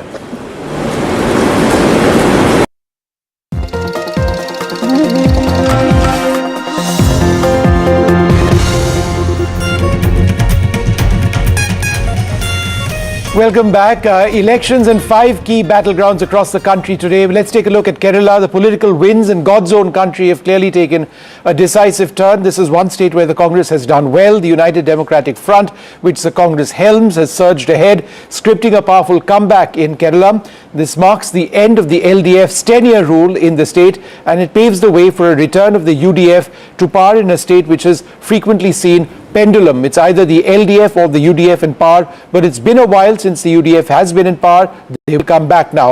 The LDF, led by Pinarayi Vijayan, has fallen short, with the electorate signalling a clear shift in mood across the state. Celebrations have begun in the Congress-led UDF camp, with sweets being distributed, cadres dancing to music, and senior leaders hugging each other.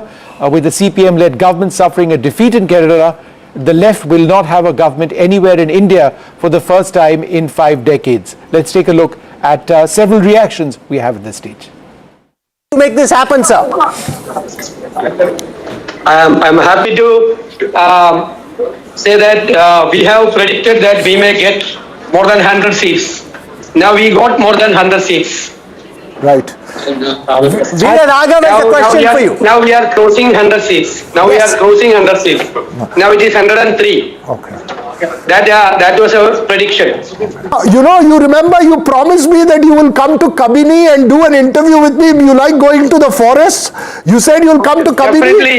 Are you going to Delhi now, or are you going to Kabini? Are you going to Delhi now, or are you going to Kabini? Definitely, I want to visit Kabini again. No. As I said a few earlier. Will you be the Chief Minister of Kerala?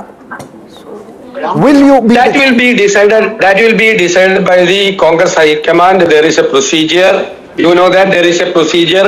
I am not the competent person to say anything about that.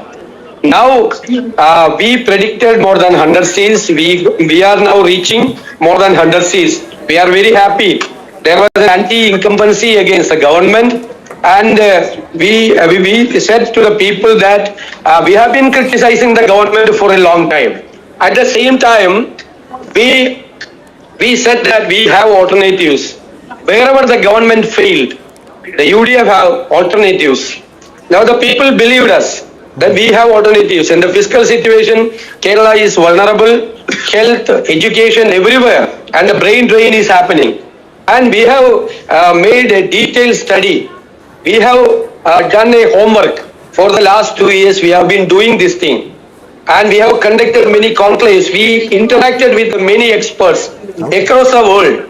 Then now we have documents in each and every subject. Now we are going to implement. Definitely our UDF government will implement what we promised to the people of Kerala.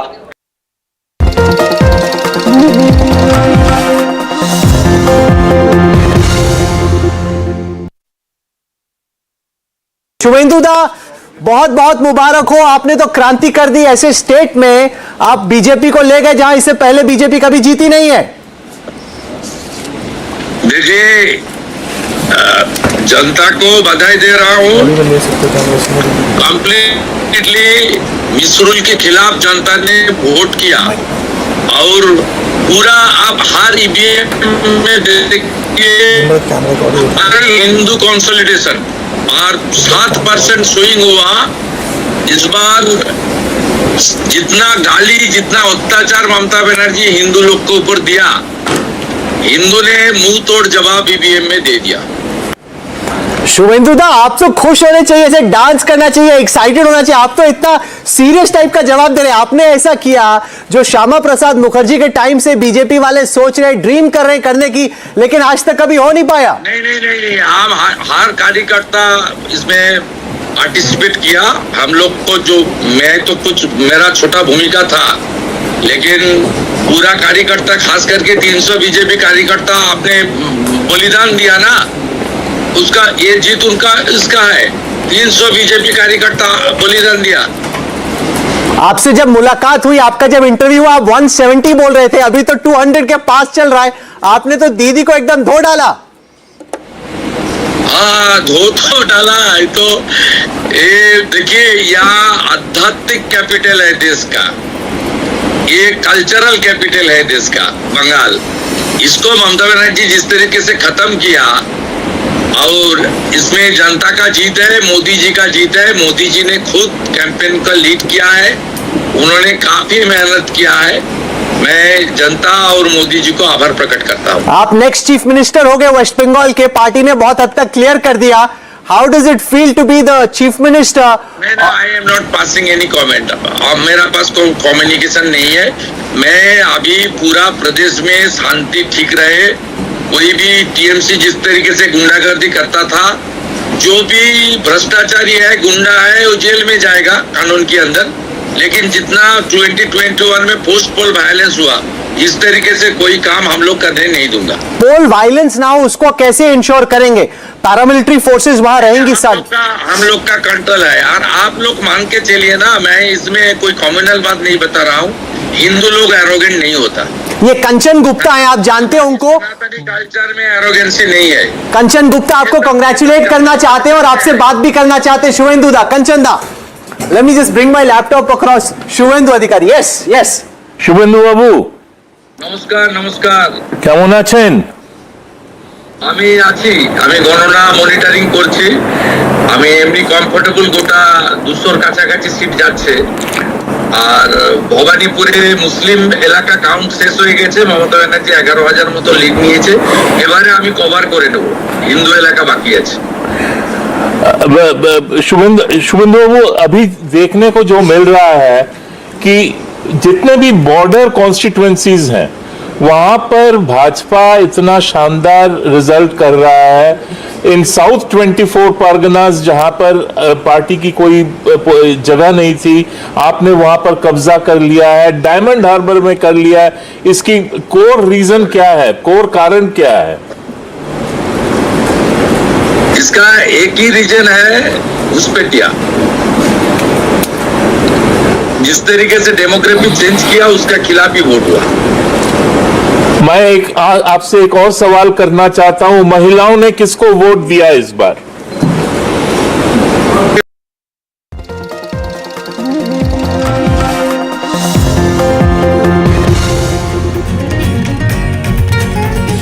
the headlines at this hour: the BJP breaches Mamata's fortress, Didi loses Bengal's control after 15 years. The BJP is set to begin a historic term in West Bengal. Prime Minister Modi will visit the BJP national office in Delhi after the Big Bengal win. The Prime Minister will address BJP workers around 7 p.m. We'll be cutting across to that. Massive victory celebrations are planned. Vijay's Tamil Nadu blockbuster. Vijay doing extremely well. They are on the cusp of forming a government. The DMK is a distant second. The ADMK at the third spot in the Tamil Nadu battle. The TVK asserts that they could form the government in Tamil Nadu on the 7th of May.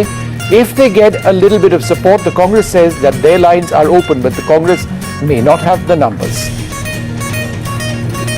The Congress-led UDF has swept Keralam, marking a major comeback after a decade. The Congress has been celebrating the alliance's return to power. The BJP secured another victory, this one in Assam, delivering a thumping win. The Congress has suffered a major setback in the state.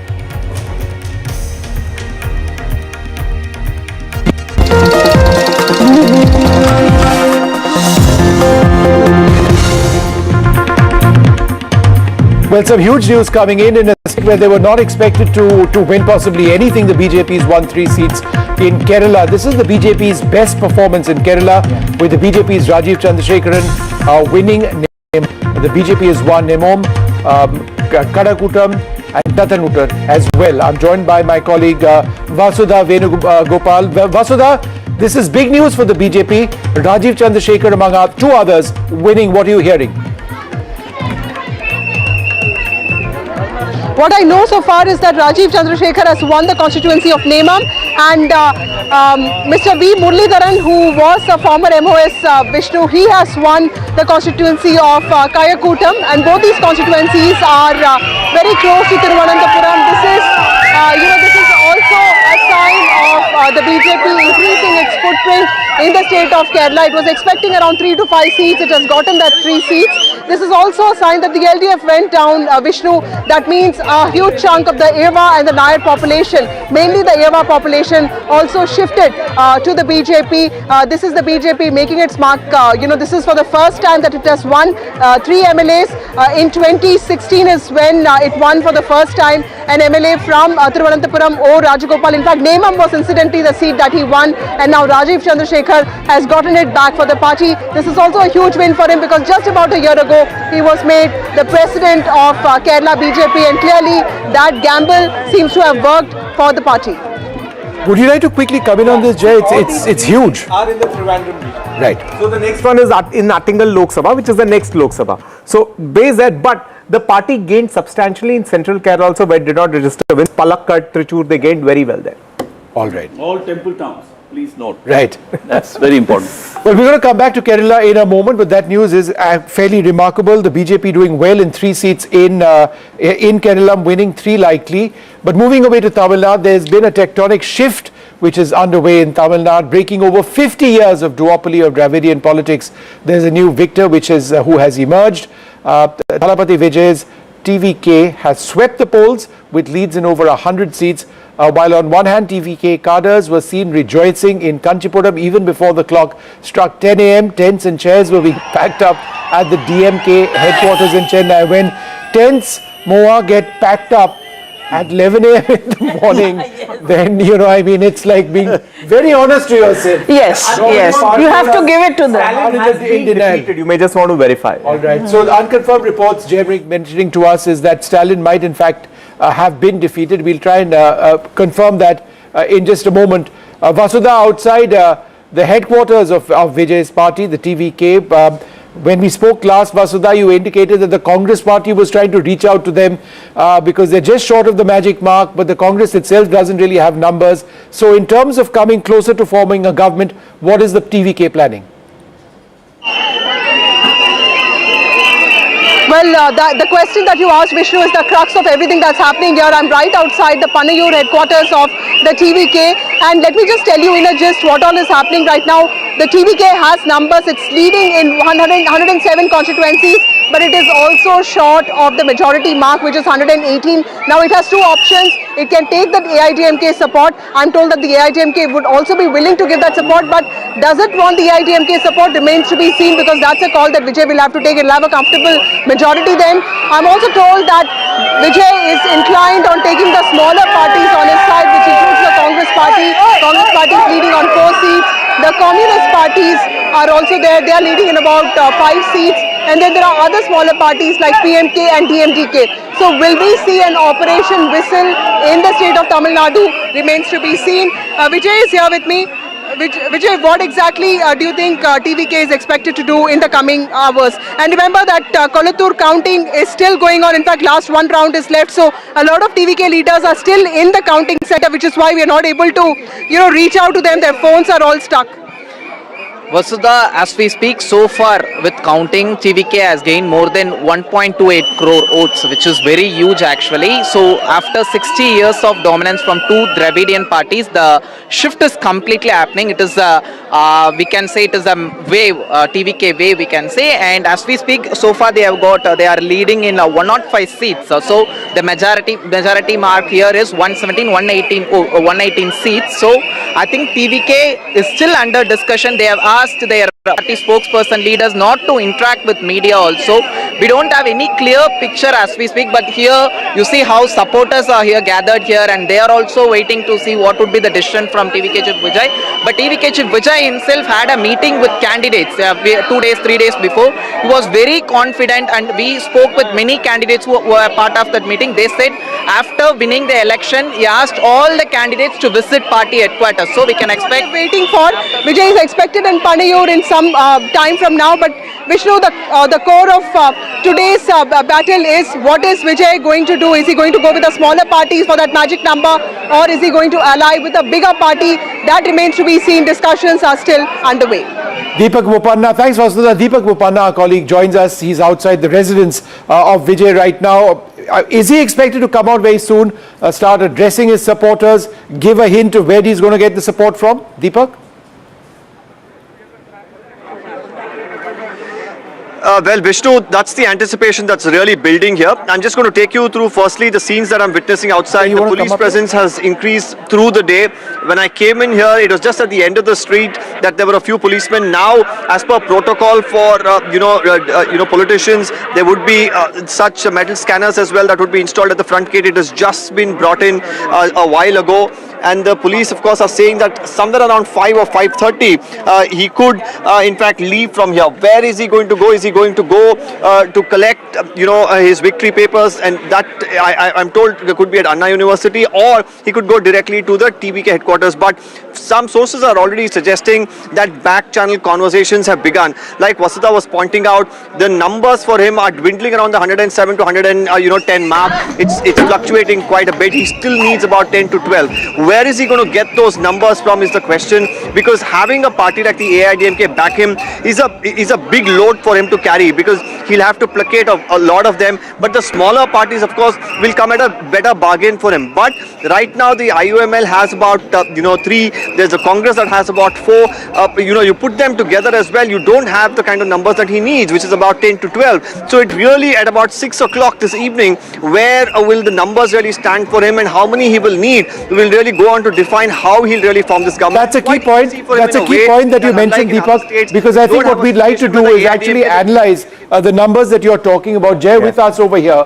Remember, the magic mark in Tamil Nadu is 118, total 234 seats. 118 is what the TVK is targeting out here. You know that the Congress has opened the phone line and said, we are willing to talk right now. So assuming the Congress is on board, right, that pushes them at 111, they're still slightly short.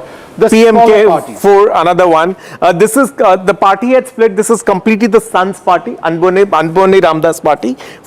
In this others, there is left over here, right? 5 are from the left front, 3 CPI, 2 CPM. So Congress left and PMK. 9 and 5, 14. And 106, 120. 14 more, 120. So they crossed the halfway mark. Over the majority. And then there are two more possible.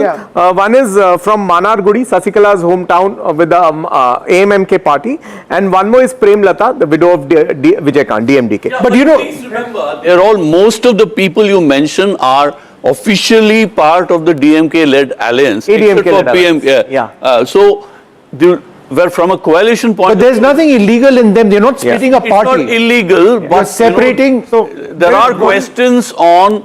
Some of them have won on DMK's symbols. We'll have to No. So here we are on the specific symbols. These are on their own symbols. Okay. All the parties we are referring to are on their own Congress, symbols. the PMK and the left. They're on their own symbols. On their own symbols. Even though they're part of the DMK front. So the anti-defection law does not apply. But it is politically a challenging thing for them to cross over. But procedurally, what would be done for Vijay? Because if he is seen to be somebody who doesn't need the ADMK support, let alone the DMK support, not that that was ever happening, his independence as a leader is reinforced. Right, he may prefer to have a slim majority than a gigantic one with the ADMK, but that would end up diluting his politics. I think there are two things that have to be looked at. One, even among the people that were said, one person contesting in the VCK ticket is not from the VCK party. He is from the erstwhile Congress, who has been given a ticket independently. He is the only person leading from the VCK. There is no loyalty attached to the VCK party or to the alliance. Similarly, with the CPI also, one was an independent who had already won. He is not part of the CPI. So he is just contesting for the first time in CPI. No, but you know, technically, to give letters of support to the governor, you're elected on somebody's symbol, you belong to that party. Certainly. So what Madhavanji is saying is absolutely right. Now, the good thing is we have filtered it out by the symboled parties. So these are all symbols. Left 5 symbol, Congress 5 symbol, PMK 4 symbol, makes it 120. You know, basically, but this looks all wonderful, and I think this analysis, Jay, is absolutely great. But I will also go with one more. Strikes me for the benefit of a larger viewer. Absolutely. Let's do this one. Across the state, 2021, the DMK at 159. 2026, there's something called the TVK which has emerged. It's unbelievable. This is a gigantic change in the politics of Tamil Nadu. You've had the ADMK, the DMK now. You've got a third player which is more dominant than the others. And that is massive, absolutely. The problem area is here. The entire great... Smriti Irani now joins us, senior BJP. The DMK had the biggest setback. 37 breaking news, Stalin has lost. That's what we just confirmed. That's coming in, that Stalin has lost. We'll come out with those. Would you like to quickly react to that? A massive loss with Stalin going. Shift. A former chief minister after Jayalalitha has not lost the election in Tamil Nadu since 1996, 30 years later. And that shows the anti-incumbency that a sitting chief minister has lost, one. And two, it also shows the deterioration of the Dravidian politics. That merely one ideology that you're trying to sell to the people without development, without progress, without law and order, without social security, without progress cannot sustain. So that shows in this result one more demographic reason. I think DMK put a lot of eggs in the Chennai basket. I have to clarify. Everybody in Chennai has been defeated. I have 2 points to make. One is urban areas, TVK has taken over from DMK. In Madurai, for instance, former high-profile finance minister who was IT PTR. Palnivel Tyagarajan has lost. But more important, I would like to disagree slightly with Ramaswamy. With TVK under Vijay also swears by the Dravida party ideology, including Periyar's leadership. But in terms of delivery and aspirations of a young, highly industrialized state's population, the DMK, in spite of a high-profile development agenda, doesn't seem to have delivered, or the people want even more, especially youngsters. Right now, I have a statistic saying 1.28 crore voters have voted for TVK, which is a huge number in a state which has 5.28 crore voters. So there is. So Kolathur is what we're looking at. Kolathur. Let's try and pull up Kolathur over here. And we just go and put K over here. We should get K it over here, and right here. Kolathur. Right there. And this should have. Now this is now a result which is actually coming over here. MK Stalin losing in Kolathur. This is about 8,000 votes. The incumbent losing over there, and the margin of victory, assuming that this is what the final numbers are, it's going to be about 8,000. More than more. It's 8,731. 7,730. So I mean, it is quite huge over here. Quite huge. As per the election commission, it's 8,400 settling. So that's what it is like. So All right, we are now joined by Mr. Dharanidharan of the DMK. Thanks. I just noticed that you just sort of went in over there. Now, this what we've got up on the screen with Mr. Stalin having lost is what we are told. It's a huge setback. Could you perhaps tell us why this took place, in your opinion? I mean, what went wrong? I think it is a Gen Z wave towards Vijay. If it was other factor, they voted for ADMK/BJP, but it is a vote for the establishment. The youth are disillusioned with the existing establishment, and it is more like, I am angry with the existing status quo. It's a vote against the establishment. Yes, right? Establishment. All parties together. So that is why Vijay knew this and was very smart not to ally with any of the established parties. He knew that because the moment he established the ADMK, we could have still won the election because he's part of the establishment. But if you just take a look at these numbers and the fact that there has been such a staggering wave in Tamil Nadu away from the DMK and the ADMK, it means that this is a state where both the major formations are completely out of touch with what people want. Right? Exactly. You are willing to accept that, you know, I mean, that it is a complete loss of connect with their core voters. How could a party which didn't exist in the last elections do so well? See, is it just Gen Z? What else is it? No. Is it employment? Is it corruption? Tamil Nadu is much cleaner than so many other states in the country. No, even the entire notion of nationalism or patriotism, you know, in his avatar appears to be somewhat different, but it is a common theme. No, I think Tamil Nadu is also distinct from other states because Tamil Nadu is also the place where there is very high internet penetration of 95% and also very high literacy and also because a state where people do not like a lot of a lot of inequality. Though there are a lot of inequalities across the country, Tamil Nadu minimal, but the whole point is it's because of the whole lot of justice, social justice movement where we have told people that you can question the status quo. So the whole essence of Justice Party and Dravidian movement is to question the status quo, and that has come to bite us. I'm not rejecting that. The DMK welcomes the TVK, right? You welcome the fact that there is a new party over there. See, the fact is the people did vote the DMK 3 times, 2 Lok Sabha elections, 1 Assembly election. So I do accept the people's mandate. So the people had given us 3 times, so they have given this time TVK, so nothing wrong about it. All right, let's just hold on for 1 second. I'll come back to you. Shiv Arur joins us as well. Shiv, go ahead. Vishnu, MK Stalin losing his seat from Kolattur is a body blow.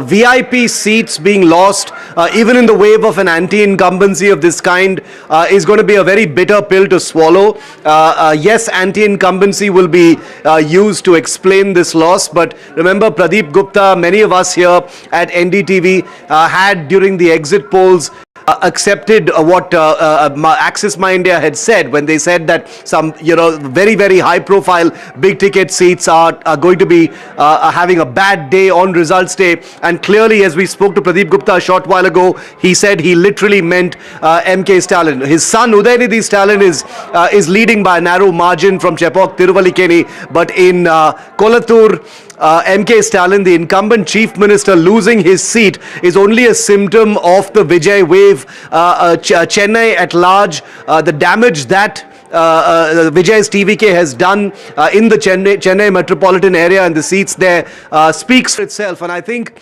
for the towering figure of the DMK who was front and center in this election, the man considered to be on the front line of what the DMK had hoped would be a history. All right, Shiv, just give me half a second as I pull up this map. Lost. And keep talking, Shiv. We've got Kolattur up over here. Yeah. If these are the final results, that MK Stalin was trailing by 60,688 votes over there. VS Babu of the TVK leading significantly over here.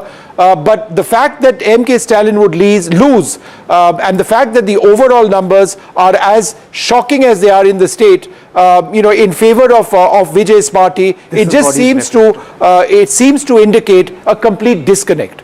Yeah, and this is the story that Shiv was referring to, the Chennai region. TVK 32, look at the rate, 32 on 37, it's practically taken over 85 to 90% of the Chennai region. It has polled 45% votes here vis-a-vis its state average of 34%. And this was the bastion of the DMK earlier. So I think the biggest hit to the DMK is its crucible, which was Chennai. Let's go across to Vasudha as well, who joins us outside the office of the TVK at this stage. Vasudha, what are we going to hear? Now, the TVK is just short, right? But I think, as Jay was pointing out a few moments back, along with the support of the smaller parties, it appears that getting to 118 will not necessarily be that difficult. What is the roadmap that you believe that Vijay would be looking at? Well, there are two options for Vijay. One is to go for the smaller parties, PMK, DMTK. And of course, the more realistic option, Vishnu, is of course to go for the Congress party. The Congress party has already reached out to the TVK. They have about 4 leads now. And then, of course, the Communist Party, which about 4 leads. But for me, the fact that, MK Stalin is losing from Kolattur, that's like quite shocking, because MK Stalin was the face of the DMK's campaign. He was seen as somebody who was mild-mannered, was not really arrogant, was seen as someone who was accessible, and also seen as somebody who was the face of social justice and welfare, something that the DMK branded itself on. Kolattur is not a very difficult constituency. Remember, he used to contest from Saida, but I have as a young reporter, I have covered his campaign against Saida Iduraisamy, and that used to be the CM's constituency, and now he shifted to Kolattur in 2011. He has been winning Kolattur since I don't know when, and now somebody who left the DMK to join the AIDMK and then the TVK, VS Babu, has defeated him. It has a lot of implications, ramifications for DMK to lose the Chief Minister's seat. Well, one would say that even Rahul Gandhi lost Amethi and Mamata Banerjee also lost Nandigram. We know what's happening with those parties, so it is clearly a signal that the DMK needs to wake up and smell the coffee. Vijay is here with me. Explain to me, Stalin losing from Kolattur, how significant is it for the DMK? It's really shocking, Musda. Like you mentioned, Stalin has been winning that seat from 2011, take it 2011, 16, and even 2021 elections also. But now he got defeated to VS Babu. VS Babu, interestingly, VS Babu was North Chennai District Secretary of DMK. He worked for MK Stalin in 2011, and then for MK Stalin won that election with a close margin. So the DMK High Command took action against VS Babu, and he joined ADMK, and now under Edapadi K. Palanisamy, and very recently he joined TVK under TVK Chief Vijay. He was announced as a candidate. From here he visited when there was a candidate meeting with TVK Chief Vijay. VS Babu here showed his hand, a favorite sign like this, to media. Remember, DMK Chief MK Stalin also showed that sign after finalizing their alliance with Congress in Anna Arivalayam. So very interestingly, now VS Babu has won this election with almost 9,000 vote differences. So really, I don't know how DMK going to introspect this. I know this will be a defeat that the DMK will find it very difficult to digest. So Vishnu, as far as the TVK is concerned, celebrations have started. Firecrackers are already there. Everyone is waiting for Vijay to come here. We are told that he'll be going to Perambur first and then of course come here. But yes, TVK has two options: reach out to the smaller parties or reach out to the Congress and Communist parties. But yes, he has to get the magic number of 117, and he's at least 7 seats away from that. It's an interesting point that you mentioned, because Jay and I were just taking a look at this. Remember, the magic mark is 118. At 109, they're 9 short of that. So where could the numbers come in? And what you were mentioning is that it's very easy for them to actually get the Congress, the PMK, and there are 5 of the left front parties. So 5 plus 4 is 9, 9 and 5 is 14, and then they are 108. So they make 122, it's above 108. Yeah, so they're over that mark. So this shouldn't be very complicated math at this stage. But some 10 out of the 20 on offer. But Vishnu, more positions. The speaker will take 1 seat. Vijay is contesting in 2, that will go 1. So they require only 1 less seat than what is normally required. So with 116 or 115, they should still be able to form government. No, but Mr. Dharan, I see you are sitting over here. We don't expect there to be anything but, that very serious look on your face today. It's not been good for your party right now. For a party which has been as dominant as the DMK, a party which has been efficient in so many levels, brought about economic growth at so many levels.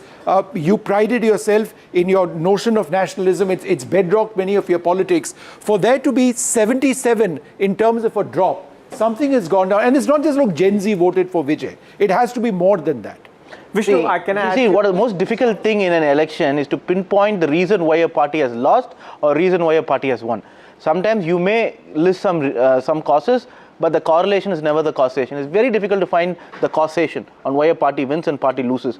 But one thing is very, very interesting in this election in Tamil Nadu. I think that's very interesting for the whole of the country is that none of the standard operating protocols for elections has been followed by TVK and they won. One, money. Second, caste equation in constituencies. Yes. And third, grassroots. For example, in 1 year constituency, Vijay made a Gounder contest. In a Muslim constituency, a Brahman had contested. In a hardcore non-Muslim minority constituency, Muslim had contested and won. So the caste equation, the religious equation is gone for toss. In most, for example, I'll tell you, one minister who contested in Alandur has never lost an election since 1989. Sorry, since 1996. Even he won in 2001, he won in 2011. But young guy, 26-year-old, TVK, 90% did not know his name. He has defeated this minister by at least 20,000 votes. That's an incredible trend. Two questions for... But just hold on for 1 second. I need to quickly move on to some breaking news. And the big breaking news is from West Bengal. And that is because the latest that we have, and this is going to be updated. The latest that we have, it's come down. It touched 200 and it's come down to 199. So our breaking news has been broken slightly. But they were touching 199. Why don't you talk about this? No, it's actually, Bengal is pretty fascinating. If you compare 21 and 26, just look at the BJP has taken the max of all that it could have taken. Some areas of South Parganas, which were really difficult, minority dominant, still remain with the TMC. A little bit of Dakshin Dinajpur, little bit of Murshidabad still remains with the TMC. But North Bengal completely taken. Bhavanipur has gone completely over there. I mean, the Trinamool wipe. Talk about that. Hold on for a second. Let's go across to NDTV's Shreyashri, who is now in Bengal. Shreyashri, you were tracking Mamata Banerjee very closely. She went into, a stronghold over there to see how voting was taking place. There were BJP supporters outside. She has been, insisting that the final truth will come out very late. What is she saying now? What is the Trinamool saying? Well, this is not a regular election. Larger political implication, not just here in West Bengal, but even in the national capital, because if the BJP look at the seat, the government here is going to first time BJP will form a government here in West Bengal. Their supporters out in large numbers playing with the saffron color outside the Bhavanipur counting center. A very, very different picture, something that West Bengal has never seen on counting day here before. When the CM is inside the strong room, the BJP workers and supporters raising Jai Shri Ram slogans, raising Bharat Mata Ki Jai. I don't know how many of y'all can recall, but there was an instance where a BJP supporter had raised Jai Shri Ram slogan at Chief Minister Mamata Banerjee's convoy once, and she had said, she had gotten off her cavalcade and she had said, I will skin you alive. So that is the kind of, that was the kind of grip that the Trinamool Congress had asserted on BJP supporters, and now they are celebrating here outside the strong room. The Trinamool Congress refusing to accept defeat.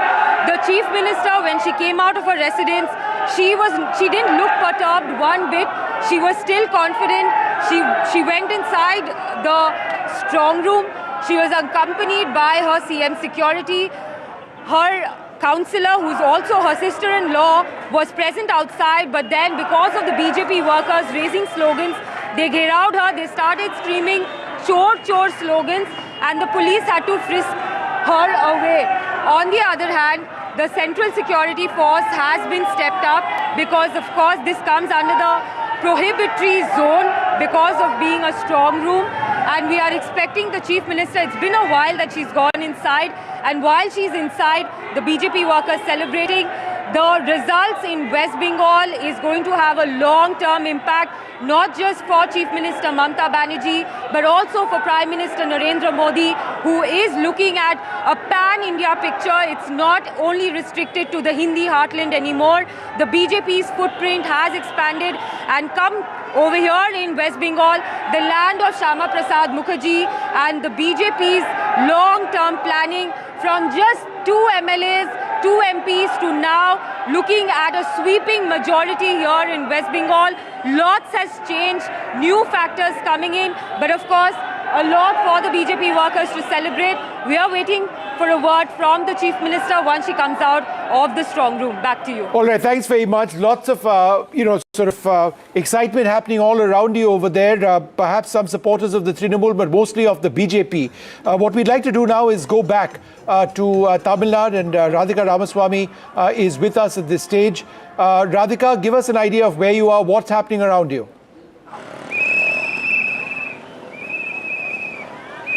Right, Vishnu, I am at the counting center in Loyola College. In fact, this is the constituency of Vijay's. This is where his constituency votes are being counted, and which is why Vijay is expected in just a bit here.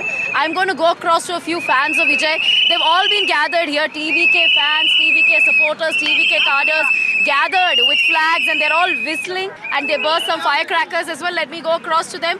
Vijay has won. Tell us, what's your first reaction? Tamil Nadu in 2016. It is historic, yes. Yeah. Which year, you can say? If any year, the single party, they will enter the election to own the CM, no. Like Temudika, like NTK, the DMK, like ADMK, anyone will say the first election they enter, no one can enter the CM election. Right, and Vijay may need some more seats, perhaps to seal the deal. Seats. We know currently 107 or 108, only they have won the seats, but we have 14 or 15 seats we have need to own, whatever, you know that. But CM, Tamil Nadu, CM Thalapathy Vijay only. So Vijay is going to be Tamil Nadu's Chief Minister, looks like. Yeah, obviously he's been winning across all the 234, states, and he'll be around 120 seats, okay. So always the victories. So whistle Satakekida, that's what we're just going to say it, okay. Right. All right, so those are the reactions coming in from a lot of Vijay fans. Myself Raja, Indian hockey player. I'm really proud for Thalapathy TVK. He's won the Tamil Nadu election. हम लोग बहुत खुशी है. हम लोग बहुत इधर celebrate करने के लिए सभी आया. Thank you. All right. So those are the reactions coming in from TVK, Vijay fans, cadres, admirers. I mean, this has obviously created a lot of traffic jam. We are in the center of Chennai. As you can see, there are a lot of firecrackers that had been burst since this afternoon. A lot of them celebrating here. And look at the security deployment. There are at least about 100 police officials in different gates of this particular college, because Vijay is expected to come here in just a bit to collect his certificate, and perhaps Vijay may give that media bite after that victory. When that will happen, that remains to be seen, and what kind of alliances he may form in order to win those, perhaps those 5 to 10 seats that he may still have to get for that magic figure. All right, we'll just come to you in a moment, but we've got a quick reaction from Vijay's father as well. Let's take a look at that. Do you expect this kind of a performance? Yes. I expected more than 125. I have to see before evening 6 o'clock. He will face all the consequences and he will decide.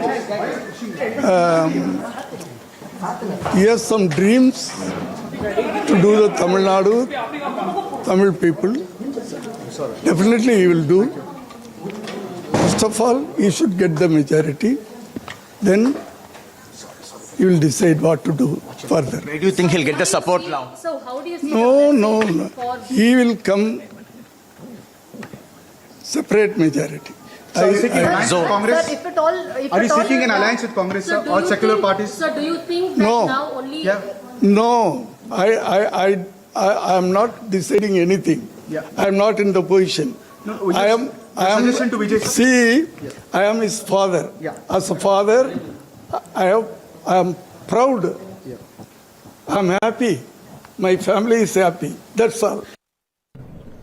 இவ்வளவு பெரிய வெற்றியை கொடுத்த தமிழ்நாட்டு மக்களுக்கு என்னோட என்ன சொல்றதுன்னே தெரியல, பரிபூர்ணமான நன்றி. All right, Radhika Ramaswamy, let's come back to you at this stage. We expect that important statement from Vijay. I mean, is he going to wait to cobble up support before declaring victory, or has he sort of, the fact that he's already said that he's going to be the Chief Minister, does it mean that as far as he's concerned, it's settled, it's a done deal?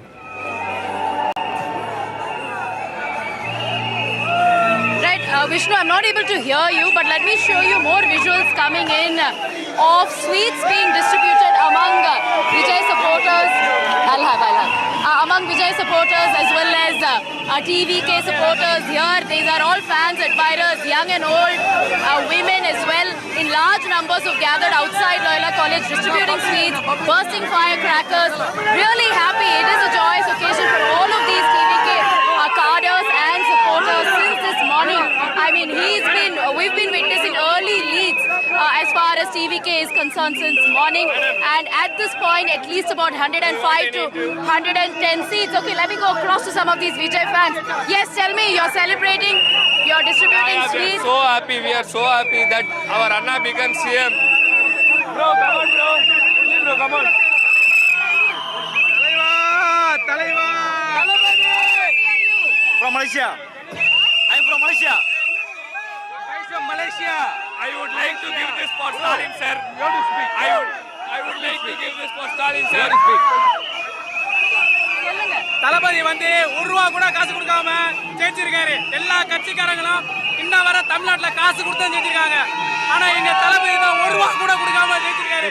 A lot of young women as well. சொல்லுங்க, you are blowing the whistle which is of course a TVK symbol as well. How happy are you?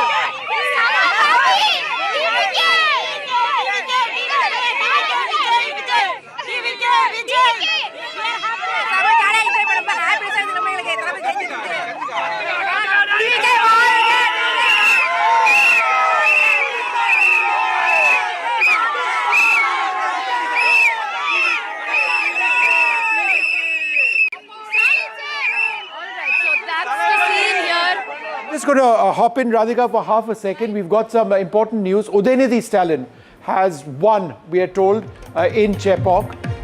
He was contesting against Selvam D of the TVK, who's been trailing, and Adiranjanam of the ADMK. But this is some good news. Mr. Salam Dharanidharan, MK Stalin lost, but Udaynidhi Stalin appears to have won. In fact, this leads, we are now told, it's likely to be a win for him. Your first thoughts on this? No, it's a very positive thing for the party, but overall it's a disappointment. But I'm happy that the Deputy Chief Minister has won. But I want to add, and to the point, that if you look at the 24 elections, we got 47%, and ADMK got 23%. BJP, the alliance, got 18%. So right now, ADMK plus BJP, no anti-incumbency for them because nothing changed in 2 years. Their vote share remains at 24%. Our vote share has gone down to 23%, actually 24-23%, which means the entire vote of BJP means is an anti-DMK, ADMK vote. So that has been transferred to Vijay. Yes. Absolutely true. That's the important point. And second important point is all the allies vote of DMK has gone to Vijay. The Makkal Nidhi Mayam. Yes. DMDK. They've been voteless, actually. They've been featherless weightless. All the weight has gone to... There is a disagreement with Selam Dharanidharan. To support the DMK's position, the DMK can't claim that all of their 47 dropping down to a 24 means 23% belong to their allies. A significant drop of the DMK has translated. I'm not saying that. Yes. So that is there. The allies also piggybacked only on the DMK. It's not that they independently had a position to contest and they made their mark either in 2019 or 21 or 24. See, I have a political question for you, Mr. Dharanidharan. The BJP, the performance that you mentioned in 2024, was built on the standing of Mr. Annamalai. Exactly. You think they did a mistake by shunting him out? See, it's not my job to give BJP idea, but I did tell BJP in itself that it was a very confused idea for BJP. Initially, they want to stand as an alternate to both these parties by having and a person like Annamalai who had an individual opinion, and I think more than the party, he had an individual standing. Yeah. He's a good person, bad person, a completely different debate. Yeah, because in the entire Chennai region, the BJP didn't win but came second to DMK. Exactly. So I think that was a mistake, because then when they went and joined hands with the ADMK, then they become part of the establishment. Because Annamalai was so slightly different than the rest. Yeah. So the anti-establishment votes went to BJP. But again, there is strong strong anti-BJP in Tamil Nadu, which is why he could not make any dent. He couldn't grow further. Yes. I have two sharp questions for you. Yes. One is, you mentioned earlier that TVK has done well in spite of not playing caste-based candidates. Do you think Tamil Nadu, because of industrialization and the Gen Z rise, is beginning to see the end of caste-based identity politics? Is there something more egalitarian or here? Is there something to read? That is what I'm trying to say, because in politics, we never know what causes you to win and what causes you to lose. So because of that, certain established norms across India, I'm not saying it to Tamil Nadu, across India has been fixed, right? So how do you know that in other places, if the DMK could not have won by having a counter candidate in a one-year place and vice versa, and candidate education important? Because no one wants, no party, I'm saying including the BJP, does not want to change, because you don't want to risk losing. So the status quo applies, the status quo template. But he has nothing to lose. Okay. He's a new guy, 1 year. Next question. I've been observing DMK has an elaborate development-based agenda under Mr. Chief Minister Stalin. It included doorstep delivery of education, Illam Thedi Kalvi, then your non-Mudalvan startups. Every segment of the demographic was covered. Do you think there was a flaw or shortage in the delivery of these programs, or it doesn't seem to matter? I mean, isn't it amazing that 5 years of active various kinds of branded fiscal burden coming to the state, which has been criticized, in spite of that you've spent your coffers, and yet it is shown. What? See, the first thing is, I think it's a myth that finances were ruined under DMK. It was not the case. The debt to GDP improved. But anyways, people do not feel the actual finances of the state. They don't feel. If you are an individual household and you have higher debt, then you feel it. So the people of the state do not feel. So that has never had been. Okay, all right, gentlemen, just hold on for one second. So, but what is important to know, it's not just 5 years. I think it's overall last 20 years or 15 years is where how the people felt. I think it's more to do with also the AI revolution, IT jobs being lost, and people after engineering not able to find jobs across India. But because Tamil Nadu has a very high internet penetration, it was possible for somebody like this to come. But if it is possible in Tamil Nadu, it is possible across the country. Yeah. Right, for example, in states where BJP has been ruling for years. You know, what we thought we'd do at this stage, Mr. Dharmendra, I'm just interrupting you for a little bit, is to give our viewers an idea of just what the implications of these elections are for across the country. If you look at the saffron surge which has taken place across the country, Assam, it's already been there, Northeast, they're already dominant, and now in Bengal, a state which was thought to be absolutely unbreachable as far as the BJP is concerned. Going to Maharashtra, if you look at Rajasthan, if you look at Gujarat, if you look at Madhya Pradesh, and certainly Uttar Pradesh, Uttarakhand as well, Haryana, the fact that the BJP is as strong as this means that there are only a handful of states where the opposition continues to rule. And so therefore you've got Karnataka, Tamil Nadu and Kerala, Jammu and Kashmir as well. But that is where the overall situation is. This is our India now. And to those who make the point that, look, we need to have an opposition which actually can create a real presence and make a difference. I would suggest that has changed. Jemrig, would you agree that if you just look at this, and I mean, hats off to the BJP for their performance, and that's not the point. They worked incredibly hard in all of these states. But where is India's opposition? India's opposition is almost finished. Well, it's actually been relegated to a distant second, or it's been splintered out. Right? So, for example, in Telangana, 22 states is what the BJP controls. 22 states. And 2 more where it is the 4 more where it is a principal opposition. Right. So, effectively, the opposition remains splintered, or it's relegated to a good 8 or 10% lagging distant second. And I think that is their real dilemma. Okay, we've got some breaking news coming in from Bengal. A Trinamool Congress office has been set on fire in Jamuria. The attack on the Trinamool Congress office comes after a big BJP win. Joyantada, where exactly is Jamuria? Where exactly is Jamuria? This is where this Trinamool Congress office has been set on fire. Let's go across to Saurabh Gupta, who joins us right now as these visuals come in. Violence in Bengal, a TMC office has been set on fire. Saurabh, go ahead with this information. Well, you know, this is Jamuria, this is in Asansol, and this is, of course, a place where, again, the BJP has done well, and this is, of course, the victory that the BJP was looking at. But one of the things that will be a challenge now is, remember, the cadre of the BJP at the lower level have been subjected to violence, and therefore they would want to extract their pound of flesh. But obviously the BJP leadership is now saying that there shouldn't be the case. In fact, I am at Shyama Prasad Mukherjee's house. The state BJP president, Shomik Bhattacharya, is going to come here and pay respects to Dr. Shyama Prasad Mukherjee, the ideologue, founder of the Bharatiya Janata Party. And obviously, this is one of the things that the BJP wants to make a difference, that they don't want this, but again, cadre will obviously have to be controlled, have to be reined in.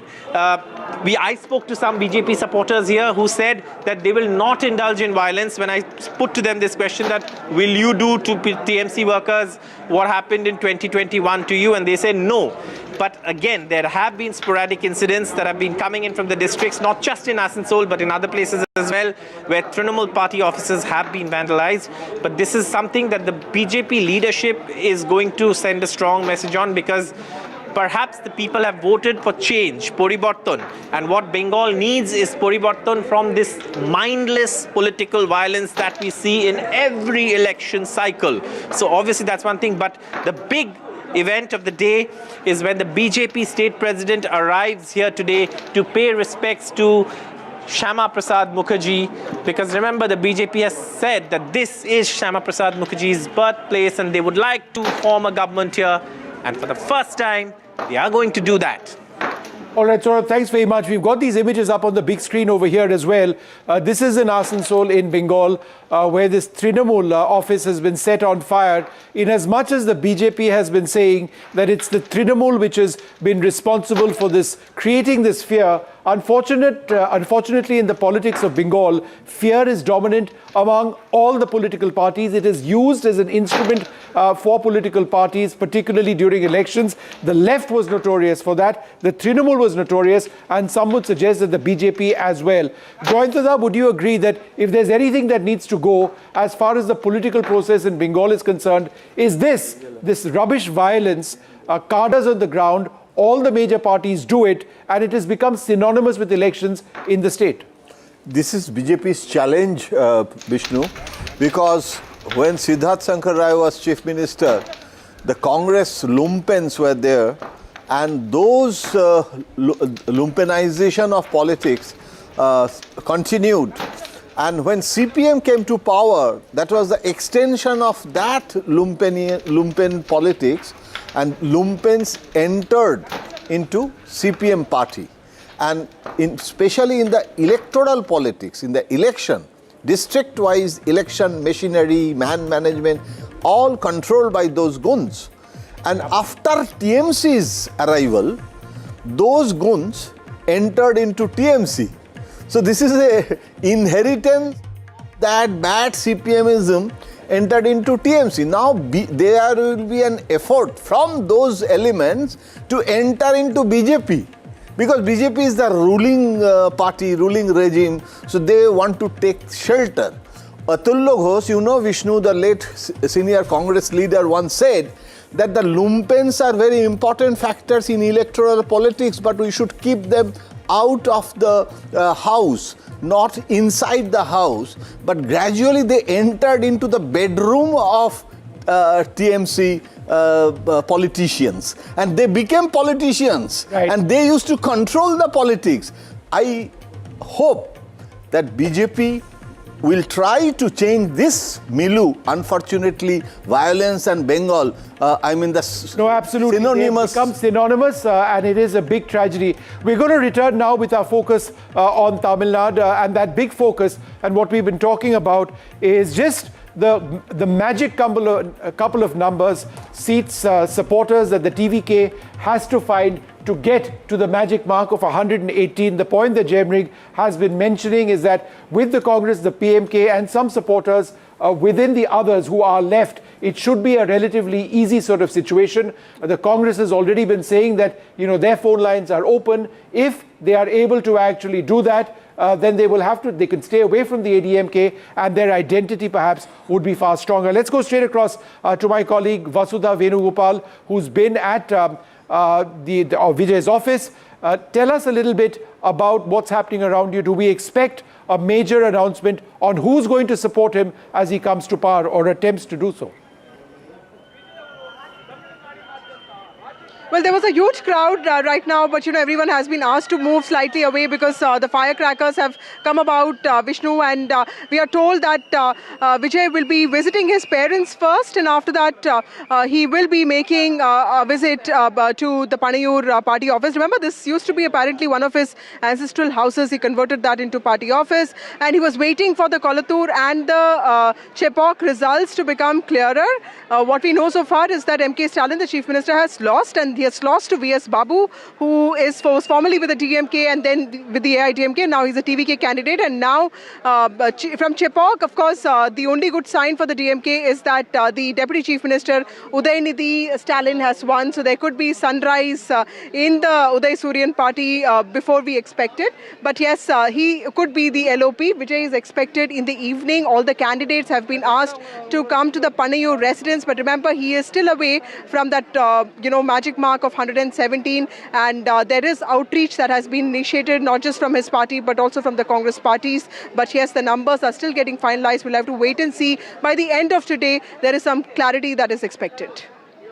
Very much. Just another reminder for our viewers of the Chepauk seat. This is where Udayanidhi Stalin has now won, is what we've been told. And another little piece of development now coming in from Bengal is that it appears that the BJP has now touched, it's going back and forth, but just a few moments back they touched that 200 mark as well. Mr. Salam Dharanidharan still with us.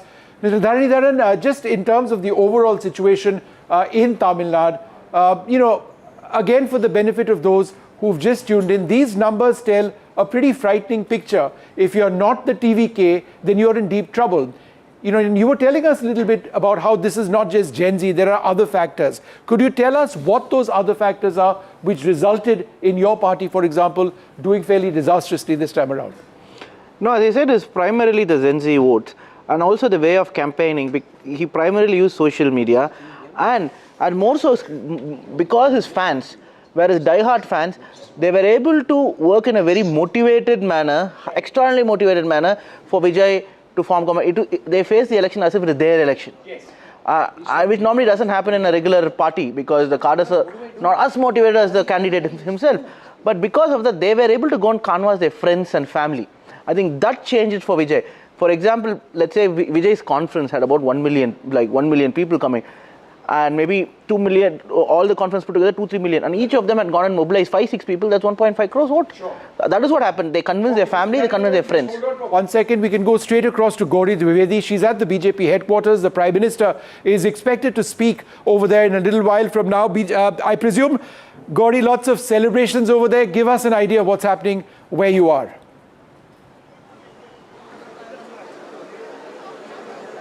Vishnu, I hope I heard you clearly. So as you can expect, at the BJP headquarters, just about an hour and a half to go for the Prime Minister to come. So there is a lot of activity here. And there's reasons for it because of the kind of historic mandate that has come in favor of the BJP with regard to Bengal. And in fact, I'm going to tell Kannan to just pan the camera around to just have a flavor of the scale at which preparations are being held right now for Prime Minister Modi's address, where he will come. It is slated to be around 6:30 when he is set to arrive here at the BJP headquarters, and he will be addressing the Karyakartas. Interestingly, Vishnu, I was here the night of the Bihar mandate, and the one thing that he told all the BJP workers was that next is Bengal. He said that, the Ganga flows through Bengal, and that's exactly the momentum, the sentiment that he will be speaking about today in just about, 2 hours or so to go. And there are lots of women Karyakartas here, dressed in beautiful Bengali saris, waiting for the Prime Minister and his address. Okay, we want to go across now at this time to Sanjiv Goenka, one of the leading industrialists of West Bengal, joining us now at a time when West Bengal industry has suffered massively over the last several decades. First under the watch of the CPM, then the Trinamool. He joins us now live and exclusive from Kolkata. Dr. Goenka, welcome. As one of the leading industrial families still operating out of West Bengal, can you share with our viewers on NDTV your first reaction to this big turnaround in political fortunes, the BJP winning big, the Trinamool losing big in your home state, sir? Well, I must start by saying, as someone who's born in Kolkata, who's lived all my life in Kolkata and would probably die in Kolkata, I have a vested emotional angle to the development of the city and the state. And I look forward to playing my own small little role in the transformation or development of the state, as the case might be. When we'd met in Kolkata, while the elections were going on, you'd pointed out during the course of an interview, a lot of your investments were happening outside, in states like Uttar Pradesh, etc. What do you think this mandate means in terms of what the new government needs to prioritize for West Bengal, Dr. Goenka? I think there is a lot of anticipation, there is a lot of expectation, and there is a belief, there is a confidence. And I think it will be good to bring back the confidence of industry in investing in Bengal, in the state of Bengal. My colleague Vishnu Shom has a question for you, Dr. Goenka. Dr. Goenka, Vishnu here. It's an interesting day, fascinating for politics in Bengal. A quick question. One of the big concerns over an extended period of time has been people moving away, particularly young people from the state of Bengal, migration, professionals migrating elsewhere. How do you believe these professionals, extremely educated, skilled, need to come back to centers, whether it's Kolkata or elsewhere? It's not about Bengalis migrating. It's about getting good talent to Calcutta. It doesn't matter where they might be from. It's about getting that talent into Calcutta, into Bengal. I can only share that I had told my son and daughter-in-law a few years ago that feel free to live wherever in the country you want. And they said, no, we are happy living in Kolkata. So I think we need many more of those, and we need many more people to come, invest, and happily live in the state. So West Bengal is the only state that still has a land ceiling act. It's one of the states where incentives were given to industry, then pulled back. How important would it be, from your perspective, for the new government to prioritize these kind of things? Because these are relics of the past, which is why several parts of West Bengal look like they're frozen in time. Absolutely. I think, frankly, the urban land ceiling is as you said, an act which reeks of a relic of the past. I would imagine that it's outlived its utility completely. And when I had met you maybe a fortnight ago, I did say that what we need is also a consistency of policy, not an announcement of policy and then pulling it back. And we are very confident that the BJP will actually imbibe confidence and encourage people and industry to invest. Okay, we'll leave it over there. It's a big change for the people of West Bengal, for society, for the Bhadraloks, for industry, everyone together. Thank you very much, Dr. Sanjiv Goenka, for joining us. Thank you, sir. Thank you. Mahua, a big change in, in life in Bengal. They haven't seen this. Other states like Uttar Pradesh, Madhya Pradesh, they've experienced a BJP government. This will be all new for West Bengal. Totally. That's exactly what has been playing in my mind, Rahul. Because from the morning we are all sitting here seeing the change come in, seep in gradually. So that's the point. I mean, I consider Calcutta to be my city since I was born there and brought up there. I studied there and I keep regular touch. So my point is, it's one of the most cosmopolitan places that I've grown up in. It's one of the most pluralistic societies that I have seen. I've learnt my Hindi in Calcutta as opposed to the feeling in Delhi that Bengalis speak terrible Hindi. They do because they don't try, but the option is there. So I'm just trying to tell you that this pluralistic approach, and there is a sense of, liberal living in that city, which has continued over years, over governments, over changes in the rural and urban areas. So BJP's will be the first experiment with Bengal, and Bengal's first experiment with BJP, which is not really in other states so far seen as the most liberal party. Right. So how the two things, how both of them will adjust to each other, Bengal to BJP and BJP to Bengal, is something very interesting to see. This is your home state as well? No, it is indeed my home state, and I studied in St. Paul's, Darjeeling. I know the BJP has done incredibly well over there. The Trinamool completely washed out in North Bengal, in the Dwars region, Siliguri, Jalpaiguri, that sort of region. But what strikes me, Rahul, is this entire insider-outsider tag. I was talking to Veera Raghavan, and I said there's no way that the BJP will be able to rid itself of that outsider tag. This is a body blow. The cultural identity of Bengali politics, it is a body blow to the Trinamool Congress that the BJP is no longer an outsider, they are the decided insider at this stage. How much of a factor is that in the politics of Bengal? Yes, you are absolutely right, Vishnu, and I would just like to add that this body blow to the political culture of Bengal is not just to the Trinamool, which was ruling for the last 15 years. It's also a body blow for the other existing parties which may have not scored so well in the last two elections, like Congress and the left, but which still have a fair amount of support base, which may not. We want to go across now, live and exclusive at this time, to one of the top ideologues around Tamil thought. We met him when we were on the campaign trail in Chennai. Mr. Gurumurthy now joins us. Thank you very much, Mr. Gurumurthy, for joining us. When we had a long discussion, you spoke of how Tamil politics was ripe for change. What you were talking about was a very different kind of change. What do you make of the fact that superstar Vijay will be the next Chief Minister of your home state of Tamil Nadu? See, this is a paradigm shift from the Dravidian ideology.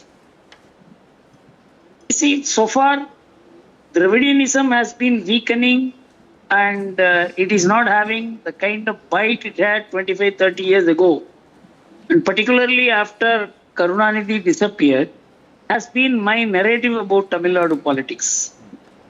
But the alliance with the national parties alone kept the Dravidian parties functional in Tamil Nadu.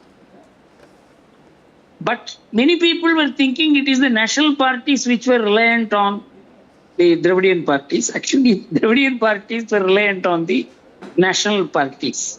This has been going on since 1990s. That there has been a very powerful anti-establishment sentiment in Tamil Nadu was very visible. In fact, I've been noticing it.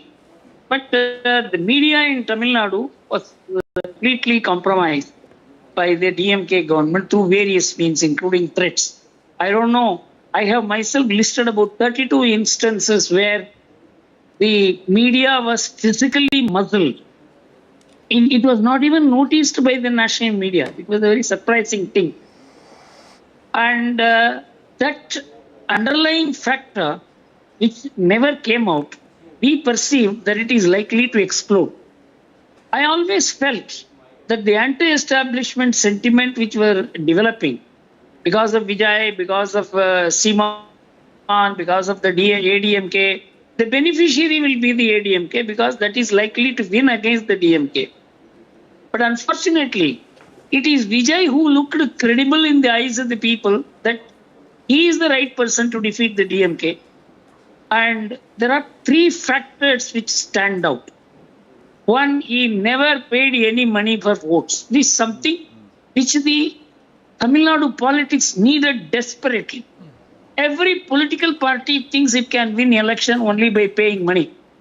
So Vijay's victory has proved that paying money is not the way to win election, or it will not help you to win election. This is one. You can win without paying money. This 2009 in Trivangalam formula it started, and now Vijay has ended it, for which the Tamil Nadu polity must congratulate you. The second thing is that the DMK and ADMK both are losing their bite in Tamil Nadu politics because their story is an old story. It is a 50, 60, 70-year-old story which doesn't have relevance today. They have not changed even a little bit of their narrative against Hindi, against North, against Brahmins, against Hinduism, against anything that India stands for. And of course, ADMK is a very mute supporter of this. Both have an alignment in sustaining this narrative. And Vijay, by dropping the word Dravida from his party and substituting with the Tamil, has done the paradigm shift. Tamil Nadu has become a Tamil state and it is no more a Dravidian state. Veera Raghav has a question for you, Mr. Gurumurthy. Yeah. Sir, your analysis, we've discussed this about the Vijay impact. I want to take your look, a look into the future. How do you see him evolve as Chief Minister A? And B, what would you believe is going to be the challenge for a state that's been largely well administered by the bureaucracy between the ADMK and the DMK to transform into this new administration? What would be the most crucial challenge? What would be your advice to him?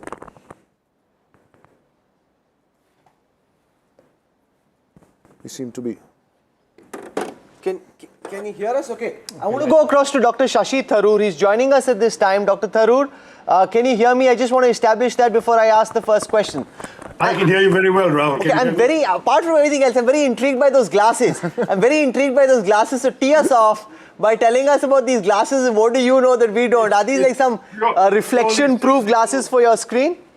No, I have cataract. I've had cataract surgery. This is purely protective doctor's orders. It'll disappear in a month's time. Okay, congratulations on a big victory in Kerala. The UDF coming back to power in Kerala in a very, very convincing fashion. Yeah, in fact, it's so convincing that it was more than we expected. To actually win 100 seats is no small matter, and we might even cross one or two over when the final results come through. It's really remarkable. And I will say that it's astonishing at various levels because, for example, the CPM has never lost 50 seats out of the 140. 50 seats they have never lost in the entire century. And suddenly they're going to come in at 37 or 38, which means they have lost at least a dozen of seats that they had never thought they could lose. Now, that kind of victory is truly astonishing. And I do believe it marks a return of the Congress with the kind of mandate to bring about radical transformations. Vishnu Shom has a question for you. No, I think the larger question I wanted to ask you, Dr. Tharoor, is that I think it's 22 states now that are, saffron states, states which the NDA rule, assuming that all of these leads result become results or translate into results. Where is the opposition in India? Well, I would say that the Kerala result, Vishnu, is the marking of a certain new momentum being gained for the Congress party. I mean, if there is going to be a credible national opposition, it has to be built around the Congress. And for the Congress to get some wind in its sails, a victory in Kerala was imperative. The fact that it's come in such an extraordinarily dramatic way with such really wonderful results is absolutely astonishing. And as far as I can see, we're looking at an amazing result. Your numbers are not right. It says 89. All the numbers we have point to above 100. I think you're counting the independents who are backed by the UDF in the others column. They should be counted as UDF because they were all UDF candidates and were supported by us. We'll just take a look at that. But what about Assam? And the fact that Assam has been a disappointment, and Tamil Nadu has been a surprise, as has been Bengal, and we have to learn from all of that. But I do believe we have the capacity to learn, and with the momentum we've gained from Kerala, I think we have at least demonstrated that they can't take us for granted. When you win a state that you haven't ruled for 10 years, that means that the prospects of doing the same elsewhere will multiply, and we're looking forward, for example, to Punjab again next year as a possibility for the Congress to again renew its momentum in the north as well. So I'm really looking forward to some significant opposition strength in the year ahead. In the interest of Indian democracy, Vishnu, Indian democracy needs a credible opposition party. Dr. Tharoor, speaking about this, sticking to Kerala at the moment, the decimation of the left in a sense, you said you didn't expect the scale of victory, but with that scale of victory, perhaps comes another threat. The end of the left in Kerala and the rise, as many have been speaking about, the BJP to replace that space. Do you believe that this result sort of expedites that? What's your sense?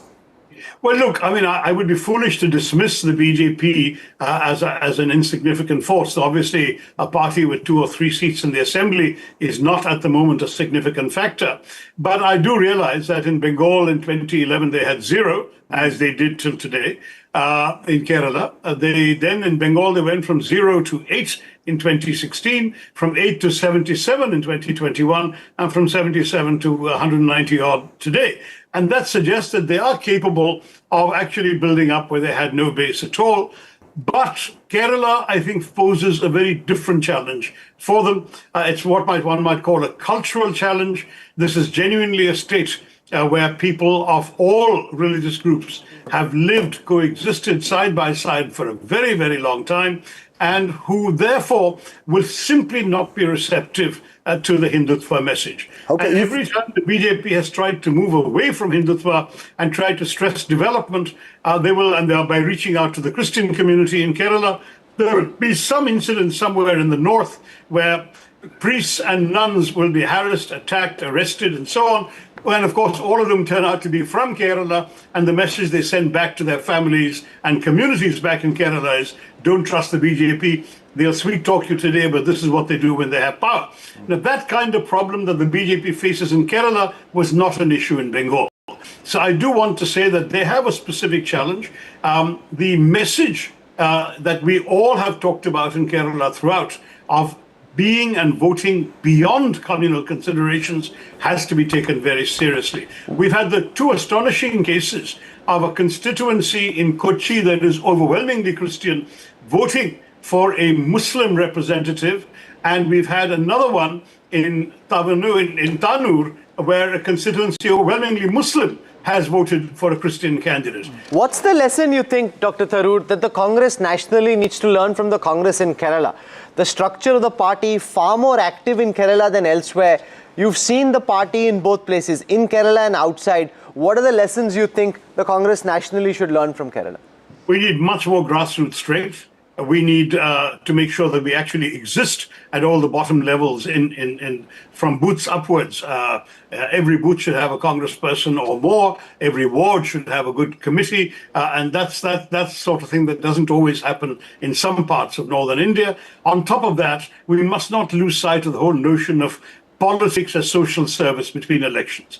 Politics is not only about winning elections, it's also about being there to help people in their daily tribulations of life. If the Congress party worker in your particular mohalla is somebody you would turn to fill in a ration card, to find out whether you can get below the poverty line status, to find out how you can get attention for a health problem, to protest if the policeman is refusing to take a complaint down when you've been harassed or your home has been broken into. If the Congress party worker is there for you in all these circumstances, as they would be in Kerala, then I think you have a different story. And I think that's the sort of politics we need to get back to.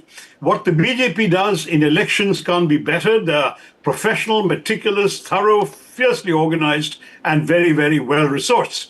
But what we can do, I believe, to compensate for that is to be the kind of party that will actually be with people and work with people between elections. Vishnu has one last question before we let you go, Dr. Tharoor. Vishnu. Dr. Tharoor, do you welcome the emergence of the TVK and Vijay in the politics of Tamil Nadu? And is it true that you are, as in the Congress, is actively reaching out to him, that with your 5 seats over there, you might actually help take him to form a government?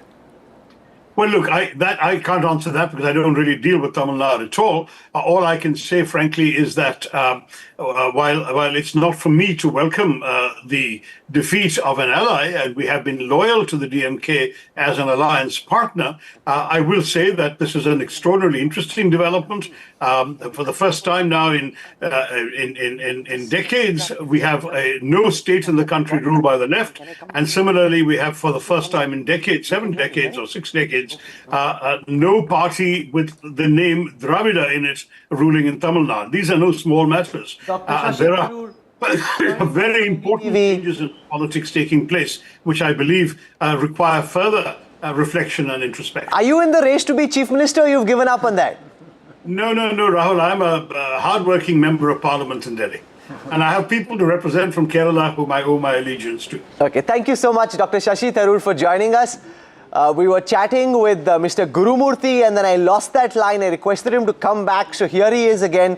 Mr. Gurumurthy, where do you think the BJP missed a trick? Because you were a proponent of the Annamalai line of thinking, push by itself. You kept saying Tamil politics is ripe for disruption. The disruption did happen, but in a way very different from what you would have liked.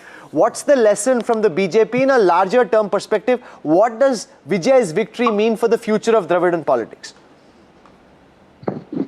See, as I mentioned earlier, Dravidian politics has lost all its bite. It is recollecting the past. And the political parties in Tamil Nadu did not realize it, because in the competition between the DMK and ADMK, one forming it's the competing groups, that's all. There is no competing ideology, there is no competing viewpoint, there is no competing policies. It is just 2 groups fighting for power. That element was not recognized by the BJP. In 2024, it opened up actually. Anomaly opened up that possibility. But the BJP again thought of a shortcut by aligning with the ADMK. And it was clear to many of us that this was not going to work. Today, Vijay's intervention has proved what we have always been feeling, that Tamil politics, Tamil Nadu politics has moved away from the Dravidian roots, Dravidian moorings. And what Vijay has done is to substitute, as I said, the word Tamil for Dravidian. This is the shift in Tamil Nadu politics, that we are like Telugudesam or whatever. The local pride is there. But it is not against the nation. Dravidian has anti-national moorings, and Tamil is not. So Vijay means a shift, paradigm shift. But Vijay faces a huge challenge. I don't know how many of his MLAs he would have had directly even talked. How many names of these 100-odd people who are getting elected, whether he will even know the names of those people, I don't know. So it is a crowd. Martin Narayan has a question for you. Go on, sir. Mr. Gurumurthy, I have to ask, Vijay has a huge portrait of Periyar E.V. Ramaswamy Nayakar with him. He says there is no disagreement with the Dravidian ideology as such. So how can you say just because the word Dravida has been dropped, it's no longer Dravidian? You see, Vijay has kept in Tamil Nadu politics, people keep every photo, every picture there is no party which does not have picture some Prabhakaran. You know, in Tamil politics, he's a jumbled up, and would like if everybody shares everybody. You know how many Mahatma Gandhi's pictures? They have nothing to do with Mahatma Gandhi or the Congress. So don't look at it that way. The only party which represented the Dravidian mainstream idea from then till now is the DMK, not even ADMK. The DMK losing out to ADMK is not a big shift because it is the original versus the shadow. Vijay is not like that. Qualitatively, it is very different. Veera Raghav has a question for you, Mr. Gurumurthy. You know, I was asking you before we got cut off, sir. You know, what's the future? Look, you know, Vijay has won the election. Do you see him as a temporary aberration to Dravidian politics? Or do you believe that there are certain things about him which could possibly make him a great chief minister? You've seen what? You've seen from MGR to Jayalalitha, you've seen every top leader of Tamil Nadu politics. How do you rate him? How do you assess his abilities to be a chief minister? See, there is no evidence of his abilities so far. He is popular and he has struck at the right time. These two things are correct, and he struck in a way that he knew the DMK was a failing party and he hit the DMK as the main opponent, and he emerged as the main opponent, which the BJP and ADMK should have done, and they didn't and couldn't. He carried the credibility because he gathered crowds and all that. So the first point I am making is that he is a completely untested material. He has no experience and he doesn't seem to be a serious politician. For example, he cancelled many rallies, and the way he approached the people also, he didn't look like a very strong and courageous leader. For example, when flowers were thrown at him, he ran away. You know, these are all the things which give an impression that he is yet to evolve. But so far as Tamil Nadu is concerned, it is well administered and there is a bureaucratic setup. And Tamil Nadu culture itself is very, very, what I can say, towards peace and harmony. Even in the worst days of the DMK and DK, there was never a violence in Tamil Nadu. Tamil Nadu is a very, very evolved society culturally, and that reflects in its politics. So I don't see any problem in his managing Tamil Nadu. But how will he be able to, will he be an alternative? Will he generate ideas? I don't know what kind of advisors he will have. His biggest challenge is, how is he going to build power? He's a raw man. MGR and Jayalalitha were not like that. MGR was a full-blown politician under the DMK. The ADMK resided within the DMK. And Jayalalitha was a brilliant woman. What you've understood, and she what was kind great. of a chief minister is he likely to be? Because you're also there, you know the man, you see him in society. What kind of a chief minister is Vijay likely to be? And will his party, full of newbie netas, first-timers, imports from other parties, will he be able to govern Tamil Nadu? That is the point I am making. He has only a crowd. Whether it is the party or whether it is the groups of MLAs, he doesn't seem to have a personal relationship with anyone. And there is no structure through which he would be able to guide them, govern them, relate to them. Sir, so when you make this peculiar point, situation he is in. When you make this point very briefly, I want you to draw a parallel with MGR and the frenzy that was around MGR vis-a-vis what you've seen with Vijay. What's the core difference, or perhaps the lesson that he needs to take from MGR? You see, MGR was in the DMK and MGR Rasikar Mandram, his fans association, was the backbone of the DMK. And there were at least 40 MLAs who were elected representatives of the MGR fans association. There were half a dozen ministers. There were 10, 12 MPs. They were used to functioning under a structure. They knew what is a party hierarchy. They knew booth working, how to organize, contact people. See, ADMK was an evolved party, a subsidiary of the DMK, which worked as the backbone of the DMK. When it came out, N.G. Ramachandran was new to power, but he had a well-oiled machinery ready. Very experienced people from the DMK. Very important DMK leaders shifted to him, right up to Nedunchezhiyan, who was number 2 in the party. So MGR did not lack talent, nor did he lack a stature in the leaders whom he brought in. It's a completely different thing. And the situation was also different. Now it's a completely different in the sense, as I said, Vijay must first begin to look as serious politician.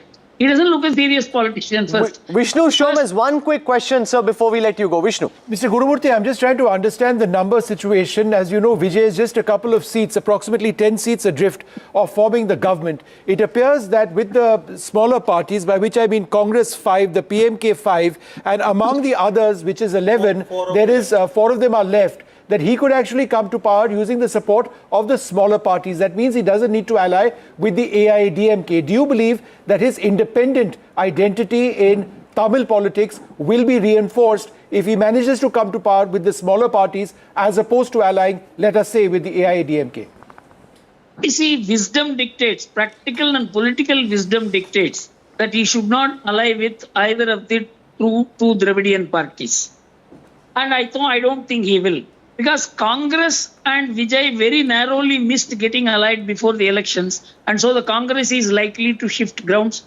And DMK, anyway, is looking for an opportunity to share power in Tamil Nadu. It will also shift. And I understand, I saw some statement from VCK that they would also like to support, which means he will gobble up a majority. Of course, a wafer-thin majority. And nobody is going to pull him down very easily. He will run a government. How it will shape up in future will depend upon how well he runs the administration. Because Tamil Nadu is already a well-governed state. Despite the fact the political parties are not the ones which governed the state. There is a culture, there is a bureaucratic culture, there is a behavior of the people, very hard-working, sincere people. And so it is not like other states. So he is having a good state to govern, but whether he will be able to provide something different to what the DMK or ADMK did is a big question mark which he has to answer. And I think at the moment, he doesn't have enough human resources to do it. Okay, we'll leave it there. You're skeptical about his chances. It'll remain to be seen how he finally does. Mr. Gurumurthy, for taking out time and joining us on NDTV, thank you very much. Appreciate this. Veera, the old guard, the old timers, obviously very wary of the ability of the new party and the new chief minister to deliver. Absolutely, and I think that's part of the age demographic problem and the reason why we did not estimate or assess the TVK sort of a fact that they could possibly get power on their own, right? So I think Vijay has proven everybody wrong so far in terms of his abilities to have gotten this far in an election.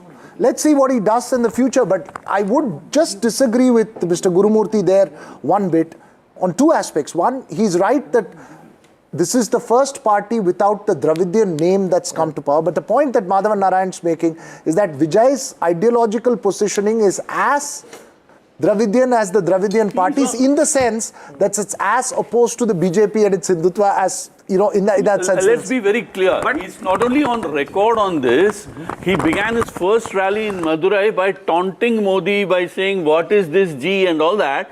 And later after the Karur stampede, he toned it down. I was just completing my point, Vishnu, and I think Vishnu asked a very important question on how he's going to get the numbers to be there. Vishnu, I think no one will be able to stop Vijay at 108 from being I think minister. But midterm, Vishnu, with a wafer-thin majority, he could be in trouble. If he is not doing great work, if there is too much that comes out, because let's not forget that the DMK and ADMK are hawks. They know what their game is. So it's going to be very interesting to watch how the numbers come back. Okay, all of you hold on for 1 second. I'm told we just have to go across to NDTV's Deepak Bopanna, who's been tracking so many developments in Tamil Nadu.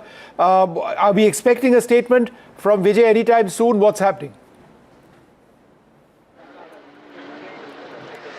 Well, Vishnu, a statement hasn't come in from, the actor ever since elections was announced. Other than the times that he speaks on the dais, he hasn't spoken to the media. So it's unlikely that he's going to step out of the house now and probably speak. But he is definitely going to address the party cadre. Where that's going to happen is not very clear. We are told that he's going to leave his residence in about 5 to 10 minutes. He's headed, in all likelihood, to meet his father and his other family members. I'm just going to show you the heightened security right now at his residence. A huge convoy of police vehicles right now on standby to escort him. We've seen in the past as well, across the stretches where he moves, there's a huge number of fans and supporters who really gather. There is a frenzy of sorts, and it usually, results in a little bit of a chaotic situation. The police right now want to avoid that. You're looking at a man possibly who's going to take oath to become the next Chief Minister of Tamil Nadu. So they don't want to really leave any stone unturned to ensure that all safety protocols are followed. Just a while ago, we even had metal detectors, which you're looking at now, which was brought in. And these are indicators that they realize now this is a person of prominence. They need to ensure that all security safety protocols are followed. But right now for, Vijay, while of course it's time for celebration, but it's not completely over. The mathematics will still continue because his numbers are at about 110 at this point in time. They could fluctuate by a number or two, but not beyond that. So where is he going to get that number of about at least 10 to remain comfortable? Is he going to go to the smaller parties? The dialogues will be on, and you can be rest assured that some of the advisors, some of his friends. All right, Deepak, just hold on for half a second. Those numbers are something we were looking at very closely. They are at about 108 now. They should have the support of smaller parties to get to 110. We'll have to wait and see. But we can go across to Vasudha Venugopal as well, who joins us. And there are celebration shots over there. Vasudha is at the headquarters of the TVK. Vasudha, what's happening all around you? Absolutely, a lot of activity has intensified here, and the group of fans actually came in and they put that big mala on top of the gate, and they've also put in the kodi or the flag of TVK. Ninga thalle yeri ninga potinga enge vandirkinga நான் இங்க பனையூர் தான் ma'am யார் ஏறி போட்டீங்க அவங்க தான் where have you come from from வந்து Saligramam he's come from Saligramam my candidate my என்னோட Malaya. Okay, this one our people say get that there, and our flag also overall in Tamil Nadu. Okay, only whistle sounds in Tamil Nadu. Whistle. Okay, so Whistle and Vijay has won. Then there's a lot of activity there, and there's also there are many women also, Vishnu, here. நீங்க நல்லா பாடுறீங்க. என்ன விஜயோட ஃபேனா இல்ல சப்போர்ட்டரா? விஜய் அண்ணாவுடைய தங்கச்சி. She says that she is the sister, younger sister of Vijay. ஏதாவது ஒரு பாட்டு பாடி காமிங்க. என் அண்ணன் வந்து எப்போவுமே உயர்ந்து தான் இருக்கணும். அவர் கீழே போக மாட்டார், எப்பவுமே மேலே தான் இருப்பார். அதனால அவருக்காக ஒரு கடவுளுடைய பாட்டை பாடுறேன். நீ மேலே எழும்பிடுவாய், மிக உயரத்தில் பறந்திடுவாய். நீ மேலே எழும்பிடுவாய், மிக உயரத்தில் பறந்திடுவாய். நீ காத்திருந்த நாட்களுக்கு பலனை அனுபவிப்பாய். அவர் காத்திருந்தார் இந்த நேரத்துக்காக. 4ஆம் தேதி எல்லாரும் எதிர்பார்க்கிற இந்த வெற்றியின் பாதையை அண்ணன் ஜெயிப்பார் என்ற இந்த வெற்றி கட்சி, வெற்றி தமிழக வெற்றி கழகத்தை என் அண்ணன் எதிர்பார்த்த மாதிரி அவருக்கு வெற்றி கிடைச்சிருக்கு. எல்லா மக்களுக்கும், தமிழ்நாட்டு எல்லா மக்களுக்கும், எல்லா நண்பர்களுக்கும் எங்க நன்றியை நாங்க தெரிவிக்கிறோம். So that is that the celebrations have intensified. It was quite a quiet place for some time now. But yes, Vijay is also expected to come here after 8 o'clock. So I think all of this is also going to, in some ways, have a more colourful picture to it. Stay with us, Vasudha. Madhavan, this is I have some Jan Nayagan in real life. Let me contrast him with MGR. Yes, to give please. Real perspective. MGR was called Puducherry Talaivar, literally means revolutionary leader. And he referred to women as Thai Kulam, the community of mothers. Now, Vijay is belonging to a different generation. It's called Jananayagan or Dalapati, which means general or people's hero. And the most interesting thing which he's made in his early campaign speeches is that he says, all you Tamil women, I am your brother, and I am the uncle to your little child. It's like I am your mamaji and your woman's brother. So this woman who we spoke to, she sees herself as Vijay's sister, not literal sister, but in a metaphorical sense, and that has a kind of emotional pull, the way Taikulam had for MGR as a I'm a voter in Mylapore. The day I went to vote and came back, the first thing I hear from my son, who's 20 years old, who's not a voter in Chennai, is turn around and tell me, I hope you guys voted for TVK. This time, for the first time, I'm actually listening to all your politics talk on TV. As a Gen Z person yourself, I have no doubt you voted for Vijay. No, I don't want to say who I voted for, but number two is that my 11-year-old nephew comes back and tells my mother, asks my mother and my sister, I hope the family has voted for TVK. If he loses, I'm not going to talk to you guys. So the Panna Pramukh has been replaced by the family Pramukh now. Can I just make one small point? We'll come back to Vasudha in half a second, but you know, Rahul, in Bengal it was BJP 199, 200, and then it became 200, 201. It's at 201 now. That dominance, that sweep of the BJP is truly incredible. Let's go back to Vasudha at this stage. Vasudha, we interrupted you earlier on. Go ahead, tell us what's happening around you. I think 8 p.m. you said is when Vijay comes out. He starts addressing party cadres. There was that wonderful song we heard over there. What else is happening? Well, Vishnu, I just met this, senior person, and you have been telling us, sir, that you watched NDTV and you liked it. Are you also a Vijay fan? Because, there is this belief that only Gen Z and youngsters are voting for TVK. Do you like Vijay, sir? I like Vijay very much. I'm very happy that he's going to come to power. Why? I'm sure that he'll bring a drastic change in Tamil Nadu politics. He will do good to the public, to the entire public of Tamil Nadu. And I'm very sure we can see progress in the state. So I have a lot of hopes in him.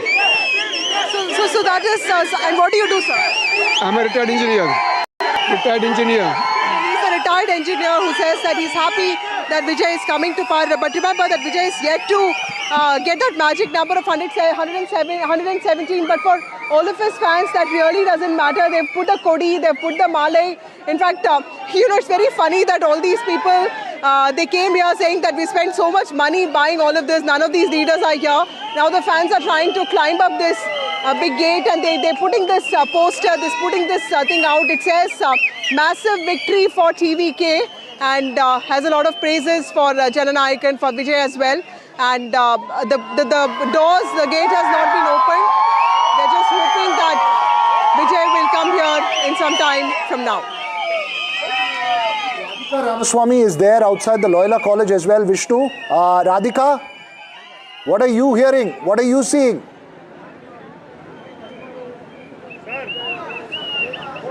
Right, Veera and Vishnu, yes, I am outside Loyola College. In fact, this is where the counting for his constituency, TVK, Vijay's constituency, has happened. He will be coming here to collect the certificate, which is why a sea of fans are gathered here in huge numbers.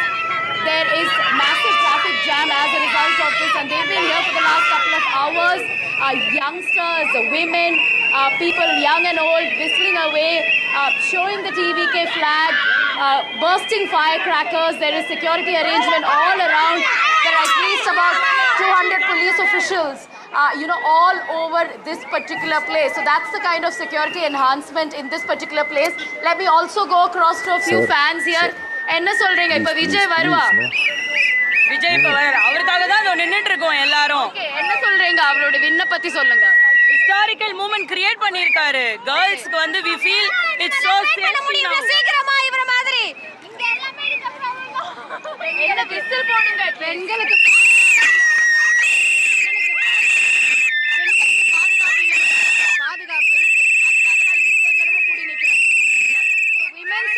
security is something Vijay will assure, is what these women here are saying. அவர் காசு கொடுத்து ஓட்டு வாங்கல Okay, அவர் காசு கொடுத்து ஓட்டு வாங்கல this is something a lot of people have been echoing here since this morning, that while DMK and ADMK have been giving and gifting money and coupons, Vijay did not do that.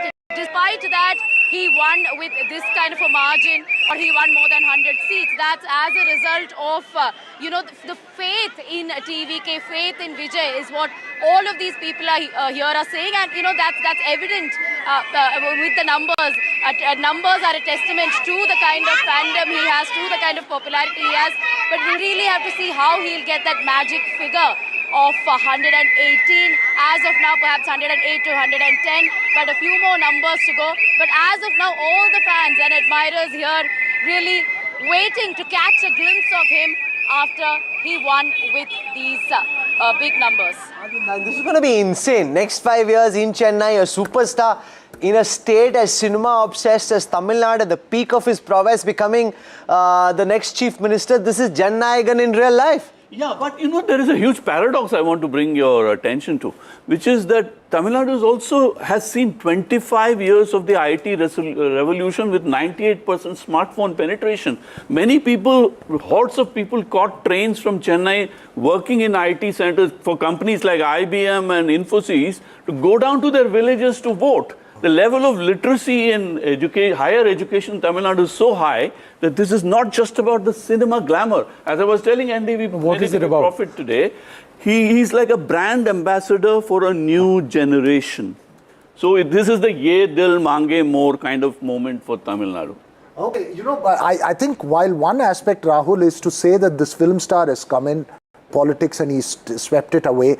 I think the more important aspect, and it's been muted in the DMK's propaganda machinery's success, is the anti-incumbency in the state. I think there was a repulsion for dynasty politics and anti-incumbency, and there was corruption as a serious issue on the ground. I think there was a yearning for change, and it was the right time that Vijay came in, which explains why the ADMK has been able to hold on to things, but the TVK, the biggest beneficiary, because of the fact that Vijay seems like the alternative to this politics. Let's just see, from real life superstar to real life disruptor, Vijay has scripted this stunning political debut in Tamil Nadu.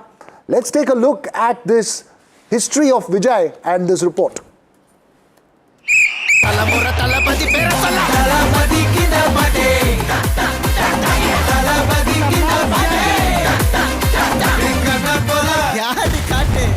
I am coming.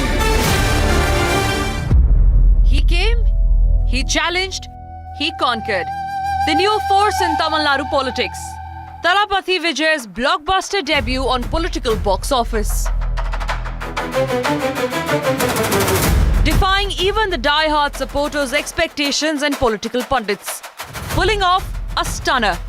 The rising star has eclipsed the sun in the Dravidian heartland. While many cinestars have succeeded and failed before Vijay in Tamil Nadu politics, Vijay's performance is nothing short of a miracle. In just over 2 years since announcing his political entry in 2024, Vijay has established himself as the prime pole of the Tamil Nadu politics. Earlier stars turned netas like MGR and Jayalalitha, who reached the peak, had a long political career before reaching the peak. Vijay is starting from the peak. That makes it an unbelievable political feat. Pegging his campaign on the promise of new politics, targeting DMK on corruption and dynasty. Stalin uncle, what uncle? Is very wrong uncle. Clearly keeping distance from the BJP and the AIADMK. Vijay from the start positioned himself as a crusader, the superhero people needed.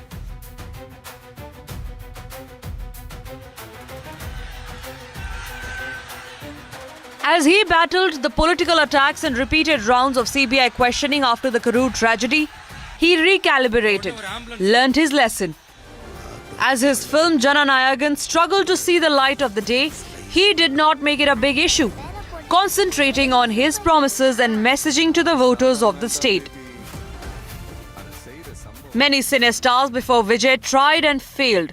Kamal Haasan, Shivaji Ganeshan, a reluctant Rajnikant who never took the plunge after showing interest. But Vijay has managed to turn the massive popularity into votes at a massive scale, with his messaging of welfare and clean politics. Vijay's rise may upend the entrenched Dravidian politics in the state, which the DMK championed. And while his win is stunning, Vijay's entry into politics was neither sudden nor accidental. In July 2009, Vijay's vast network of fan clubs numbering around 85,000 crystallized under a welfare association named Vijay Makkal Iyakam or VMI. Initially positioned as a social service platform, the organization entered the political arena by supporting the AIA-DMK-led alliance in the 2011 assembly elections. Murmurs of Vijay's political ambition followed. Earlier, MGR had famously converted his 20,000 fan clubs into party units of the AIA-DMK. He started projecting a savior figure rooted in social justice in his movies. Vijay spoke of farmers' distress in Kadathi, healthcare corruption in Mersal, stood up for women's sports in Bigil, and exposed electoral manipulation in Sarkar. Even his last and yet to be released outing Jananayagan has overt the political tones. With ruling DMK pushed to a distant third spot, Vijay's rise is one of the biggest disruptions in Indian politics. This is likely to change the rules of Tamil Nadu politics forever. Bureau Report, NDTV. There will be only one lion, and even if it is single, it will be the king of jungle. Well, if we take a look at this dramatic day of 5 battlegrounds, I think the larger picture of India needs to be looked at as well. In as much as each of these states is absolutely critical, what we can now bring you is this reality check. With this fresh win in West Bengal, the BJP-led NDA now governs 22 states. To say that there is a saffron wave across the country is an understatement of the highest order. Apart from just a handful of states across the country, particularly in the south of the country, it is a saffron wave from the west of India to the east of India. And this raises a lot of important questions on just where the opposition lies. Should there be diversity in our political opinion? Jemrig, we were talking about this a little while earlier on. What does this mean for our democracy? Now, this isn't to take away from the BJP or what they've done, but diversity in political views and opinions has been at the heart of what we stand for. No, look, the opposition parties are very active in these states, but they are laggards. In the sense, they are at least about 9 or 10% behind the BJP. So you have that. In some cases, you have a splintered opposition, which is turning the BJP into some sort of a natural party of governance. But that does not mean that the democratic debate is over. They're all there. No. All right, so the democratic debate not over. They are all over there, but it is nonetheless a fairly striking sort of map. But of course, Kerala and Tamil Nadu fiercely sort of defying that trend. But Tamil Nadu politics absolutely sensational this time around with the emergence of Vijay. We expect him to come out and speak in a little while from now, at least to his supporters. And we do expect the Prime Minister to be at the BJP headquarters from approximately 6 p.m. Onwards or so. In terms of a quick update on Bengal now the BJP are well above 200. There are 202 at this particular stage. We are still waiting to hear from Mamata Banerjee. Will she be conceding defeat anytime soon? I'm going to move on briefly by taking a look at Bengal before we turn back and perhaps take a look at what's been happening with the Prime Minister's speech coming. And I think the key point in Bengal is in the distribution of seats, which are likely to have been won by various parties, assuming all of these leads actually translate into seats. If you actually look at all of this, there are a couple of areas which are expected. This is where, for example, the Jalpaiguri area in the north of the state, the BJP with 26, the Trinamool didn't do well over here, but even last time around, the BJP had done very well, but it is an absolute sweep. A lot of people would have suggested that it would have been closer, but if you take a look at Midnipur, which lies in the southwest of Bengal, it is the number of seats very, very significant. This is an area where the Trinamool Congress did very well last time, but they've been entirely routed. The BJP up 29, the Trinamool Congress down 29. It's difficult sometimes, Jemrig, to sort of break it all down. But if we take a look at this critical part of Bengal, what is it that the Trinamool Congress did wrong? Or was this an area, for example, hit by the electoral vote? No, in fact, these were the least impacted by SIR deletions. Right. These were areas below average. However, in northern Bengal, Jalpaiguri, Midnipur, and the Jhargram area, the BJP's vote share itself is touching 50%. Right. So it has actually absorbed all the aspirational vote and pushed the Trinamool down to 40s. Yep. So that huge 8 or 10% gap in a two-party scenario is showing up as the landslide. Yeah. Let's take a look at the presidency area. This includes Kolkata as well, Absolutely. right? Yeah. And this is where the Trinamool has done well. Well, yeah, absolutely. Relatively speaking. Relatively. It's got a concentrated vote. Here, actually, the Trinamool has a 3% edge over the BJP. The Trinamool is about 38 or 39. The BJP is 35% of the vote. However, the Trinamool's vote remains concentrated in the minority-dominant areas, which gives it a lower conversion ratio at 47 and the BJP a higher conversion ratio at 59. So would schemes like Lokhi Bhandar and some of the other schemes which the Trinamool Congress was really banking on, is that something likely to have impacted? Vishnu, you made a very relevant point. All these elections, we saw state governments beating incumbency and getting re-elected banking on the DBTs, the direct benefit transfer schemes. Yeah. What Bengal shows and what even Tamil Nadu shows today is that if the voters get a leader who caters more to their aspirational class, they might just not look at those DBT schemes, which is what has happened in Bengal. But this is fascinating. And Tamil Nadu. Malda it's even Stevens. Even Stevens. It's even Stevens. Absolutely. This is where these are the areas where there was a higher than average SIR deletion also. So in a way, that has helped the BJP catch up with the Trinamool. Right. And let's just move across, take a look at Assam for the benefit of our viewers. If you take a look at Assam and the overall seat sort of situation in Assam, it's been disastrous for the Congress. Let's give this in a full perspective. Go ahead with the perspective at 101. And the Congress even lower than they were last time around. See, the structure of the constituencies changed after 2021. There's a new delimitation. So the best reference benchmark for this seat distribution is the 2024 Lok Sabha polls converted to assembly results. That time the NDA led in 92 of 126. About 23 to 24 were unwinnable for NDA because of the demography. They were completely minority dominant. So as such, the NDA's catchment area was 126 minus 24, which was 102. Right. The BJP has literally picked up the whole catchment area. Right. It's taken 101 or 102. Yeah. So that's what has happened. All right, well, we're just waiting now, and in a little while from now, we expect the Prime Minister to be at the BJP headquarters. This is going to be, no doubt, a stirring victory sort of message. But for the moment, let's quickly go across to Shreyashi. She's been tracking Mamata Banerjee, who'd entered some of she went into some of the strongholds where voting was taking place. Yeah, please. That the Chief Secretary of West Bengal has put out a statement saying nothing should be burnt, no file should be taken away. Shreyashi Day has more information on that. That's quite interesting. As this government changes, an official notification asking that no file be burnt or removed. Take our viewers through that, Shreyashi. Well, there's been a political tectonic shift here in West Bengal.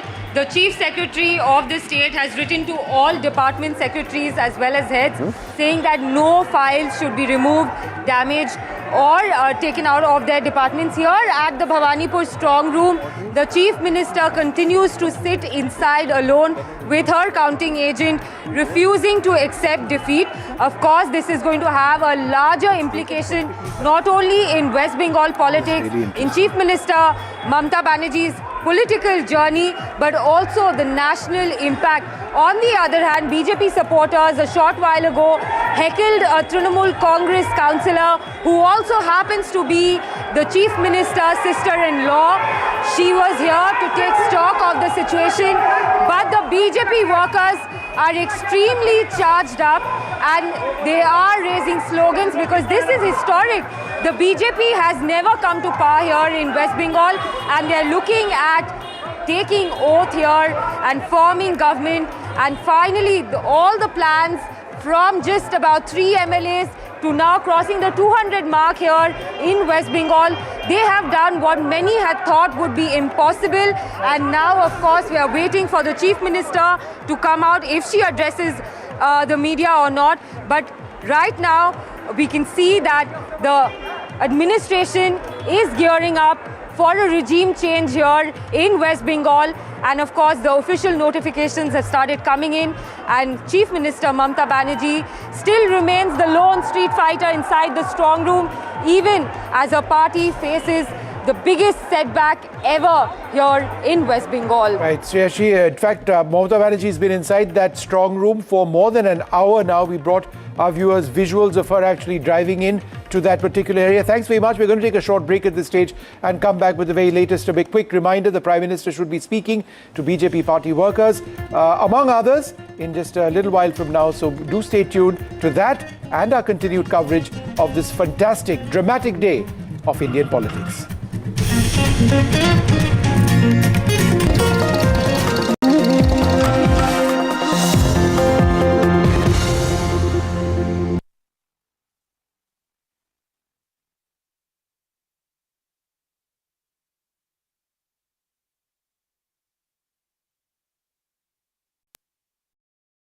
Spinny, sell your car for the best price. Download the Spinny app. Brought to you by SEAT. Built for grip.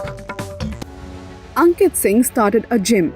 At 190, the Trinamool down to under 3 digits at 98. The left, in a sense, staging a micro-mini sort of comeback with 2. They hadn't done very much. The Congress, again, the left and the Congress, non-players in Bengal, both parties had once dominated this political sort of scenario in the state. But what would be interesting to actually do is to break it actually down and see where the BJP has gained most, where the Trinamool has actually lost out. So if we go through some of the regions, the Bardwan region first, it's the BJP, and this is the Bardwan region in the west of Bengal. The BJP at 37 in terms of leads over here, the Trinamool Congress at 17. So this is where the BJP has gained over the Trinamool Congress. But if you ask me, perhaps the most decisive area which has gone completely against the Trinamool Congress is Midnipur. The BJP at 53 in terms of leads over here, and the Trinamool Congress absolutely devastated. Joyantada, would you like to come in and sort of take a look at Midnipur itself? How is it that this difference is as stark as it is? Because if the Trinamool were to get close to the BJP, they would have had to have done phenomenally better in Midnapur. It's a very important point. Number one, rural Bengal was TMC's stronghold. Yeah.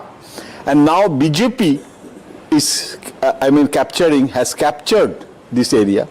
And SIR effect, it is less in this area. Right. It's not border area. Right. So SIR impact on this result, that also will be oversimplification. So all right, hold on for half a second. I've got GVL Narasimha Rao of the BJP also joining me over here.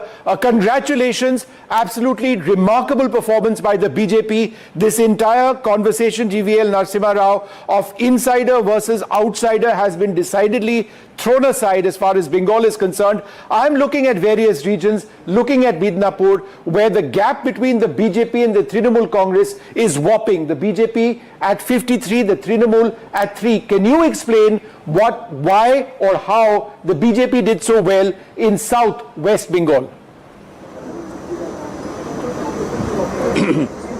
Vishnu, good afternoon to you, all the guests in the studio, all the anchors in the studio.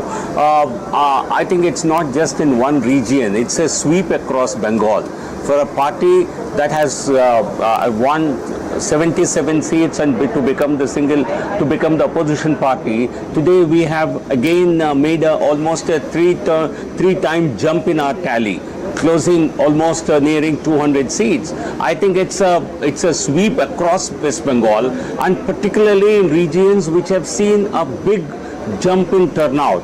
I think even seats which were considered to be a fortress, considered to be citadel for Trinamool Congress, the BJP has been able to win such seats because people of Bengal have decided that it's time for them to really throw out the present incumbent government out of power. And West Bengal, I think people certainly see the development, the kind of rapid strides in development that different states of the country have seen under the rule of the BJP. and therefore they feel it's always good to have a double engine government with a positive approach towards developing the state hand in hand with the central government. The Trinamool Congress, by becoming a hurdle in this in this development, in this process of development, people said, well, let's get rid of the TMC. But one point I'd like to make about the Tamil Nadu discussion that you were having. The Congress, I think there was a lot of discussion about how Congress could become a player. The Congress is insignificant in Tamil Nadu. The numbers that what they just all that they have said is that their lines are open. It means nothing, because as you correctly said, the phone call is open, but nobody is dialing, or so they statistically don't have the numbers. So it's a no. They've kept the phone open. That's about it. So there's nothing more. When others are warming up, I'm raring to go. The stories that matter, the stories that shape your life. Hello and welcome to watching Prime 5 with me, Raisha Sehgal. What's that today? How to? The show that sets the prime time agenda. We'll be deep diving into this topic to tell you what's at stake. Join me, Raisha Sehgal, on Prime 5, only on NDTV 24/7.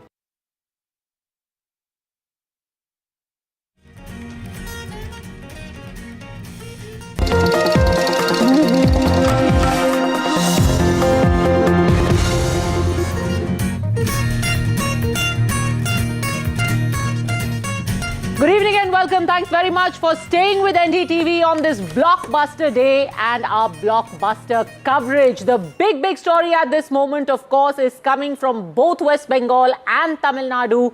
In West Bengal, BJP storming into power.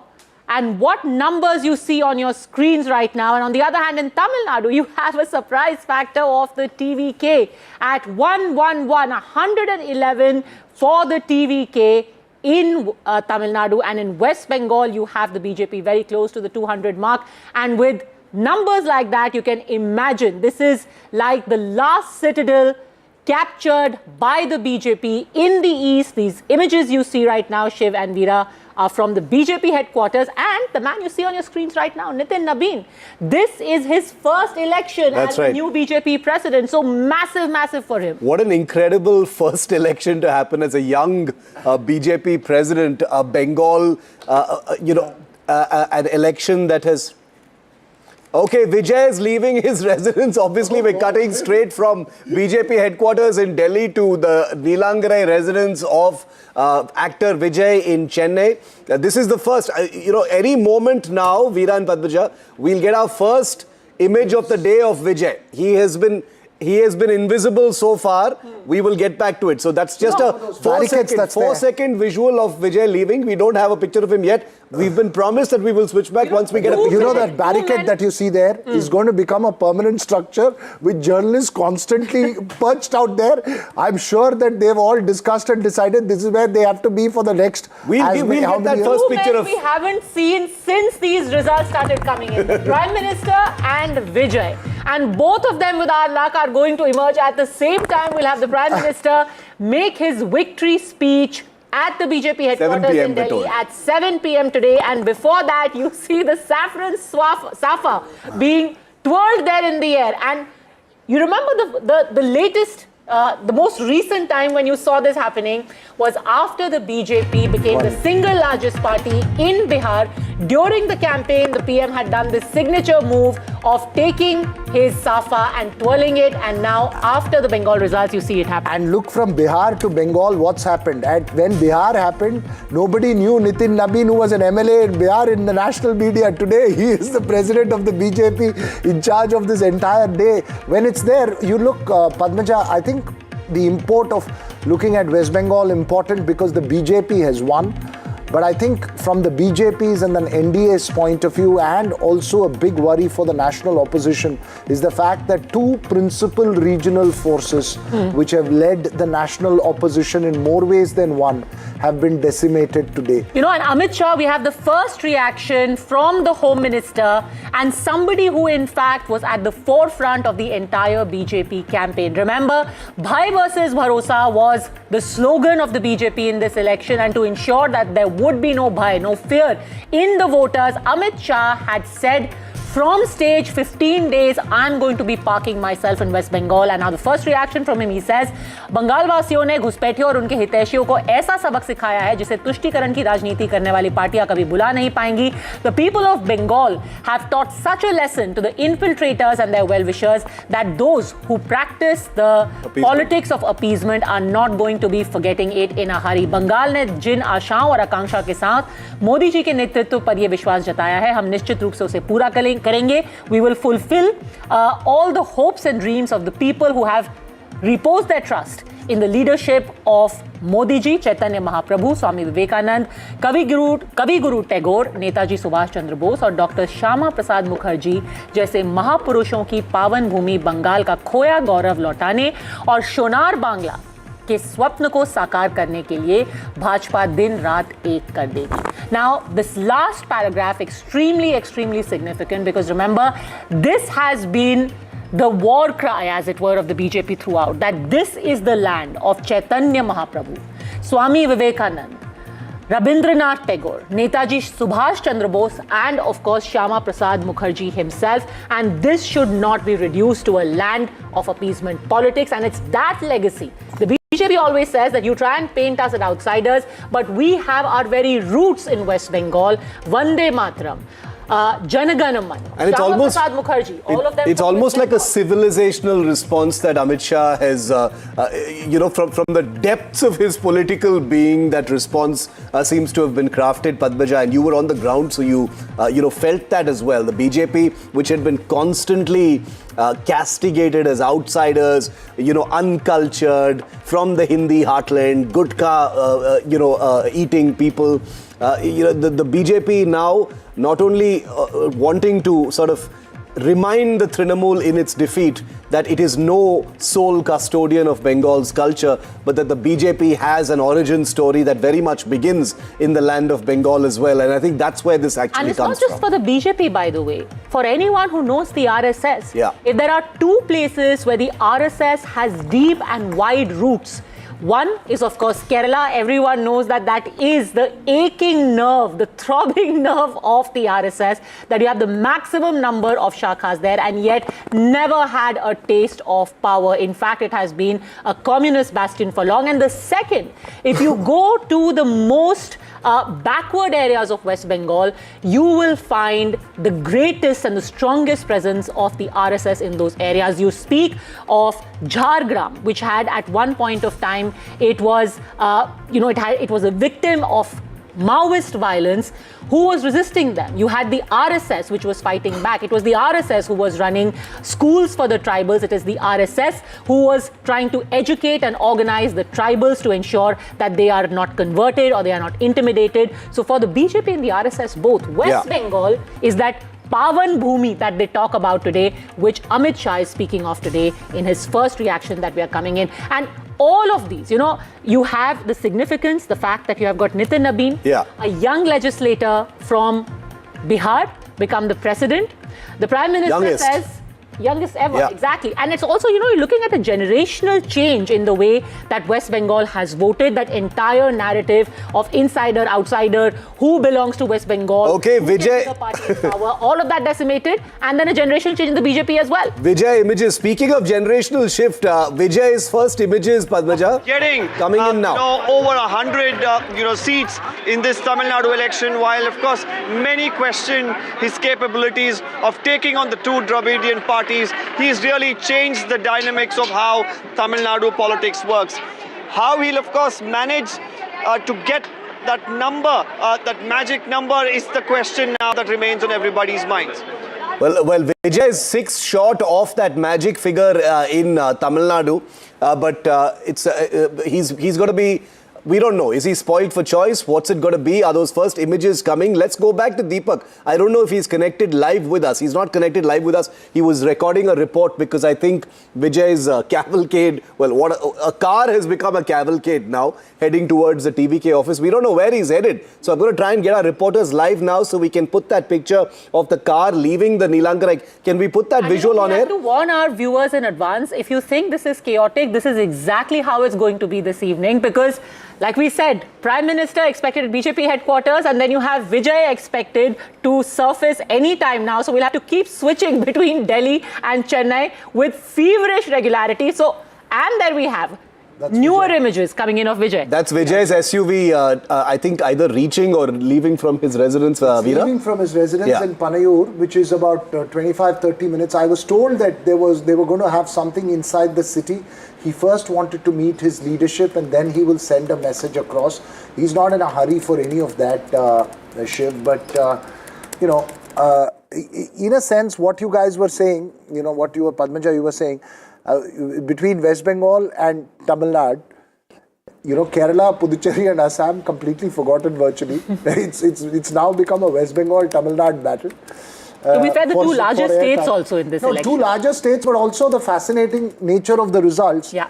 And you know, just to add to the point that you were making just a short while ago, I think both regional parties at some level, and especially for the DMK, perhaps the key learning is that the constant narrative of Tamil Nadu versus Tamil Nadu versus Delhi. Subnationalism. It's not subnationalism. I think this is more about regional assertion, and I think it's a very important aspect in a federal structure, which has been violated in some ways. But then, you know, constantly using that as the narrative in 2019, 2021 and 2024. And again, I think people start getting used to it, and it's not as if the DMK has been extremely, you know, doing something great out of that. Right? Firecrackers is used, but let me show you more visuals coming in of sweets being distributed among Vijay supporters. Among Vijay supporters as well as... First pictures of Vijay sitting in the front seat, his hands joined, folded in a namaskaram, as his black SUV attempts to get past a crowd and a scrum of reporters there at his residence. Huge, absolutely understandable interest in getting those first pictures of Vijay, and you've just seen them there on NDTV. I'm going to try and freeze those pictures so we can get you that exact shot.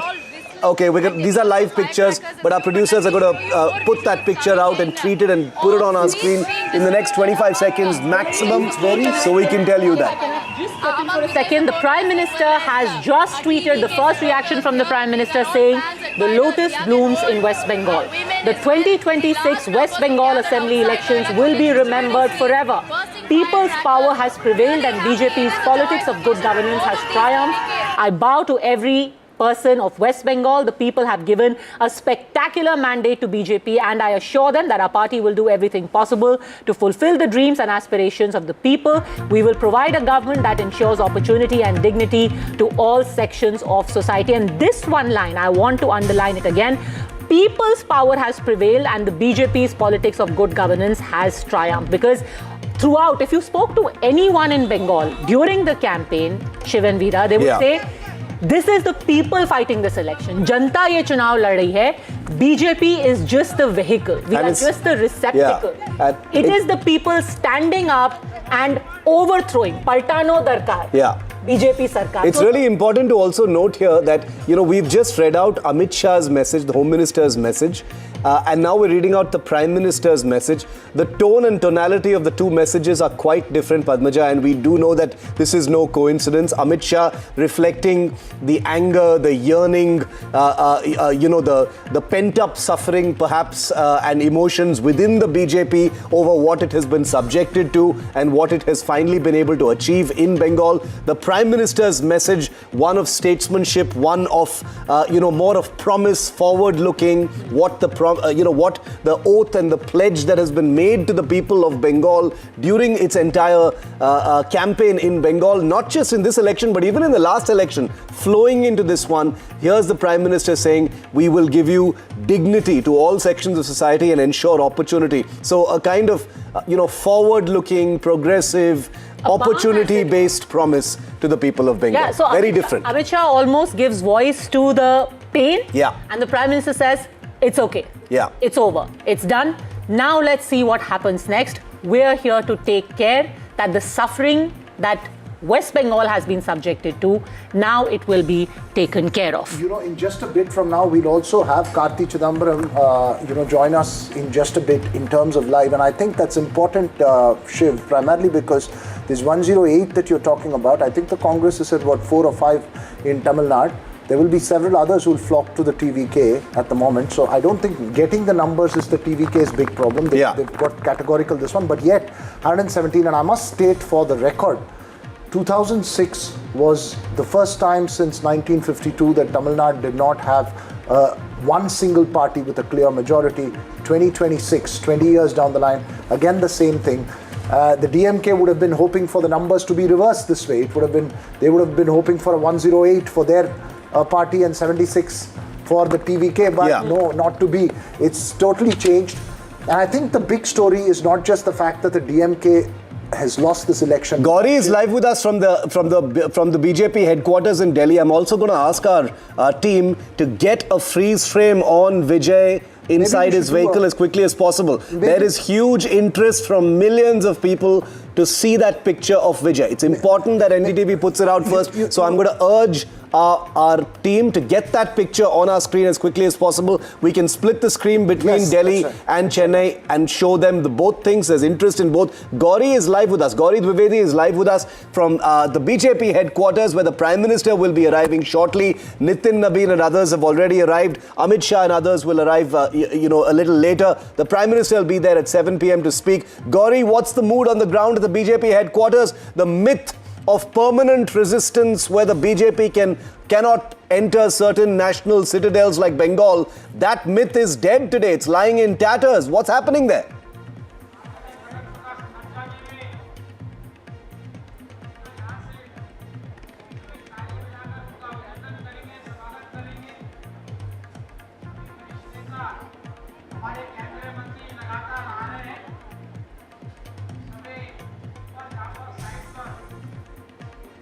Please, Karthi Chidambaram. Absolutely. All right, there seems to be, I think it's a desperately bad lag there. Okay, there she goes. The number of women who've actually played Sindoor Khela in front of me as they've been celebrating this historic victory. And Shiv, Padmaja, everybody in the studios, you've been dissecting this election threadbare. One thing I want to say, I was here the night the Prime Minister addressed the BJP Karyakartas after that Bihar mandate. And he said very clearly,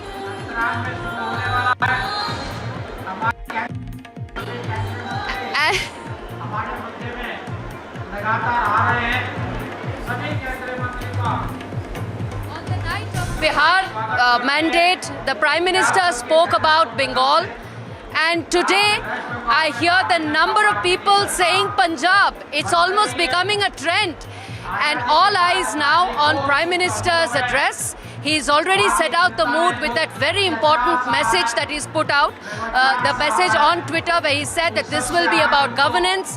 The government in Bengal of BJP will focus on welfare, governance and accountability. That's exactly what cadre, rank and file are here to listen to.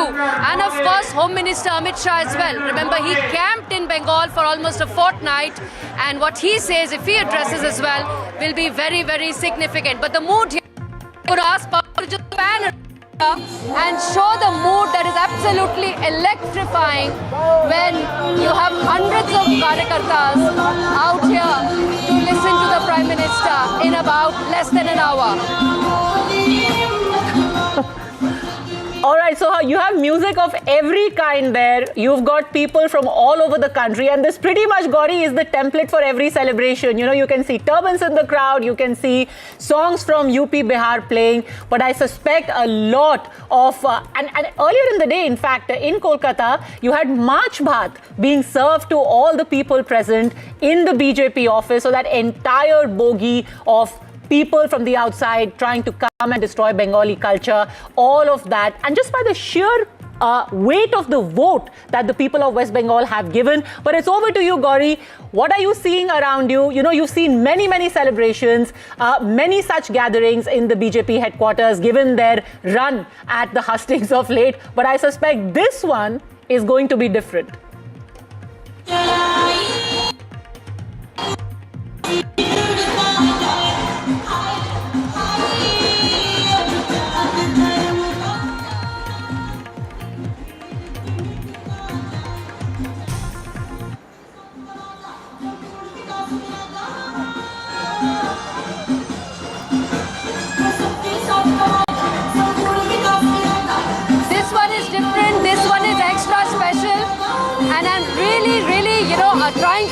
what you guys said, but I'm going to stick to the celebration here, the mood here.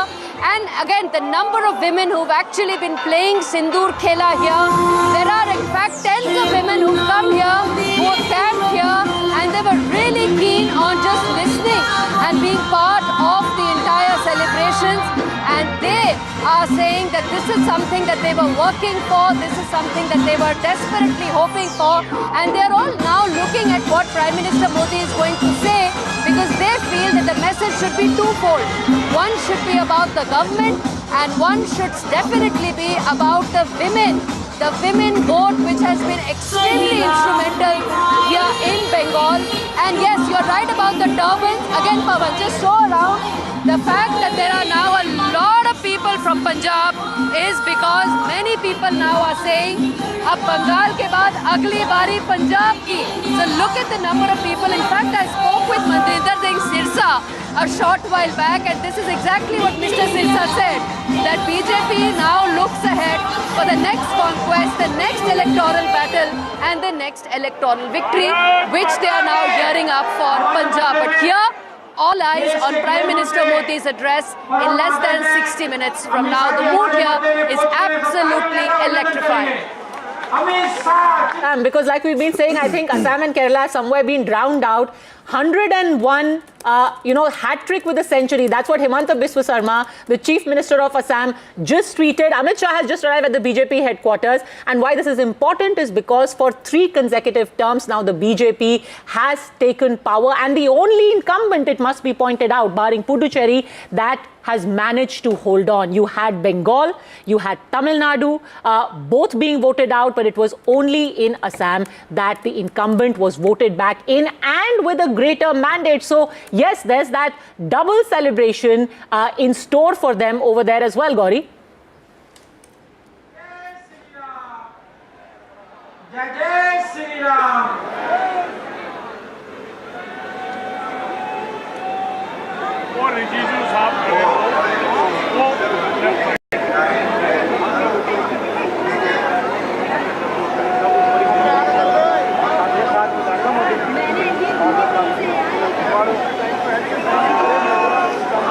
Double celebration. You are right, Padmaja, that the Assam verdict is getting lost and drowned in the sheer celebrations of Bengal. But also one needs to keep in mind the citadel that has now been breached and the significance of the Bengal victory, and which is why Assam has been in the sideline. Doesn't make that victory any less important, but I guess the focus is right now on, and you have a lot of leaders who have arrived. Amit Shah, Home Minister, has already arrived here, and Prime Minister Modi, in fact, is expected to arrive in about 10 minutes from now. 6:30 is broadly when it is expected that the Prime Minister will be here.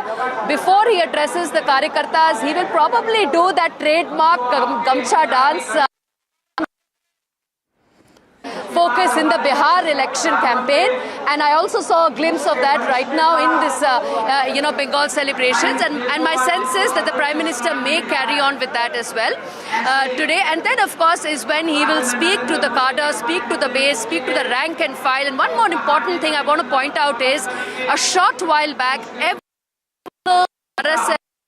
Karyakarta who was targeted and who lost her or his life after the 2021 poll violence was named, was remembered, and that memory matters. And I think that's extremely significant, because the 2021 post-poll violence, where the BJP cadre was really identified, hunted, targeted, you say what you want to, but all of those memories are being remembered here, and this victory sits on top of that, and that's the reason why it is being remembered, it is being spoken of. And the sense I get is that the Prime Minister is also going to make a reference to some of those cadres, some of those workers today in the speech.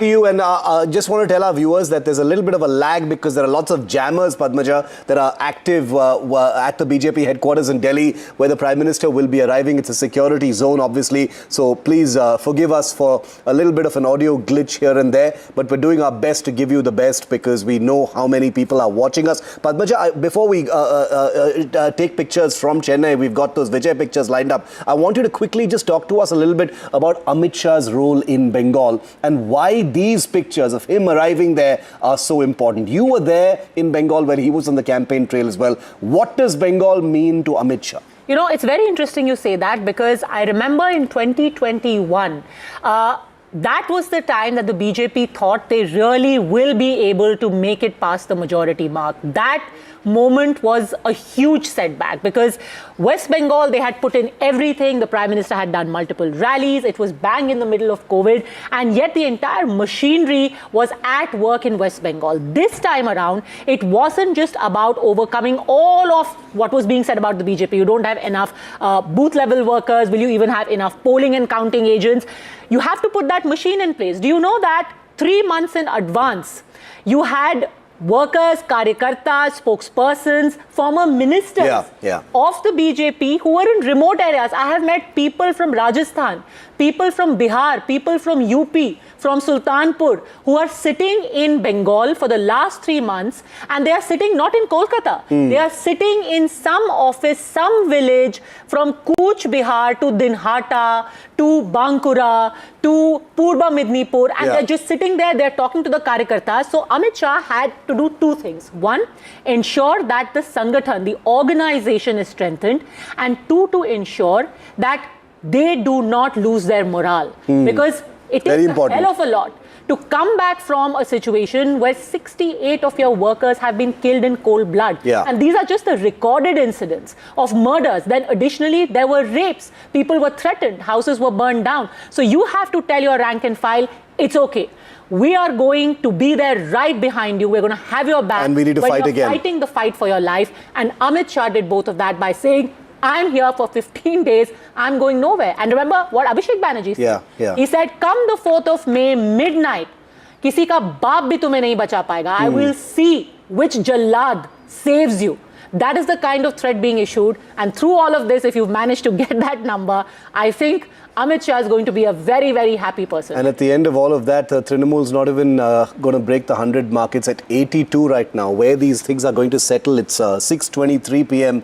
Padmaja, it looks like this is pretty much where things are solidifying. As you can see on your screens, viewer, NDTV has the agility to bridge Chennai and Delhi right now because the 2 stories are, you know what, no journalist can choose between right now. That's why we're showing you both. On the left-hand side of your screen, you're looking at the first pictures of actor Vijay, Padmaja. After all these hours, he's finally emerged. Vijay Darshan is happening right now outside his residence. So many puns, no? Vijay Rath, Vijay Path, Vijay Darshan, Vijay Bhava, all of those things. Everyone's having fun with it. The main branding can just be Vijay. That's it. It's Vijay.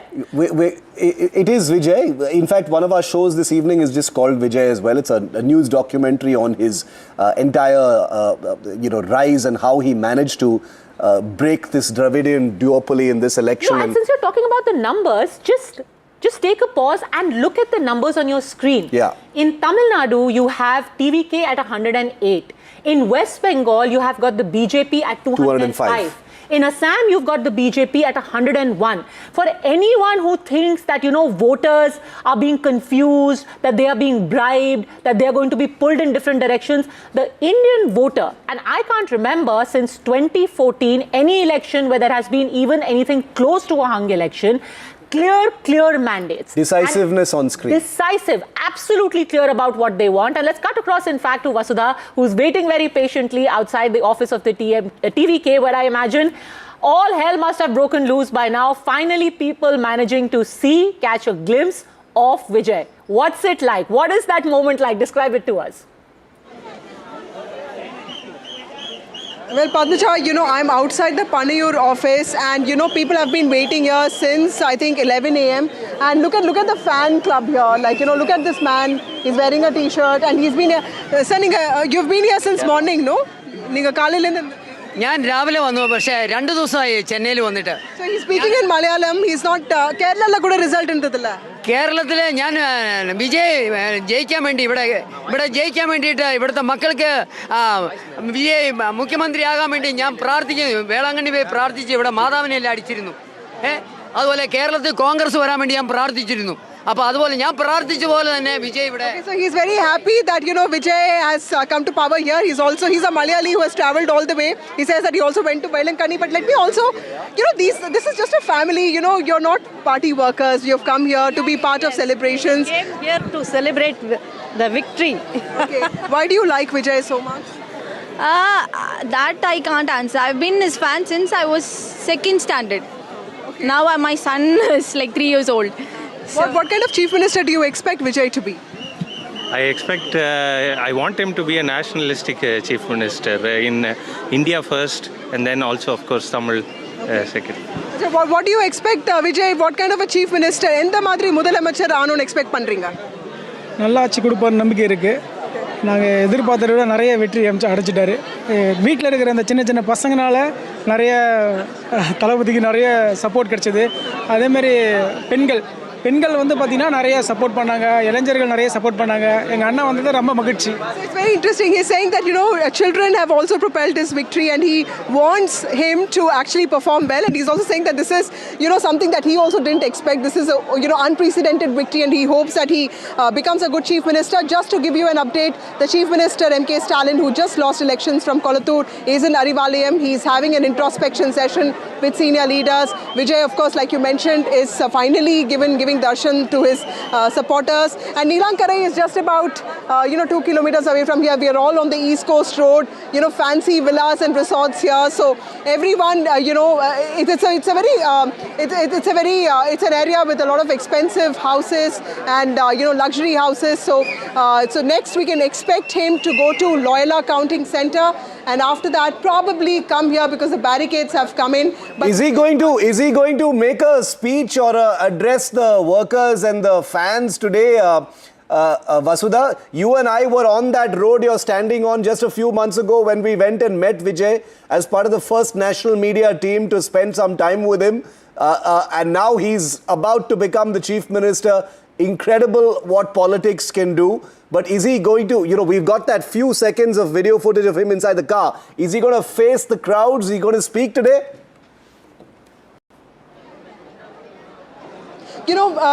Shiv, I've been trying to get in touch with all TVK leaders. Everybody is in the counting center. So this is also, a big challenge for them to understand what needs to be done. It's a new party. They're also coming to terms with handling with media and also, dispersing information. We're not very sure as to what Vijay will do. But yes, there are many people who have gathered here. The barricades have come. The transition is slowly taking place because I see even police deployment and policemen and policewomen here also talking about him. So gradually things are changing. We expect him to come and speak, but yes, crowd management is going to be a huge problem today and in the days to come.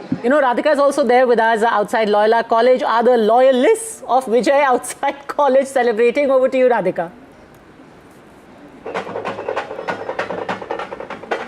right. I am outside Loyola College where Vijay is expected to come to collect his winning certificate, his MLA certificate from the returning officer. That will happen in a few minutes from now, but let me show you the scene outside Loyola College. Just look at that. Celebrations erupting. Supporters of DVK really taking to the streets. This is, of course, following this historic landmark performance. Let me go across to some of the supporters here. Of course, you can see drums, you can see whistles, people whistling away, and of course, all kinds of celebrations happening. We saw firecrackers also getting burst. Are you all TVK supporters too? Yeah? You've come here to meet Vijay? We are just here for Vijay. Huh? We are here for Vijay only. You're here for Vijay? So you all voted for Vijay, I'm guessing? Yeah. Okay, so tell us, what do you think of his win? No, I can't get you. What do you think of his win? Looks like he's going to be your next chief minister. The whole nation manifested for him. Acha, yeah. All manifested for him. Let me go across to some more. Truth always triumphs. Truth always triumphs. All right, so let me go across to some more people. So, First of all, congratulations of the Mr. Joseph Vijay, Chief Minister of Tamil Nadu. This is the victory of the peoples of Tamil Nadu. This is the win of people Tamil Nadu. Okay, you go ahead and whistle away. So those are the people here, celebrations. People are dancing and they've been dancing for hours together. That's what we've been seeing. These are scenes of jubilation all around, party workers dancing, bursting crackers, waving flags, chants of support of Vijay, really filling the air outside Loyola College. And this is stretching across a couple of kilometers here, and you can see the kind of security arrangement and the traffic jams that this entire scenario has led to. Of course, this is day one of Vijay's victory. He could be giving a speech, he could be addressing media, not entirely certain. But days to come, as Vasudha pointed, is going to be difficult, as crowd control is something that Tamil Nadu police will find it difficult to manage. There is, of course, frenzy all around here as Vijay has become a powerful force as far as Tamil Nadu political landscape is concerned. Actually, an incredible moment, Radhika and Padmaja. Chennai is the city of my birth. Obviously there's a date, but I can't remember when the Dravidian duopoly was, didn't exist. So you are seeing an entire state machinery, an entire state administration that is going to be under a non-Dravidian dispensation for the first time in the 60s. So you are talking about a political milestone of enormous proportions right now. Imagine what would be going through the bureaucracy, the political system, the many layers of the IPS, the police, etc. in Tamil Nadu. 6 decades of that system. How it is going to reconfigure now to this complete outsider, a person who has shown contempt for what the DMK stand for, calls them their ideological enemy, said he's got nothing to do with Dravidian politics, etc. And how that is going to get into a place like Tamil Nadu, which is, by the way, Padmaja, a very well-governed state. Vijay is on his way to meet his father in a short while from now. We'll have live coverage of that. We've already heard from his father and mother. Sam Daniel, in fact, is at the location where Vijay will shortly be arriving to meet his father. Sam, parents of Vijay have spoken out. We haven't heard from Vijay himself just yet, but very, very emotional scenes from his family so far today. Sam, tell us what's going on right there. Well, Shiv, we come to you from outside Vijay's dad's house in the Adayar area. And actor Vijay, who's now set to perhaps take claim to form the next government if things work in his favor, is all set to visit his dad, who a short while ago felt so emotional that the family is so happy that almost a 20-year-long dream of actor Vijay has now been fulfilled, that he is all set to become the Chief Minister to fulfill his dream for Tamil Nadu, as he calls it. Hundreds of people are dotting either side of the road, stretching from the main road on the Adayar road here. And Vijay is set to first meet his father and then go to the Loyola College, where his constituency's counting center is, to officially get his certificate there. And then we'll have to wait and watch what will be his next political move. His party, although, is still confident that the counting isn't over yet and that they'll be able to touch that magic figure of 118 to be able to form, to get a majority of his own. And still, even in otherwise, they say they are optimistic that there will be support from unexpected quarters. Already the Tamil Nadu Congress sources say they are willing to extend support to Vijay.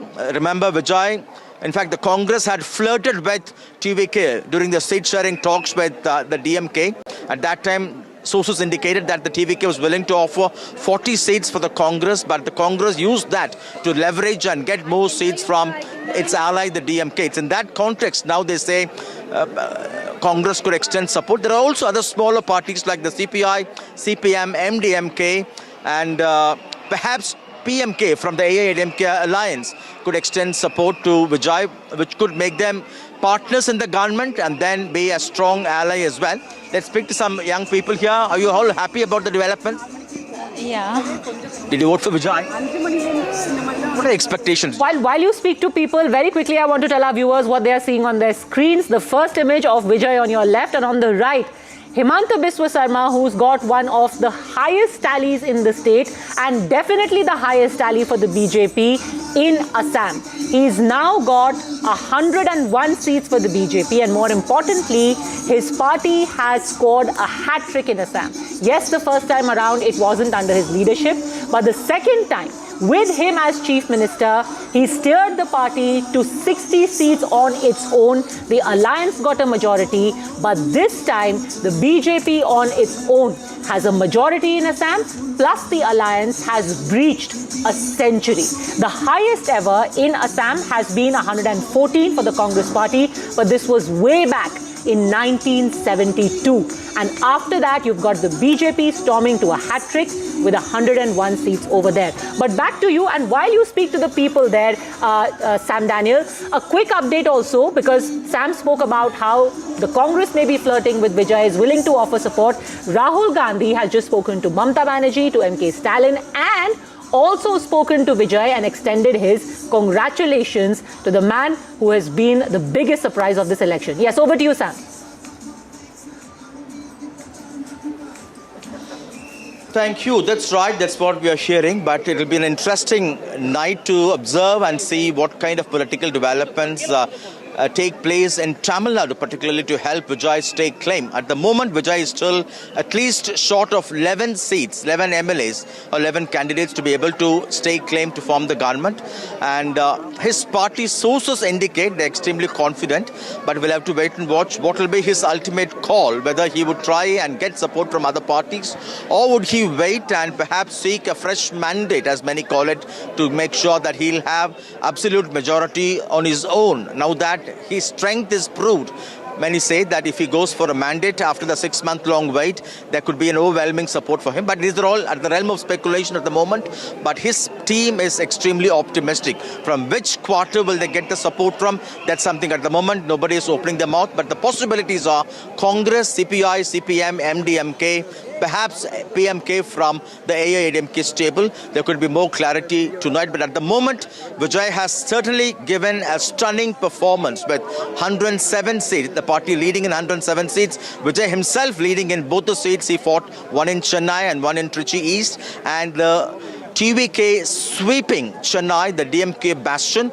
In fact, Chief Minister MK Stalin at the moment has lost, and it all appears that his son Udayanidhi Stalin, if everything goes well, could end. Sam, in fact, Prime Minister Modi has just put out his statement congratulating Vijay on his spectacular blockbuster entry into Tamil Nadu politics. He's just put out a statement there congratulating Vijay, and the plot thickens. The plot thickens. He says, gratitude to the voters of Tamil Nadu who supported the NDA in the Tamil Nadu Assembly elections. We will always remain at the forefront in addressing people's issues and improving their lives. Congratulations to TVK on their impressive performance, which is an understatement. The centre will leave no stone unturned in furthering the progress of Tamil Nadu and the well-being of their people. Because Padmaja and Sam, there has been so much speculation over which way Vijay will go. Sam has added another angle to it, saying maybe he'll seek a fresh mandate.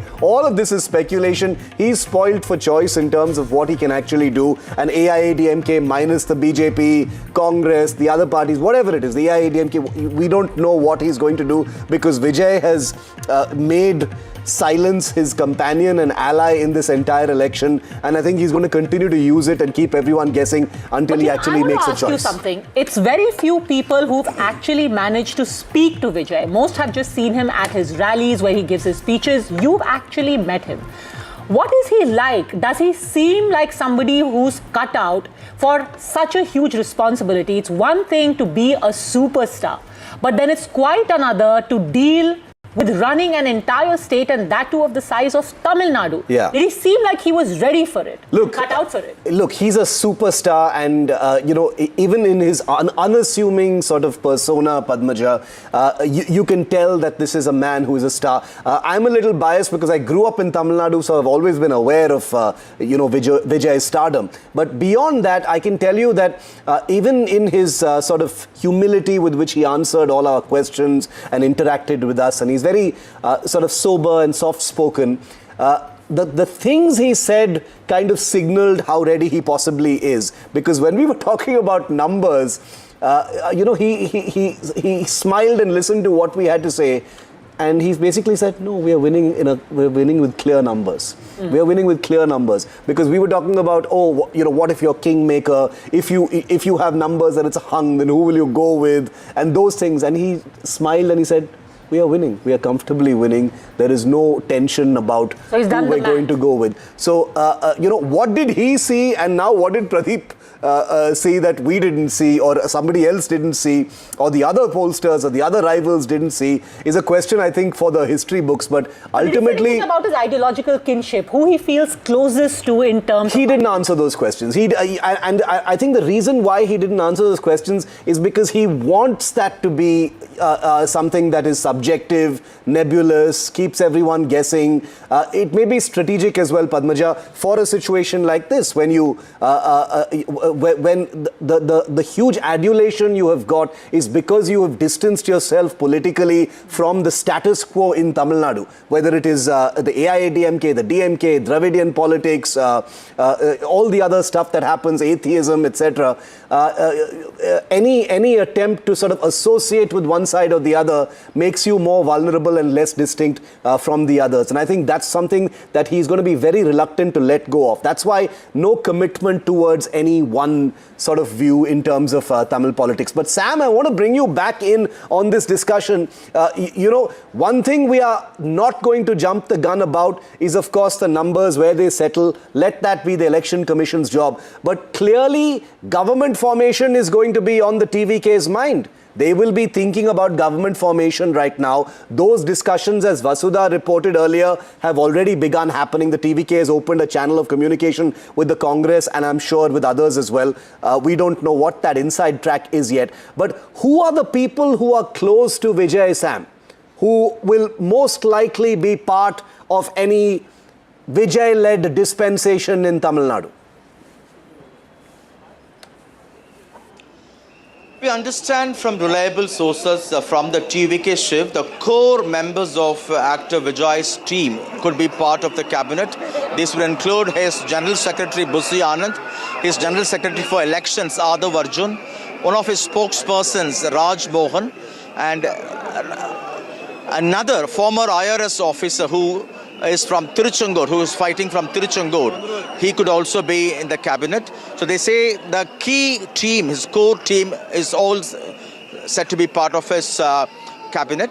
And they say there could be many surprises in terms of ordinary people who have been now elected to be appointed as MLAs, could also be part of the cabinet. Young faces, people from humble backgrounds, they say he could consciously choose them to be part of the cabinet. And these names are certainly doing the rounds, but we'll have to wait and watch what kind of a shape would Vijay give us. Ultimately, it will be his prerogative. And right now, the mood is extremely jubilant here, as Vijay is all set to drive in here to visit his father, Director Chandrasekhar, who has played a very key role in nurturing a political interest in him and to keep that dream alive and active for over 20 years.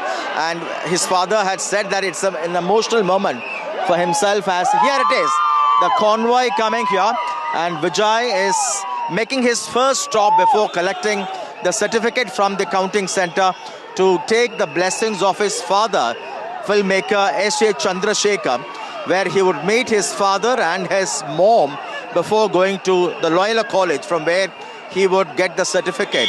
Vijay had just left from his house at Nilankarai, and his first stop after this massive, stunning victory is his father's place, where any moment now we can see Vijay driving. Here he is, Vijay sitting in the front of this car and entering. Here he is, Vijay's car entering his father's house here at Adayar in Chennai. His first stop after the spectacular performance before he would go to the counting center, that's Loyola College, to collect the certificate that he has been elected as a member of the Legislative Assembly. And At the moment, the numbers are still, he's short by at least 11 seats for a simple majority, but his party is extremely confident that Vijay will be able to muster that number. Number one, they hope that there will be some surprises before the counting officially concludes this evening. Even otherwise, they feel that Vijay would get support from unexpected quarters.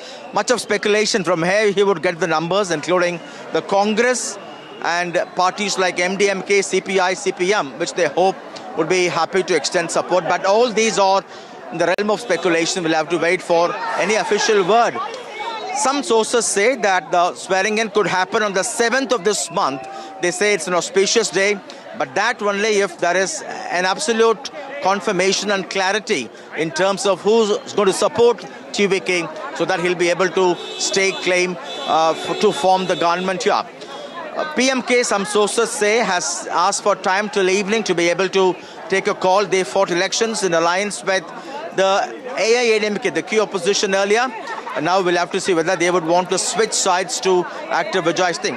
Tamil Nadu Congress sources, though, have said that they're optimistic that they would be able to support, but all would depend on what the Congress High Command in Delhi take. But they point out that at some point the Congress was keen to forge an alliance with Vijay, but it did not happen. At one point, even Vijay had said that Congress people, the real Congress people, are with the TVK. He had mentioned that in Tirunelveli. And they say there could be a change of heart and this could be a new beginning for the Congress. At the moment, they fought elections with the ruling DMK and they have 5 seats at the moment as things stand now. So lots of questions, but certainly a very stunning performance by active Vijay, who has emerged to be, at the moment, as the largest party. His TVK has emerged to be the... Get pictures from the inside, Sam. It's fantastic that NDTV's cameras have been positioned just at the right place to capture Vijay entering his father's residence in Adayar, not a long distance away from Neelangarai, where Vijay himself lives. It's also interesting what you say about the Congress missing an incredible opportunity. A small band of the Vijay faction of the Congress party, who are very keen on tying up with him for this election, must be having the biggest I told you so moment for the Gandhis. Remember, Rahul Gandhi may have been keen on some kind of a connection with Vijay. He, remember, was one of the first few to reach out to him after the Karur tragedy. And express his condolences over the deaths of fans. That was being read, Padmaja, as possibly the beginnings of some kind of a new dynamic. But the Congress's relationship with the DMK is of course, there are way too many interlinkages there, even though there are some aberrations. But the possibilities now are endless. And politics, of course, as always, is the art of the possibilities. So we don't know whether there could be something cooking here. But Rahul Gandhi, who Vasudha was just telling us, has gotten together with the other India Alliance members to... Vijay coming. Vijay's first pictures from that balcony. Oh, he does have a balcony. He does have a balcony. His father has a balcony. His father has a balcony. On the balcony of his father's house, waving at the waiting crowd here, walking both sides and waving, his first public appearance in that sense. From a vantage point, after he visits his dad to seek his blessings before he would go to collect the certificate from the counting center, that's the Loyola College. Fans on a frenzy here outside his father's house as Vijay waves hands from the balcony of his dad's house at Adayar. Moments before he would go to collect his certificate, Vijay, just a few minutes ago, arrived at the home of his father, Director S.S. Chandrasekhar, at his home in Adayar, and now he's all set to leave from here to the Loyola College to collect his certificate. Certainly a stunning performance by active Vijay, emerging to be the single largest party, something unprecedented in the history of Tamil Nadu after MGR or Annadurai. A first-timer registering this kind of a spectacular victory. He's still some seats short of an absolute majority, but the party is still hopeful, even as his party is absolutely optimistic that there would be support from unexpected quarters to help Vijay stake claim and form the government. They say if things work well, Vijay could stake claim to form the government on the 7th of May. That's Thursday. But all days we'll have to wait for an official information. And names are also floating around. that many core members of Vijay's team could actually be part of the cabinet. And they could want to say fantastic work by you and your camera person, because NDTV is the first to have these images of Vijay, and that means a lot. Padmaja, you know, it may sound like bragging, but on a day when millions of voters and fans haven't seen the person they voted for, and they've been watching NDTV all day, we've got you those first pictures of Vijay waving. And to answer your question, Padmaja, he didn't have a balcony in his own residence. That's perhaps why he's gone to his father's house in Adyar, because that has this lovely veranda rather than a balcony where he's come out to actually wave. He's given his fans ample time, 10-15 seconds on that balcony. Namaskaram, wave, smile in all directions, and then he goes back in.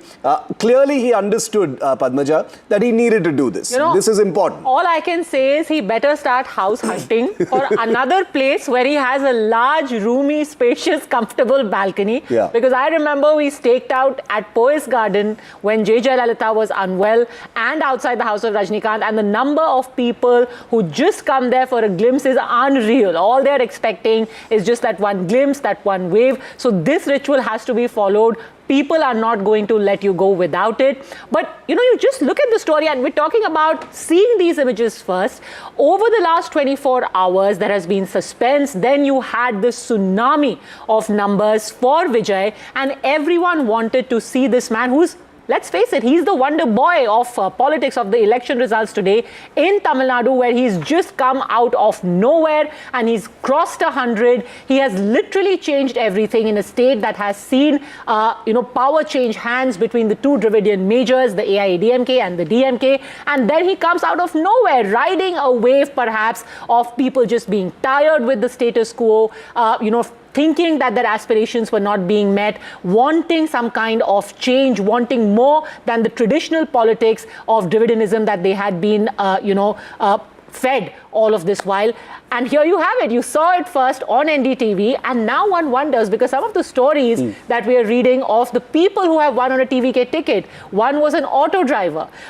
It almost feels like deja vu, the kind of story we had seen about the Aam Aadmi Party winning in Delhi, where somebody was an ex-journalist, somebody was a CA, somebody, came from a very underprivileged background, somebody who was a sweeper at one point of time. Literally the Aam Aadmi, Yeah, worked in the municipality, and then all of them were ministers. Someone was an MLA, someone was an ex-NSG commando. And you see the similar stories emerging now from the TVK in Tamil Nadu. It's very interesting to see what a selection would be like. Absolutely. It's a signal moment for democracy, I would say, and especially for democracy in Tamil Nadu. All the symbols that you just mentioned, Padmaja. We've got some breaking news coming in. TVK Chief Vijay, who you see on your screen right now, is likely to meet all his candidates tomorrow at a private resort. Oh my God, a resort. He's going to go to a resort to meet all his candidates. I hope that doesn't mean what we think it means, but he's going to be meeting them at a resort. That probably means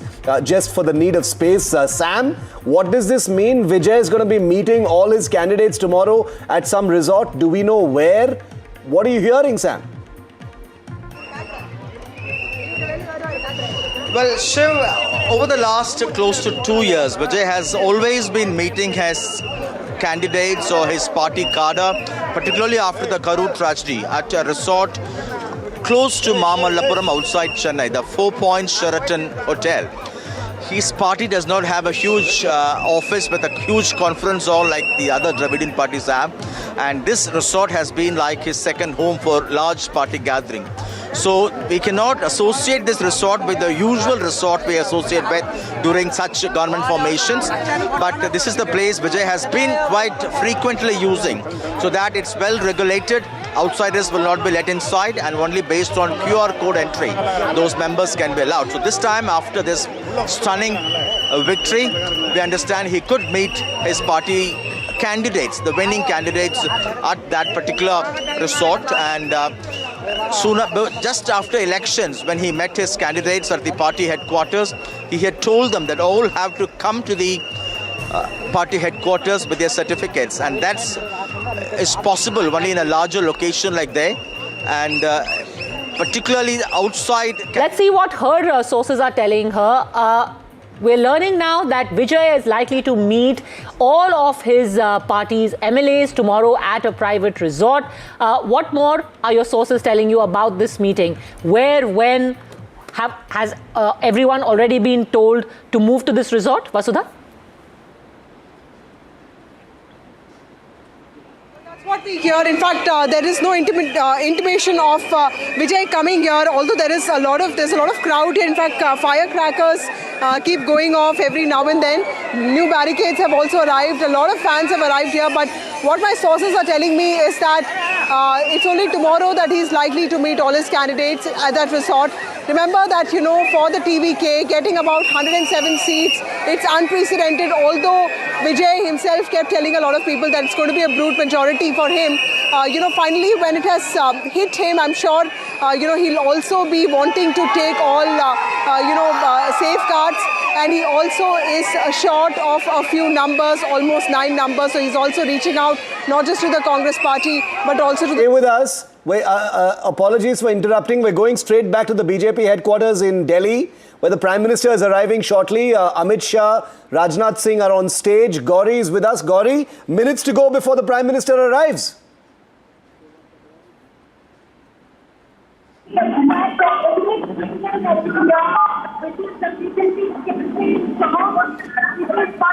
Okay, I think that's the Prime Minister arriving there at the headquarters. Yes, that's the Prime Minister arriving there. Big moment, Padmaja, at the BJP headquarters. The Prime Minister arriving after that super important statement, that message that he's just shared. This one is bigger. You know, all elections are important, Padmaja, but the effort that it has taken for the BJP to win Bengal is going to be very telling in the speech that we're about to hear. Absolutely. And I think a glimpse of that we saw in the tweets that were put out by Amit Shah and subsequently by the Prime Minister. It almost felt like a calm after the storm, that you had worked on this for...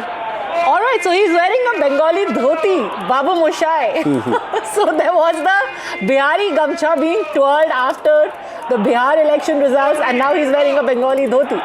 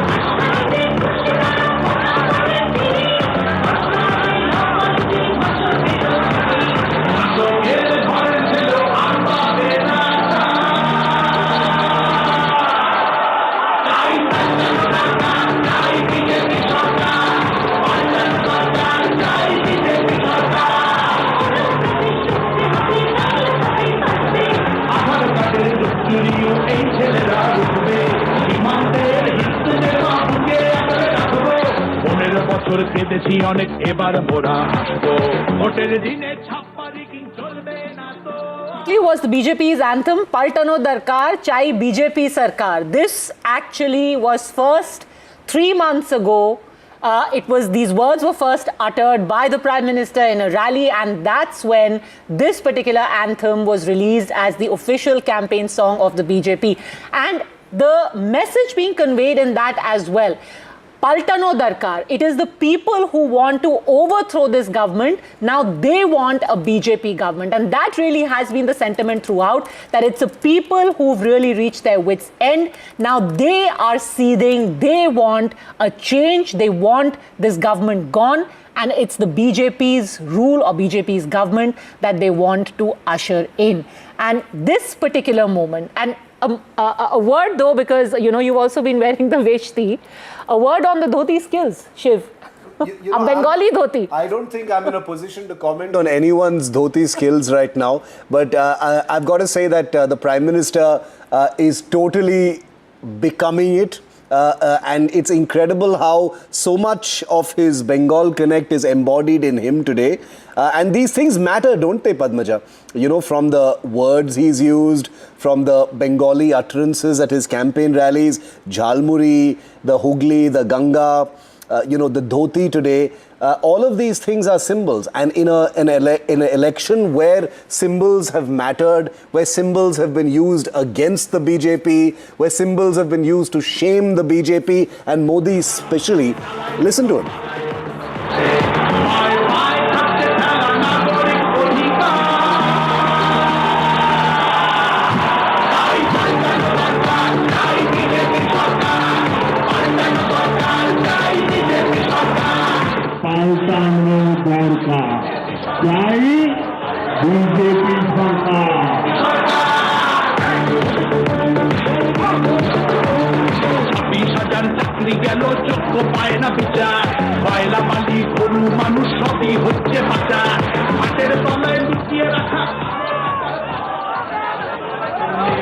हमारे लाडले प्रधानमंत्री जी मोदी जी आगे बढ़ो, मोदी जी आगे बढ़ो, मोदी जी आगे बढ़ो, नितिन जी आगे बढ़ो।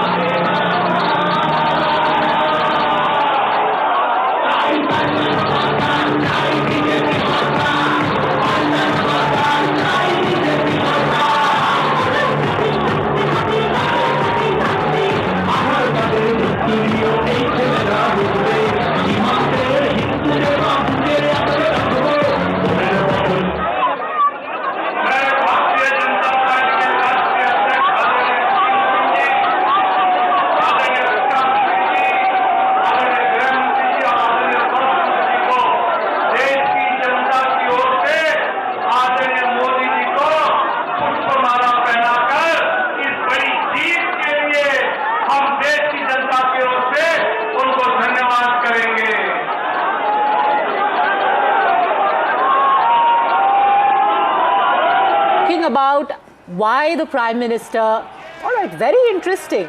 So earlier you had Nitin Nabeen, he was standing a step behind, and the Prime Minister asked him to step forward. So you have the Home Minister, the Health Minister, the Defence Minister all standing a step behind.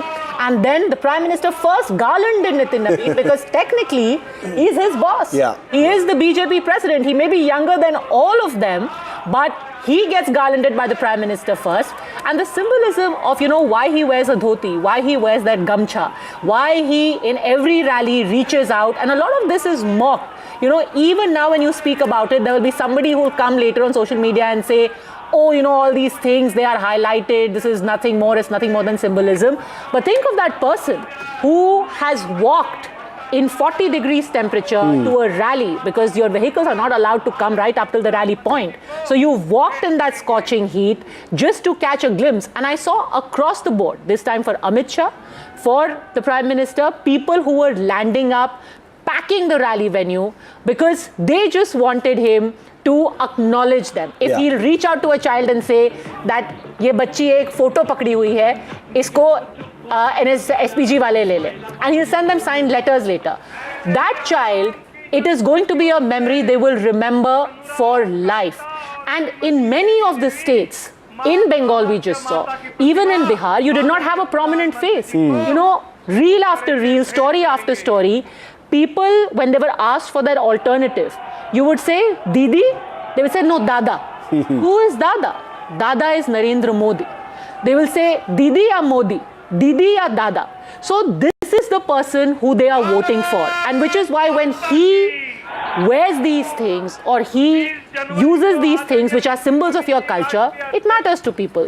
Some might mock it. Yeah. The ordinary person appreciates it. Let's listen to Vinod Tawade for a moment right before the other speeches are made.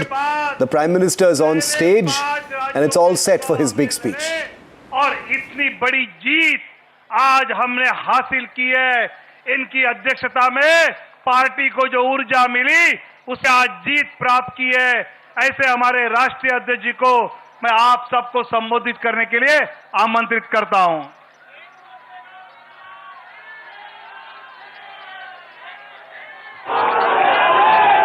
Bharat माता की भारत माता की Bharatiya Janata party जिंदाबाद Bharatiya Janata party जिंदाबाद नरेंद्र मोदी जिंदाबाद आज हम सभी आज यहां पर उपस्थित हुए हैं और एक ऐतिहासिक क्षण है हम सभी के लिए सर्वप्रथम जय मां कामाख्या जय मां काली जय मां भारती आज 5 राज्यों के विधानसभा के चुनाव के संपन्न के बाद जो ऐतिहासिक समर्थन हमारे देवतुल्य जनता ने भारत की यशस्वी जनता ने इन 5 राज्यों में जो हमें समर्थन दिया है उसके लिए मैं हृदय की गहराई से उन तमाम 5 राज्य के लोगों को अभिनंदन करता हूं कि आपने हमारे नेतृत्व के प्रति भाजपा और एनडीए के प्रति अपना विश्वास व्यक्त किया है मित्रों आज 4 जून का दिन है नतीजे आए हैं और ये नतीजे 4 मई का दिन है और नतीजे आए हैं लेकिन मैं 4 जून 2024 को भी आपको याद कराना चाहता हूं जनता के मन में हमारे नेतृत्वकर्ता को जो समर्थन और जो विश्वास दिया था उसमें कहीं ना कहीं उनके मन में एक कसक रह गई थी और आज जब 4 मई को प्रचंड बहुमत प्रचंड जीत अगर दी है तो 2024 की उस कसक को पूरा किया है और उसके बाद के हुए चुनाव में 2024 के बाद जब चुनाव हुए हर राज्यों में भारतीय जनता पार्टी को प्रचंड जीत देने का काम किया नरेंद्र मोदी के नेतृत्व के प्रति आस्था व्यक्त की विश्वास व्यक्त किया है और आज जब पश्चिम बंगाल असम पुडुचेरी इन तीनों राज्यों के जो चुनाव के परिणाम आए उन परिणामों ने ये स्पष्ट किया कि आज देश की जनता का अटूट विश्वास देश की जनता का अटूट समर्थन हमारे नेता हमारे प्रधानमंत्री नरेंद्र मोदी के प्रति है मैं देश की जनता को इसके लिए आभार व्यक्त करता हूं लेकिन साथ ही साथ दक्षिण भारत में भी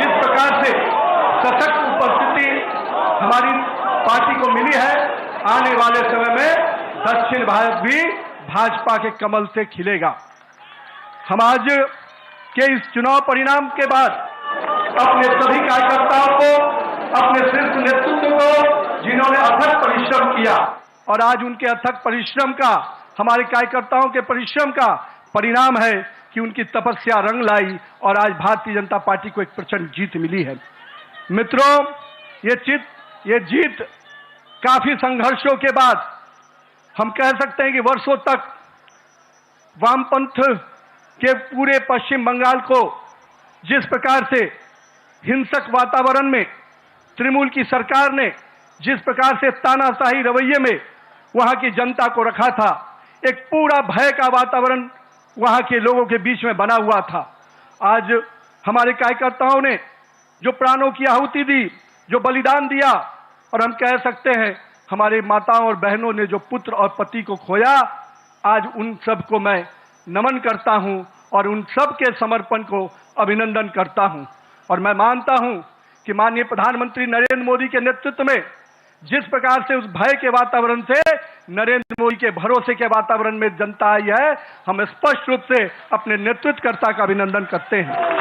मित्रों, पूरे देश में लोग कहते हैं चुनाव के समय में कि एंटी इनकम्बेंसी होता है, लेकिन मैं मानता हूं भारतीय जनता पार्टी की सरकारों का और नरेंद्र मोदी के नेतृत्व का ये परिणाम है कि आज प्रो कमेंसी की फैक्टर पर चर्चा होती है। और यही कारण है असम और पुडुचेरी में लगातार हमारी सरकारें रिपीट हुई हैं। ये दिखाता है अगर जनता के बीच में आप विकास के वादों को पूरा करेंगे, मोदी की गारंटी को, सपनों को हकीकत की आईने में बुनेंगे, तो जनता आपके साथ खड़ी होती है। और यही कारण है कि देश में कई राज्यों में जब चुनाव होते हैं, चाहे गुजरात हो, मध्य प्रदेश हो, बिहार हो, हमारी सरकारें रिपीट होती हैं। ये कारण है कि हमारे नेतृत्व के प्रति और हमारे नेतृत्व का कथनी और करनी में अंतर नहीं होता है।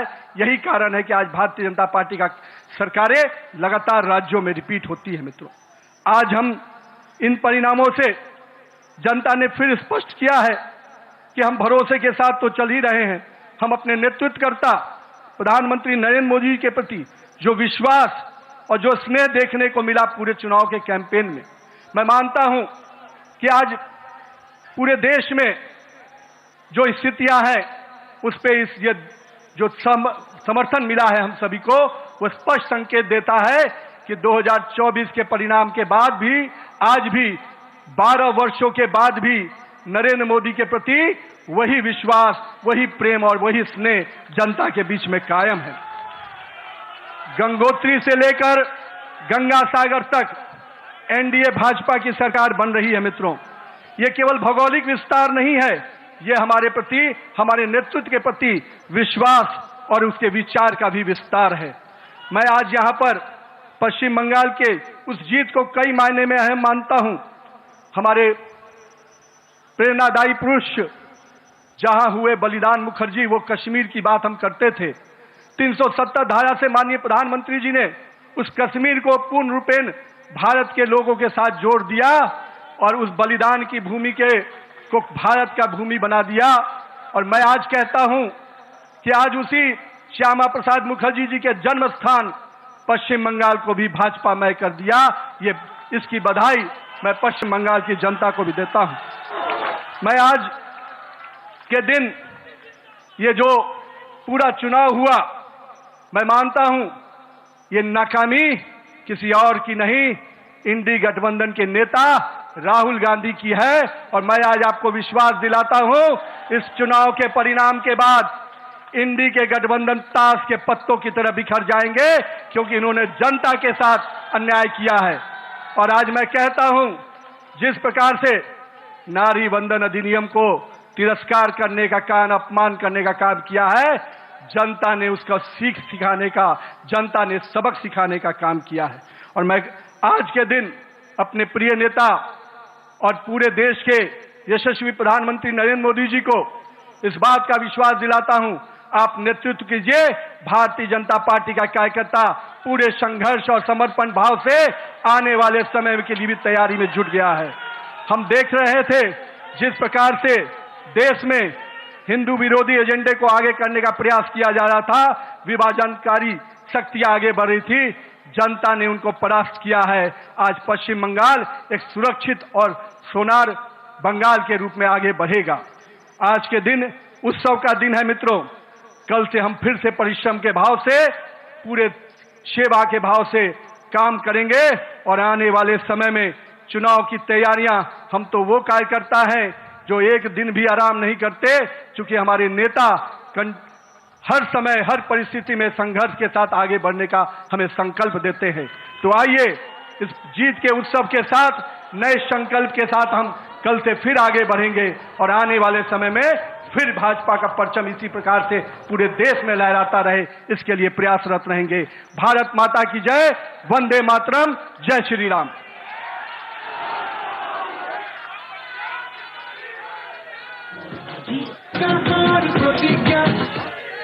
भारत माता माता की, भारत माता की। आज का दिन एक ऐतिहासिक शुभ दिवस है। भारत के यशस्वी प्रधानमंत्री आदरणीय नरेंद्र मोदी जी के नेतृत्व में श्रद्धेय श्यामा प्रसाद मुखर्जी के जन्मस्थली पर आज इतिहास रचा गया है। पश्चिम बंगाल में अब अंधेरा छट चुका है, राष्ट्रीयता का सूरज का उदय हुआ है, विकास और सुशासन का कमल खिल उठा है। जिनके नेतृत्व में ये विराट सफलता हमने हासिल की, ऐसे हमारे यशस्वी प्रधानमंत्री आदरणीय नरेंद्र मोदी जी से मैं निवेदन करता हूं वो जनता को संबोधित करें।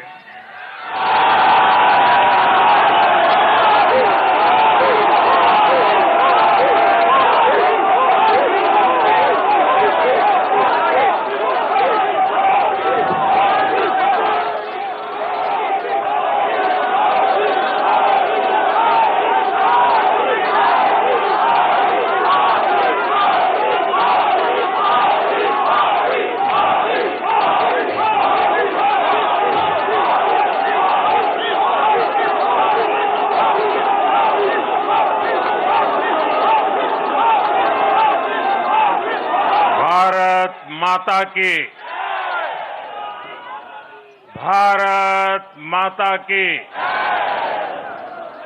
भारत माता की। जो लोग मुझे देख नहीं पाते हैं, उनसे मेरी प्रार्थना है कि आप जहां है वहीं से सुन लीजिए, किसी को आगे पीछे करने के चक्कर में मत पड़िए। भारत माता की, भारत माता की। आज का ये दिन ऐतिहासिक है, अभूतपूर्व है।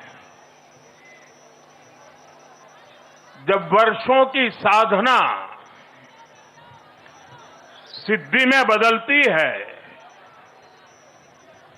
तो चेहरे पर जो खुशी होती है, वो खुशी आज मैं देश भर के भाजपा के कार्यकर्ता के चेहरे पर देख रहा हूं।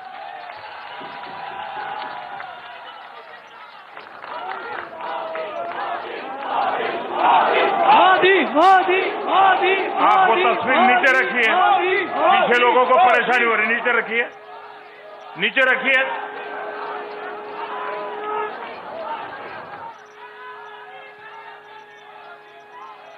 एक कार्यकर्ता होने के नाते मैं भाजपा के हर कार्यकर्ता की खुशी में शामिल हूं। साथियों, आज का ये दिवस कई मायनों में खास है, विशेष है। ये देश के उज्जवल भविष्य की उद्घोषणा का दिन है। ये भरोसे का दिन है। भरोसा भारत के महान लोकतंत्र पर, भरोसा परफॉर्मेंस की पॉलिटिक्स पर, भरोसा स्थिरता के संकल्प पर, भरोसा एक भारत श्रेष्ठ भारत की भावना पर। साथियों, मैं बंगाल की जनता का, असम की जनता का, पुडुचेरी की जनता का, तमिलनाडु और केरलम की जनता का आज आदरपूर्वक नमन करता हूं। मैं उन सबको वंदन करता हूं। मैं आज बीजेपी के कोटि कोटि कार्यकर्ताओं का भी हृदय से अभिनंदन करता हूं।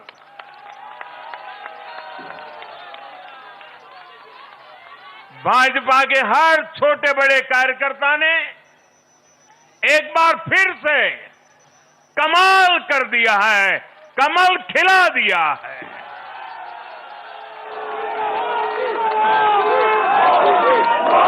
आपने नया इतिहास रच दिया है। साथियों, भारतीय जनता पार्टी के अध्यक्ष श्री नितिन नवीन जी द्वारा अध्यक्ष पद संभालने के बाद ये पहले विधानसभा चुनाव थे। इन चुनावों में पार्टी कार्यकर्ताओं का, हर कार्यकर्ता को उनका जो मार्गदर्शन मिला, वो मार्गदर्शन इस विजय में बहुमूल्य रहा है। साथियों, आज विभिन्न उपचुनावों के परिणाम भी अत्यंत उत्साहजनक रहे हैं।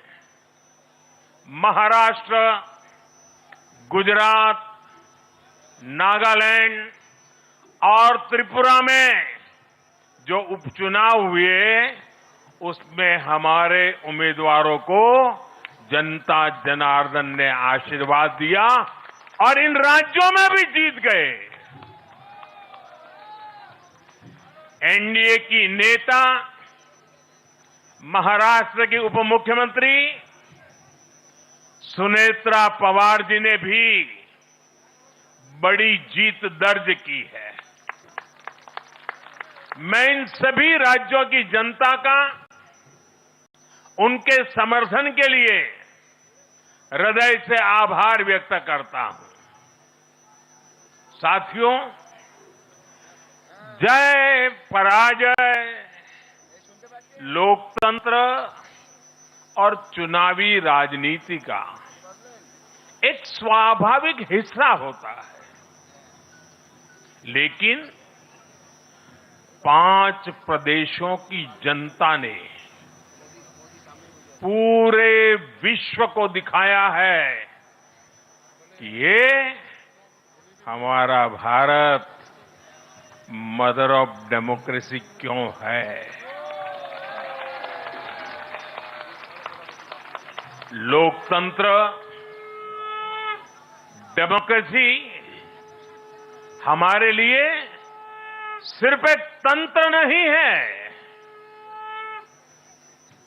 ये हमारी रगों में दौड़ता हुआ संस्कार है। ये हमारी रगों की संस्कार सरिता है। और आज सिर्फ भारत का लोकतंत्र ही नहीं जीता है, आज भारत का संविधान भी जीता है। हमारी संवैधानिक संस्थाएं जीती हैं, हमारी लोकतांत्रिक प्रक्रियाएं जीती है। पश्चिम बंगाल में करीब 93% मतदान होना अपने आप में ऐतिहासिक रहा है। असम, तमिलनाडु, पुडुचेरी और केरलम में भी मतदान के नए रिकॉर्ड बने हैं। इसमें भी महिलाओं की भागीदारी बहुत अधिक रही है। ये भारतीय लोकतंत्र की सबसे उजली तस्वीर बन रही है। साथियों, मैं आज चुनाव आयोग को, चुनाव आयोग के सभी कर्मचारी भाई बहनों को जो भी मतदान से जुड़े प्रक्रिया के सारे कर्मी थे, साथ साथ विशेष तौर पर सुरक्षा बलों का भी मैं आज बहुत बहुत अभिनंदन करता हूं। भारत के लोकतंत्र की गरिमाओं को बनाए रखने में आप सबका योगदान इतिहास हमेशा हमेशा याद रखेगा। साथियों, पिछले साल 14 नवंबर को जब बिहार चुनाव के नतीजे आए थे, तब मैंने यहीं इसी जगह से बीजेपी मुख्यालय से आप सबको कहा था, गंगा जी बिहार से आगे बहते हुए गंगा सागर तक जाती है। और आज बंगाल की जीत के साथ गंगोत्री से लेकर गंगा सागर तक कमल ही कमल खिला हुआ है।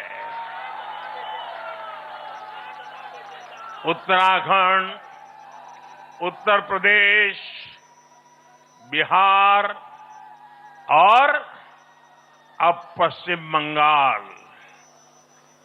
आज मां गंगा के इर्द गिर्द बसे इन राज्यों में बीजेपी एनडीए सरकार है। साथियों,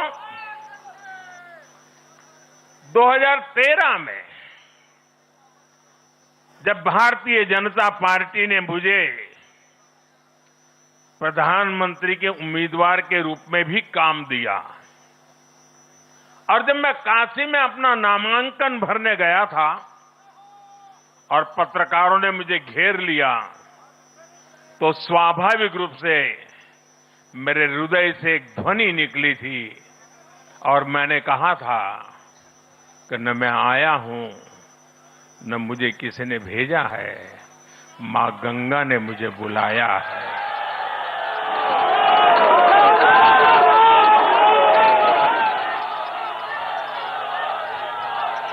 और आज मैं हर पल अनुभव कर रहा हूं कि मां गंगा के आशीर्वाद निरंतर हम सब पर अपनी कृपा बरसा रहे हैं। साथियों, गंगा जी के साथ साथ ब्रह्मपुत्र का भी हम पर बहुत आशीर्वाद रहा है।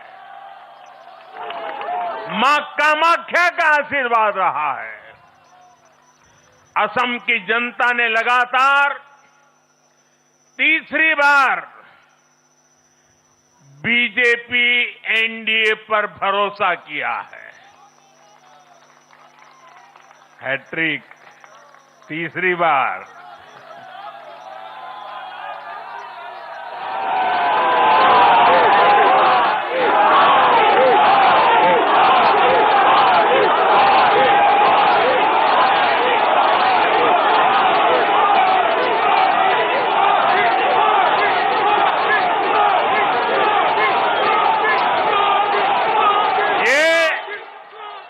असम के इतिहास की बहुत बड़ी घटना है।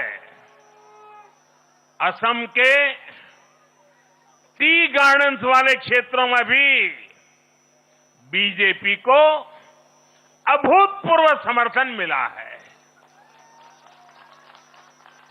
श्रीमंत शंकरदेव जी,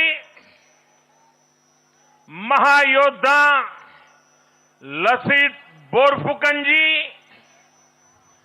बोडोफा उपेंद्र नाथ ब्रह्मा जी, भूपेन हजारिका जी, ऐसे अनेक महान व्यक्तित्वों से प्रेरणा लेते हुए असम अपने विकास की रफ्तार अब और बढ़ाएगा।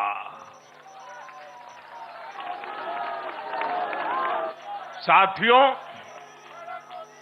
साल 2021 में हमने पुडुचेरी की जनता के सामने बेस्ट पुडुचेरी का विजन रखा था। पुडुचेरी की जनता ने उस विजन पर विश्वास जताया, हमें अपना आशीर्वाद दिया था। पिछले 5 वर्षों में हमारी एनडीए सरकार ने पूरी निष्ठा और समर्पण के साथ इस विजन को गति देने का काम किया और आज एक बार फिर पुडुचेरी की जनता ने एनडीए पर अपना विश्वास व्यक्त किया है।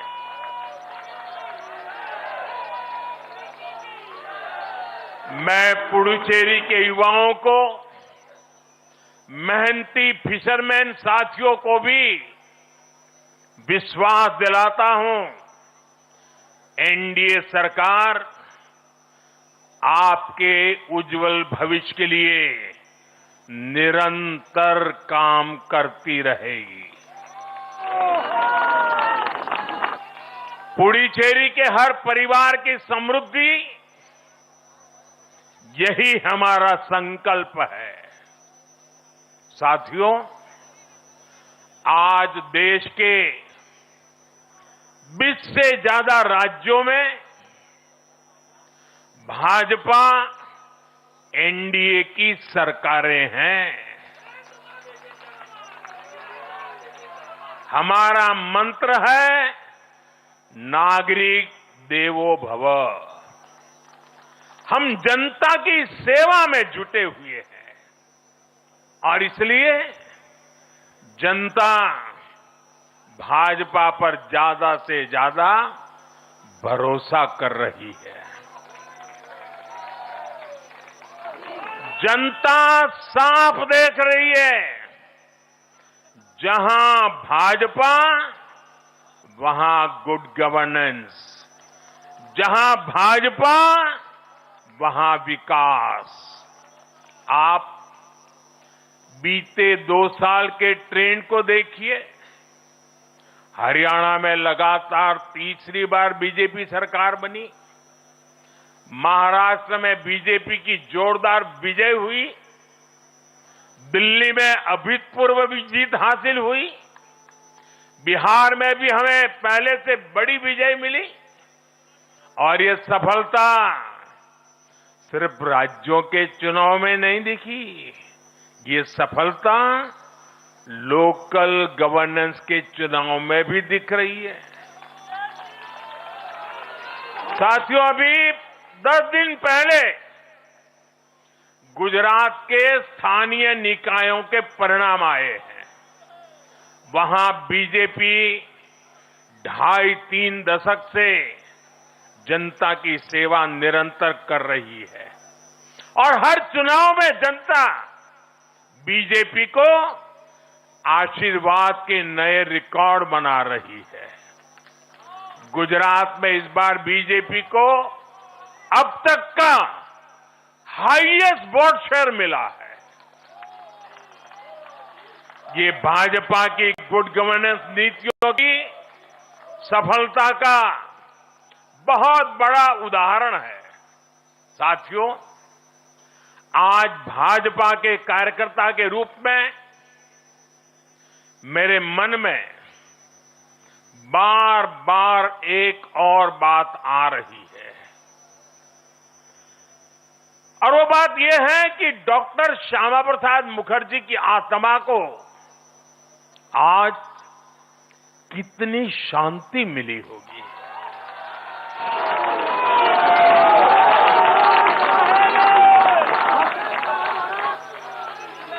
उन्होंने 1951 में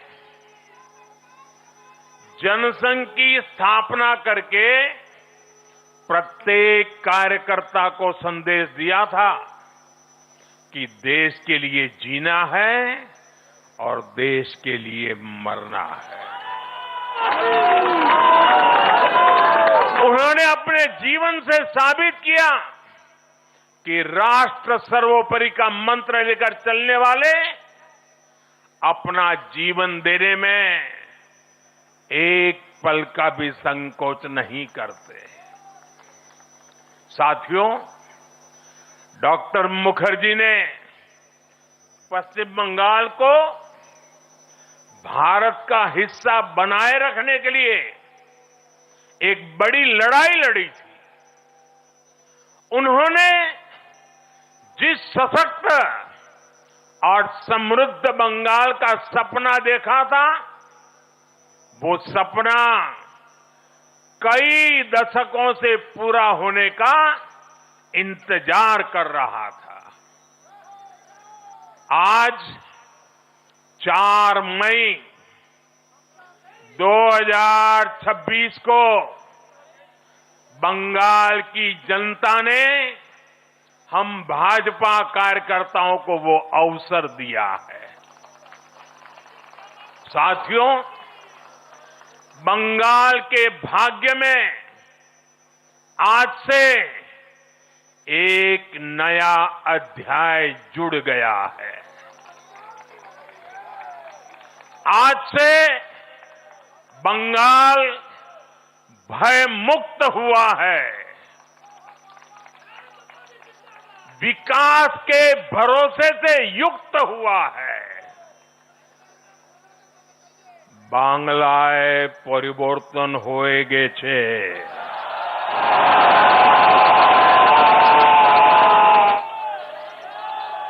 साथियों, इस जीत के साथ साथ वंदे मातरम के 150वें वर्ष में भारत माता को और ऋषि बंकिम जी को बंगाल के लोगों ने अपना सादर नमन प्रेषित किया है। योगीराज श्री अरविंदो को भी मतदाताओं ने ऐतिहासिक श्रद्धांजलि दी है। साथियों, बंगाल में हमारे कितने ही कार्यकर्ताओं ने अपना जीवन इस जीत के लिए समर्पित किया है। भाजपा की कितनी महिला कार्यकर्ताओं को तमाम अत्याचार सहने पड़े हैं। आप कल्पना नहीं कर सकते कि केरल में और बंगाल में भाजपा के हर कार्यकर्ता को कितनी मुसीबतें झेलनी पड़ी है, उन पर कितने जुल्म हुए हैं, कितने अत्याचार हुए हैं। मैं आज बंगाल में भारतीय जनता पार्टी की सफलता का श्रेय ऐसे सभी कार्यकर्ताओं को, उनके परिवारों को देता हूं। मैं जीत बंगाल की जनता को समर्पित करता हूं।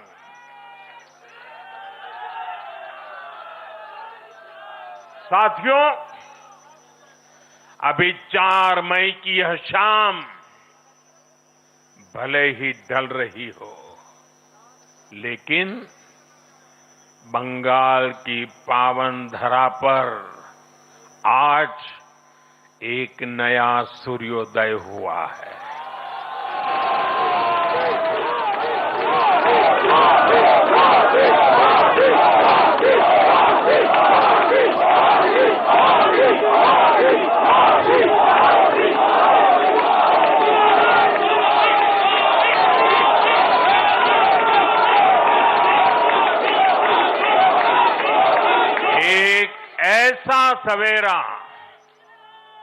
एक ऐसा सवेरा जिसका इंतजार पीढ़ियों ने किया है। भाजपा ने जितनी सीटें जीती वो महज एक चुनावी आंकड़ा नहीं है, ये उस अड़िग विश्वास की हुंकार है जिसने डर, तुष्टीकरण और हिंसा की राजनीति को जड़ से उखाड़ फेंका है।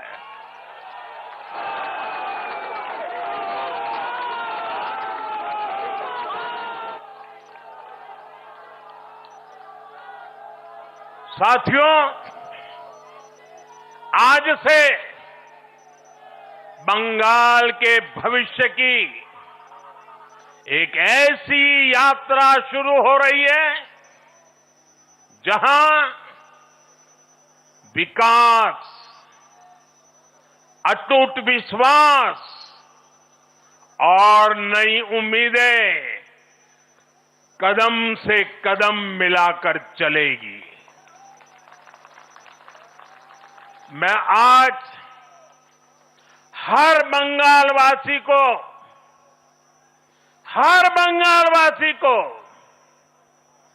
भरोसा देता हूं, बंगाल के बेहतर भविष्य के लिए भाजपा दिन रात एक कर देगी। बंगाल में अब महिलाओं को सुरक्षा का माहौल मिलेगा, युवाओं को रोजगार मिलेगा, पलायन रुकेगा। पहली कैबिनेट में ही आयुष्मान भारत योजना को हरी झंडी दिखाई जाएगी और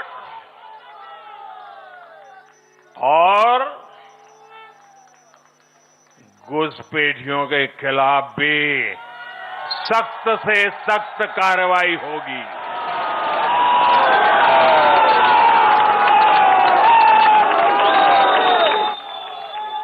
साथियों,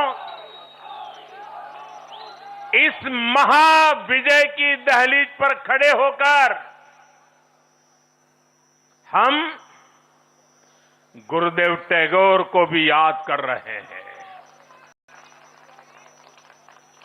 25 बैशाख 9 मई का दिन दूर नहीं है।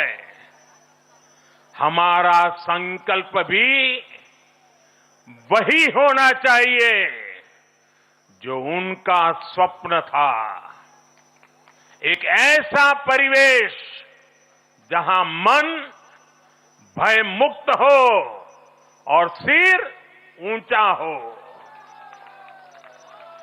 और बीजेपी बंगाल में ऐसा भय मुक्त वातावरण बनाकर दिखाएगी, ये मोदी की गारंटी है।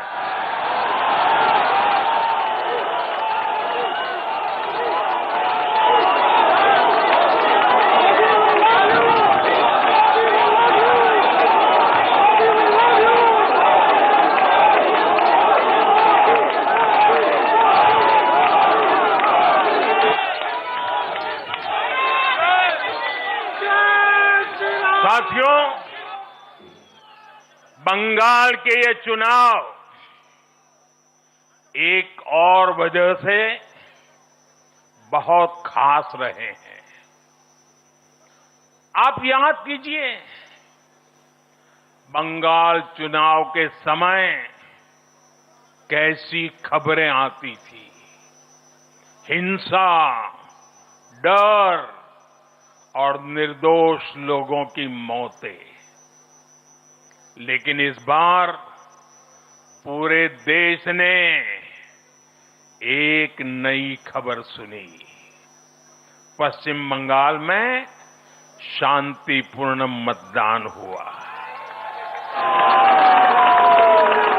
पहली बार ऐसा हुआ कि चुनावी हिंसा में एक भी निर्दोष नागरिक की जान नहीं गई।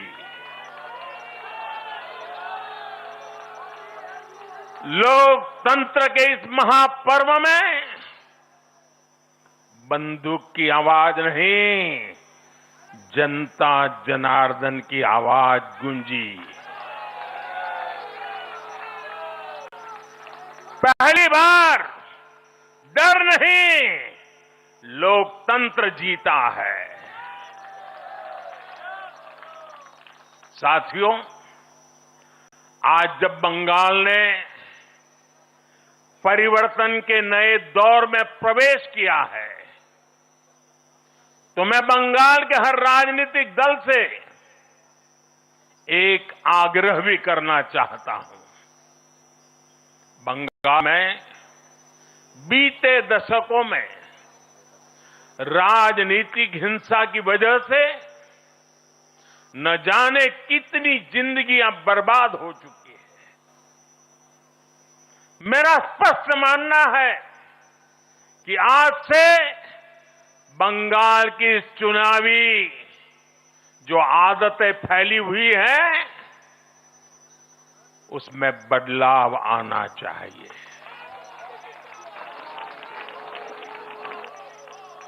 आज जब भाजपा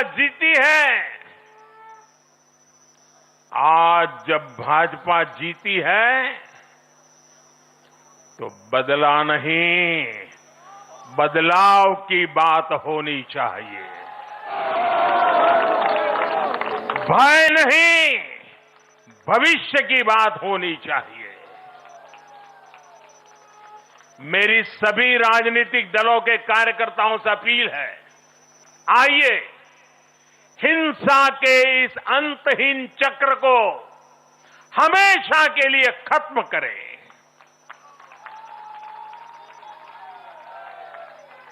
किसने किसे वोट दिया, किसे नहीं दिया, उससे ऊपर उठकर बंगाल की सेवा के लिए काम करें। साथियों, इन राज्यों में चुनाव और उसके नतीजों की राजनीतिक एक्सपर्ट्स अपने अपने तरीके से समीक्षा कर रहे हैं, लेकिन इन नतीजों की एक और बहुत अहम बात है इनकी टाइमिंग। आप देख रहे हैं कि जब इन राज्यों में जनता वोट डाल रही थी, तो इसी दौरान विश्व में क्या कुछ नहीं चल रहा था। जगह जगह युद्ध के सायरन बज रहे थे, अस्थिरता और अराजकता का माहौल रहा, वैश्विक अर्थव्यवस्थाएं संकट में दिखी, और उस दौरान भारत का जन जन स्थिरता के लिए वोट दे रहा था। साथियों, आज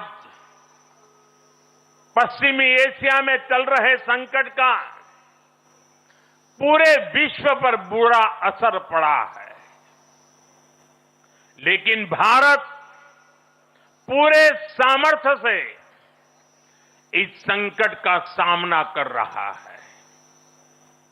इस चुनाव परिणाम ने भी दिखाया है कि भारत इस चुनौती में भी एकजुट है, एक मत है, एक लक्ष्य से संकल्पित है, और वो लक्ष्य है विकसित भारत। विकसित भारत का लक्ष्य लेकर के हम निकले हैं। साथियों, विकसित भारत के संकल्प की सिद्धि में पूर्वोदय का बहुत बड़ा महत्व है। जब भारत समृद्ध था, आर्थिक, राजनीतिक और सांस्कृतिक सामर्थ्य के चरम पर था, तो उसके 3 मजबूत स्तंभ थे।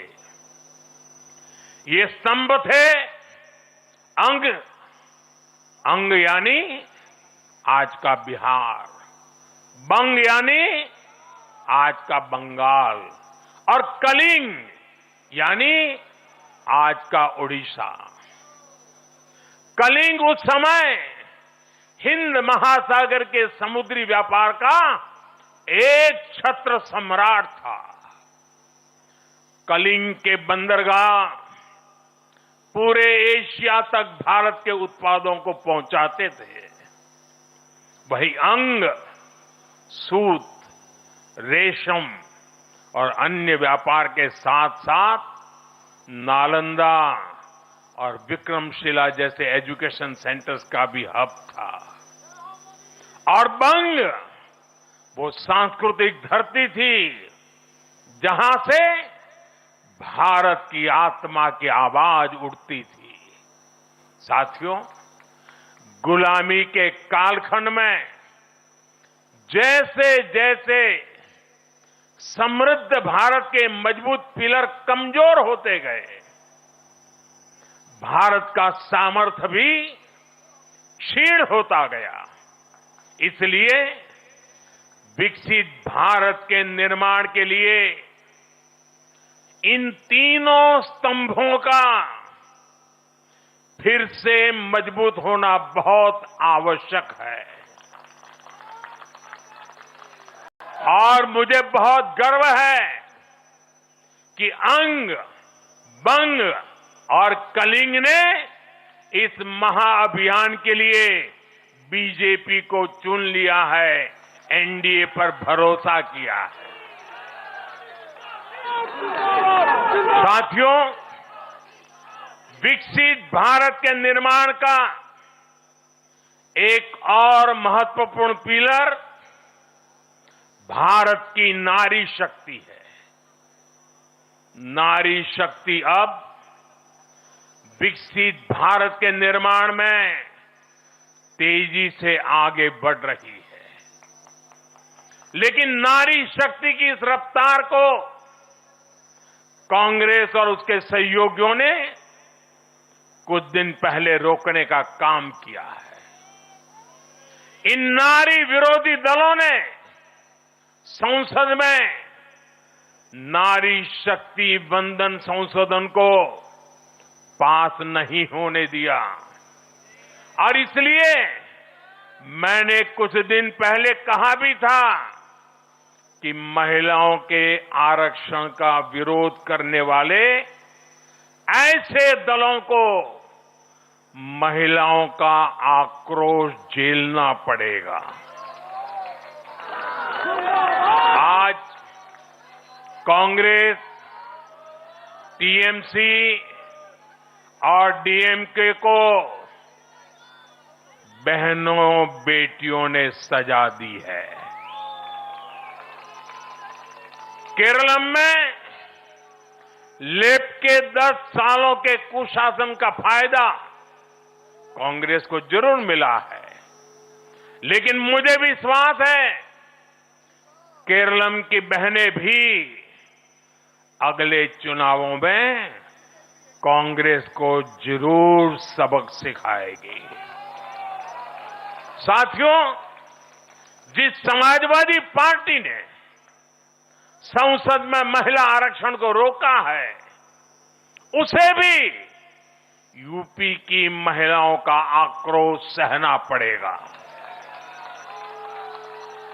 महिला विरोधी समाजवादी पार्टी कुछ भी करके अपने पाप को कभी धुल नहीं पाएगी।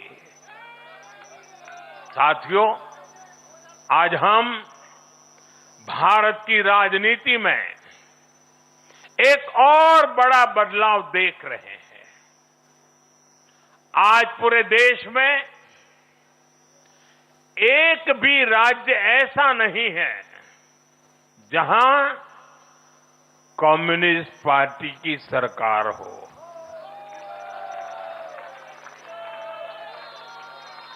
एक भी नहीं है। ये सिर्फ ये सिर्फ सियासत का बदलाव नहीं है, ये सोच का बदलाव है। ये बताता है कि विकसित होता हुआ भारत किस दिशा में आगे बढ़ना चाहता है। आज का भारत अवसर चाहता है, विकास चाहता है, विश्वास चाहता है। आज का भारत प्रगति चाहता है, स्थिरता चाहता है। और आज का भारत ऐसी राजनीति चाहता है जो देश को आगे बढ़ाए। लेकिन साथियों, दुर्भाग्य से आज की कांग्रेस बिल्कुल विपरीत दिशा में चल पड़ी है। ऐसे समय में जब पूरा देश कम्युनिज्म से किनारा कर चुका है, कांग्रेस उसी विचारधारा को अपनाने में लगी है जिसे देश ने ठुकरा दिया है। जो माओवाद जंगलों में समाप्त हो रहा है, वो अब कांग्रेस में अपनी जड़ें मजबूत कर चुका है। और इसलिए कांग्रेस अर्बन नक्सलियों का गिरोह बनती जा रही है। कांग्रेस को एक बात नहीं भूलनी चाहिए, जिस विचार को जनता ने ठुकराया उसे जो अपनाएगा जनता उसे भी ठुकराएगी। साथियों, आज देश का हर राज्य भी एक दूसरे से लड़कर नहीं, एक दूसरे के साथ मिलकर आगे बढ़ना चाहता है। इन चुनावों ने इस संदेश को भी बहुत स्पष्ट किया है।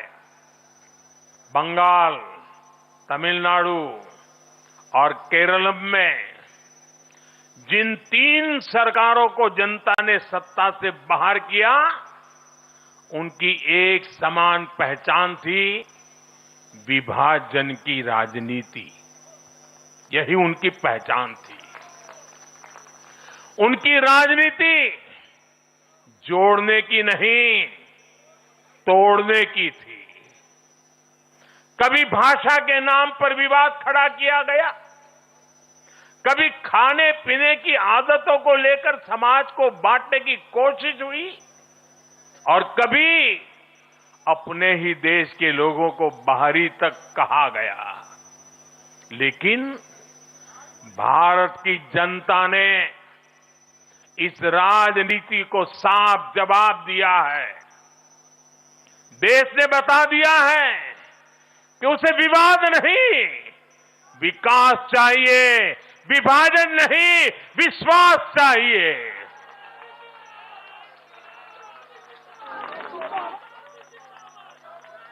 साथियों, आजादी के बाद कांग्रेस ने देश के करीब करीब हर राज्य में सरकारें बनाई। ये आजादी के आंदोलन का जो इमोशंस था, उसका उनको लाभ मिला था, उसमें से उपजा हुआ जनादेश था।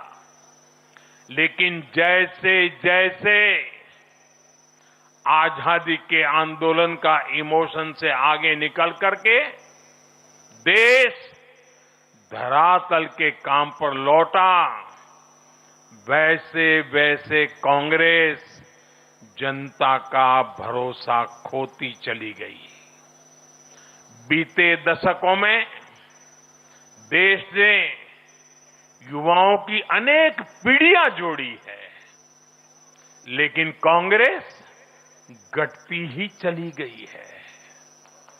कांग्रेस देश की संस्कृति को नहीं समझ पाई, देश की संवेदनाओं को समझ नहीं पाई। कांग्रेस एस्पिरेशंस की राजनीति जानती ही नहीं है। साथियों, बीजेपी के लिए भारत और भारतीयता के भाव से बड़ा और कुछ भी नहीं है। हमारे लिए भारत सब कुछ है, भारतीयता सब कुछ है।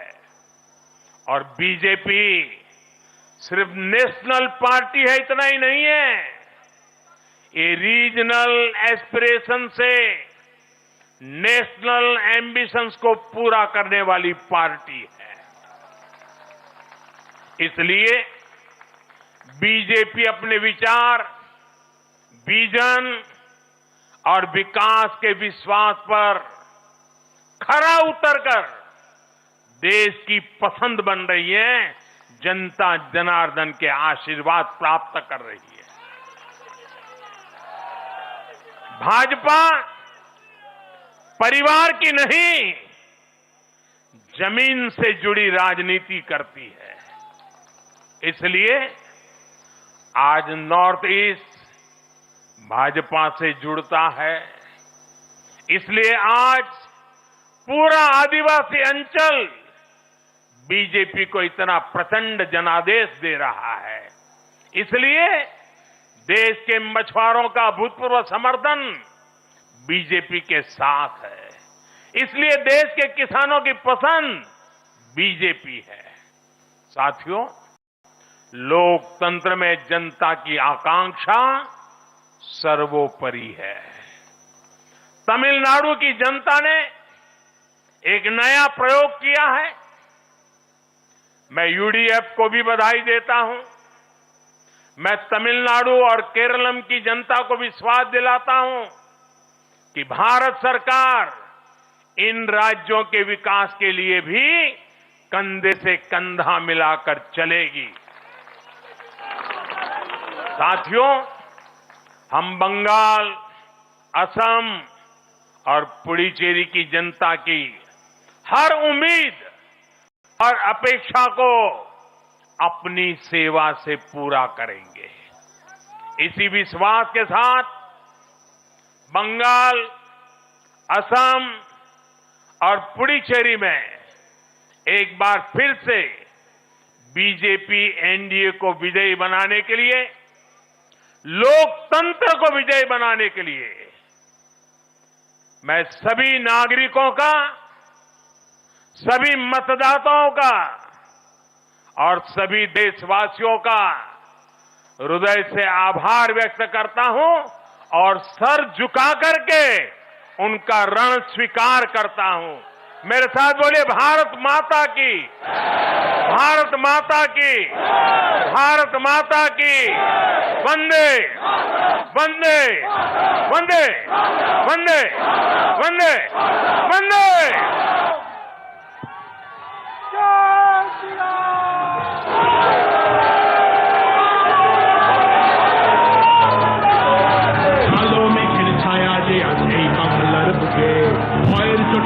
জনতা পড়ছে ঢুকে ঢুকে, কালো মেঘের ছায়া যে আছে বাংলার বুকে, ভয়ের চোটে জনতা পড়ছে ঢুকে ঢুকে। শিক্ষার মান নিম্নগামী, আইন সর্বশেষ, বেকারত্বের জ্বালায় যুবক পালায় অন্য দেশে, পায়ে পায়ে খাচ্ছে ঠেলা নাগরিক অধিকার। তাই পাল্টানো সরকার চাই বিজেপি সরকার, পাল্টানো সরকার চাই বিজেপি সরকার, পাল্টানো দরকার চাই বিজেপি সরকার।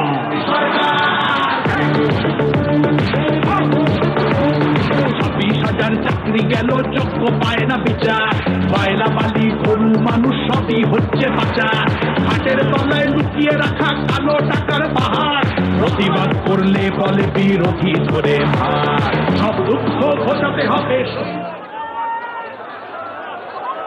सभी कार्यकर्ताओं से निवेदन है कि भोजन की व्यवस्था है। All right. Prime Minister Modi, yeah. You just heard the Prime Minister, and already the BJP is planning its next step, its onward march. It's Punjab next. Remember, next year is going to be the blockbuster election season. Not that this one wasn't. We just got done with it, but now you have Uttar Pradesh, Punjab coming up next.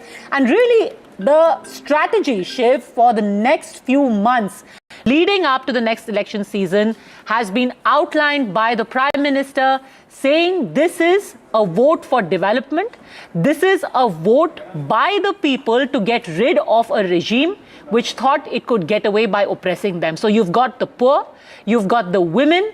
They have risen up to throw off the yoke of this government, and that's why the BJP has been voted in. And there was a very important element in the Prime Minister's speech as well, Padmaja, as we get into primetime coverage tonight, and Rahul Kanwal will be joining us in just a moment, is about a Bengal that he believes whose time has come and a state that will finally reach its true potential. He talked about how it was a state that was held prisoner by political compulsions of the Trinamool Congress, and that the true civilizational splendor of Bengal and the state of Bengal will only now be able to blossom with those who understand its roots, understand its civilizational past, understand the incredible icons and symbols that have made Bengali culture what it is. And that's really important as far as what this speech was concerned. Here are the quick highlights of what the Prime Minister said. ये देश के उज्जवल भविष्य की उद्घोषणा का दिन है। ये भरोसे का दिन है। भरोसा भारत के महान लोकतंत्र पर, भरोसा परफॉर्मेंस की पॉलिटिक्स पर, भरोसा स्थिरता के संकल्प पर, भरोसा एक भारत श्रेष्ठ भारत की भावना पर। भाग्य में आज से एक नया अध्याय जुड़ गया है। आज से बंगाल भय मुक्त हुआ है। विकास के भरोसे से युक्त हुआ है। बांग्लाय परिवर्तन होए गेछे। पिछले साल 14 नवंबर को जब बिहार चुनाव के नतीजे आए थे, तब मैंने यहीं इसी जगह से बीजेपी मुख्यालय से आप सबको कहा था, गंगा जी बिहार से आगे बहते हुए गंगा सागर तक जाती है। और आज बंगाल की जीत के साथ गंगोत्री से लेकर गंगा सागर तक कमल ही कमल खिला हुआ है। उत्तराखंड, उत्तर प्रदेश, बिहार और अब पश्चिम बंगाल आज मां गंगा के इर्द गिर्द बसे इन राज्यों में बीजेपी एनडीए सरकार है। जय पराजय लोकतंत्र और चुनावी राजनीति का एक स्वाभाविक हिस्सा होता है, लेकिन 5 प्रदेशों की जनता ने पूरे विश्व को दिखाया है कि ये हमारा भारत मदर ऑफ डेमोक्रेसी क्यों है। लोकतंत्र, डेमोक्रेसी हमारे लिए सिर्फ एक तंत्र नहीं है, ये हमारी रगों में दौड़ता हुआ संस्कार है। ये हमारी रगों की संस्कार सरिता है और आज सिर्फ भारत का लोकतंत्र ही नहीं जीता है, आज भारत का संविधान भी जीता है। आज भाजपा के कार्यकर्ता के रूप में मेरे मन में बार बार एक और बात आ रही है और वो बात यह है कि डॉक्टर श्यामा प्रसाद मुखर्जी की आत्मा को आज कितनी शांति मिली होगी। बंगाल में अब महिलाओं को सुरक्षा का माहौल मिलेगा, युवाओं को रोजगार मिलेगा, पलायन रुकेगा। पहली कैबिनेट में ही आयुष्मान भारत योजना को हरी झंडी दिखाई जाएगी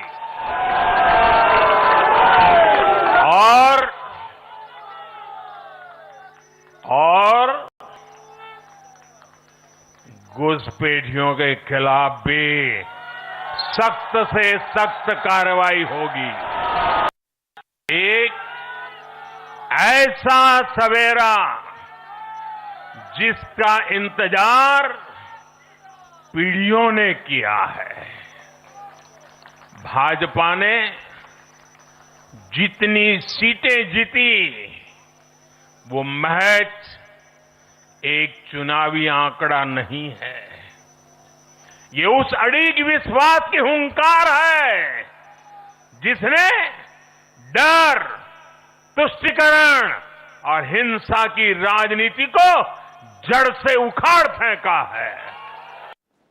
One of the pivotal questions of this election has been whether the Bhadralok of West Bengal will accept the BJP, whether the BJP was Bengali enough or not. Was it still the party of the outsider? The results with the BJP winning more than 200 seats clearly answer those questions. But joining us now is a man who's thought very deeply about the state of West Bengal at this moment and what this state requires. He wears different hats and therefore he insists he won't get into the politics, but what he can do is talk about what this means in a historical lens, in a sociological lens, in an economic lens for the people and for the state of West Bengal. Sanjiv Sanyal, welcome. You know, what's going through your heart and your mind as you process the numbers on the screen on NDTV at the moment? Well, obviously this is my home state, so it's a very big deal to me personally. But let me speak here as an economist. You have to remember that this is a major opportunity to deal with perhaps India's biggest socioeconomic gap, which is the East-West gap. For some reason, commentators tend to talk about India's North-South gap, but in fact, the North-South gap isn't a gap at all. The real gap in India is an East-West gap. Eastern half of India is much, much poorer than the western half of India. And at the heart of that is, of course, West Bengal. And Honorable Prime Minister mentioned that now you have Anga, Banga and Kalinga as well as Kamrup all a part of the same political dispensation as well as the same dispensation in the center. So there is now an opportunity to begin to fix something that went awry at the time of, in the 50s and at the time of independence, because not only did you have the partition, but immediately after that, the series of economic policies that were put in place, including the freight equalization, which went really against the eastern half's economic interests. And since then, it's been downslide. I mean, 50 years of ultra-left economic policies, and you know where we are today.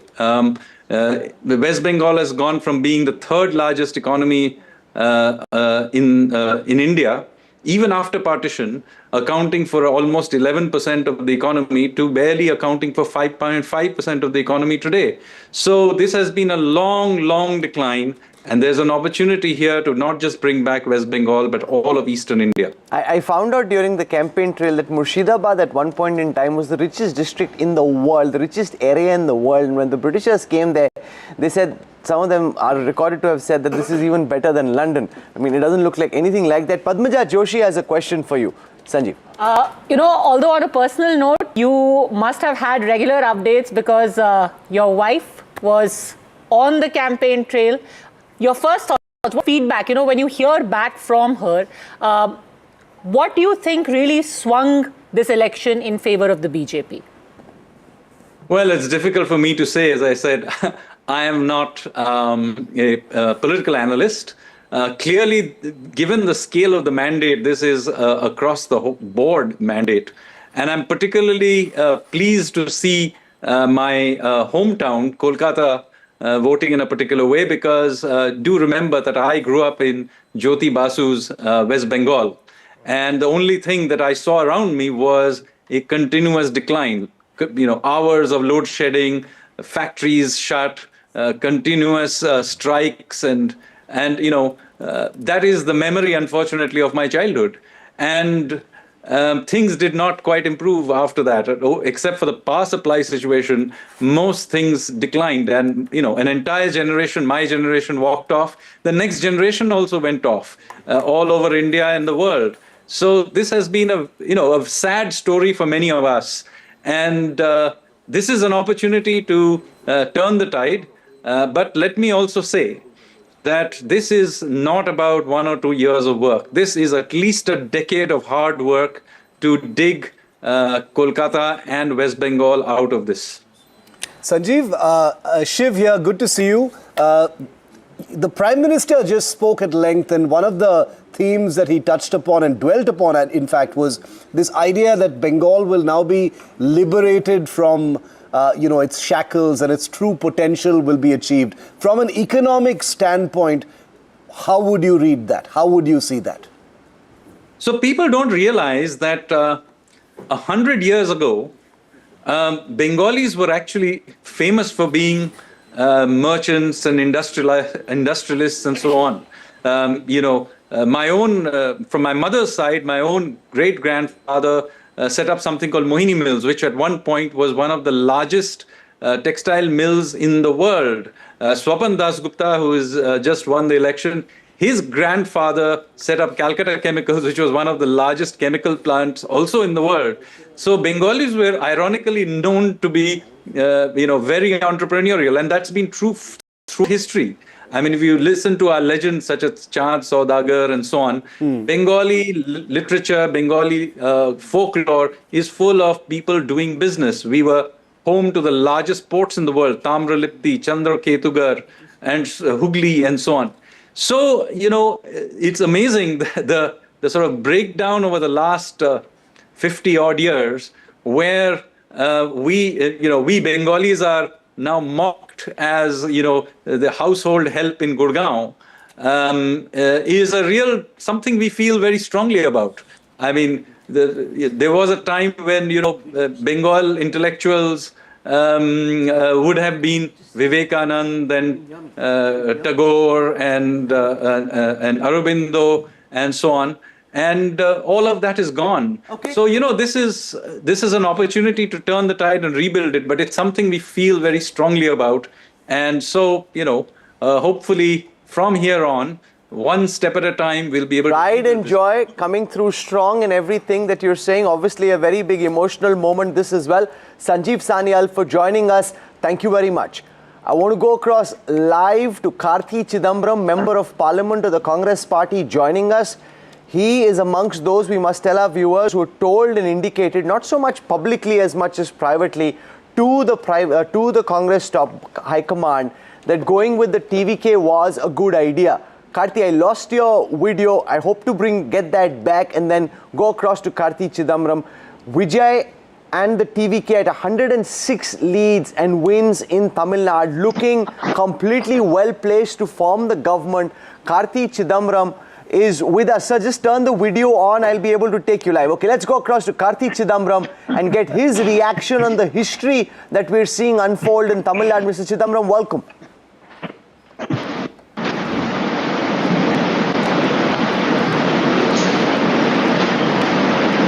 Can you hear me, sir? Yeah, I can hear you. I mean, I'd like to first congratulate the TVK and its president for a historic win. It's a vote for change. The people have voted for change. They did not want the status quo. They did not want the two existing formations which have been ruling Tamil Nadu for the last 60 years. And people have spoken very clearly, and we must respect that mandate. Okay. Veera Raghav has a question for you. Karthi, now it's 106 for the TVK. That's what flashing in the screen. Considering that Vijay has 2 seats, so he'll give up 1 and 1 will be the speaker. So even if the effective number is 104, they'll need 13 more.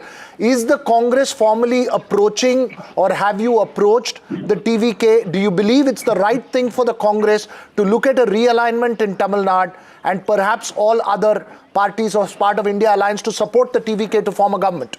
That's a question which is a little bit beyond my pay grade. No, but what's your opinion on it? What's your opinion? Speculate about it. I mean, it's the other way around. It's actually the party which is seeking support which would reach out to other people, not the parties which are offering support. So, and I don't think he should be sweating it out too much. I mean, the mandate is for him. He's got well over 100 seats. All he needs is another about maybe 10 or a dozen seats more.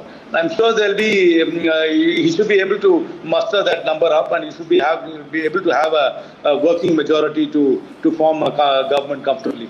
No, but here's a question. 1 second. Yes. No, I just wanted to add, do you believe it's time for a realignment for the Congress in Tamil Nadu? What's your opinion after this result? The point is that people have voted for a change. We must definitely take the verdict very seriously. But we are also a national party. We also have national concerns. We also have parliamentary requirements. So all that has to be taken into account. It just can't be a knee-jerk reaction. And the alliance with the DMK has been there since 2004. So, and except for the 2014 election, we have fought every election together. And we also coordinate together in Parliament. So these are not things which can be taken in a huff or something like that. We need to ponder through all these things, and let's see how things unfold. But there are many lessons to be learned from this electoral victory of the TVK in Tamil Nadu. Go on. Yeah, hi, Karthik, Narayan Lakshman here. You saw the writing on the wall in a sense, and you conveyed some messages about Congress alliance. Do you feel that this marks the end or a major shift in the Dravidian model of politics? Do you think the space is opened up to something new? And as an addendum to that, how do you see the new government, whatever form it takes, what kind of policy orientation will it have? I have really no idea, because he has to articulate it. The vote is for Vijay, and he has to really articulate his vision. He's hardly met the press, has given an interview, so I really don't know. I mean, his basic theme was change, and people wanted a change. But what that change will be, he has to articulate it. I'm not privy to his thinking. But I'm sure he'll be able to give a government, but what will that government do? What will that government do differently? How much will they deviate from the time-tested two Dravidian parties? I really don't know. I mean, I don't think anybody knows. Shiv Arur has a question for you, Mr. Chidambaram. Karthi, hi. Thanks for being with us tonight. What kind of a chief minister do you think Vijay will make? I have no real idea, because unless he starts speaking, giving interviews, reacting to situations, all I know is very, very popular. He seems to have caught the imagination, at least for a significant section of the population, particularly a certain demographic, and they seem to trust him, and they voted for him, and they believe he's a change agent. But I don't know what the change will be, or what change he's offering, or how he's going to implement it. I really have no idea. As you introspect, Mr. Chidambaram, on this verdict, where do you think the DMK's script went so horribly wrong? The fact that Mr. Stalin himself, the almighty incumbent chief minister, loses. Where did the DMK, according to you, as you introspect, lose the plot? See, I think it's not only the DMK. The ADMK has also lost out badly. In fact, I think there have been more ADMK votes going to TVK than DMK votes going to them. So both have been lost. I think people wanted a change from the two formidable Dravidian parties which have been ruling Tamil Nadu for the last 59 years. So they wanted a change. This is like the movement in Sri Lanka, the movement in Bangladesh, the movement in Nepal. This was a silent, non-violent revolution in the ballot box. They wanted a change from the status quo. The young were restless, and they did not buy into the politics of the two Dravidian parties, and they wanted a change, and they suddenly found a change agent in a popular actor. The popular actor still has to articulate his position and come up with a governance model. But I think people didn't really care for that. They just wanted, they trust him. Obviously, they trust him. And they believe that he'll bring about a change from the established formations. Veera Raghav has a follow-up. Go on, Veera. What's your message to MK Stalin today, Karthi?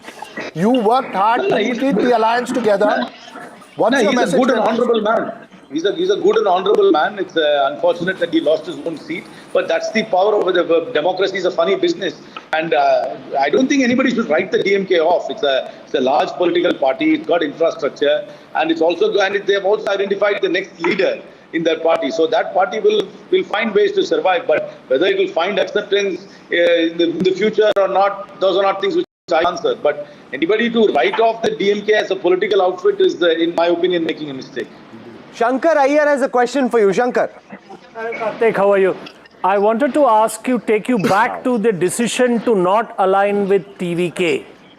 What was the one major reason that this didn't happen? Who was it? See, there were definitely many options placed before us. But in all credit to the ICC, they went through a very wide-ranging consultative process.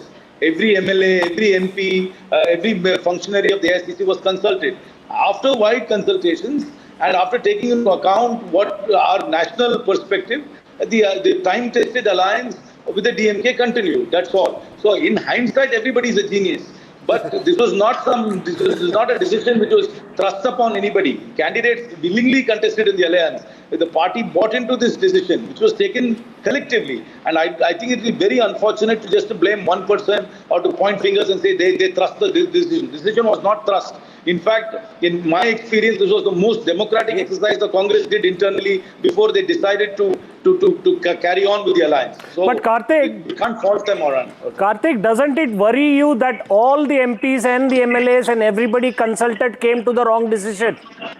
Yes, that worries me. What worries me more is that our field workers, our booth workers are not able to tell us what's happening on the ground. That worries me. It worries me in my constituency as well. I believe, in spite of what people might think about me, I actually have my feet on the ground and the ears on the ground. I knew that the TVK will do well, but I did not anticipate the momentum and the surge in the end.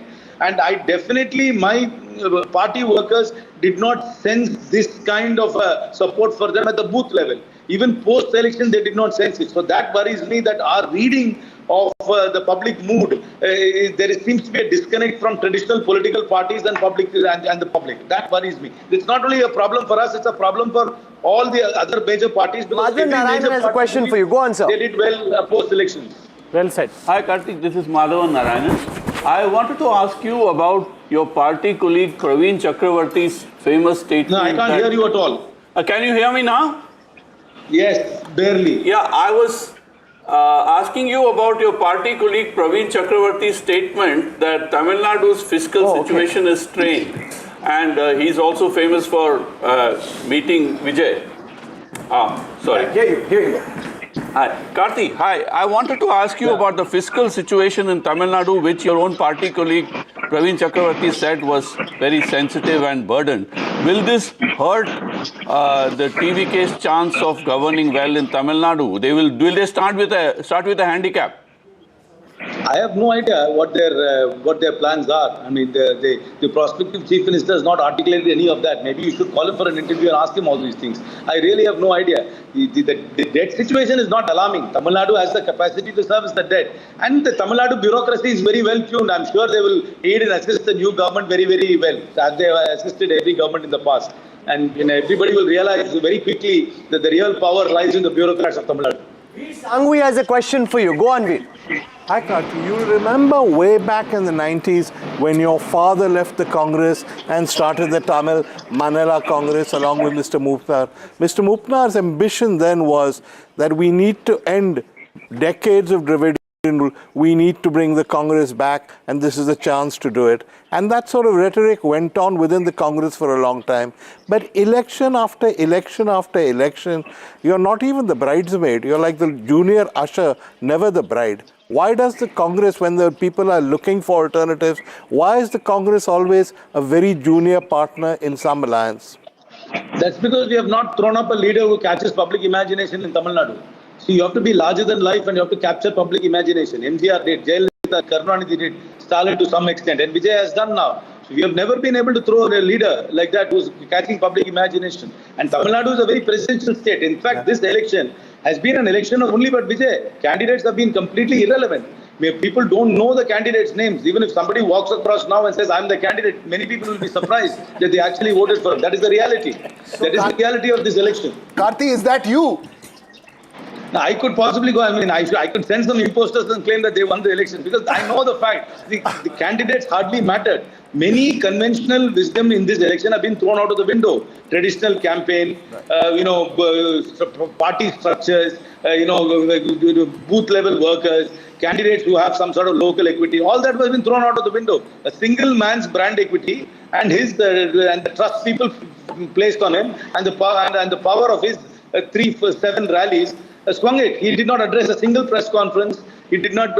He never named a single candidate on stage. He just addressed 7-8 road shows. And power of social media and the power of change happened. This is exactly what happened in Sri Lanka, Bangladesh, and Nepal, but in a different format and in a much more peaceful manner. We much appreciate you taking out time and joining us, Karthi Chidambaram, for joining us live on NDTV and sharing your thoughts on this historic verdict. Thank you very much. I want to get a quick word in from all our pundits. Many more newsmakers will be joining us in the next few minutes. Veer Sangvi, I'll start with you on the big reflection you've had. As you look at these numbers, what's the message voters across these 5 states have sent to the country through the mandate they've delivered? Veer Sangvi. Well, let's take Assam out of the equation. But basically, the message of this election is anti-incumbency. People are fed up. They're willing to try something new. Nobody imagined that Mamata faced that much anti-incumbency and would do that badly. Nobody imagined that in Tamil Nadu, a complete newcomer would get such a result. So the answer seems to be that in most states, at least, people are fed up. They want some kind of change. Kanchanda, what's the message India has delivered today? If I begin with West Bengal, I will stick with the 3 C's that I have been talking about. Cynics keep on saying that corruption is not an issue in this country anymore. That is not true. People in Bengal, they have voted against the rampant corruption which Mamata Banerjee's government had come to represent. People in West Bengal have voted against the criminality with which this government had come to be identified. Crimes against women, we know of several prominent cases, but there are thousands of other such cases. We have seen women being publicly flogged over there by Sharia courts, and Mamata Banerjee chose silence over action because she felt that silence equated votes. Okay. Number 3, the extreme communalization of government policies, programs, and the sheer politics of Tamil Nadu, of Trinamool Congress, where every decision was determined by how would the Muslims perceive this, how would they respond to this, etc. So these 3 C's, and then I would add a D to it. And I think that D holds good for Tamil Nadu too, and that is dynasty.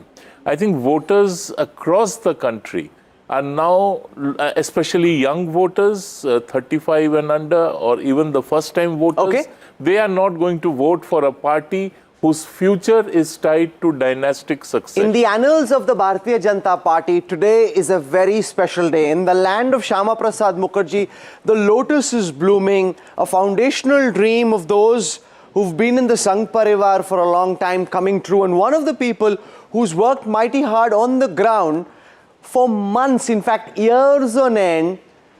You know him largely as the IT cell czar of the Bharatiya Janata Party, but he made a lot of effort as one of the key organizational secretaries of the BJP in West Bengal. It's a very emotional, very big day for him. Amit Malviya now joins us live and exclusive on NDTV. Mr. Malviya, where's the smile? I thought you'd come to NDTV with some sandesh, some mishti daya. There we see you smile. Congratulations and well done. Thank you so much, Rahul. It's indeed a very emotional moment. It's a moment that will be etched in history forever, and I'm just delighted to be part of it. Give us some understanding of what went on behind the scenes, because this is not just a regular victory. It's not 150, 160.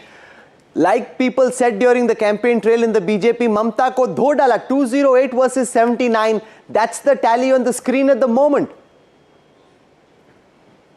Well, it was a relentless effort ever since we lost the election in 2021. But Rahul, what we must realize is that perhaps the story of the misgovernance of West Bengal never made it to the national media. And the draconian regime that Trinamool was, the regional media was also never allowed to carry large parts of it. But the failure was so colossal that it just kept erupting every now and then. Law and order was a big issue. Women's security was a massive concern for people. Infiltration, lack of governance, no administrative reforms for decades, and just about everything that could go wrong with the state was the case. A state that was once known for its industrial prowess, for its industries, for its entrepreneurship, was relegated to the back and beyond. If I talk about human development indices, they are pretty much in the red. Bengal today features in the bottom of the pyramid as far as performance of states go. And I think that had started reflecting, in the daily lives of people. And this mandate is a reflection of that. Mr. Malga, Shiv Arur has a question for you. Shiv. Amit, many congratulations. The analysts will spend a lot of time trying to put their finger on one or two issues. Obviously, an election is not, fought and won on one or two issues. But there have been many very, very emotive issues. Corruption you talked about, sexual violence was another. What, according to you, were those big standout moments in this campaign that may have turned the tide for the BJP, Amit? Look, I don't think, Shiv, I can point out to one particular moment where things started going the BJP way. I think there was a very strong silent undercurrent as far as the change was concerned. And I remember speaking to NDTV when Bihar elections came, and I said this, that people are going to vote against this government and in favor of the BJP. And I guess the analysts may never be able to point it out because they were never listening. They perhaps were just too consumed by their own idea of what